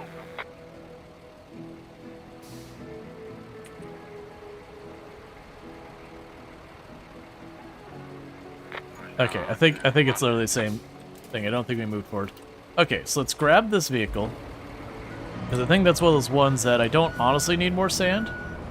I think it's literally they're getting caught up right here. That if I were to go to just flatten the sand out a little bit more, I could probably get just a little bit more distance, and it'll probably be enough.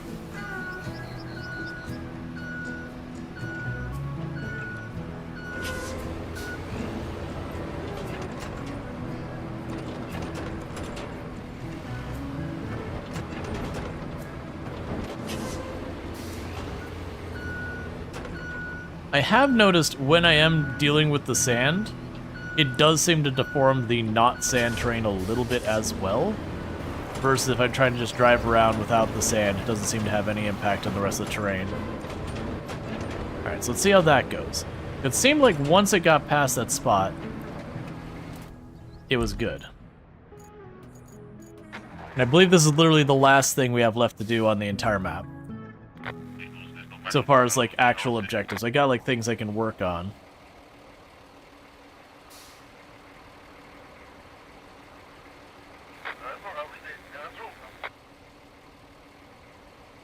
It doesn't matter what speed they get through, as long as they do get through. It's like where this one's crawling up there, that's fine. As long as it's got forward momentum, we're not stuck.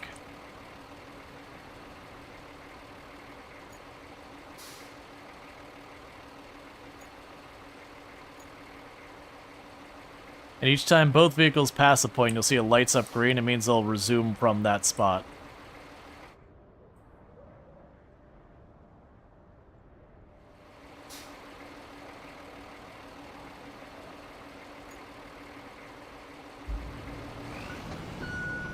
If I'm fast, if I get behind this and shove it, does it instantly end the route?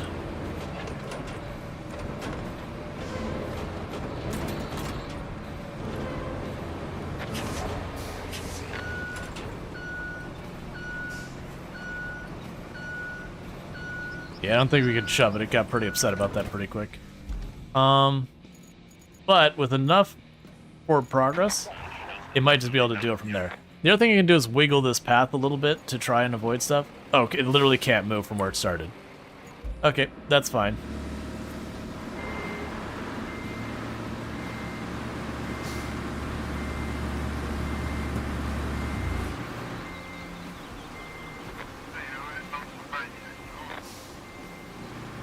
Well, I'll go get sand in the meantime.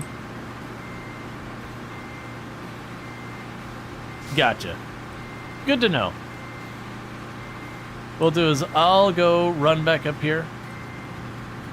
It'll figure out where they get broken on that path next. This has been way more work than I've wanted this to be. But it is like the last thing on the map, so we're gonna do it.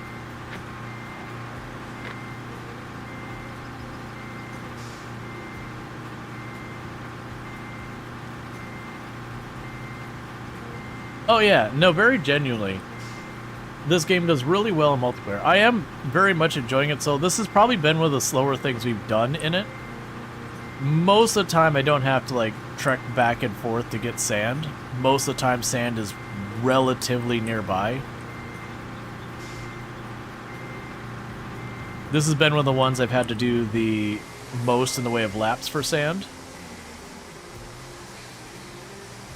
Which is honestly just rolling down that hill and then going back up.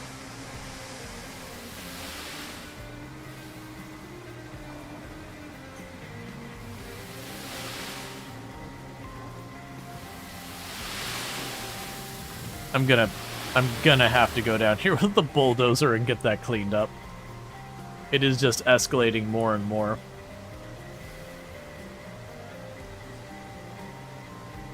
You have a smaller dump truck than this that's way better about not spilling. It does still spill, but this one, it's like you go over the tiniest little bump and it spills at least a little bit of sand. Versus the other one, you usually have to get a pretty good twist to get it to spill.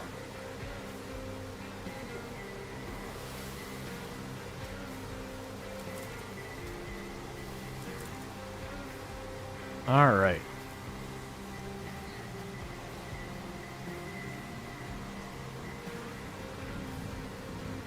And the possibility is that had I not run that power cable here, I may not have even need to do any of this. Like, literally, they may have just gotten all the way to, like, that one intersection, and that'd be the one and only spot they bogged down. But because I was just like, I'm just going to run the power cable, like, right along the road. It's a nice, clear path.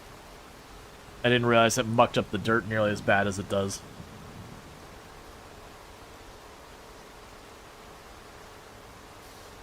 Is the power cable a mandatory quest? Yeah, that was a long time ago. Okay, so where did it actually get mad about being stuck? So yeah, we're actually already past this spot, so I'm going to go ahead and not bother with the sand on this spot. I'm going to go around the corner here where it's getting all dodgy on this corner.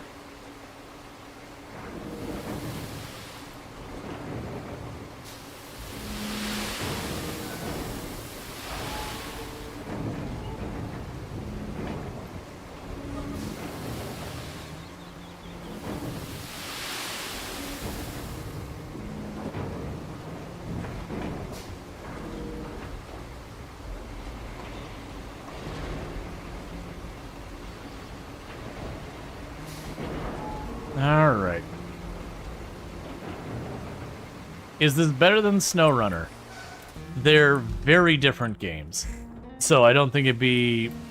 like, I don't think comparing them makes sense.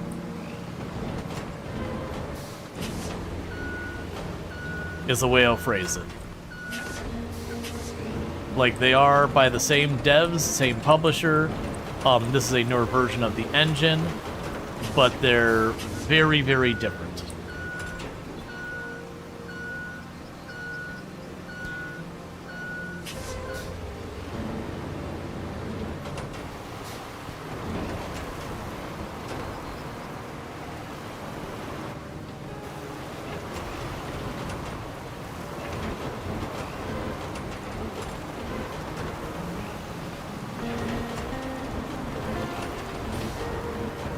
First map, how do you 100% it? You just keep doing all the objectives until there's nothing left. Side and main. Alright. Let's see, one thing that you'd wish they had was Excavator really dig out the terrain to do better roadworks, but that takes so much effort. Yeah. Oh, this one we just need to move the waypoint over. If they don't make it through, the waypoint is just too far to the right. They might still make it through that, even with it being not in the right place. Yep, they make it around. It's a bit dodgy. Maybe they won't make it around. Well, that one's stuck. We'll see how far this one gets, because it's going to go this one. We've already had vehicles go over here. And all that. Yeah, so you're stuck, and you're stuck. Alright, so that should be up here. How far away from being able to get sand? Ah, it's nowhere nearby. Let's see. You're making a new cozy farmish game? Would you have a demo? Can you contact? You're welcome to send that. Usually, it's not very often I'll play demos and all that, but by all means.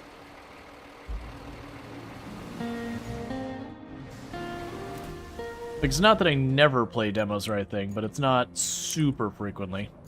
It can just be kind of hard to stream demos just because you get just a taste and you go, well, no more to play right now.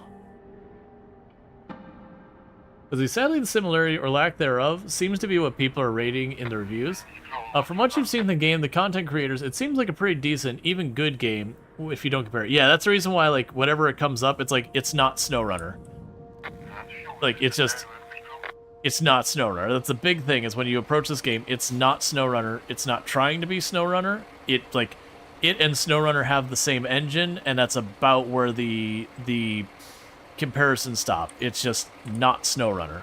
If you want SnowRunner, SnowRunner is still being actively updated, and just came out with a DLC, I think literally it was like 2-3 weeks ago. So like, that's kind of the thing. I think what the devs are genuinely trying to do is that they're going to just keep updating SnowRunner for now until, you know, it starts kind of having engine problems or whatever. Like, we hit whatever that limitation is that... So you're saying it's not SnowRunner. Exactly. It's the same engine, but, like, the entire focus of the game, like, the vibe, everything is different. Even though thematically they're similar games. But yeah, no, I think genuinely what Focus and all them are trying to do is they've got SnowRunner, and it's working great. And here's kind of the kicker. So, they keep updating SnowRunner, it keeps getting new content, new maps, new vehicles, people are getting what they want there. And I think it's odd, the idea that, like, okay, well, let's make SnowRunner 2. Because, like, okay, well, SnowRunner still works, and it's not even, like, feeling technologically not in a good place. And imagine if SnowRunner 2 does come out. And you go from having your, like, 18 maps or whatever it is, and your 100-something vehicles and whatever it is, and suddenly you've got SnowRunner 2, and you've got 5 maps and, like, 40 vehicles. And it's the same game, but it's got 5 maps and 40 vehicles. And since a lot of their vehicles, while they do have some that are, like, made up, they do have a lot of their actual vehicles. Now imagine needing to re-buy a bunch of those vehicles, because they'd have to have new versions of the models, so even though it is the same vehicle, they've had to go and bring the model up to whatever speed, and, like, you know, the new tech and the new textures, and they put out that labor in, so they gotta charge you again, because, you know, they gotta pay their artists and all that. And you'd have people getting ready to, like, knock down the doors pissed off, because it'd be exactly like where you bought Sims 3 and you got all the DLC, and then Sims 4 came out, and you kind of rebought the same DLC. And so, with that, it's like, right, but for the time being, they can just keep adding more SnowRunner. Like, if we reach a point that, you know, SnowRunner's engine starts not really being in a good place, and that to meaningfully bring it up to where it should be, they're gonna have to, like, upgrade the, you know, increase the hardware spec requirements and that kind of thing, then yeah, then SnowRunner 2 happens, or whatever they choose to do. But I think what they're doing is they're just upgrading, like, or not upgrading, updating SnowRunner and keeping it moving along. And then trying, like, other ideas. So, like, Expedition, I think, was the idea of, like, what if we had a game that was focused on the exploration aspect? I finally hit that point where I kept saying I need to get the bulldozer to clean this up. We kind of hit the point where the game's sort of forced the issue. Because I beached it on that. But yeah, so, like, Expedition was like, hey, a lot of people in SnowRunner really do enjoy where you get your four-wheeler, you go, or, like, four-wheeler, you get your, like, your scout thing, you go explore, and you do all that stuff. So kind of get in, do some exploration, you know, reach the waypoint, do the thing, get back out. So not so much about dragging stuff around, but more exploratory. And admittedly, that's a more niche audience. It didn't land as well as they'd hoped. But I think it was good that they did that experiment nevertheless. Now, with this, one of the complaints you've had in SnowRunner forever is you have that one spot of mud right outside, you know, where you start in Michigan. And it's just an example. And you go through that spot of mud like 40 times. And people are like, no, seriously, just let me take 5 minutes. Just 5 minutes, one load of gravel. And let's make this mud hole just not as bad. But SnowRunner's engine doesn't really support that. Like, it just, that wasn't a mechanic. All of the things you fix in SnowRunner are very scripted. And so the devs were like, alright, well, what if you could fix the roads? And that was like the main aspect of the game. And enter RoadCraft. That's where this idea comes from. And I think the problem is, by being able to fix the road, it ends up taking away a lot that SnowRunner has. Because a lot of that is fighting through, well, saw that coming. A lot of that is fighting through, you know, those inefficiencies, those problems. Why does it seem like you are struggling to move at all anywhere?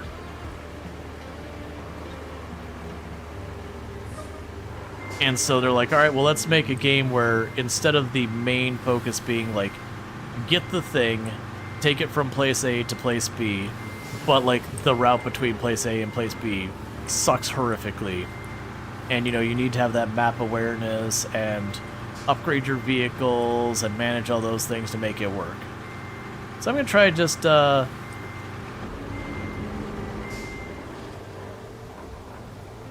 dumping that out first.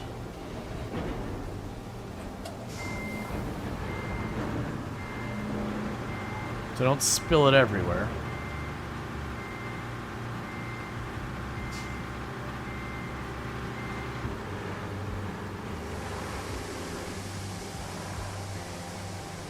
It's probably not the right move. I'm kind of hoping I could actually tip it up enough that I can roll it over.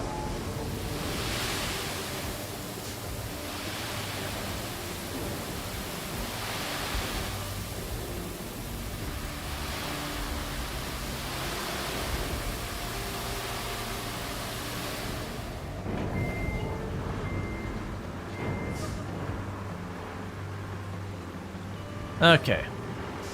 So hope here is if I can hit this back half. The bad thing is if I just drive over top of it. Forward, forward, forward, forward. Alright, that's sort of progress. Let's tip this the whole way up so that I have the flat so I hopefully don't drive over it again.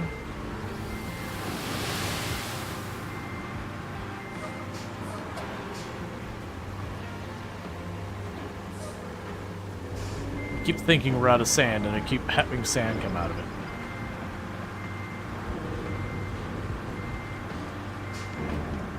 There we go. Now, before I accidentally tip it back over, let's switch vehicles.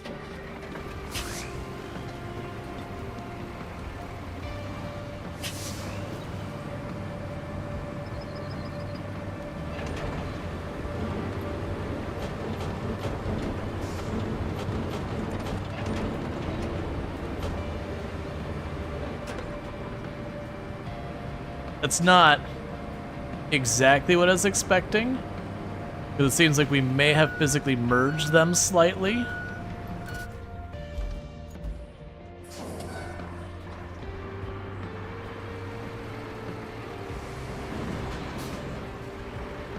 There, we just violently ejected it, that's all.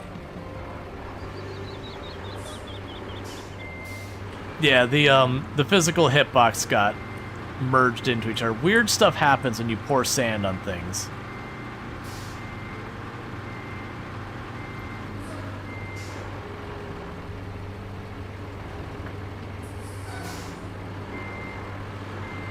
Come on.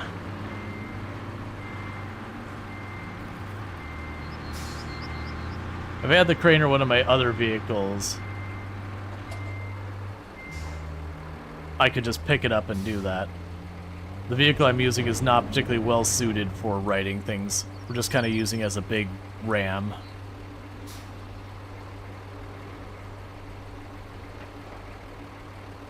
Can you recover vehicles in, like, SnowRunner? Yes. So you can recover vehicles back to your base for free.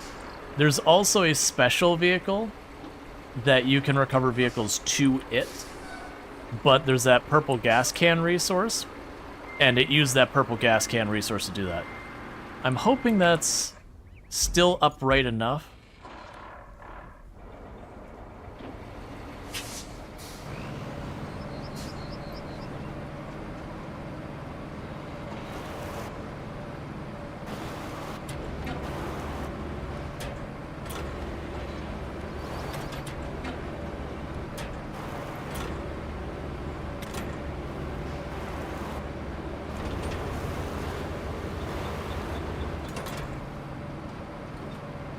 There we go.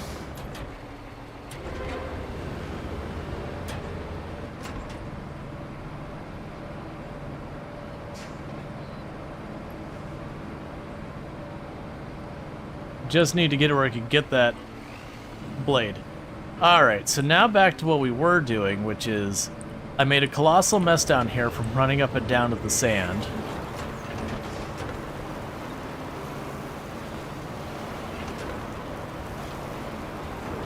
To a degree that the other vehicle is getting stuck and all that.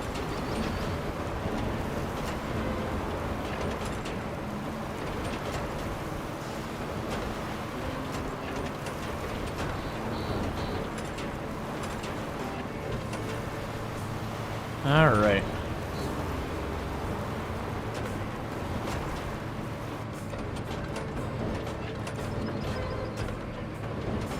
So it runs the whole way up.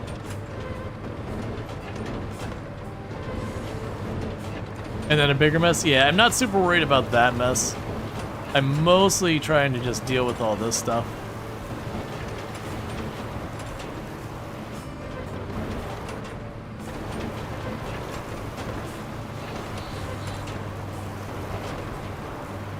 So I can just get this home stretch, because once I get past where I put this stupid cable in the ground, then it just has to drive over asphalt and it'll get there. Probably pretty okay. I'm just glad they didn't make it the semi going over here, because it can't handle like gradient or a loose or anything. You're such a perfectionist, this game's gonna drive you crazy. Yeah, I mean, you can take the time to make things really nice if you want. Like, that is something you can do. There's nothing in the game like actively trying to prevent you from doing that. The only thing that'd be a little much is you would run around, you know, fixing all the roads and all that, and all the buildings would still be destroyed.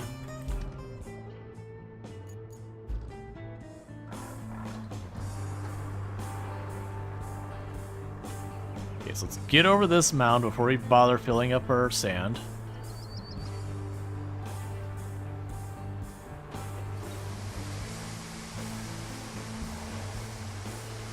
Okay, so back up here we go. This is this is the route we put more time in than anything else, by the way. So like, this is not indicative of the way all the routes have been. Most of the routes I've had just like one spot I've had to patch up, and then, you know, then it's just finagling things around a little bit. Hey, Tankard, thanks so much for the raid. I do hope you had yourself a good stream. What were you playing on? Could I get a shout out for Tankard if I've got one of my mods able to do that? Well, welcome in. And again, what do you got? Farm Sim 25, nice. I hope you had a good time playing some Farm Sim and all that good stuff. A bit scuffed. It does happen. It does happen. But yeah, so I hope you're able to either, one, have it be incredibly entertaining, and or two, de-scuff your run. Let's say you're happy because you realize you don't need PC requirements to be much faster. PC than you own. Gotcha. Alright, so let's try and get this down to where everything is getting stuck. Which I've already forgotten dealing with cleaning up our mess back there. Do sewing job.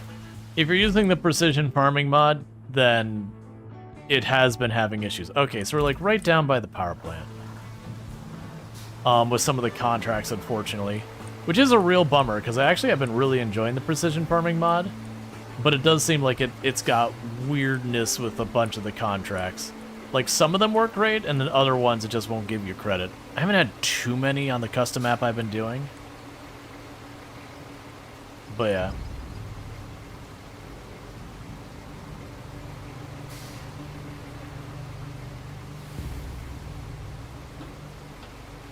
Alright.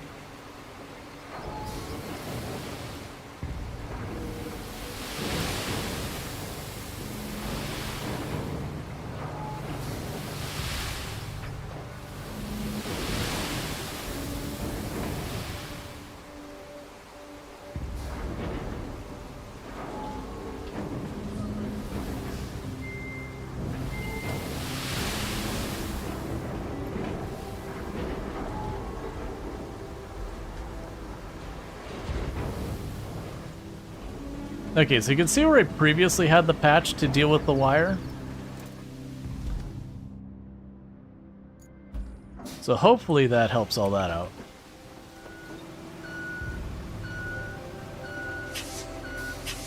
You thought you needed an RTX 3090, but turns out that's just playing 4K.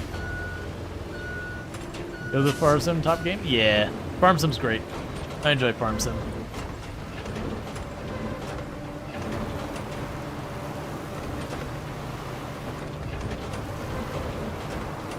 Okay.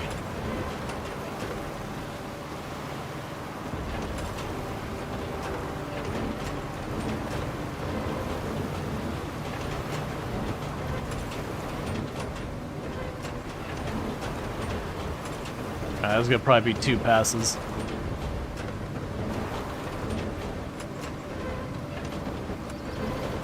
Yeah, so then we turn right.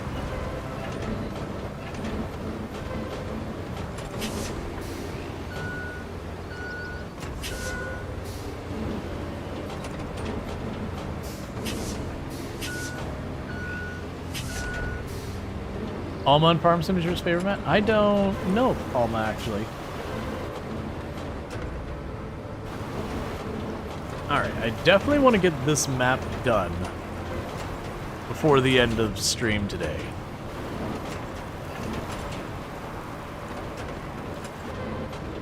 So we can check out a new map next time. Or at least we'll probably continue the map we were doing with FG, but you know, regardless, I would like to get this map done. Because we've been spending almost like 2.5 streams on this map, which it does mean a really good thing, like getting a really good value out of your game that, you know, it's not you just pull up a map and like 3-4 hours later you're done.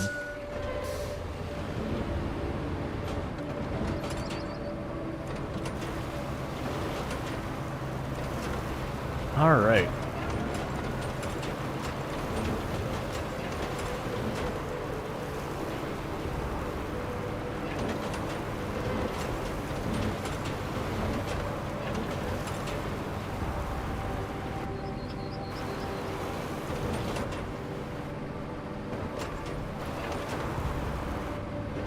It does seem like even though I'm using the bulldozer and all that, it keeps that ridge in there. So yeah, the lesson to learn here is be real careful where you run your power cables. That's the reason I'm having all these problems here. Is it just that big spot of power cables that makes the dirt all torn up? There's like, you know, when you cover it up, it leaves a big bulge there. Yeah, so I just need to get over here. And then this is asphalt. This is all asphalt up here, so it's just this little spot right there.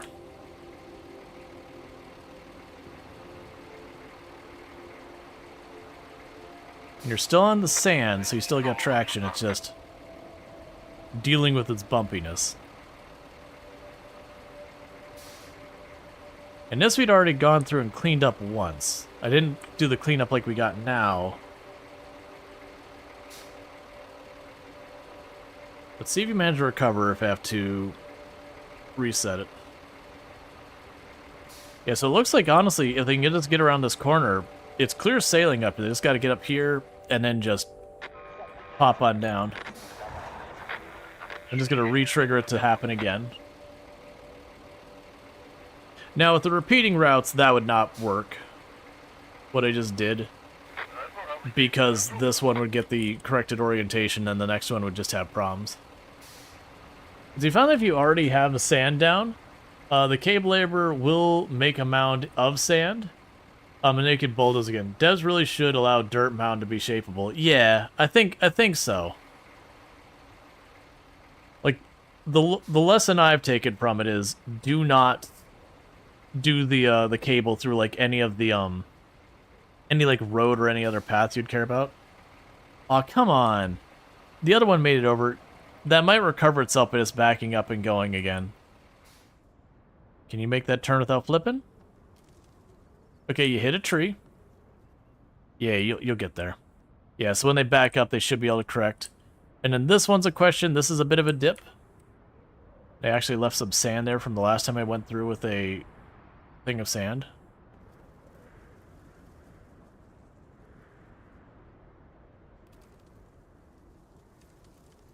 You're doing good. All right.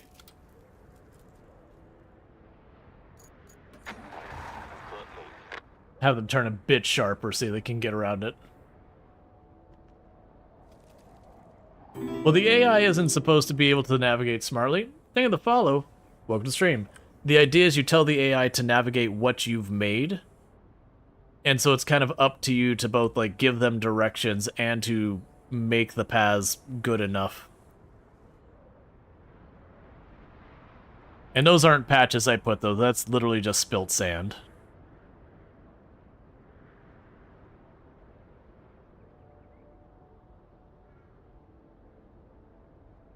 Far enough to count, and you're gonna probably make it over. We'll reset it now versus waiting. Yeah, we're at the home stretch. Oh, it's gonna start there. Okay, you made it through. Will the second one make it through? Because they both make it through, then that's fine. Like literally, I might just have to tweak the path up there somewhere. We'll let you try and back off and correct yourself and see if that helps.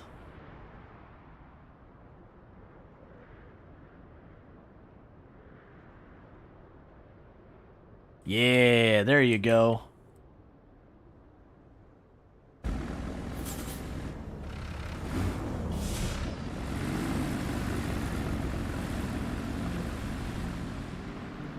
Alright, so let's see how they do.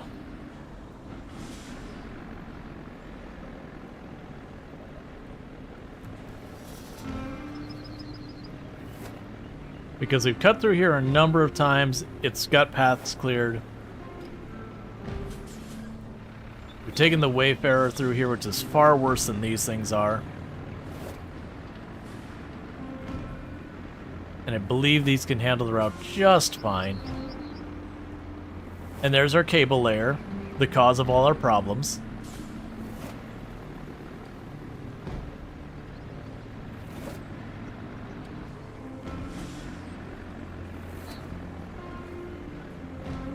Alright. That took entirely too long to get sorted out. And then I still have two other paths on this map that aren't fixed. I'm not going to worry about those right this second. Those will be probably something I just do on my own time, because we already got stuff through. It's just patching up one or two spots to just get it to do it reliably, and then waiting for it to go. That's the big reason I don't want to just jump on it on stream, is once I get it fixed, I gotta wait for like 10 trucks to run through it, and they don't run constantly. So I just have a feeling that would be not the most entertaining to just wait for it. Alright, so now you turn to the right. Yeah. Oh, I was gonna say, please don't drive off the ledge. That's not where you're supposed to go. Alright, so this is where it's gonna be a little tricky. Is they're just maneuvering along this railroad track. The vehicles can kind of get stuck on the railroad track because there's bad traction. But that seemed to go fine.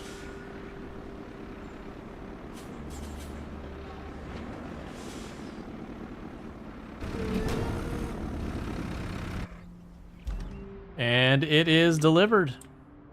Where's your second one? Right there. Yeah, so this one has like 3-4 deliveries. I just need to patch that spot. And then the castle, I just need to put a little bit of sand right there so they don't slide along the track, so they just go across it. Actually, honestly,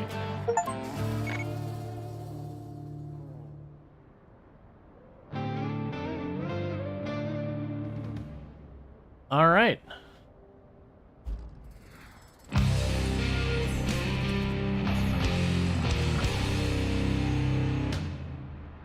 All right, protocols exist for a reason, but sometimes you just gotta take a breather.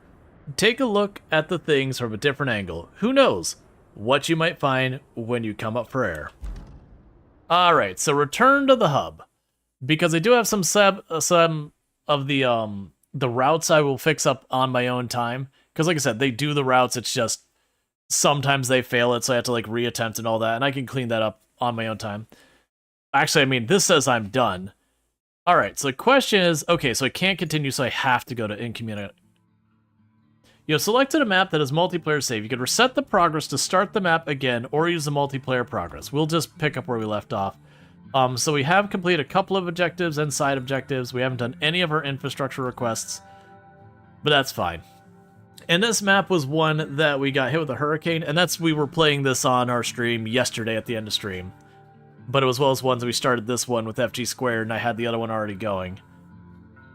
This one introduces the logging stuff, which we got to grind up some stumps, but we haven't done any proper logging. So as much as I've enjoyed Sunken, I was pretty ready to be like, you know what? I'm ready for this map to be done. I'm enjoying it, but now we're kind of winding down. Okay, so we need some steel beams to be sourced. All right. So the steel beams, I have 10 steel beams here that we can grab. And I just need to move those to where we have storage. So, let's go to our Highland. Well, let's check where our base are. So we got a roadside base, which is not currently functional. We got our Highland base. Let's go to our Highland base. And we can grab... Actually, let's check the shop, see if we got anything new I can grab before we go too far. We have the heavy dump truck, which is the one we were using a minute ago. Log forwarder and log grabber we don't have, so I'll buy those. Because we're going to unlock the rusted version soon. And that's DLC thing that I'm not going to worry about. Mobile crane. Honestly, we're at that point where I'm just going to buy whatever vehicles we're missing until we have them all. Okay, anyways, now actually to what we should be grabbing, which is I just need to move some steel beams. So let's go to our crane, we'll grab the mule, deploy it, and we need to work our way over to the steel factory. But we did mark, you see these like red markers I put on? Actually, most of them disappeared. I don't remember what all that... Right, the greens, it's fine. The green stars are places I was going to want to put bridges. Yeah, let's put that back. Yeah, so I marked places that it's like, okay, this is a place you'd probably want a bridge. Okay, this is a place. Yeah, so the green stars are places I wanted bridges. The red triangle was supposed to be a place we couldn't cross. And I think I put that wrong. Yes, the orange triangles are places where the mud is really hard to traverse. So that way I know place I might have to go and deal with that. That shouldn't be a red triangle. Just cleaning up some other stuff. Yeah, and that's another place we have a bridge. Okay. So we need to get to the steel beams. So realistically, we're taking the south road straight across. I don't think we can traverse... We might be able to traverse that. Yeah, it looks dodgy, but we could probably traverse that. Okay. So basically, going towards the relay. And going from there. Let's see, will your progress be lost if you continue if you continue with FG. So what I learned is at the end of your play session, it does give you a choice being like, hey, do you want to keep the money from, like, your money and prestige you earned with the other person? Do you want your map to update? So I just need to remember to not tell it to update my map, and I shouldn't lose my progress. Because I prompted too fast the last time I played, and I wiped out progress on one of my maps.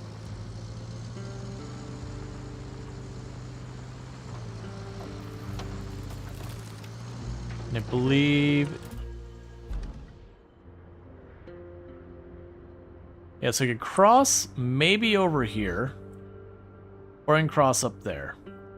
I think I'm gonna go take the south way.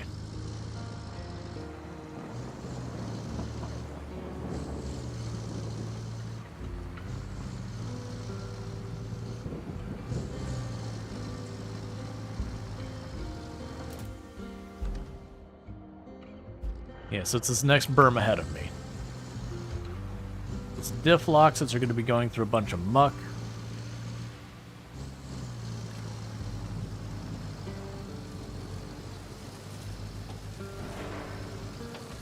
Okay, so we're trying to get to this steel mill in front of me.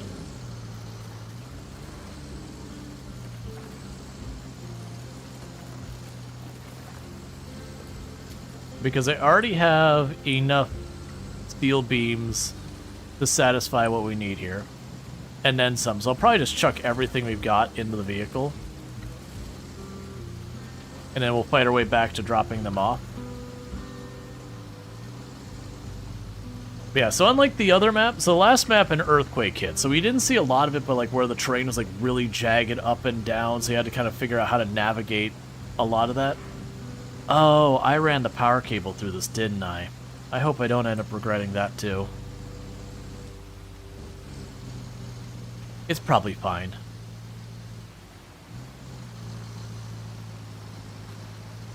But this one is an area that got hit by a hurricane. And when you go to the areas we haven't already cleaned up, like this is an area we have cleaned up.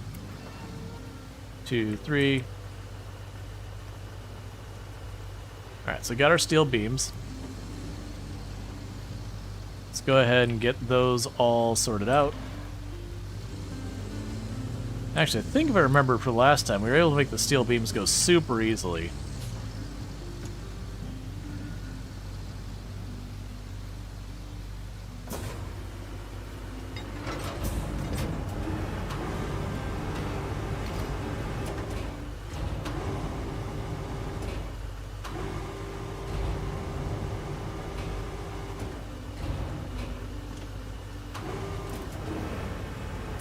Well, that's not what you want. Alright, hang on.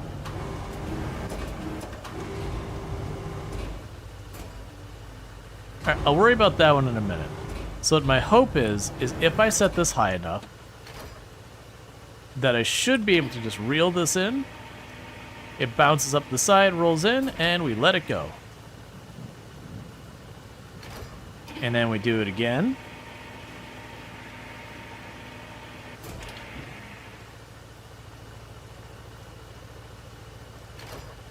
One second. So I could do for this.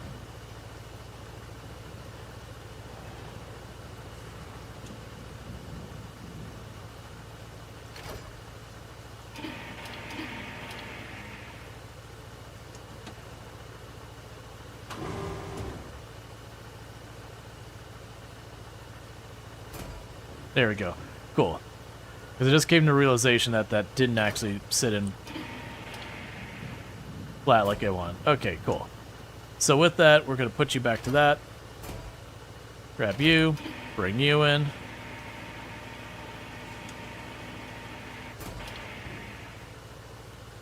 Bring you in.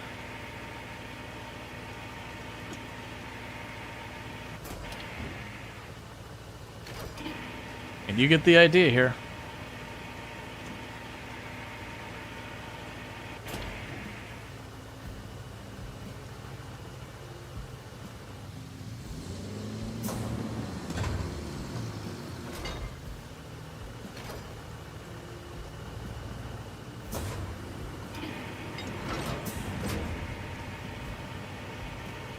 That did not improve anything at all.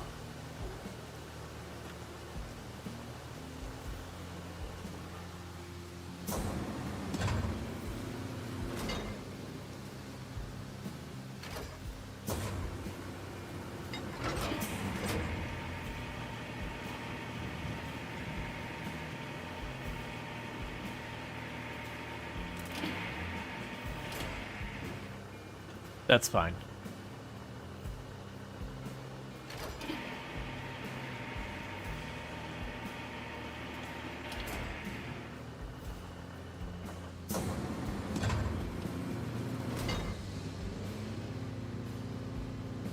Just got a couple more to grab.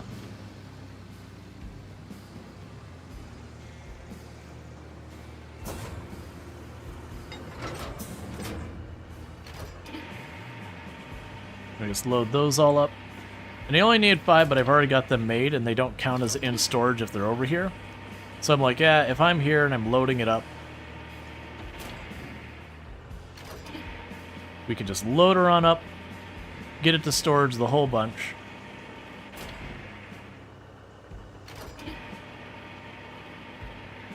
And then we can take all that back to HQ of the handful I need.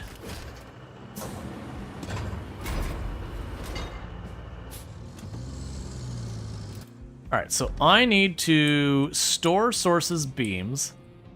That requires me getting to one of my bases. Realistically, we're going back to the base we were just at. There's a missing bridge here, so that's not going to help us. So realistically, I'm going back through that muck we just got here with. There's a catch, though. If you look at the weight distribution on my vehicle right now, we're leaning pretty hard back. Mayhaps a little harder than the vehicle is probably meant to do. We're really looking up in the sky just a little bit right now.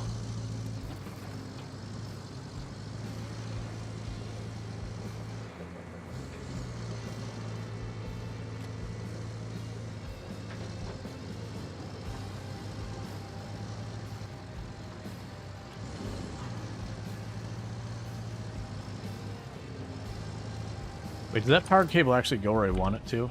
No, it doesn't. That's the wrong way entirely.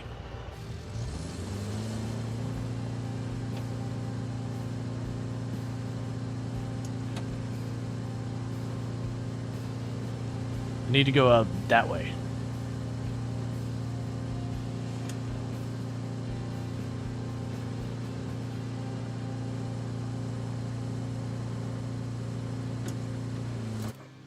Okay. Yeah, so I need to go out over there where there's a gap.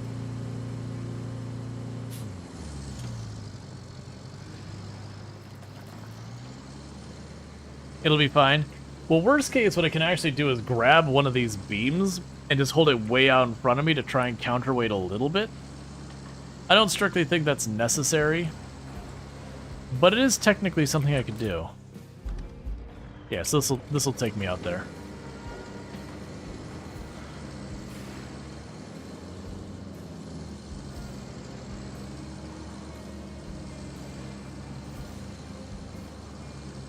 Needless to say, we are not exactly moving the fastest right now. And we are going to go in and get in the muck. Hey, Ultrasaurus, thank you so much for the raid. I hope you had yourself a good stream and all that good stuff, and thank you for the follow. But how was your stream? Let me guess. I have a small hunch that you may have been playing RoadCraft. For subscribing for 7 months. And thank you, Penny Meow, for the... Ultrasaur my dude, Ultrasaur really slide, Ultrasaur my dude, Ultrasaur really slide, Ultrasaur my dude, Ultrasaur really slide, Ultrasaur my dude, Ultrasaur really slide, Ultrasaur my dude, Ultrasaur really slide, Ultrasaur my dude. And thank you, Penny Meow, for the 3 months of Tier 1. That's 7 months you've been subbed to channel, so I really do appreciate that. It means a heck of a lot. I have lost track of where I'm driving across this muck. I am farther to the right than I should be. Ended early because you're incredibly fatigued and getting out of breath. Well, I hope that resolves and not being a problem. obviously, if you got a raid and run, you know the drill. You know how it works. But obviously, you're welcome to be here for as long as you like. For those who don't know Ultrasaurus, let me go ahead and make sure we actually get that shout out real quick. So shout out for Ultrasaurus. That is not... I'm trying to shout out in my Discord. That's not how any of that works. In case anyone is wondering, if you start trying to shout out someone in Discord, it doesn't do anything. But definitely go check out Ultrasaurus. Absolutely fantastic content creator. Plays a lot of simulation games, among other things. Survival crafters as well and all that. Let's not tip over. Honestly, when it comes to games like SnowRunner, I do not physically know anyone more knowledgeable about SnowRunner than Ultrasaurus. I've been playing a lot of RoadCraft recently. How's the playthrough going? It's going good. We just finished Sunken, which took forever, but was a good forever.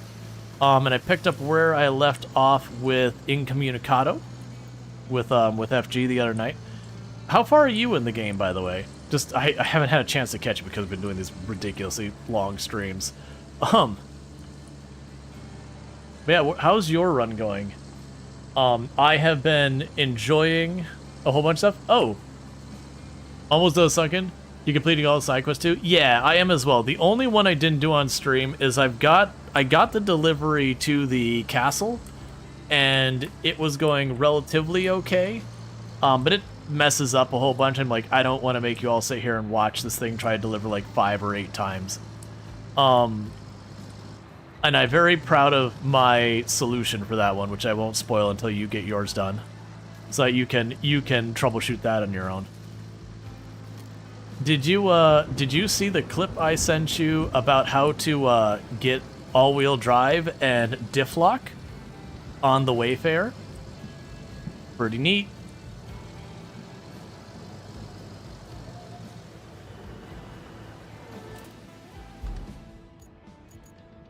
Oh, I'm literally going there. Check it out for bed. It'll be fun. I won't spoil it.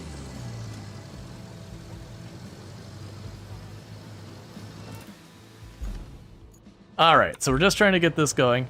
But yeah, so this is Incommunicado, which is basically, we are in, I believe it was Eastern Europe, and got hit by a hurricane. And when you go to the areas that are like actually the roughed up parts, as someone who has been in a hurricane many times and had to deal with the aftermath of hurricanes many times, it does a really good job of representing it, where you just drive through and be like, yep, there's sticks and branches and down trees pretty much everywhere. It is accurately done. It's almost like this is really meant to be multiple trips. It really feels like they really wanted me to do this in more than one trip, which was absolutely not going to happen. Okay. So with that, we can complete that objective. I don't remember why we were doing it, but we are.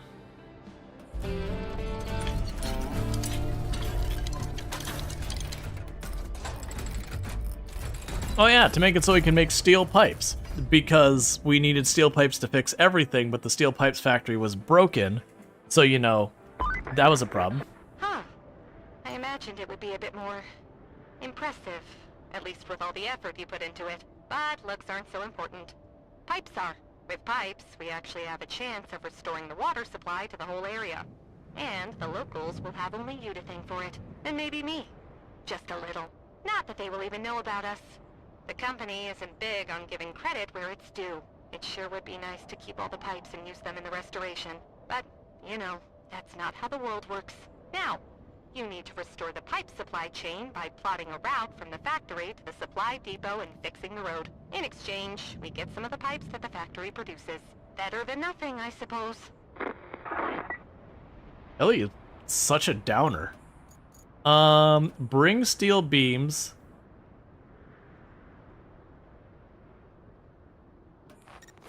Okay. Alright, I want to see the incredibly difficult thing we're about to have to do here. Alright, here. Real hard mission right here. I need to bring the steel beams from here to here. I don't know if we got this one. I have to get close enough to spawn these in. And we do it slowly. I have learned my lesson that if you spam this button real fast, physics happens. And it gets very violent.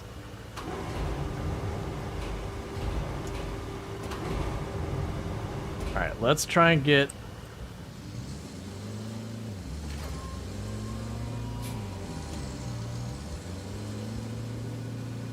And one delivered.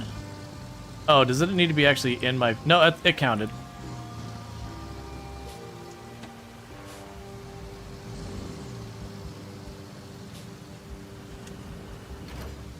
Okay. So I'm just going to go ahead and roll these steel beams on over because putting them in the truck and then doing that is going to be way more work than just dragging them in here real fast.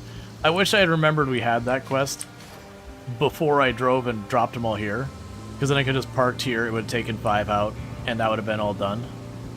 It's fine. Okay. I am looking forward to some logging. The trees have been mildly inconvenient, and that's too much of an inconvenience for me.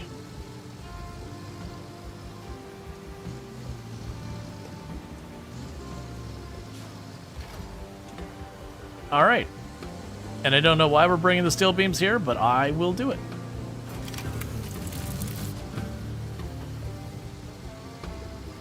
Cool.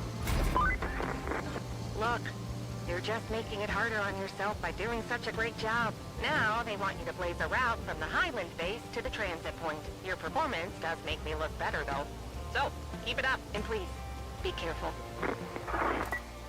Okay, so let's see what we got. So they want us to build a road here, which we've already marked as that being a bad spot.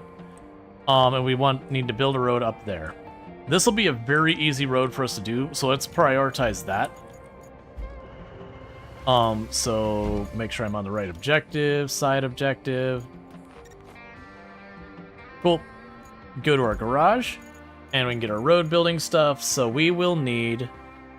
let's grab first our dump truck. And where do we have sand on this map? I genuinely... Oh, it's probably like right here and covering the whole area, isn't it? Oh yeah, we're good. There's sand everywhere. That's good, because we identified a crap ton of roads here that look like they all need to be patched up. That's what all those orange exclamation marks you see in like all directions are. Those are all the places I'm like, there is no way a convoy survives this mud. You hate sand?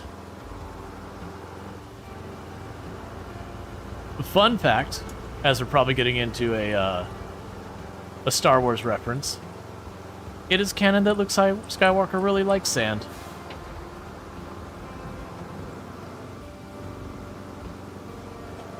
He has a whole thing where he crawls on shore after almost drowning and being like, did I ever mention I love sand?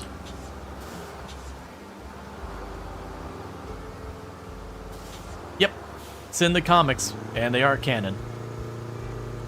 To be fair, he did almost drown. So... Say that again, you missed it? Yeah, so it's in the comics that Luke Skywalker is canonically loves sand. And thank you for the follow. Welcome to stream. Because like I said, he does almost drown.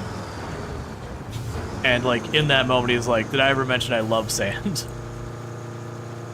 Because you know he washes up on a beach kind of thing. Not washes up, he swims to it, but you get the idea. Well, we're not doing the greatest job at pouring the sand right now.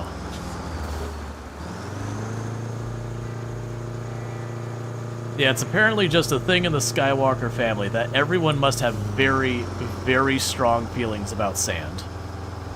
Good or bad isn't one of the rules, but you must have strong feelings about sand to be a Skywalker.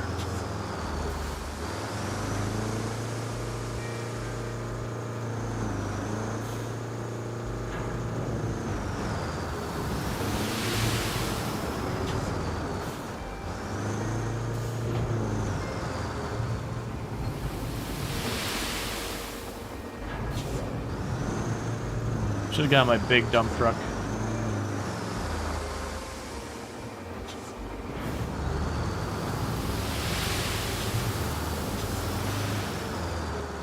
The force is balanced by sand conspiracy theory.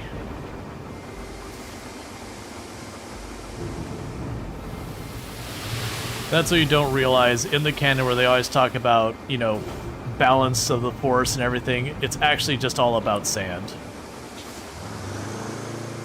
Like, just all of it's about sand.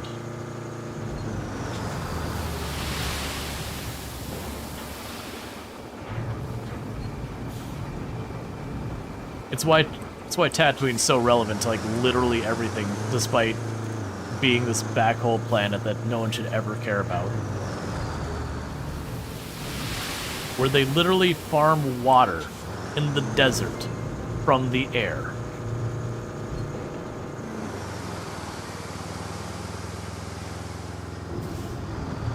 I'm just gonna go with them, keep dumping sand and my problems go away.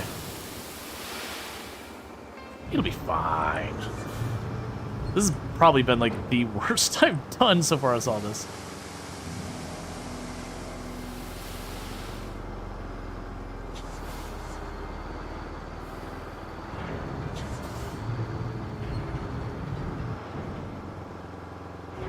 Alright, that's good enough for government work.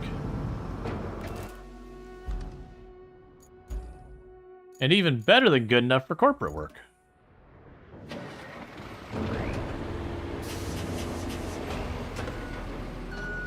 Alright. We can go over here and get this paved.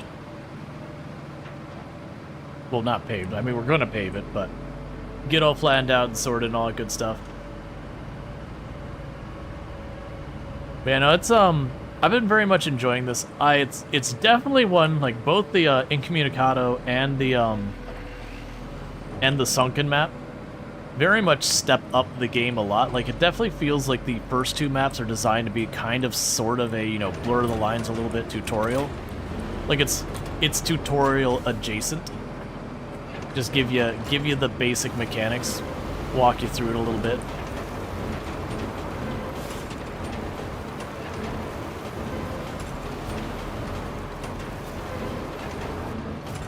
Alright, yeah, so I'm gonna need sand over here.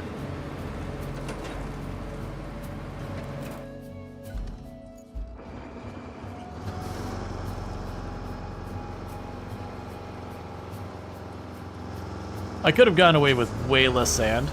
Honestly, I kind of want to use the giant dump truck for this stuff in the beginning, like in the future, even though it spills everywhere you go. Like, you hit a tiny bump and it just dumps a bunch of sand all over the place. But for a place like this, it kind of feels like you could almost fill in the area rapidly. Oh, you gotta have those big dumps.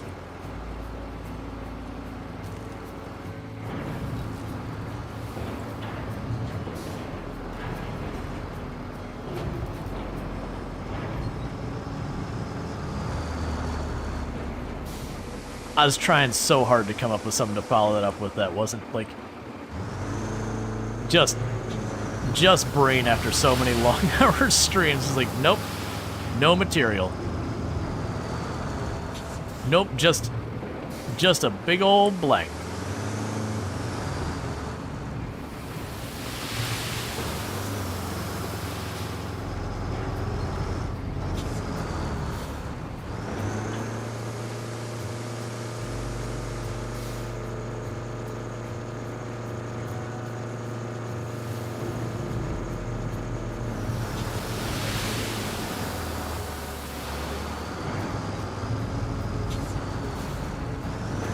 It's also those things that felt like early on is putting a lot more effort into actually, like, being smooth and precise with a lot of this.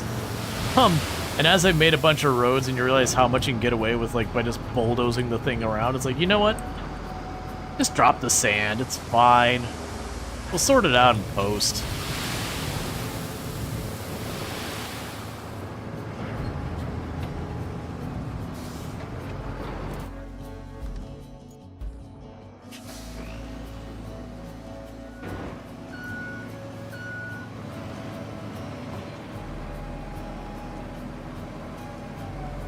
Excuse me, tree. Coming through.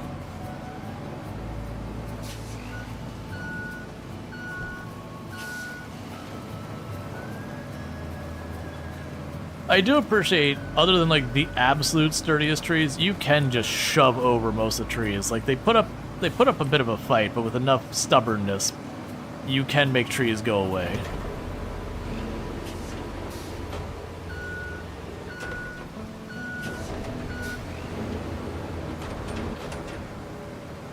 Alright, so let's go ahead and smooth this out a little bit, because it is still a mess.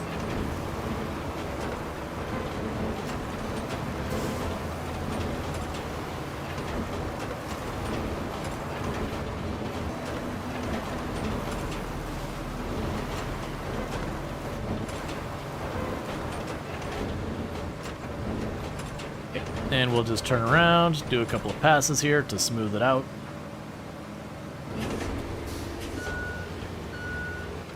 And then put some asphalt down and getting all that going. And we've made sure to make this lower than all the surrounding terrain. That way the very next time this area gets hit with a nasty storm, this area immediately finds itself once again underwater, compromising the entire road in this area. Exactly as it's meant to be.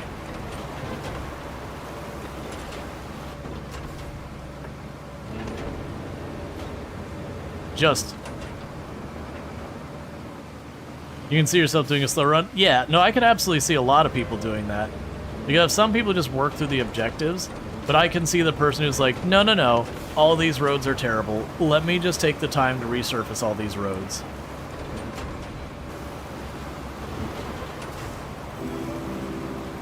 Thank you for the follow. Welcome to stream. And I appreciate that username. You can choose whether or not to reveal yourself. Hey! But yeah, but then again, we were just talking about Star Wars. I am not sure if you heard that or not. Because we were just discussing Star Wars, which is... I genuinely thought someone had popped in and just, you know, had the name, like, popping in. But it's good to see you. Oh, okay, Legend. Oh, right. I've seen you in Ultra's channel before. Nice to meet you. But welcome in. Playing some, was that World of Warships I saw? But yeah. So if you're looking for World of Warships, you can find that over there. Because anyone in Ultra's like, this is good people, you know, that's a safe bet.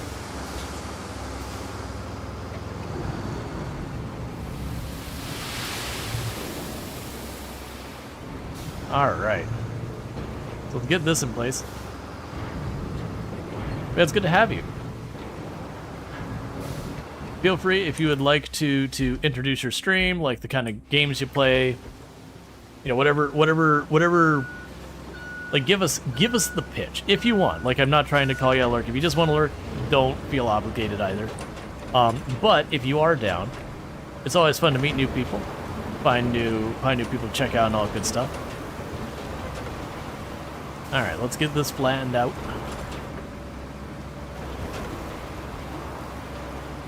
Yeah, and I was just sharing with Chad a moment ago because we had someone making the classic Darth Vader doesn't like, you know, sand and quoting and all that. I filled Chad in on the fact that canonically, Luke Skywalker loves sand. Actual canon. You got to go into the comic books to find out, but the comic books, as long as they're new enough, are canon.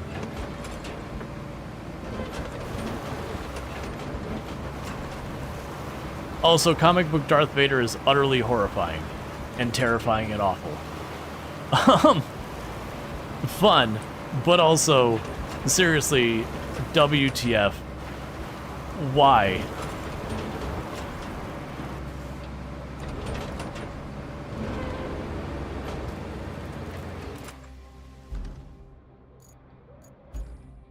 Alright, so we can go ahead and get ourselves set up with putting down the asphalt.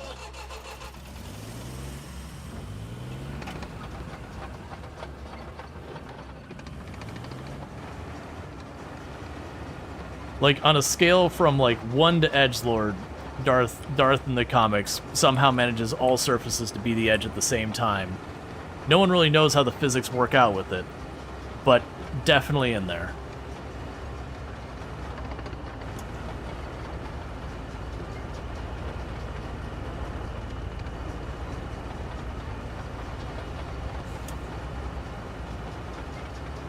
Also, you'd never tell a Wookiee they aren't cool. No, that'd be a bad idea. Hey, your local guru. Thank you so much for a raid. Good to have you. Optimizer OSHA approved? Yeah, no, don't worry. Everything we do here is OSHA approved. Absolutely. For those who don't know your local guru, absolutely fantastic content creator. Also been playing RoadCraft. Highly, highly, highly recommend checking them out. Very good people. But yeah, no, let me like, anytime you wonder, I can check with OSHA real fast if the way we've been operating around here is OSHA approved. So let me go ahead and bring OSHA in here real fast and see what she has to say about this. Hey OSHA? Hey OSHA. We've been doing good stuff around here, right? Awesome. OSHA has approved of the way we're working around here. I didn't have a good moment to use that real fast because we are actually reasonably working at the moment versus many things I have done in this game that are horrific and amazing.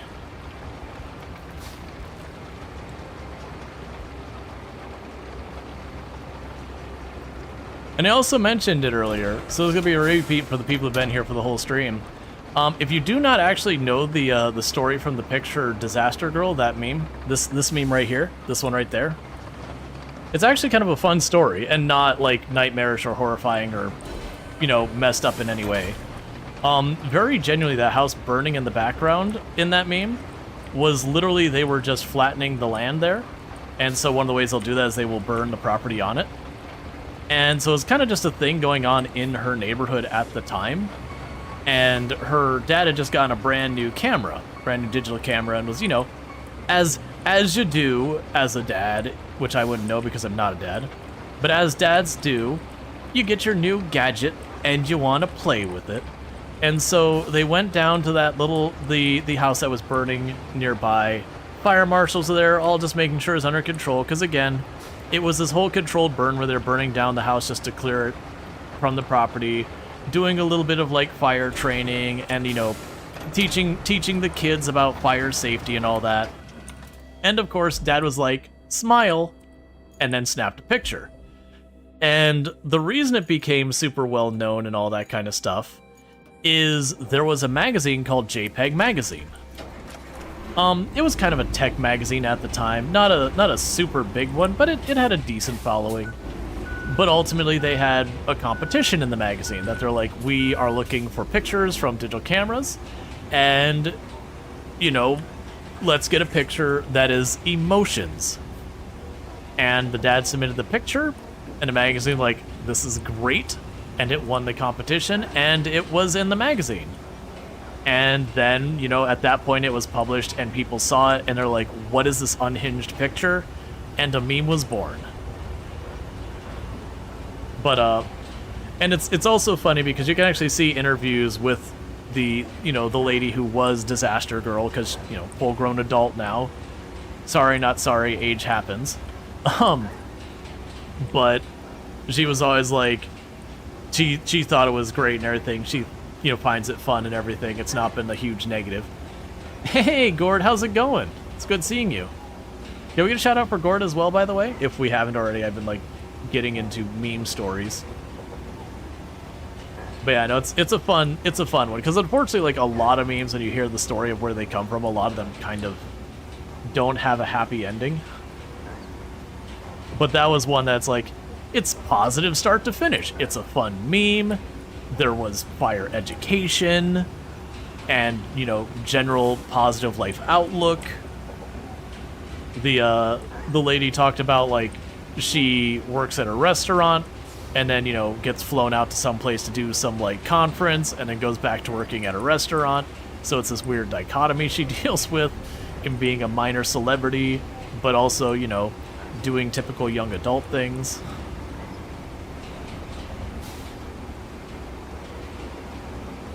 The road crafting is going good. Alright, you get that sleep, your local guru. Thank you again for popping in, the raid, and all that good stuff.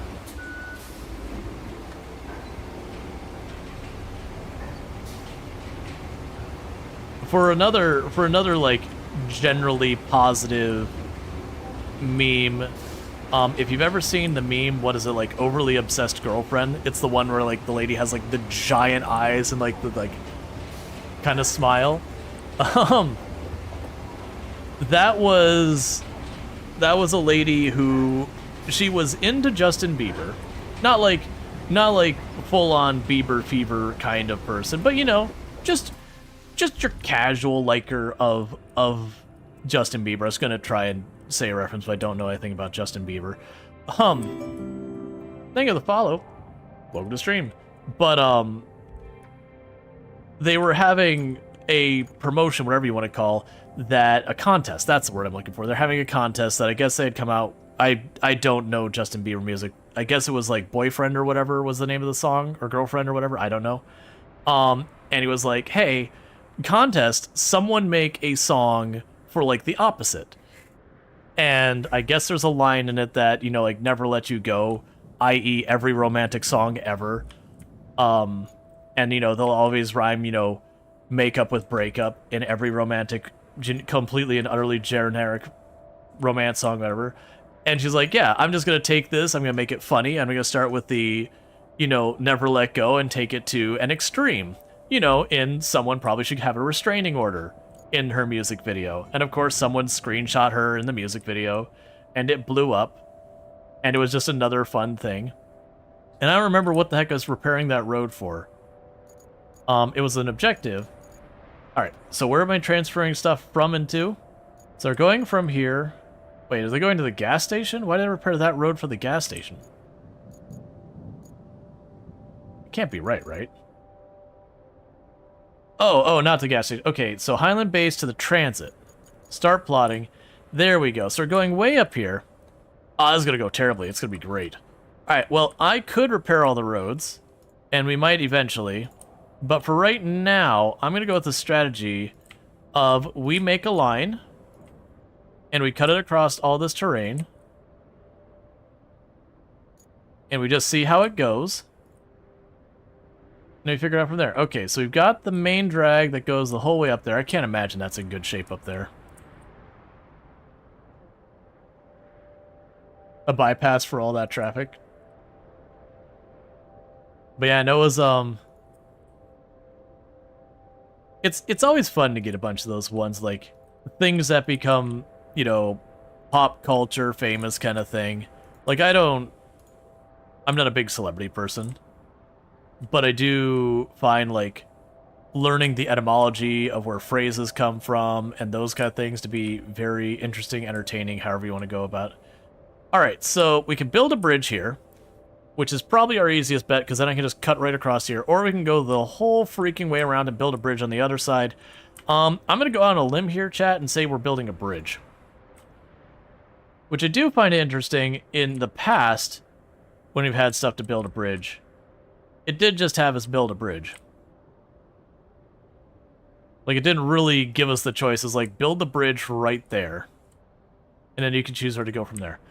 Alright, so we could definitely send the vehicles. Just ignore the fact that the bridge is currently missing and will be missing when it arrives. It's fine, I'm sure. So, the curiosity here is if I go build... Oh, I cannot build a bridge. It's probably okay. Oh, wait. Oh! I didn't realize FG had done that. That's fine. So we can go back to our main building down here. Not main building. We can go back to our routes. We actually have a route we could take through there. We can ignore this because we don't have the ability to build the bridge yet. So I need to take this route.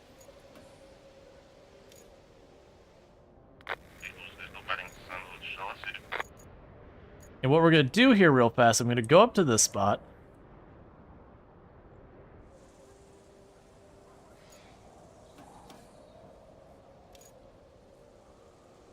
Oh, right, they're driving on it. I was like, why don't I have the choice to do stuff with it? Right, because they're actively working on it right now.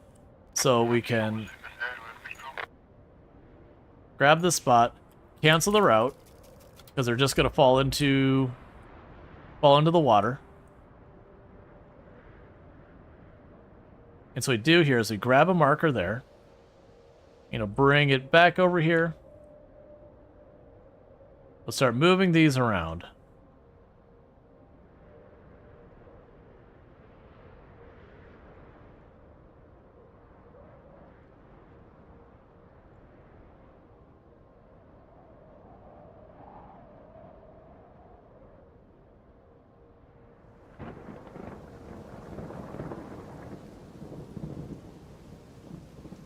You need to be farther back, actually.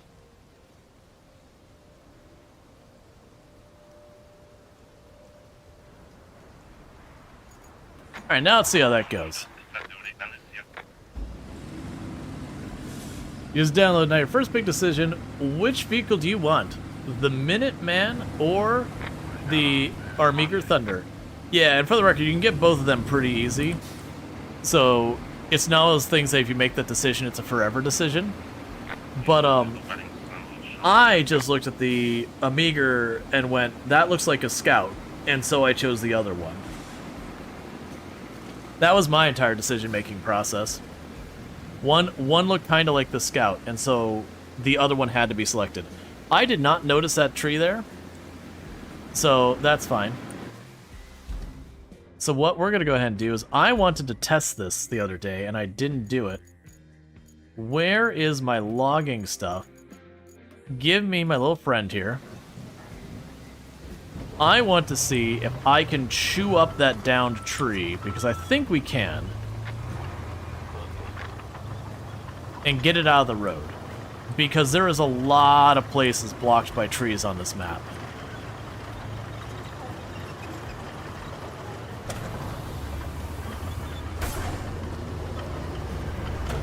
Just kick up rocks and throw them everywhere.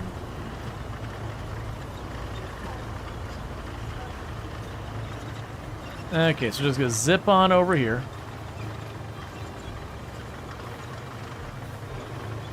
Because we now have machines, I can cut down trees, I can load logs into the back of trailers, and I can grind things up. Which, for the record, weirdly enough, I got the rusted version of this machine from joining this map. Hadn't seen any of the other logging equipment, and then when I went to the shop, all the logging equipment was there, so I was like, okay, I'll bite.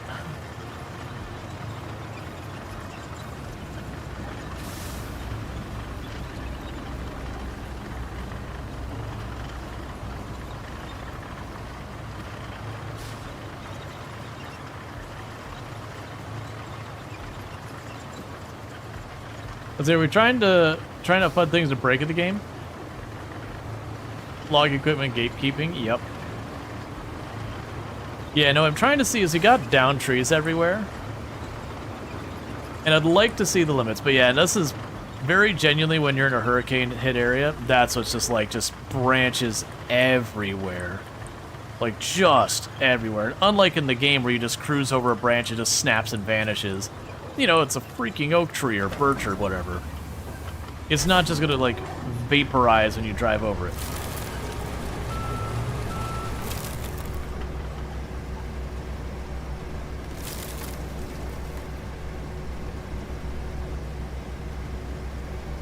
I was making crunchy noises.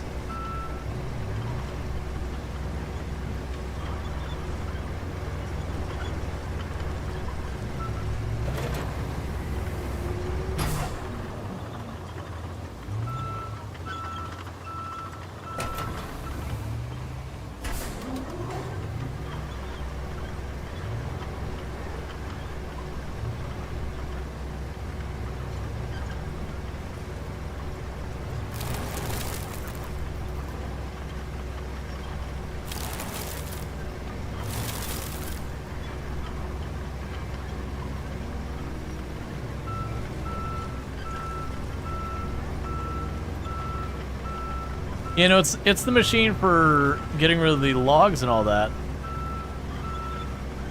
Or sorry, the stumps and all that. I was curious if it could do anything about the downed trees, though.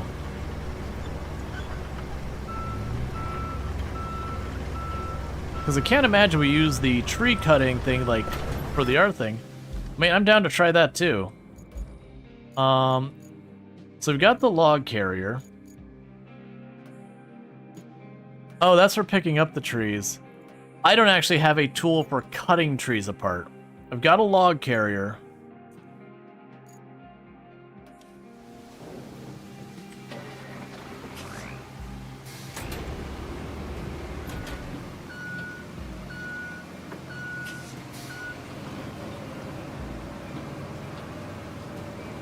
I don't imagine that's gonna work. But we haven't gotten access to cutting down trees. If that doesn't work, honestly, that tree is far enough over, I can probably just wiggle the convoy around it, and that'll probably be okay. But we'll see. We're experimenting. We're doing some science. Yeah, I'm guessing later on I'll get a machine for cutting down the trees, like we'll unlock it somewhere on this map. Because the fact that it gave us the stump grinder, I can only assume we're going to do a lot more tree cutting in this one. Because, like, the other map, we got, like, the giant crane and a couple things. It wouldn't surprise me if some of those machines overlap, that if you choose either one, you'll unlock them. But then there's definitely some machines we got on the other map that were brand new that I can see this one not worrying about.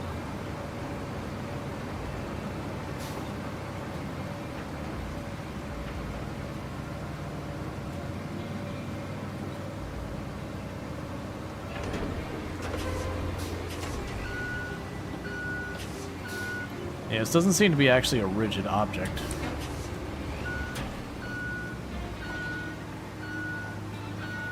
Which is interesting. It might be that since I took the stump grinder, the mulcher does work. Gotcha. It stopped playing the sound, which is why I was confused.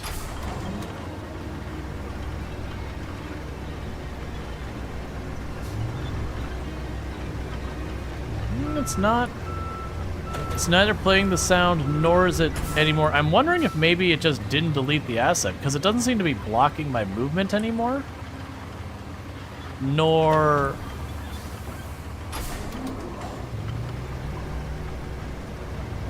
Yeah, like, we don't seem to be interacting with it in any way anymore. Let's try sending the convoy. I think the tree isn't actually there anymore. It's just, for whatever reason, didn't unload it. Yeah, so the tree is destroyed. It just didn't actually delete the tree for some reason.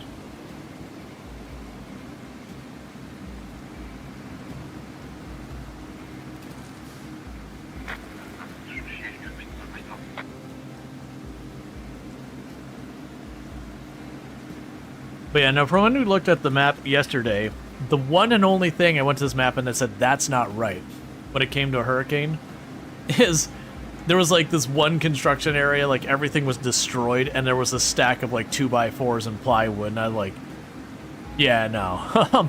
It's like, no. That whole stack of plywood's everywhere. Unless the whole thing is like anchored down or something, it's like that plywood is just, it's out there. It's embedded itself in walls and such.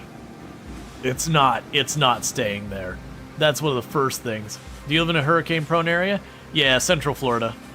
Like, I have been in the eye of at least 3 hurricanes, and I've been through over a dozen. I've been in at least 8 or 9 major hurricanes. I have gone up on the roof of a house in the eye of a hurricane to desperately put furring strips and tarp over a hole in the roof from a strike to the roof of the house I was in at the time. Which we saved the room, but that was terrifying. Because eyes of the hurricane are weird. You're looking in the distance, all trees are just going like this, and you're just sitting there and everything's calm. Come on, you can muscle through. That tree doesn't have anything on you. Alright. You have a good one, Ultra. Thank you again for the raid and all that, and popping in here and all that good stuff. Super appreciated.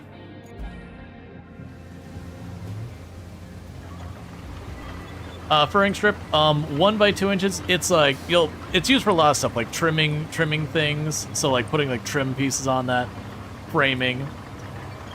So it's a very, very thin, like very thin, small piece of wood. It's like that wide by like this, or this thick by like that wide. You heard we were supposed to have an active hurricane season this year? Yeah, so we're actually having a weird thing right now in Florida. So we should have actually already been getting the beginning of like some storms coming in. We're not in the actual hurricane season yet. We're getting close. But we're having this weird, like, yeah, like it's lattice like. It's you would make lattice out of it. Or actually, lattice is sometimes thinner, but still, in that ballpark. It's a very thin piece of wood. It's not a very strong piece of wood. It was, we've got like maybe 5-10 minutes to slap this thing on the roof. We're going full speed. What do we got? Okay, get some wood screws, like literally just drilling into the roof, because the alternative was literally a hurricane dumping into a bedroom. And that is how you don't have a house anymore. Yeah, no, if it wasn't in the, like the first even kind of gust of wind that came, we bailed. Like, it's like, that's gonna have to do. It's either gonna hold or it's not. There's no more time. No perfection. This is just straight wood screw into the roof of your house. Yeah, not really an expert, but you've heard the beginning of the season being very dry is a bad sign. Honestly, I actually don't. So I know a lot about hurricanes. I'm not a meteorologist. I was more on the disaster planning side of things. And my younger brother actually works in emergency services management. So not like the firefighters, but the one who helps figure out where the firefighters need to be. You know, and organize and working with like the power company so they turn off the power because you don't want the power running when you have like, you know, an active fire. That's just how you get more fire. So you end up having a lot. But yeah, no, I don't actually know on that, because the big thing that happens with hurricanes is, any tropical cyclone for that matter, is they feed off warm, moist air. So if you have like an unusually hot season, you end up having a lot more evaporation, you get a lot worse storms. Whereas if you have a cooler season, you get a lot weaker storms. Or, I would imagine with dry air, you would end up with less storm. Like, because you wouldn't have that moisture. But I don't know about, like, if you go in and the season starts dry, if that means you're going to have, you know, more moisture later. I have no idea on that side. It's also why a slow-moving storm is so much worse than a fast-moving one. A fast-moving storm doesn't sit there and have enough time to, like, you know, get all that good hot, you know, hot humidity and all that to power itself up. It just zips across and doesn't have a chance to build. Versus when you have that storm that just kind of parks there and just kind of sits off the coast and you're like, crap. And it just keeps getting stronger and stronger and stronger. And you're just, please, just go away. Do what you're gonna do and get out of here. Alright, that spot needs to be brought farther back. It might work, though. If this can climb on its own without the nudge, then we're fine, but it's getting nudged before we get to see the end results. I'm pretty sure we're going to have to move this back. Let me go and just fix that now before we sit here for a little bit there. So let's move you back here. And let them try again. Get a better straight-on shot. And then I think we'll be fine here. I got another tree I got to chop up there. And then we're good. So while they're moving themselves around,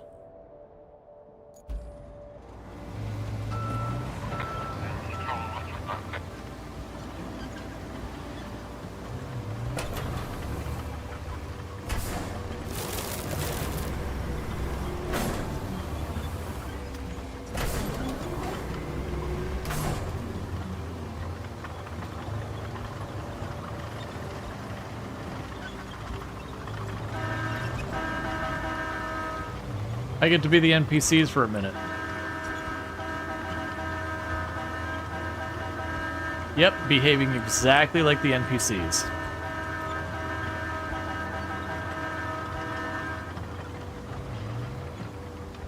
There's a certain amount of catharsis in there. Hello, I'm from Osha. I'm here to help. No, it's Osha's right over there. She's still hanging out.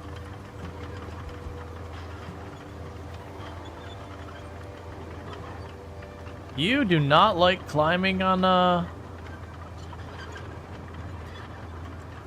brick floor. It's almost like this vehicle is expected to be used in wilderness situations. Is that seriously too much for you?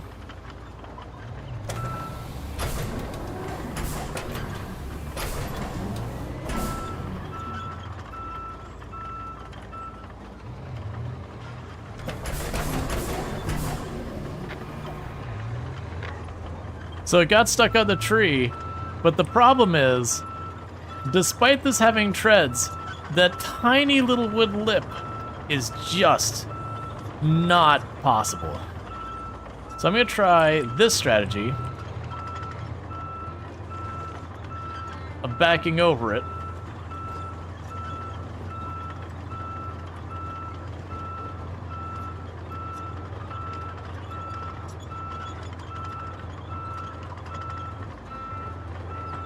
Okay, so for whatever reason, forward tread bad, backward tread solid.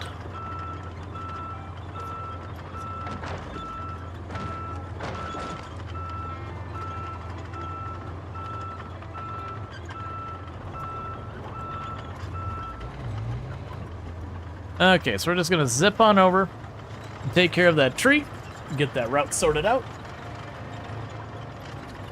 Back results faster with the ramp? Yeah, it's... I don't know why that is. Because in reality, like, the only difference would be weight distribution. And I'd almost expect the big heavy weight on the front to be good because they'd be pulling it down on that, so when that metal slap hit it, it would want to dig into the wood. Like, your concern would be, this is really heavy and putting it on that wood thing would probably end badly. But, you know, from a traction standpoint, that shouldn't be a problem.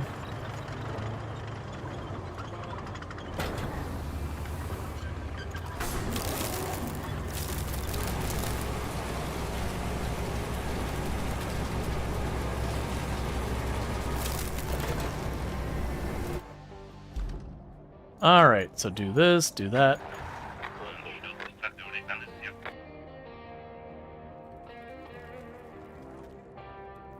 Okay.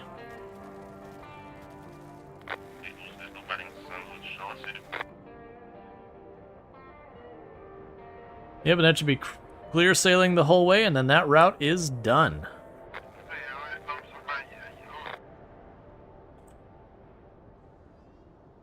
I guess we can go to this marker and get rid of it, because I don't actually need to build that bridge.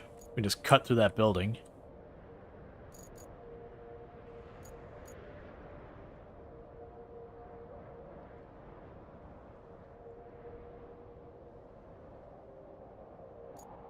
And I got a whole bunch of passages. Hey, there we go.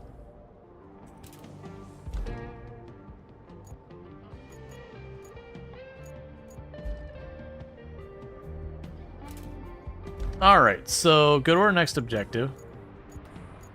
So we need to provide materials here. We gotta build that road. We got the roadside base here, but it's not online. We gotta bring that on, which I think is gonna be this up here. We do have our road building stuff down here, so let's start off with our dump truck. And just head our way up there. Alright, Gord, you have a good one. Thank you again for hanging out and all that good stuff. I do appreciate everyone hanging out. If you have been enjoying tonight's content, don't forget to drop that follow on the channel. That is how this whole thing works, where you find your way back here in the future. I do stream typically every days, but Thursdays and Fridays from 7 p.m. EST till normally 4 a.m. EST. We're going a little bit long tonight, and it is a bonus stream because I'm probably not streaming on Saturday. And then my usual reason for not streaming on Thursdays and Fridays is, you know, I usually hang out with my wife. But she's got overtime today, so I'm gonna play some games anyways. Might as well hang out, stream, do all that good stuff. Make sure that actually goes where I want it. Yep.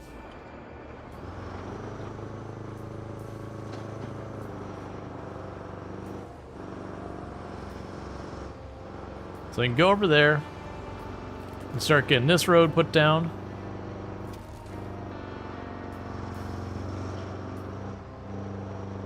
Oh yeah, this is the area that we flipped last time.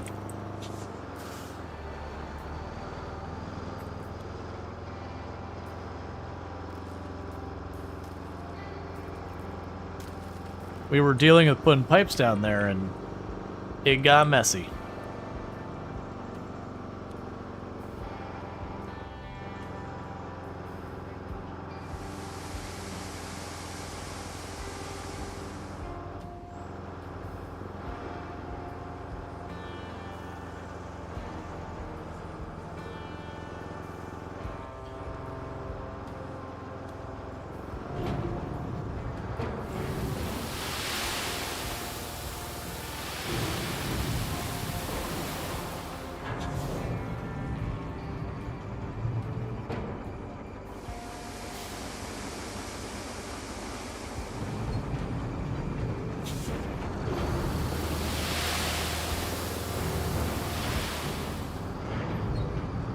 Alright, so we just gotta drop off all the sand, get to our side.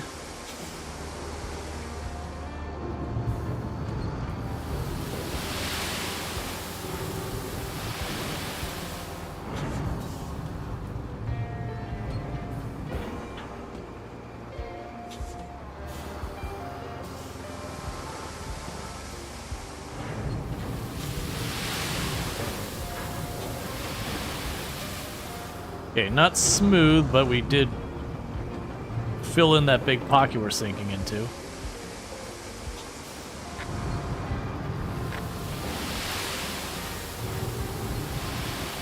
And it looks like our transit route just got stuck somewhere, so I have to see where that got messed up.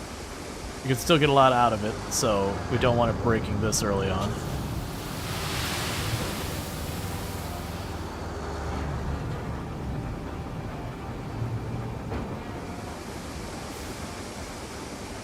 Did you know the AI can do that for you? Yeah.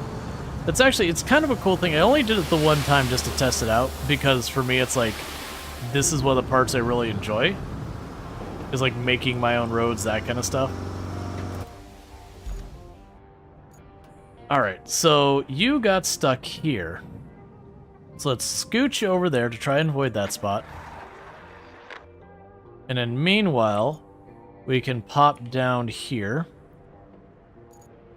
Not that machine. Grab you.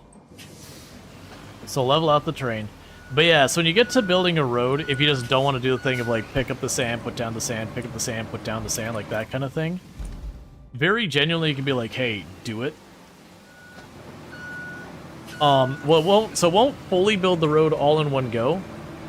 It's stuff like put down the sand, and it'll sit there and go back and forth and put down the sand. You can have where you say, hey, flatten the road, and it'll do it. So you can do it section by, like, step by step, and the AI will do the individual steps. But yeah, no, it's pretty cool stuff. I think it makes sense for stuff like the sand, which is a whole lot of move forward, dump, lower, fill, move forward, dump, lower, fill, you know, that kind of thing. I think it makes sense to allow you to automate it, because that is just repeating the same action. It's not like that meaningful of decisions or anything happening. It's not like a big skill thing either. You know, versus like flattening, you have a little bit more to that, and you can also send the AI. But I could see where the rebuilding roads again and again could be one of the things that people get a little bit tired of after a while. Just like, to me, the other one that stands out as one that I could see people burning out on is the crane game. Taking the time to, like, pick stuff up, put it down, rotate it, like, repeating that. That's another one I could see a lot of people after, you know, doing that 100 or so times, being kind of over it. That said, I don't believe there's any automation on the crane game, because that's a hard thing to automate. You know, about the best you can think is that you pull up to, like, the loading place, you push the button, and it just teleports into the back. Which is how SnowRunner did, is you could choose to build, you know, load it up yourself, or just hit a button and it just magics it in the back.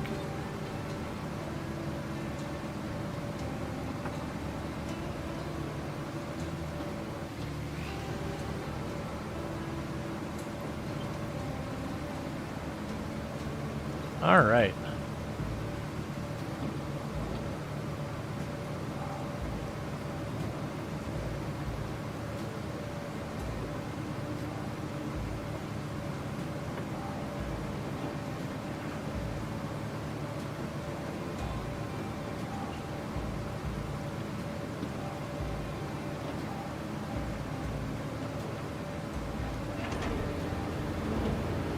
Okay, so let's flatten this out.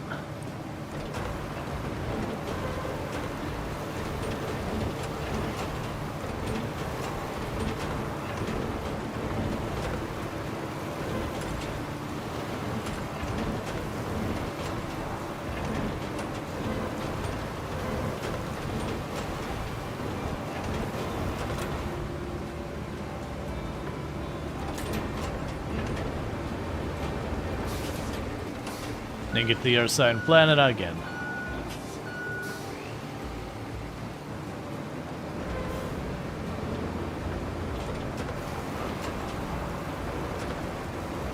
Because I want to get a little bit wider. Because those vehicles are not that...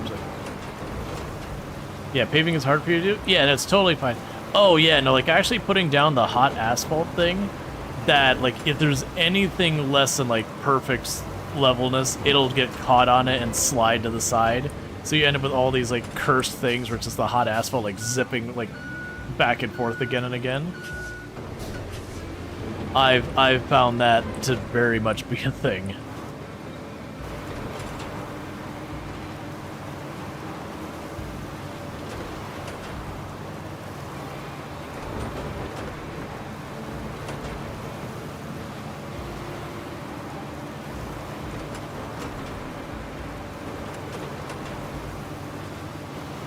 Yeah, so basically I've given our road a little bit of a shoulder. That way if the cars don't go over it perfectly, they don't just huck over into the abyss. And I'm going to do one last pass down the middle, just because I see there's that pretty bad ridge in the middle, and I want to avoid the vehicles getting all wibbly-wobbly on it.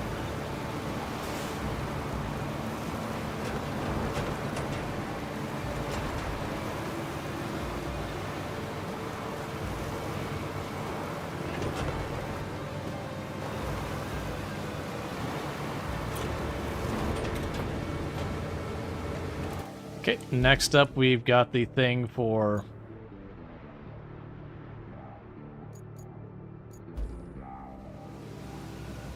paving.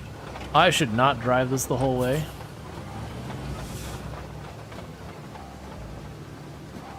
Because it is not a very fast vehicle. It does not do elevation or anything.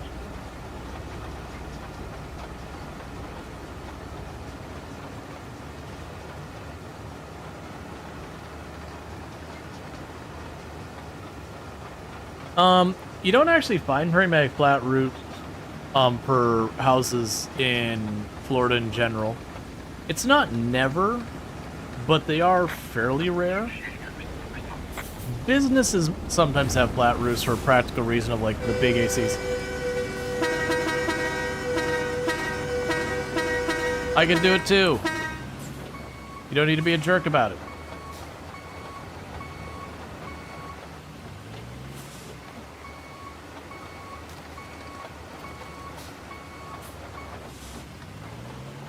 Yeah, no, exactly. That's always the danger with flat roofs, because what happens is as a flat roof starts to wear, it'll start to sag even just a little bit.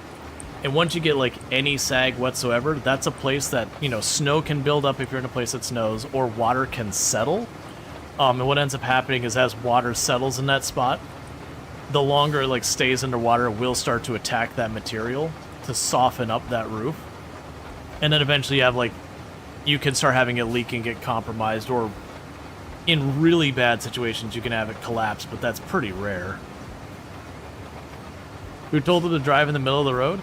That part's fine, but, you know, when I'm clearly on my way up the road, all they have to do is not blast their horn at me the entire time they're waiting to get around me. I tried to get off at the shoulder, just, you know, it takes a minute. The paver isn't exactly peppy. There is a heavy equipment wagon, which I should be using.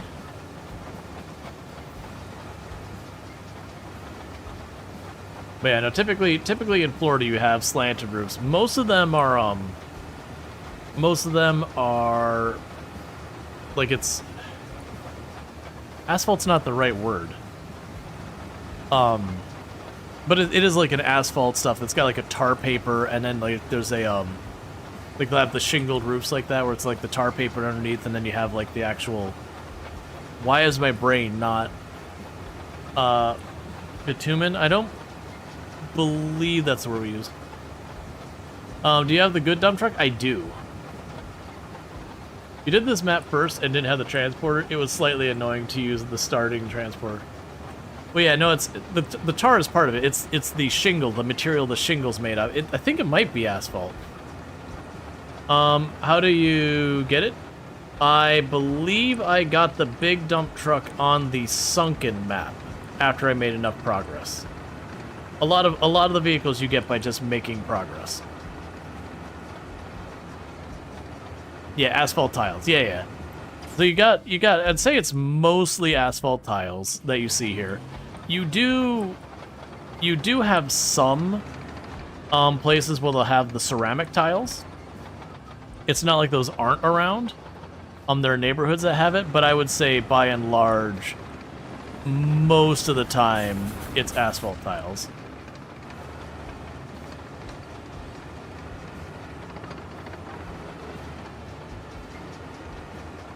Yeah. No, it's asphalt shingles. Yeah, sorry, asphalt shingles. So you get like a sheet of them. They've got like a glue on it. You usually put down like, put tar paper down, and then sometimes you put like tar or whatever in the gaps between the tar paper to seal up the whole thing, and yada yada.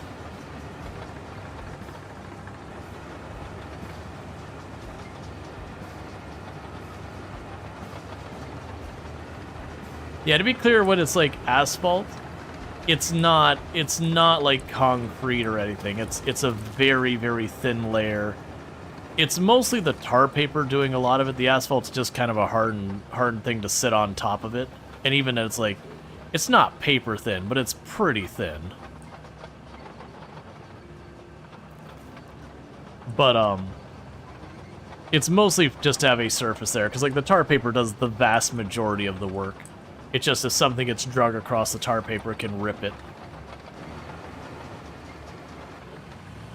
So having something on top just to take a thwack, so you tear that up versus the tar paper.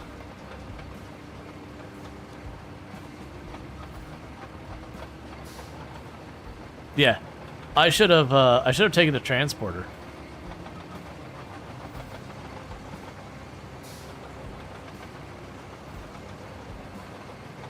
I see the felt tar paper is the only thing that keeps it waterproof.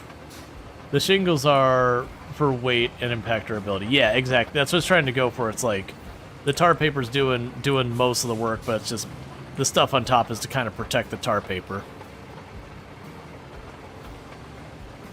Well, I'd say that's stuck. Wait.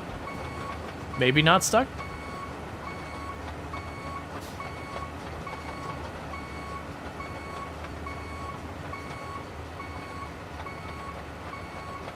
Yeah, I'll be wrapping in not too long.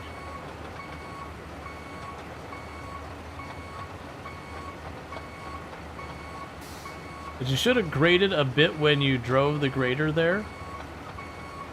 Oh, the grader doesn't do much to this terrain. You can mostly only grade the sand. Most of the rest of the map, it doesn't really do a whole lot.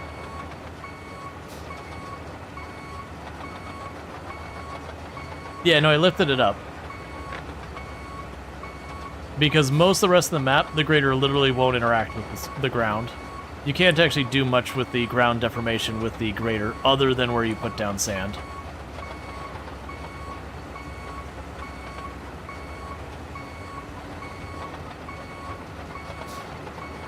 You can just get out of the muck. Yeah, no, it's just an engine limitation. It's not that big a deal, honestly. Come on, you can get up there. Yeah. Alright.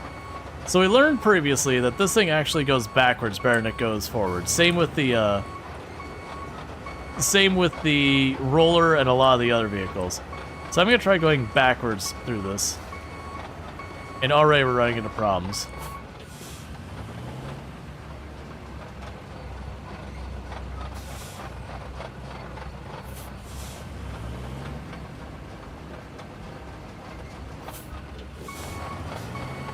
I even debated putting sand here because like, oh, this thing's gonna be a pain if we have to convoy through here.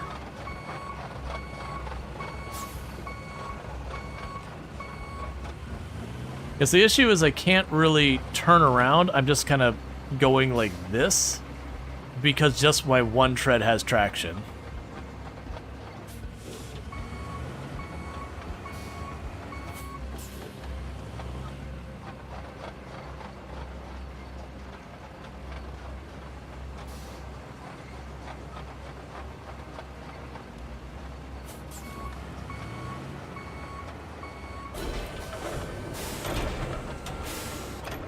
It's not gonna help.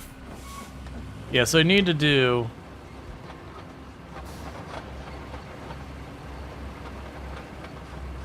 One of my treads is just not even turning?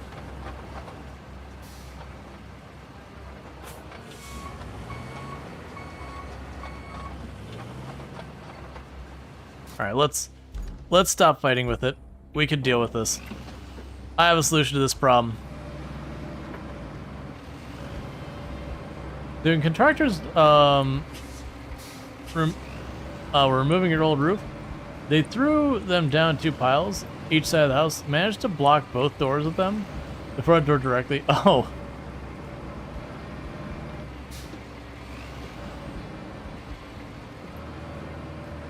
Yeah, no, I remember when my, we were working on the roof of my parents' house. When I was still living there way back. And it was after we got hit by a hurricane. I don't remember which one. 1 second. But what ended up happening was, like, the roof had taken damage, and we were patching it up, and we had my grandmother from my father's side visiting. And Grandma's a bit of a neat freak. Like, really, literally, it'd be like, don't worry about it, Grandma, you're our guest. And she could not leave, like, the kitchen in anything less than clean because it would bother her too much. And so we had taken roof damage, and we were fixing the roof because, you know, that needed to be fixed. Like, her visiting or otherwise, like, it had to be done. Because it was just, like, a little patch. It was just, like, 1 or 2 sheets of you know, of shingles that needed to be replaced because just a couple shingles missing here and there. And so we're pulling up the area to get, like, the old torn shingles off the roof. And we hear her yell from down below. She's like, you know, hey, be careful, you almost hit me. And, like, we're all like, what are you doing down there? She's trying to clean the shingles, like, that we're throwing on the ground actively as we're tearing them off the roof. And she's trying to clean them up as we're doing it. It's like, what are you doing? It's like, like, when it's done, if you really need to help, that's fine. Right now, we're actively making this mess. The shingles are coming down. It's like, we're trying to be careful, but, like, this is not the time to clean.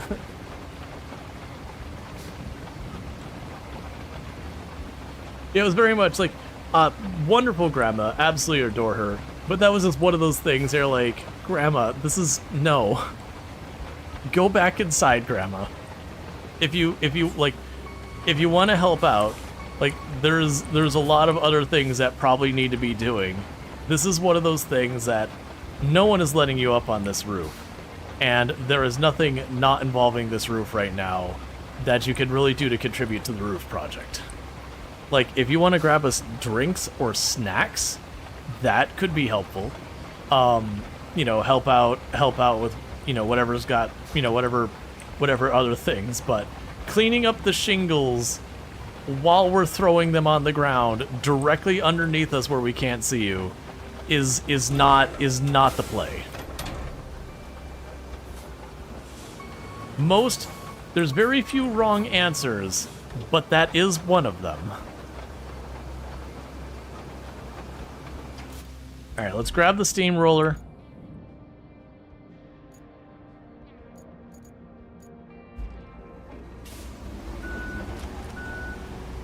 But yeah, no, it was the thing. Like once we said that, she went inside and did something else. But it was definitely like, it's like this is literally how this works. We make a colossal mess and then we clean it.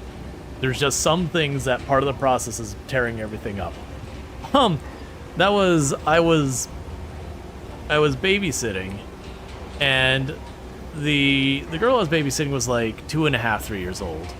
Mom is also a very neat person, and so, you know, daughter takes off after mom because honestly I don't know how mom didn't have a conniption on every single day raising kid, because could not handle a mess.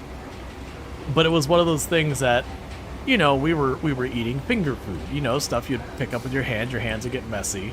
And so she'd pick up her food to go and eat it. It had like a sauce on it. She'd pick it up to go eat it, and her hands would get messy, so she'd put it down and she'd wipe her hands off on her napkin, and then she'd pick up the food, and then her hands would get messy, so she'd put it down, so she'd wipe off her napkins. Didn't get the food to the mouth. Was like literally, oh, hands are messy, time to clean my hands. And it's kind of like, no, it's okay. We will, like, good on you wanting to keep your hands clean. We'll get to that part once we're done eating. Like, this is the eating part. This is the part where we make a little bit of a mess, and that's all right. We just contain it. We contain it in the space we're allocating for making a mess.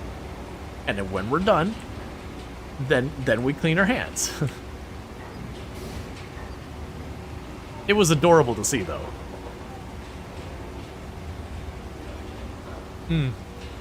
I helped teach her how to use silverware.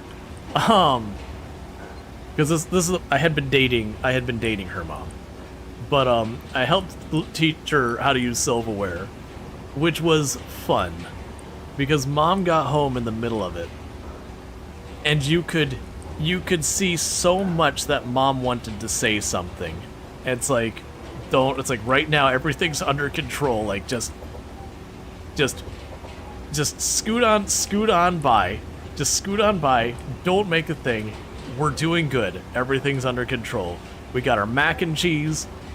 We got like it was like painter's mat. We got like a painter's mat on the floor.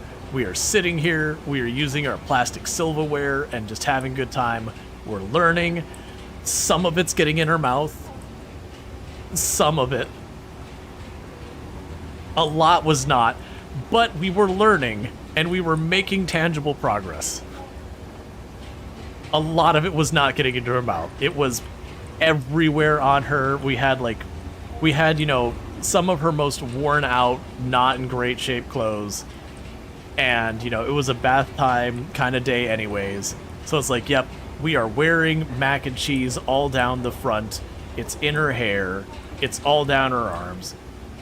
Some of it got to her mouth. But just, mom got home from work right in the middle of that, where just mac and cheese was all over this painter's mat and everywhere around. Because, you know, she would get distracted, and then she'd turn, and then the mac and cheese would end up where it ended up. But that's 2-year-olds. But yeah, no, it was definitely like mom seeing like mac and cheese all over the floor. Like, she wasn't mad that she was like learning to use silverware. It was just seeing all that mac and cheese like all over the daughter, all over the floor, and all that, and just being like, this is not okay. Yeah. Honestly, kids are adorable at this stage. They learn so fast, but they also have the attention spans of ferrets. Oh yeah. No, it was, I learned a lot from that whole thing. Okay, now this is one we definitely learned that for whatever reason, on the steamroller, front roller sucks, back roller works better. So I'm gonna try and back onto this and see if we can't make this work. But yeah, now this whole thing, like for the attention span thing, you know, it's just one of those things, running around the apartment type thing. Wasn't getting herself in any trouble, and it's like, okay, it's not right around bedtime, so it's a good time for her to be running around and tuckering herself out. That way when bedtime rolls around, she's already half spent. And so she's running back and forward up this hallway, just back and forth, back and forth. It's like, this is perfect. There's nothing she can, like, you know, trip into. Like, there's no sharp corners. It's just a hallway. Great, we're perfect. This is just run back and forth, get that energy out. And she runs, and she catches out of the corner of her eye the television, and just head turns fully towards the television, and just keeps going. Straight face first into a wall. Which I'm like, I'm thinking there, because, you know, before you have the moment to kind of evaluate, how is this gone? Like, are we okay? Just, she has bodied the wall and ricocheted off of it. And you're thinking, great, I'm taking this girl to the hospital, she's gonna have a broken nose, I'm gonna, you know, like, I'm gonna feel bad about it, you know, I'm gonna have to explain to mom what happened, like, none of this is a good time. And she just bounces right off, lands on her butt, giggles a little, gets back up and goes back to running. I'm like, I'll take it. I'll take it. Not even a tear, not even, like, didn't even, like, brush her face off or anything, just, like, went, boom, popped right back up and went right back to running. It's like, hey, you know what? That works for me.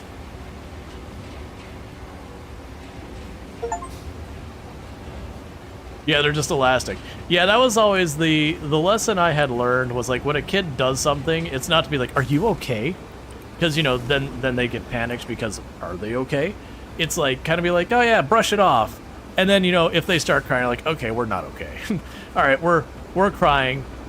All right, we banged ourselves up. All right, let's deal with this. But as long as it's, you know, as long as they just kind of bounce back and everything, it's like, yeah, we're fine. The kid will let you know if the kid's not okay. All right, so we had the gas station to the highway base. That's just a straight shot, isn't it? Oh no, that's right. I mean, that probably will be fine. We just send you out like this.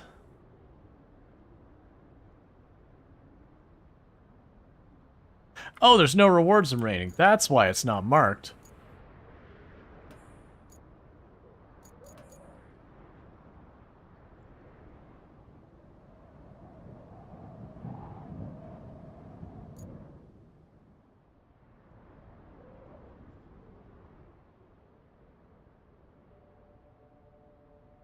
We'll see how mucky this is.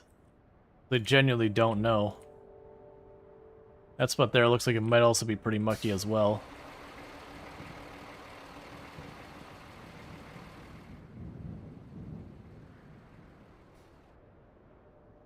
Yeah, they're fine until you have knowledge. Exactly. You know, because kids feed off of you. Like, very, very much. If you panic, the kid'll panic.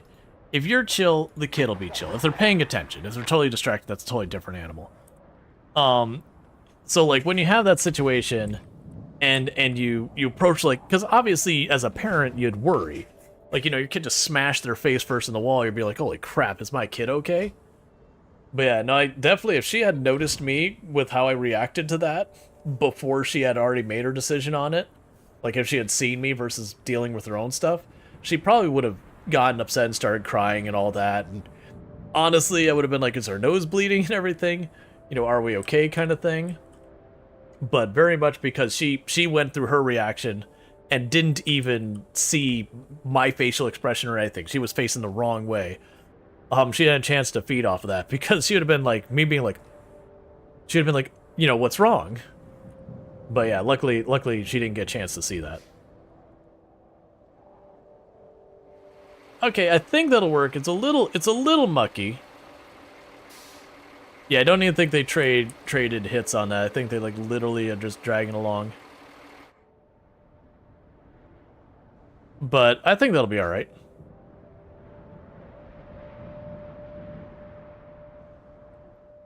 Yeah, it is interesting that the whole idea is when this whole thing goes through, I'm going to get 5 pipes out of it. So the reward kind of sucks. But, you know, you get other stuff from it, too.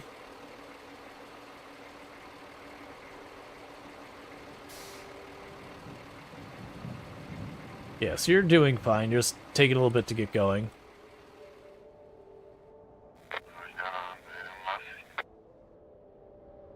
Yeah, but they'll get that one, there'll be another route fine.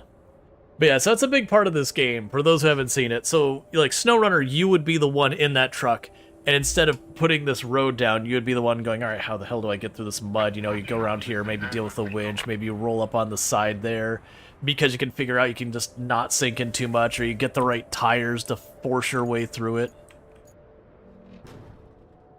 And so, like, in this one, because it's about building the whole thing, instead of making you drive through the same path again and again, it's you get that path made, and be like, yes, this is gonna be fine. Oh. The other path had a problem.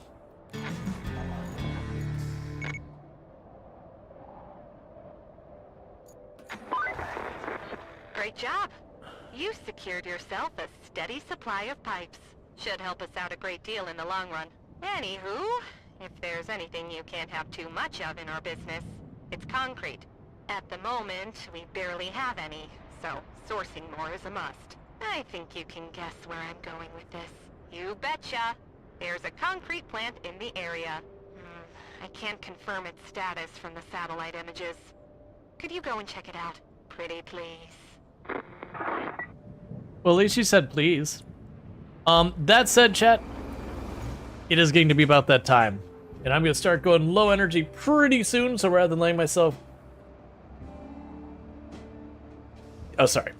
I got distracted by, like, you know, before I start going really low energy, I'm going to go ahead and get us having a raid over to someone else.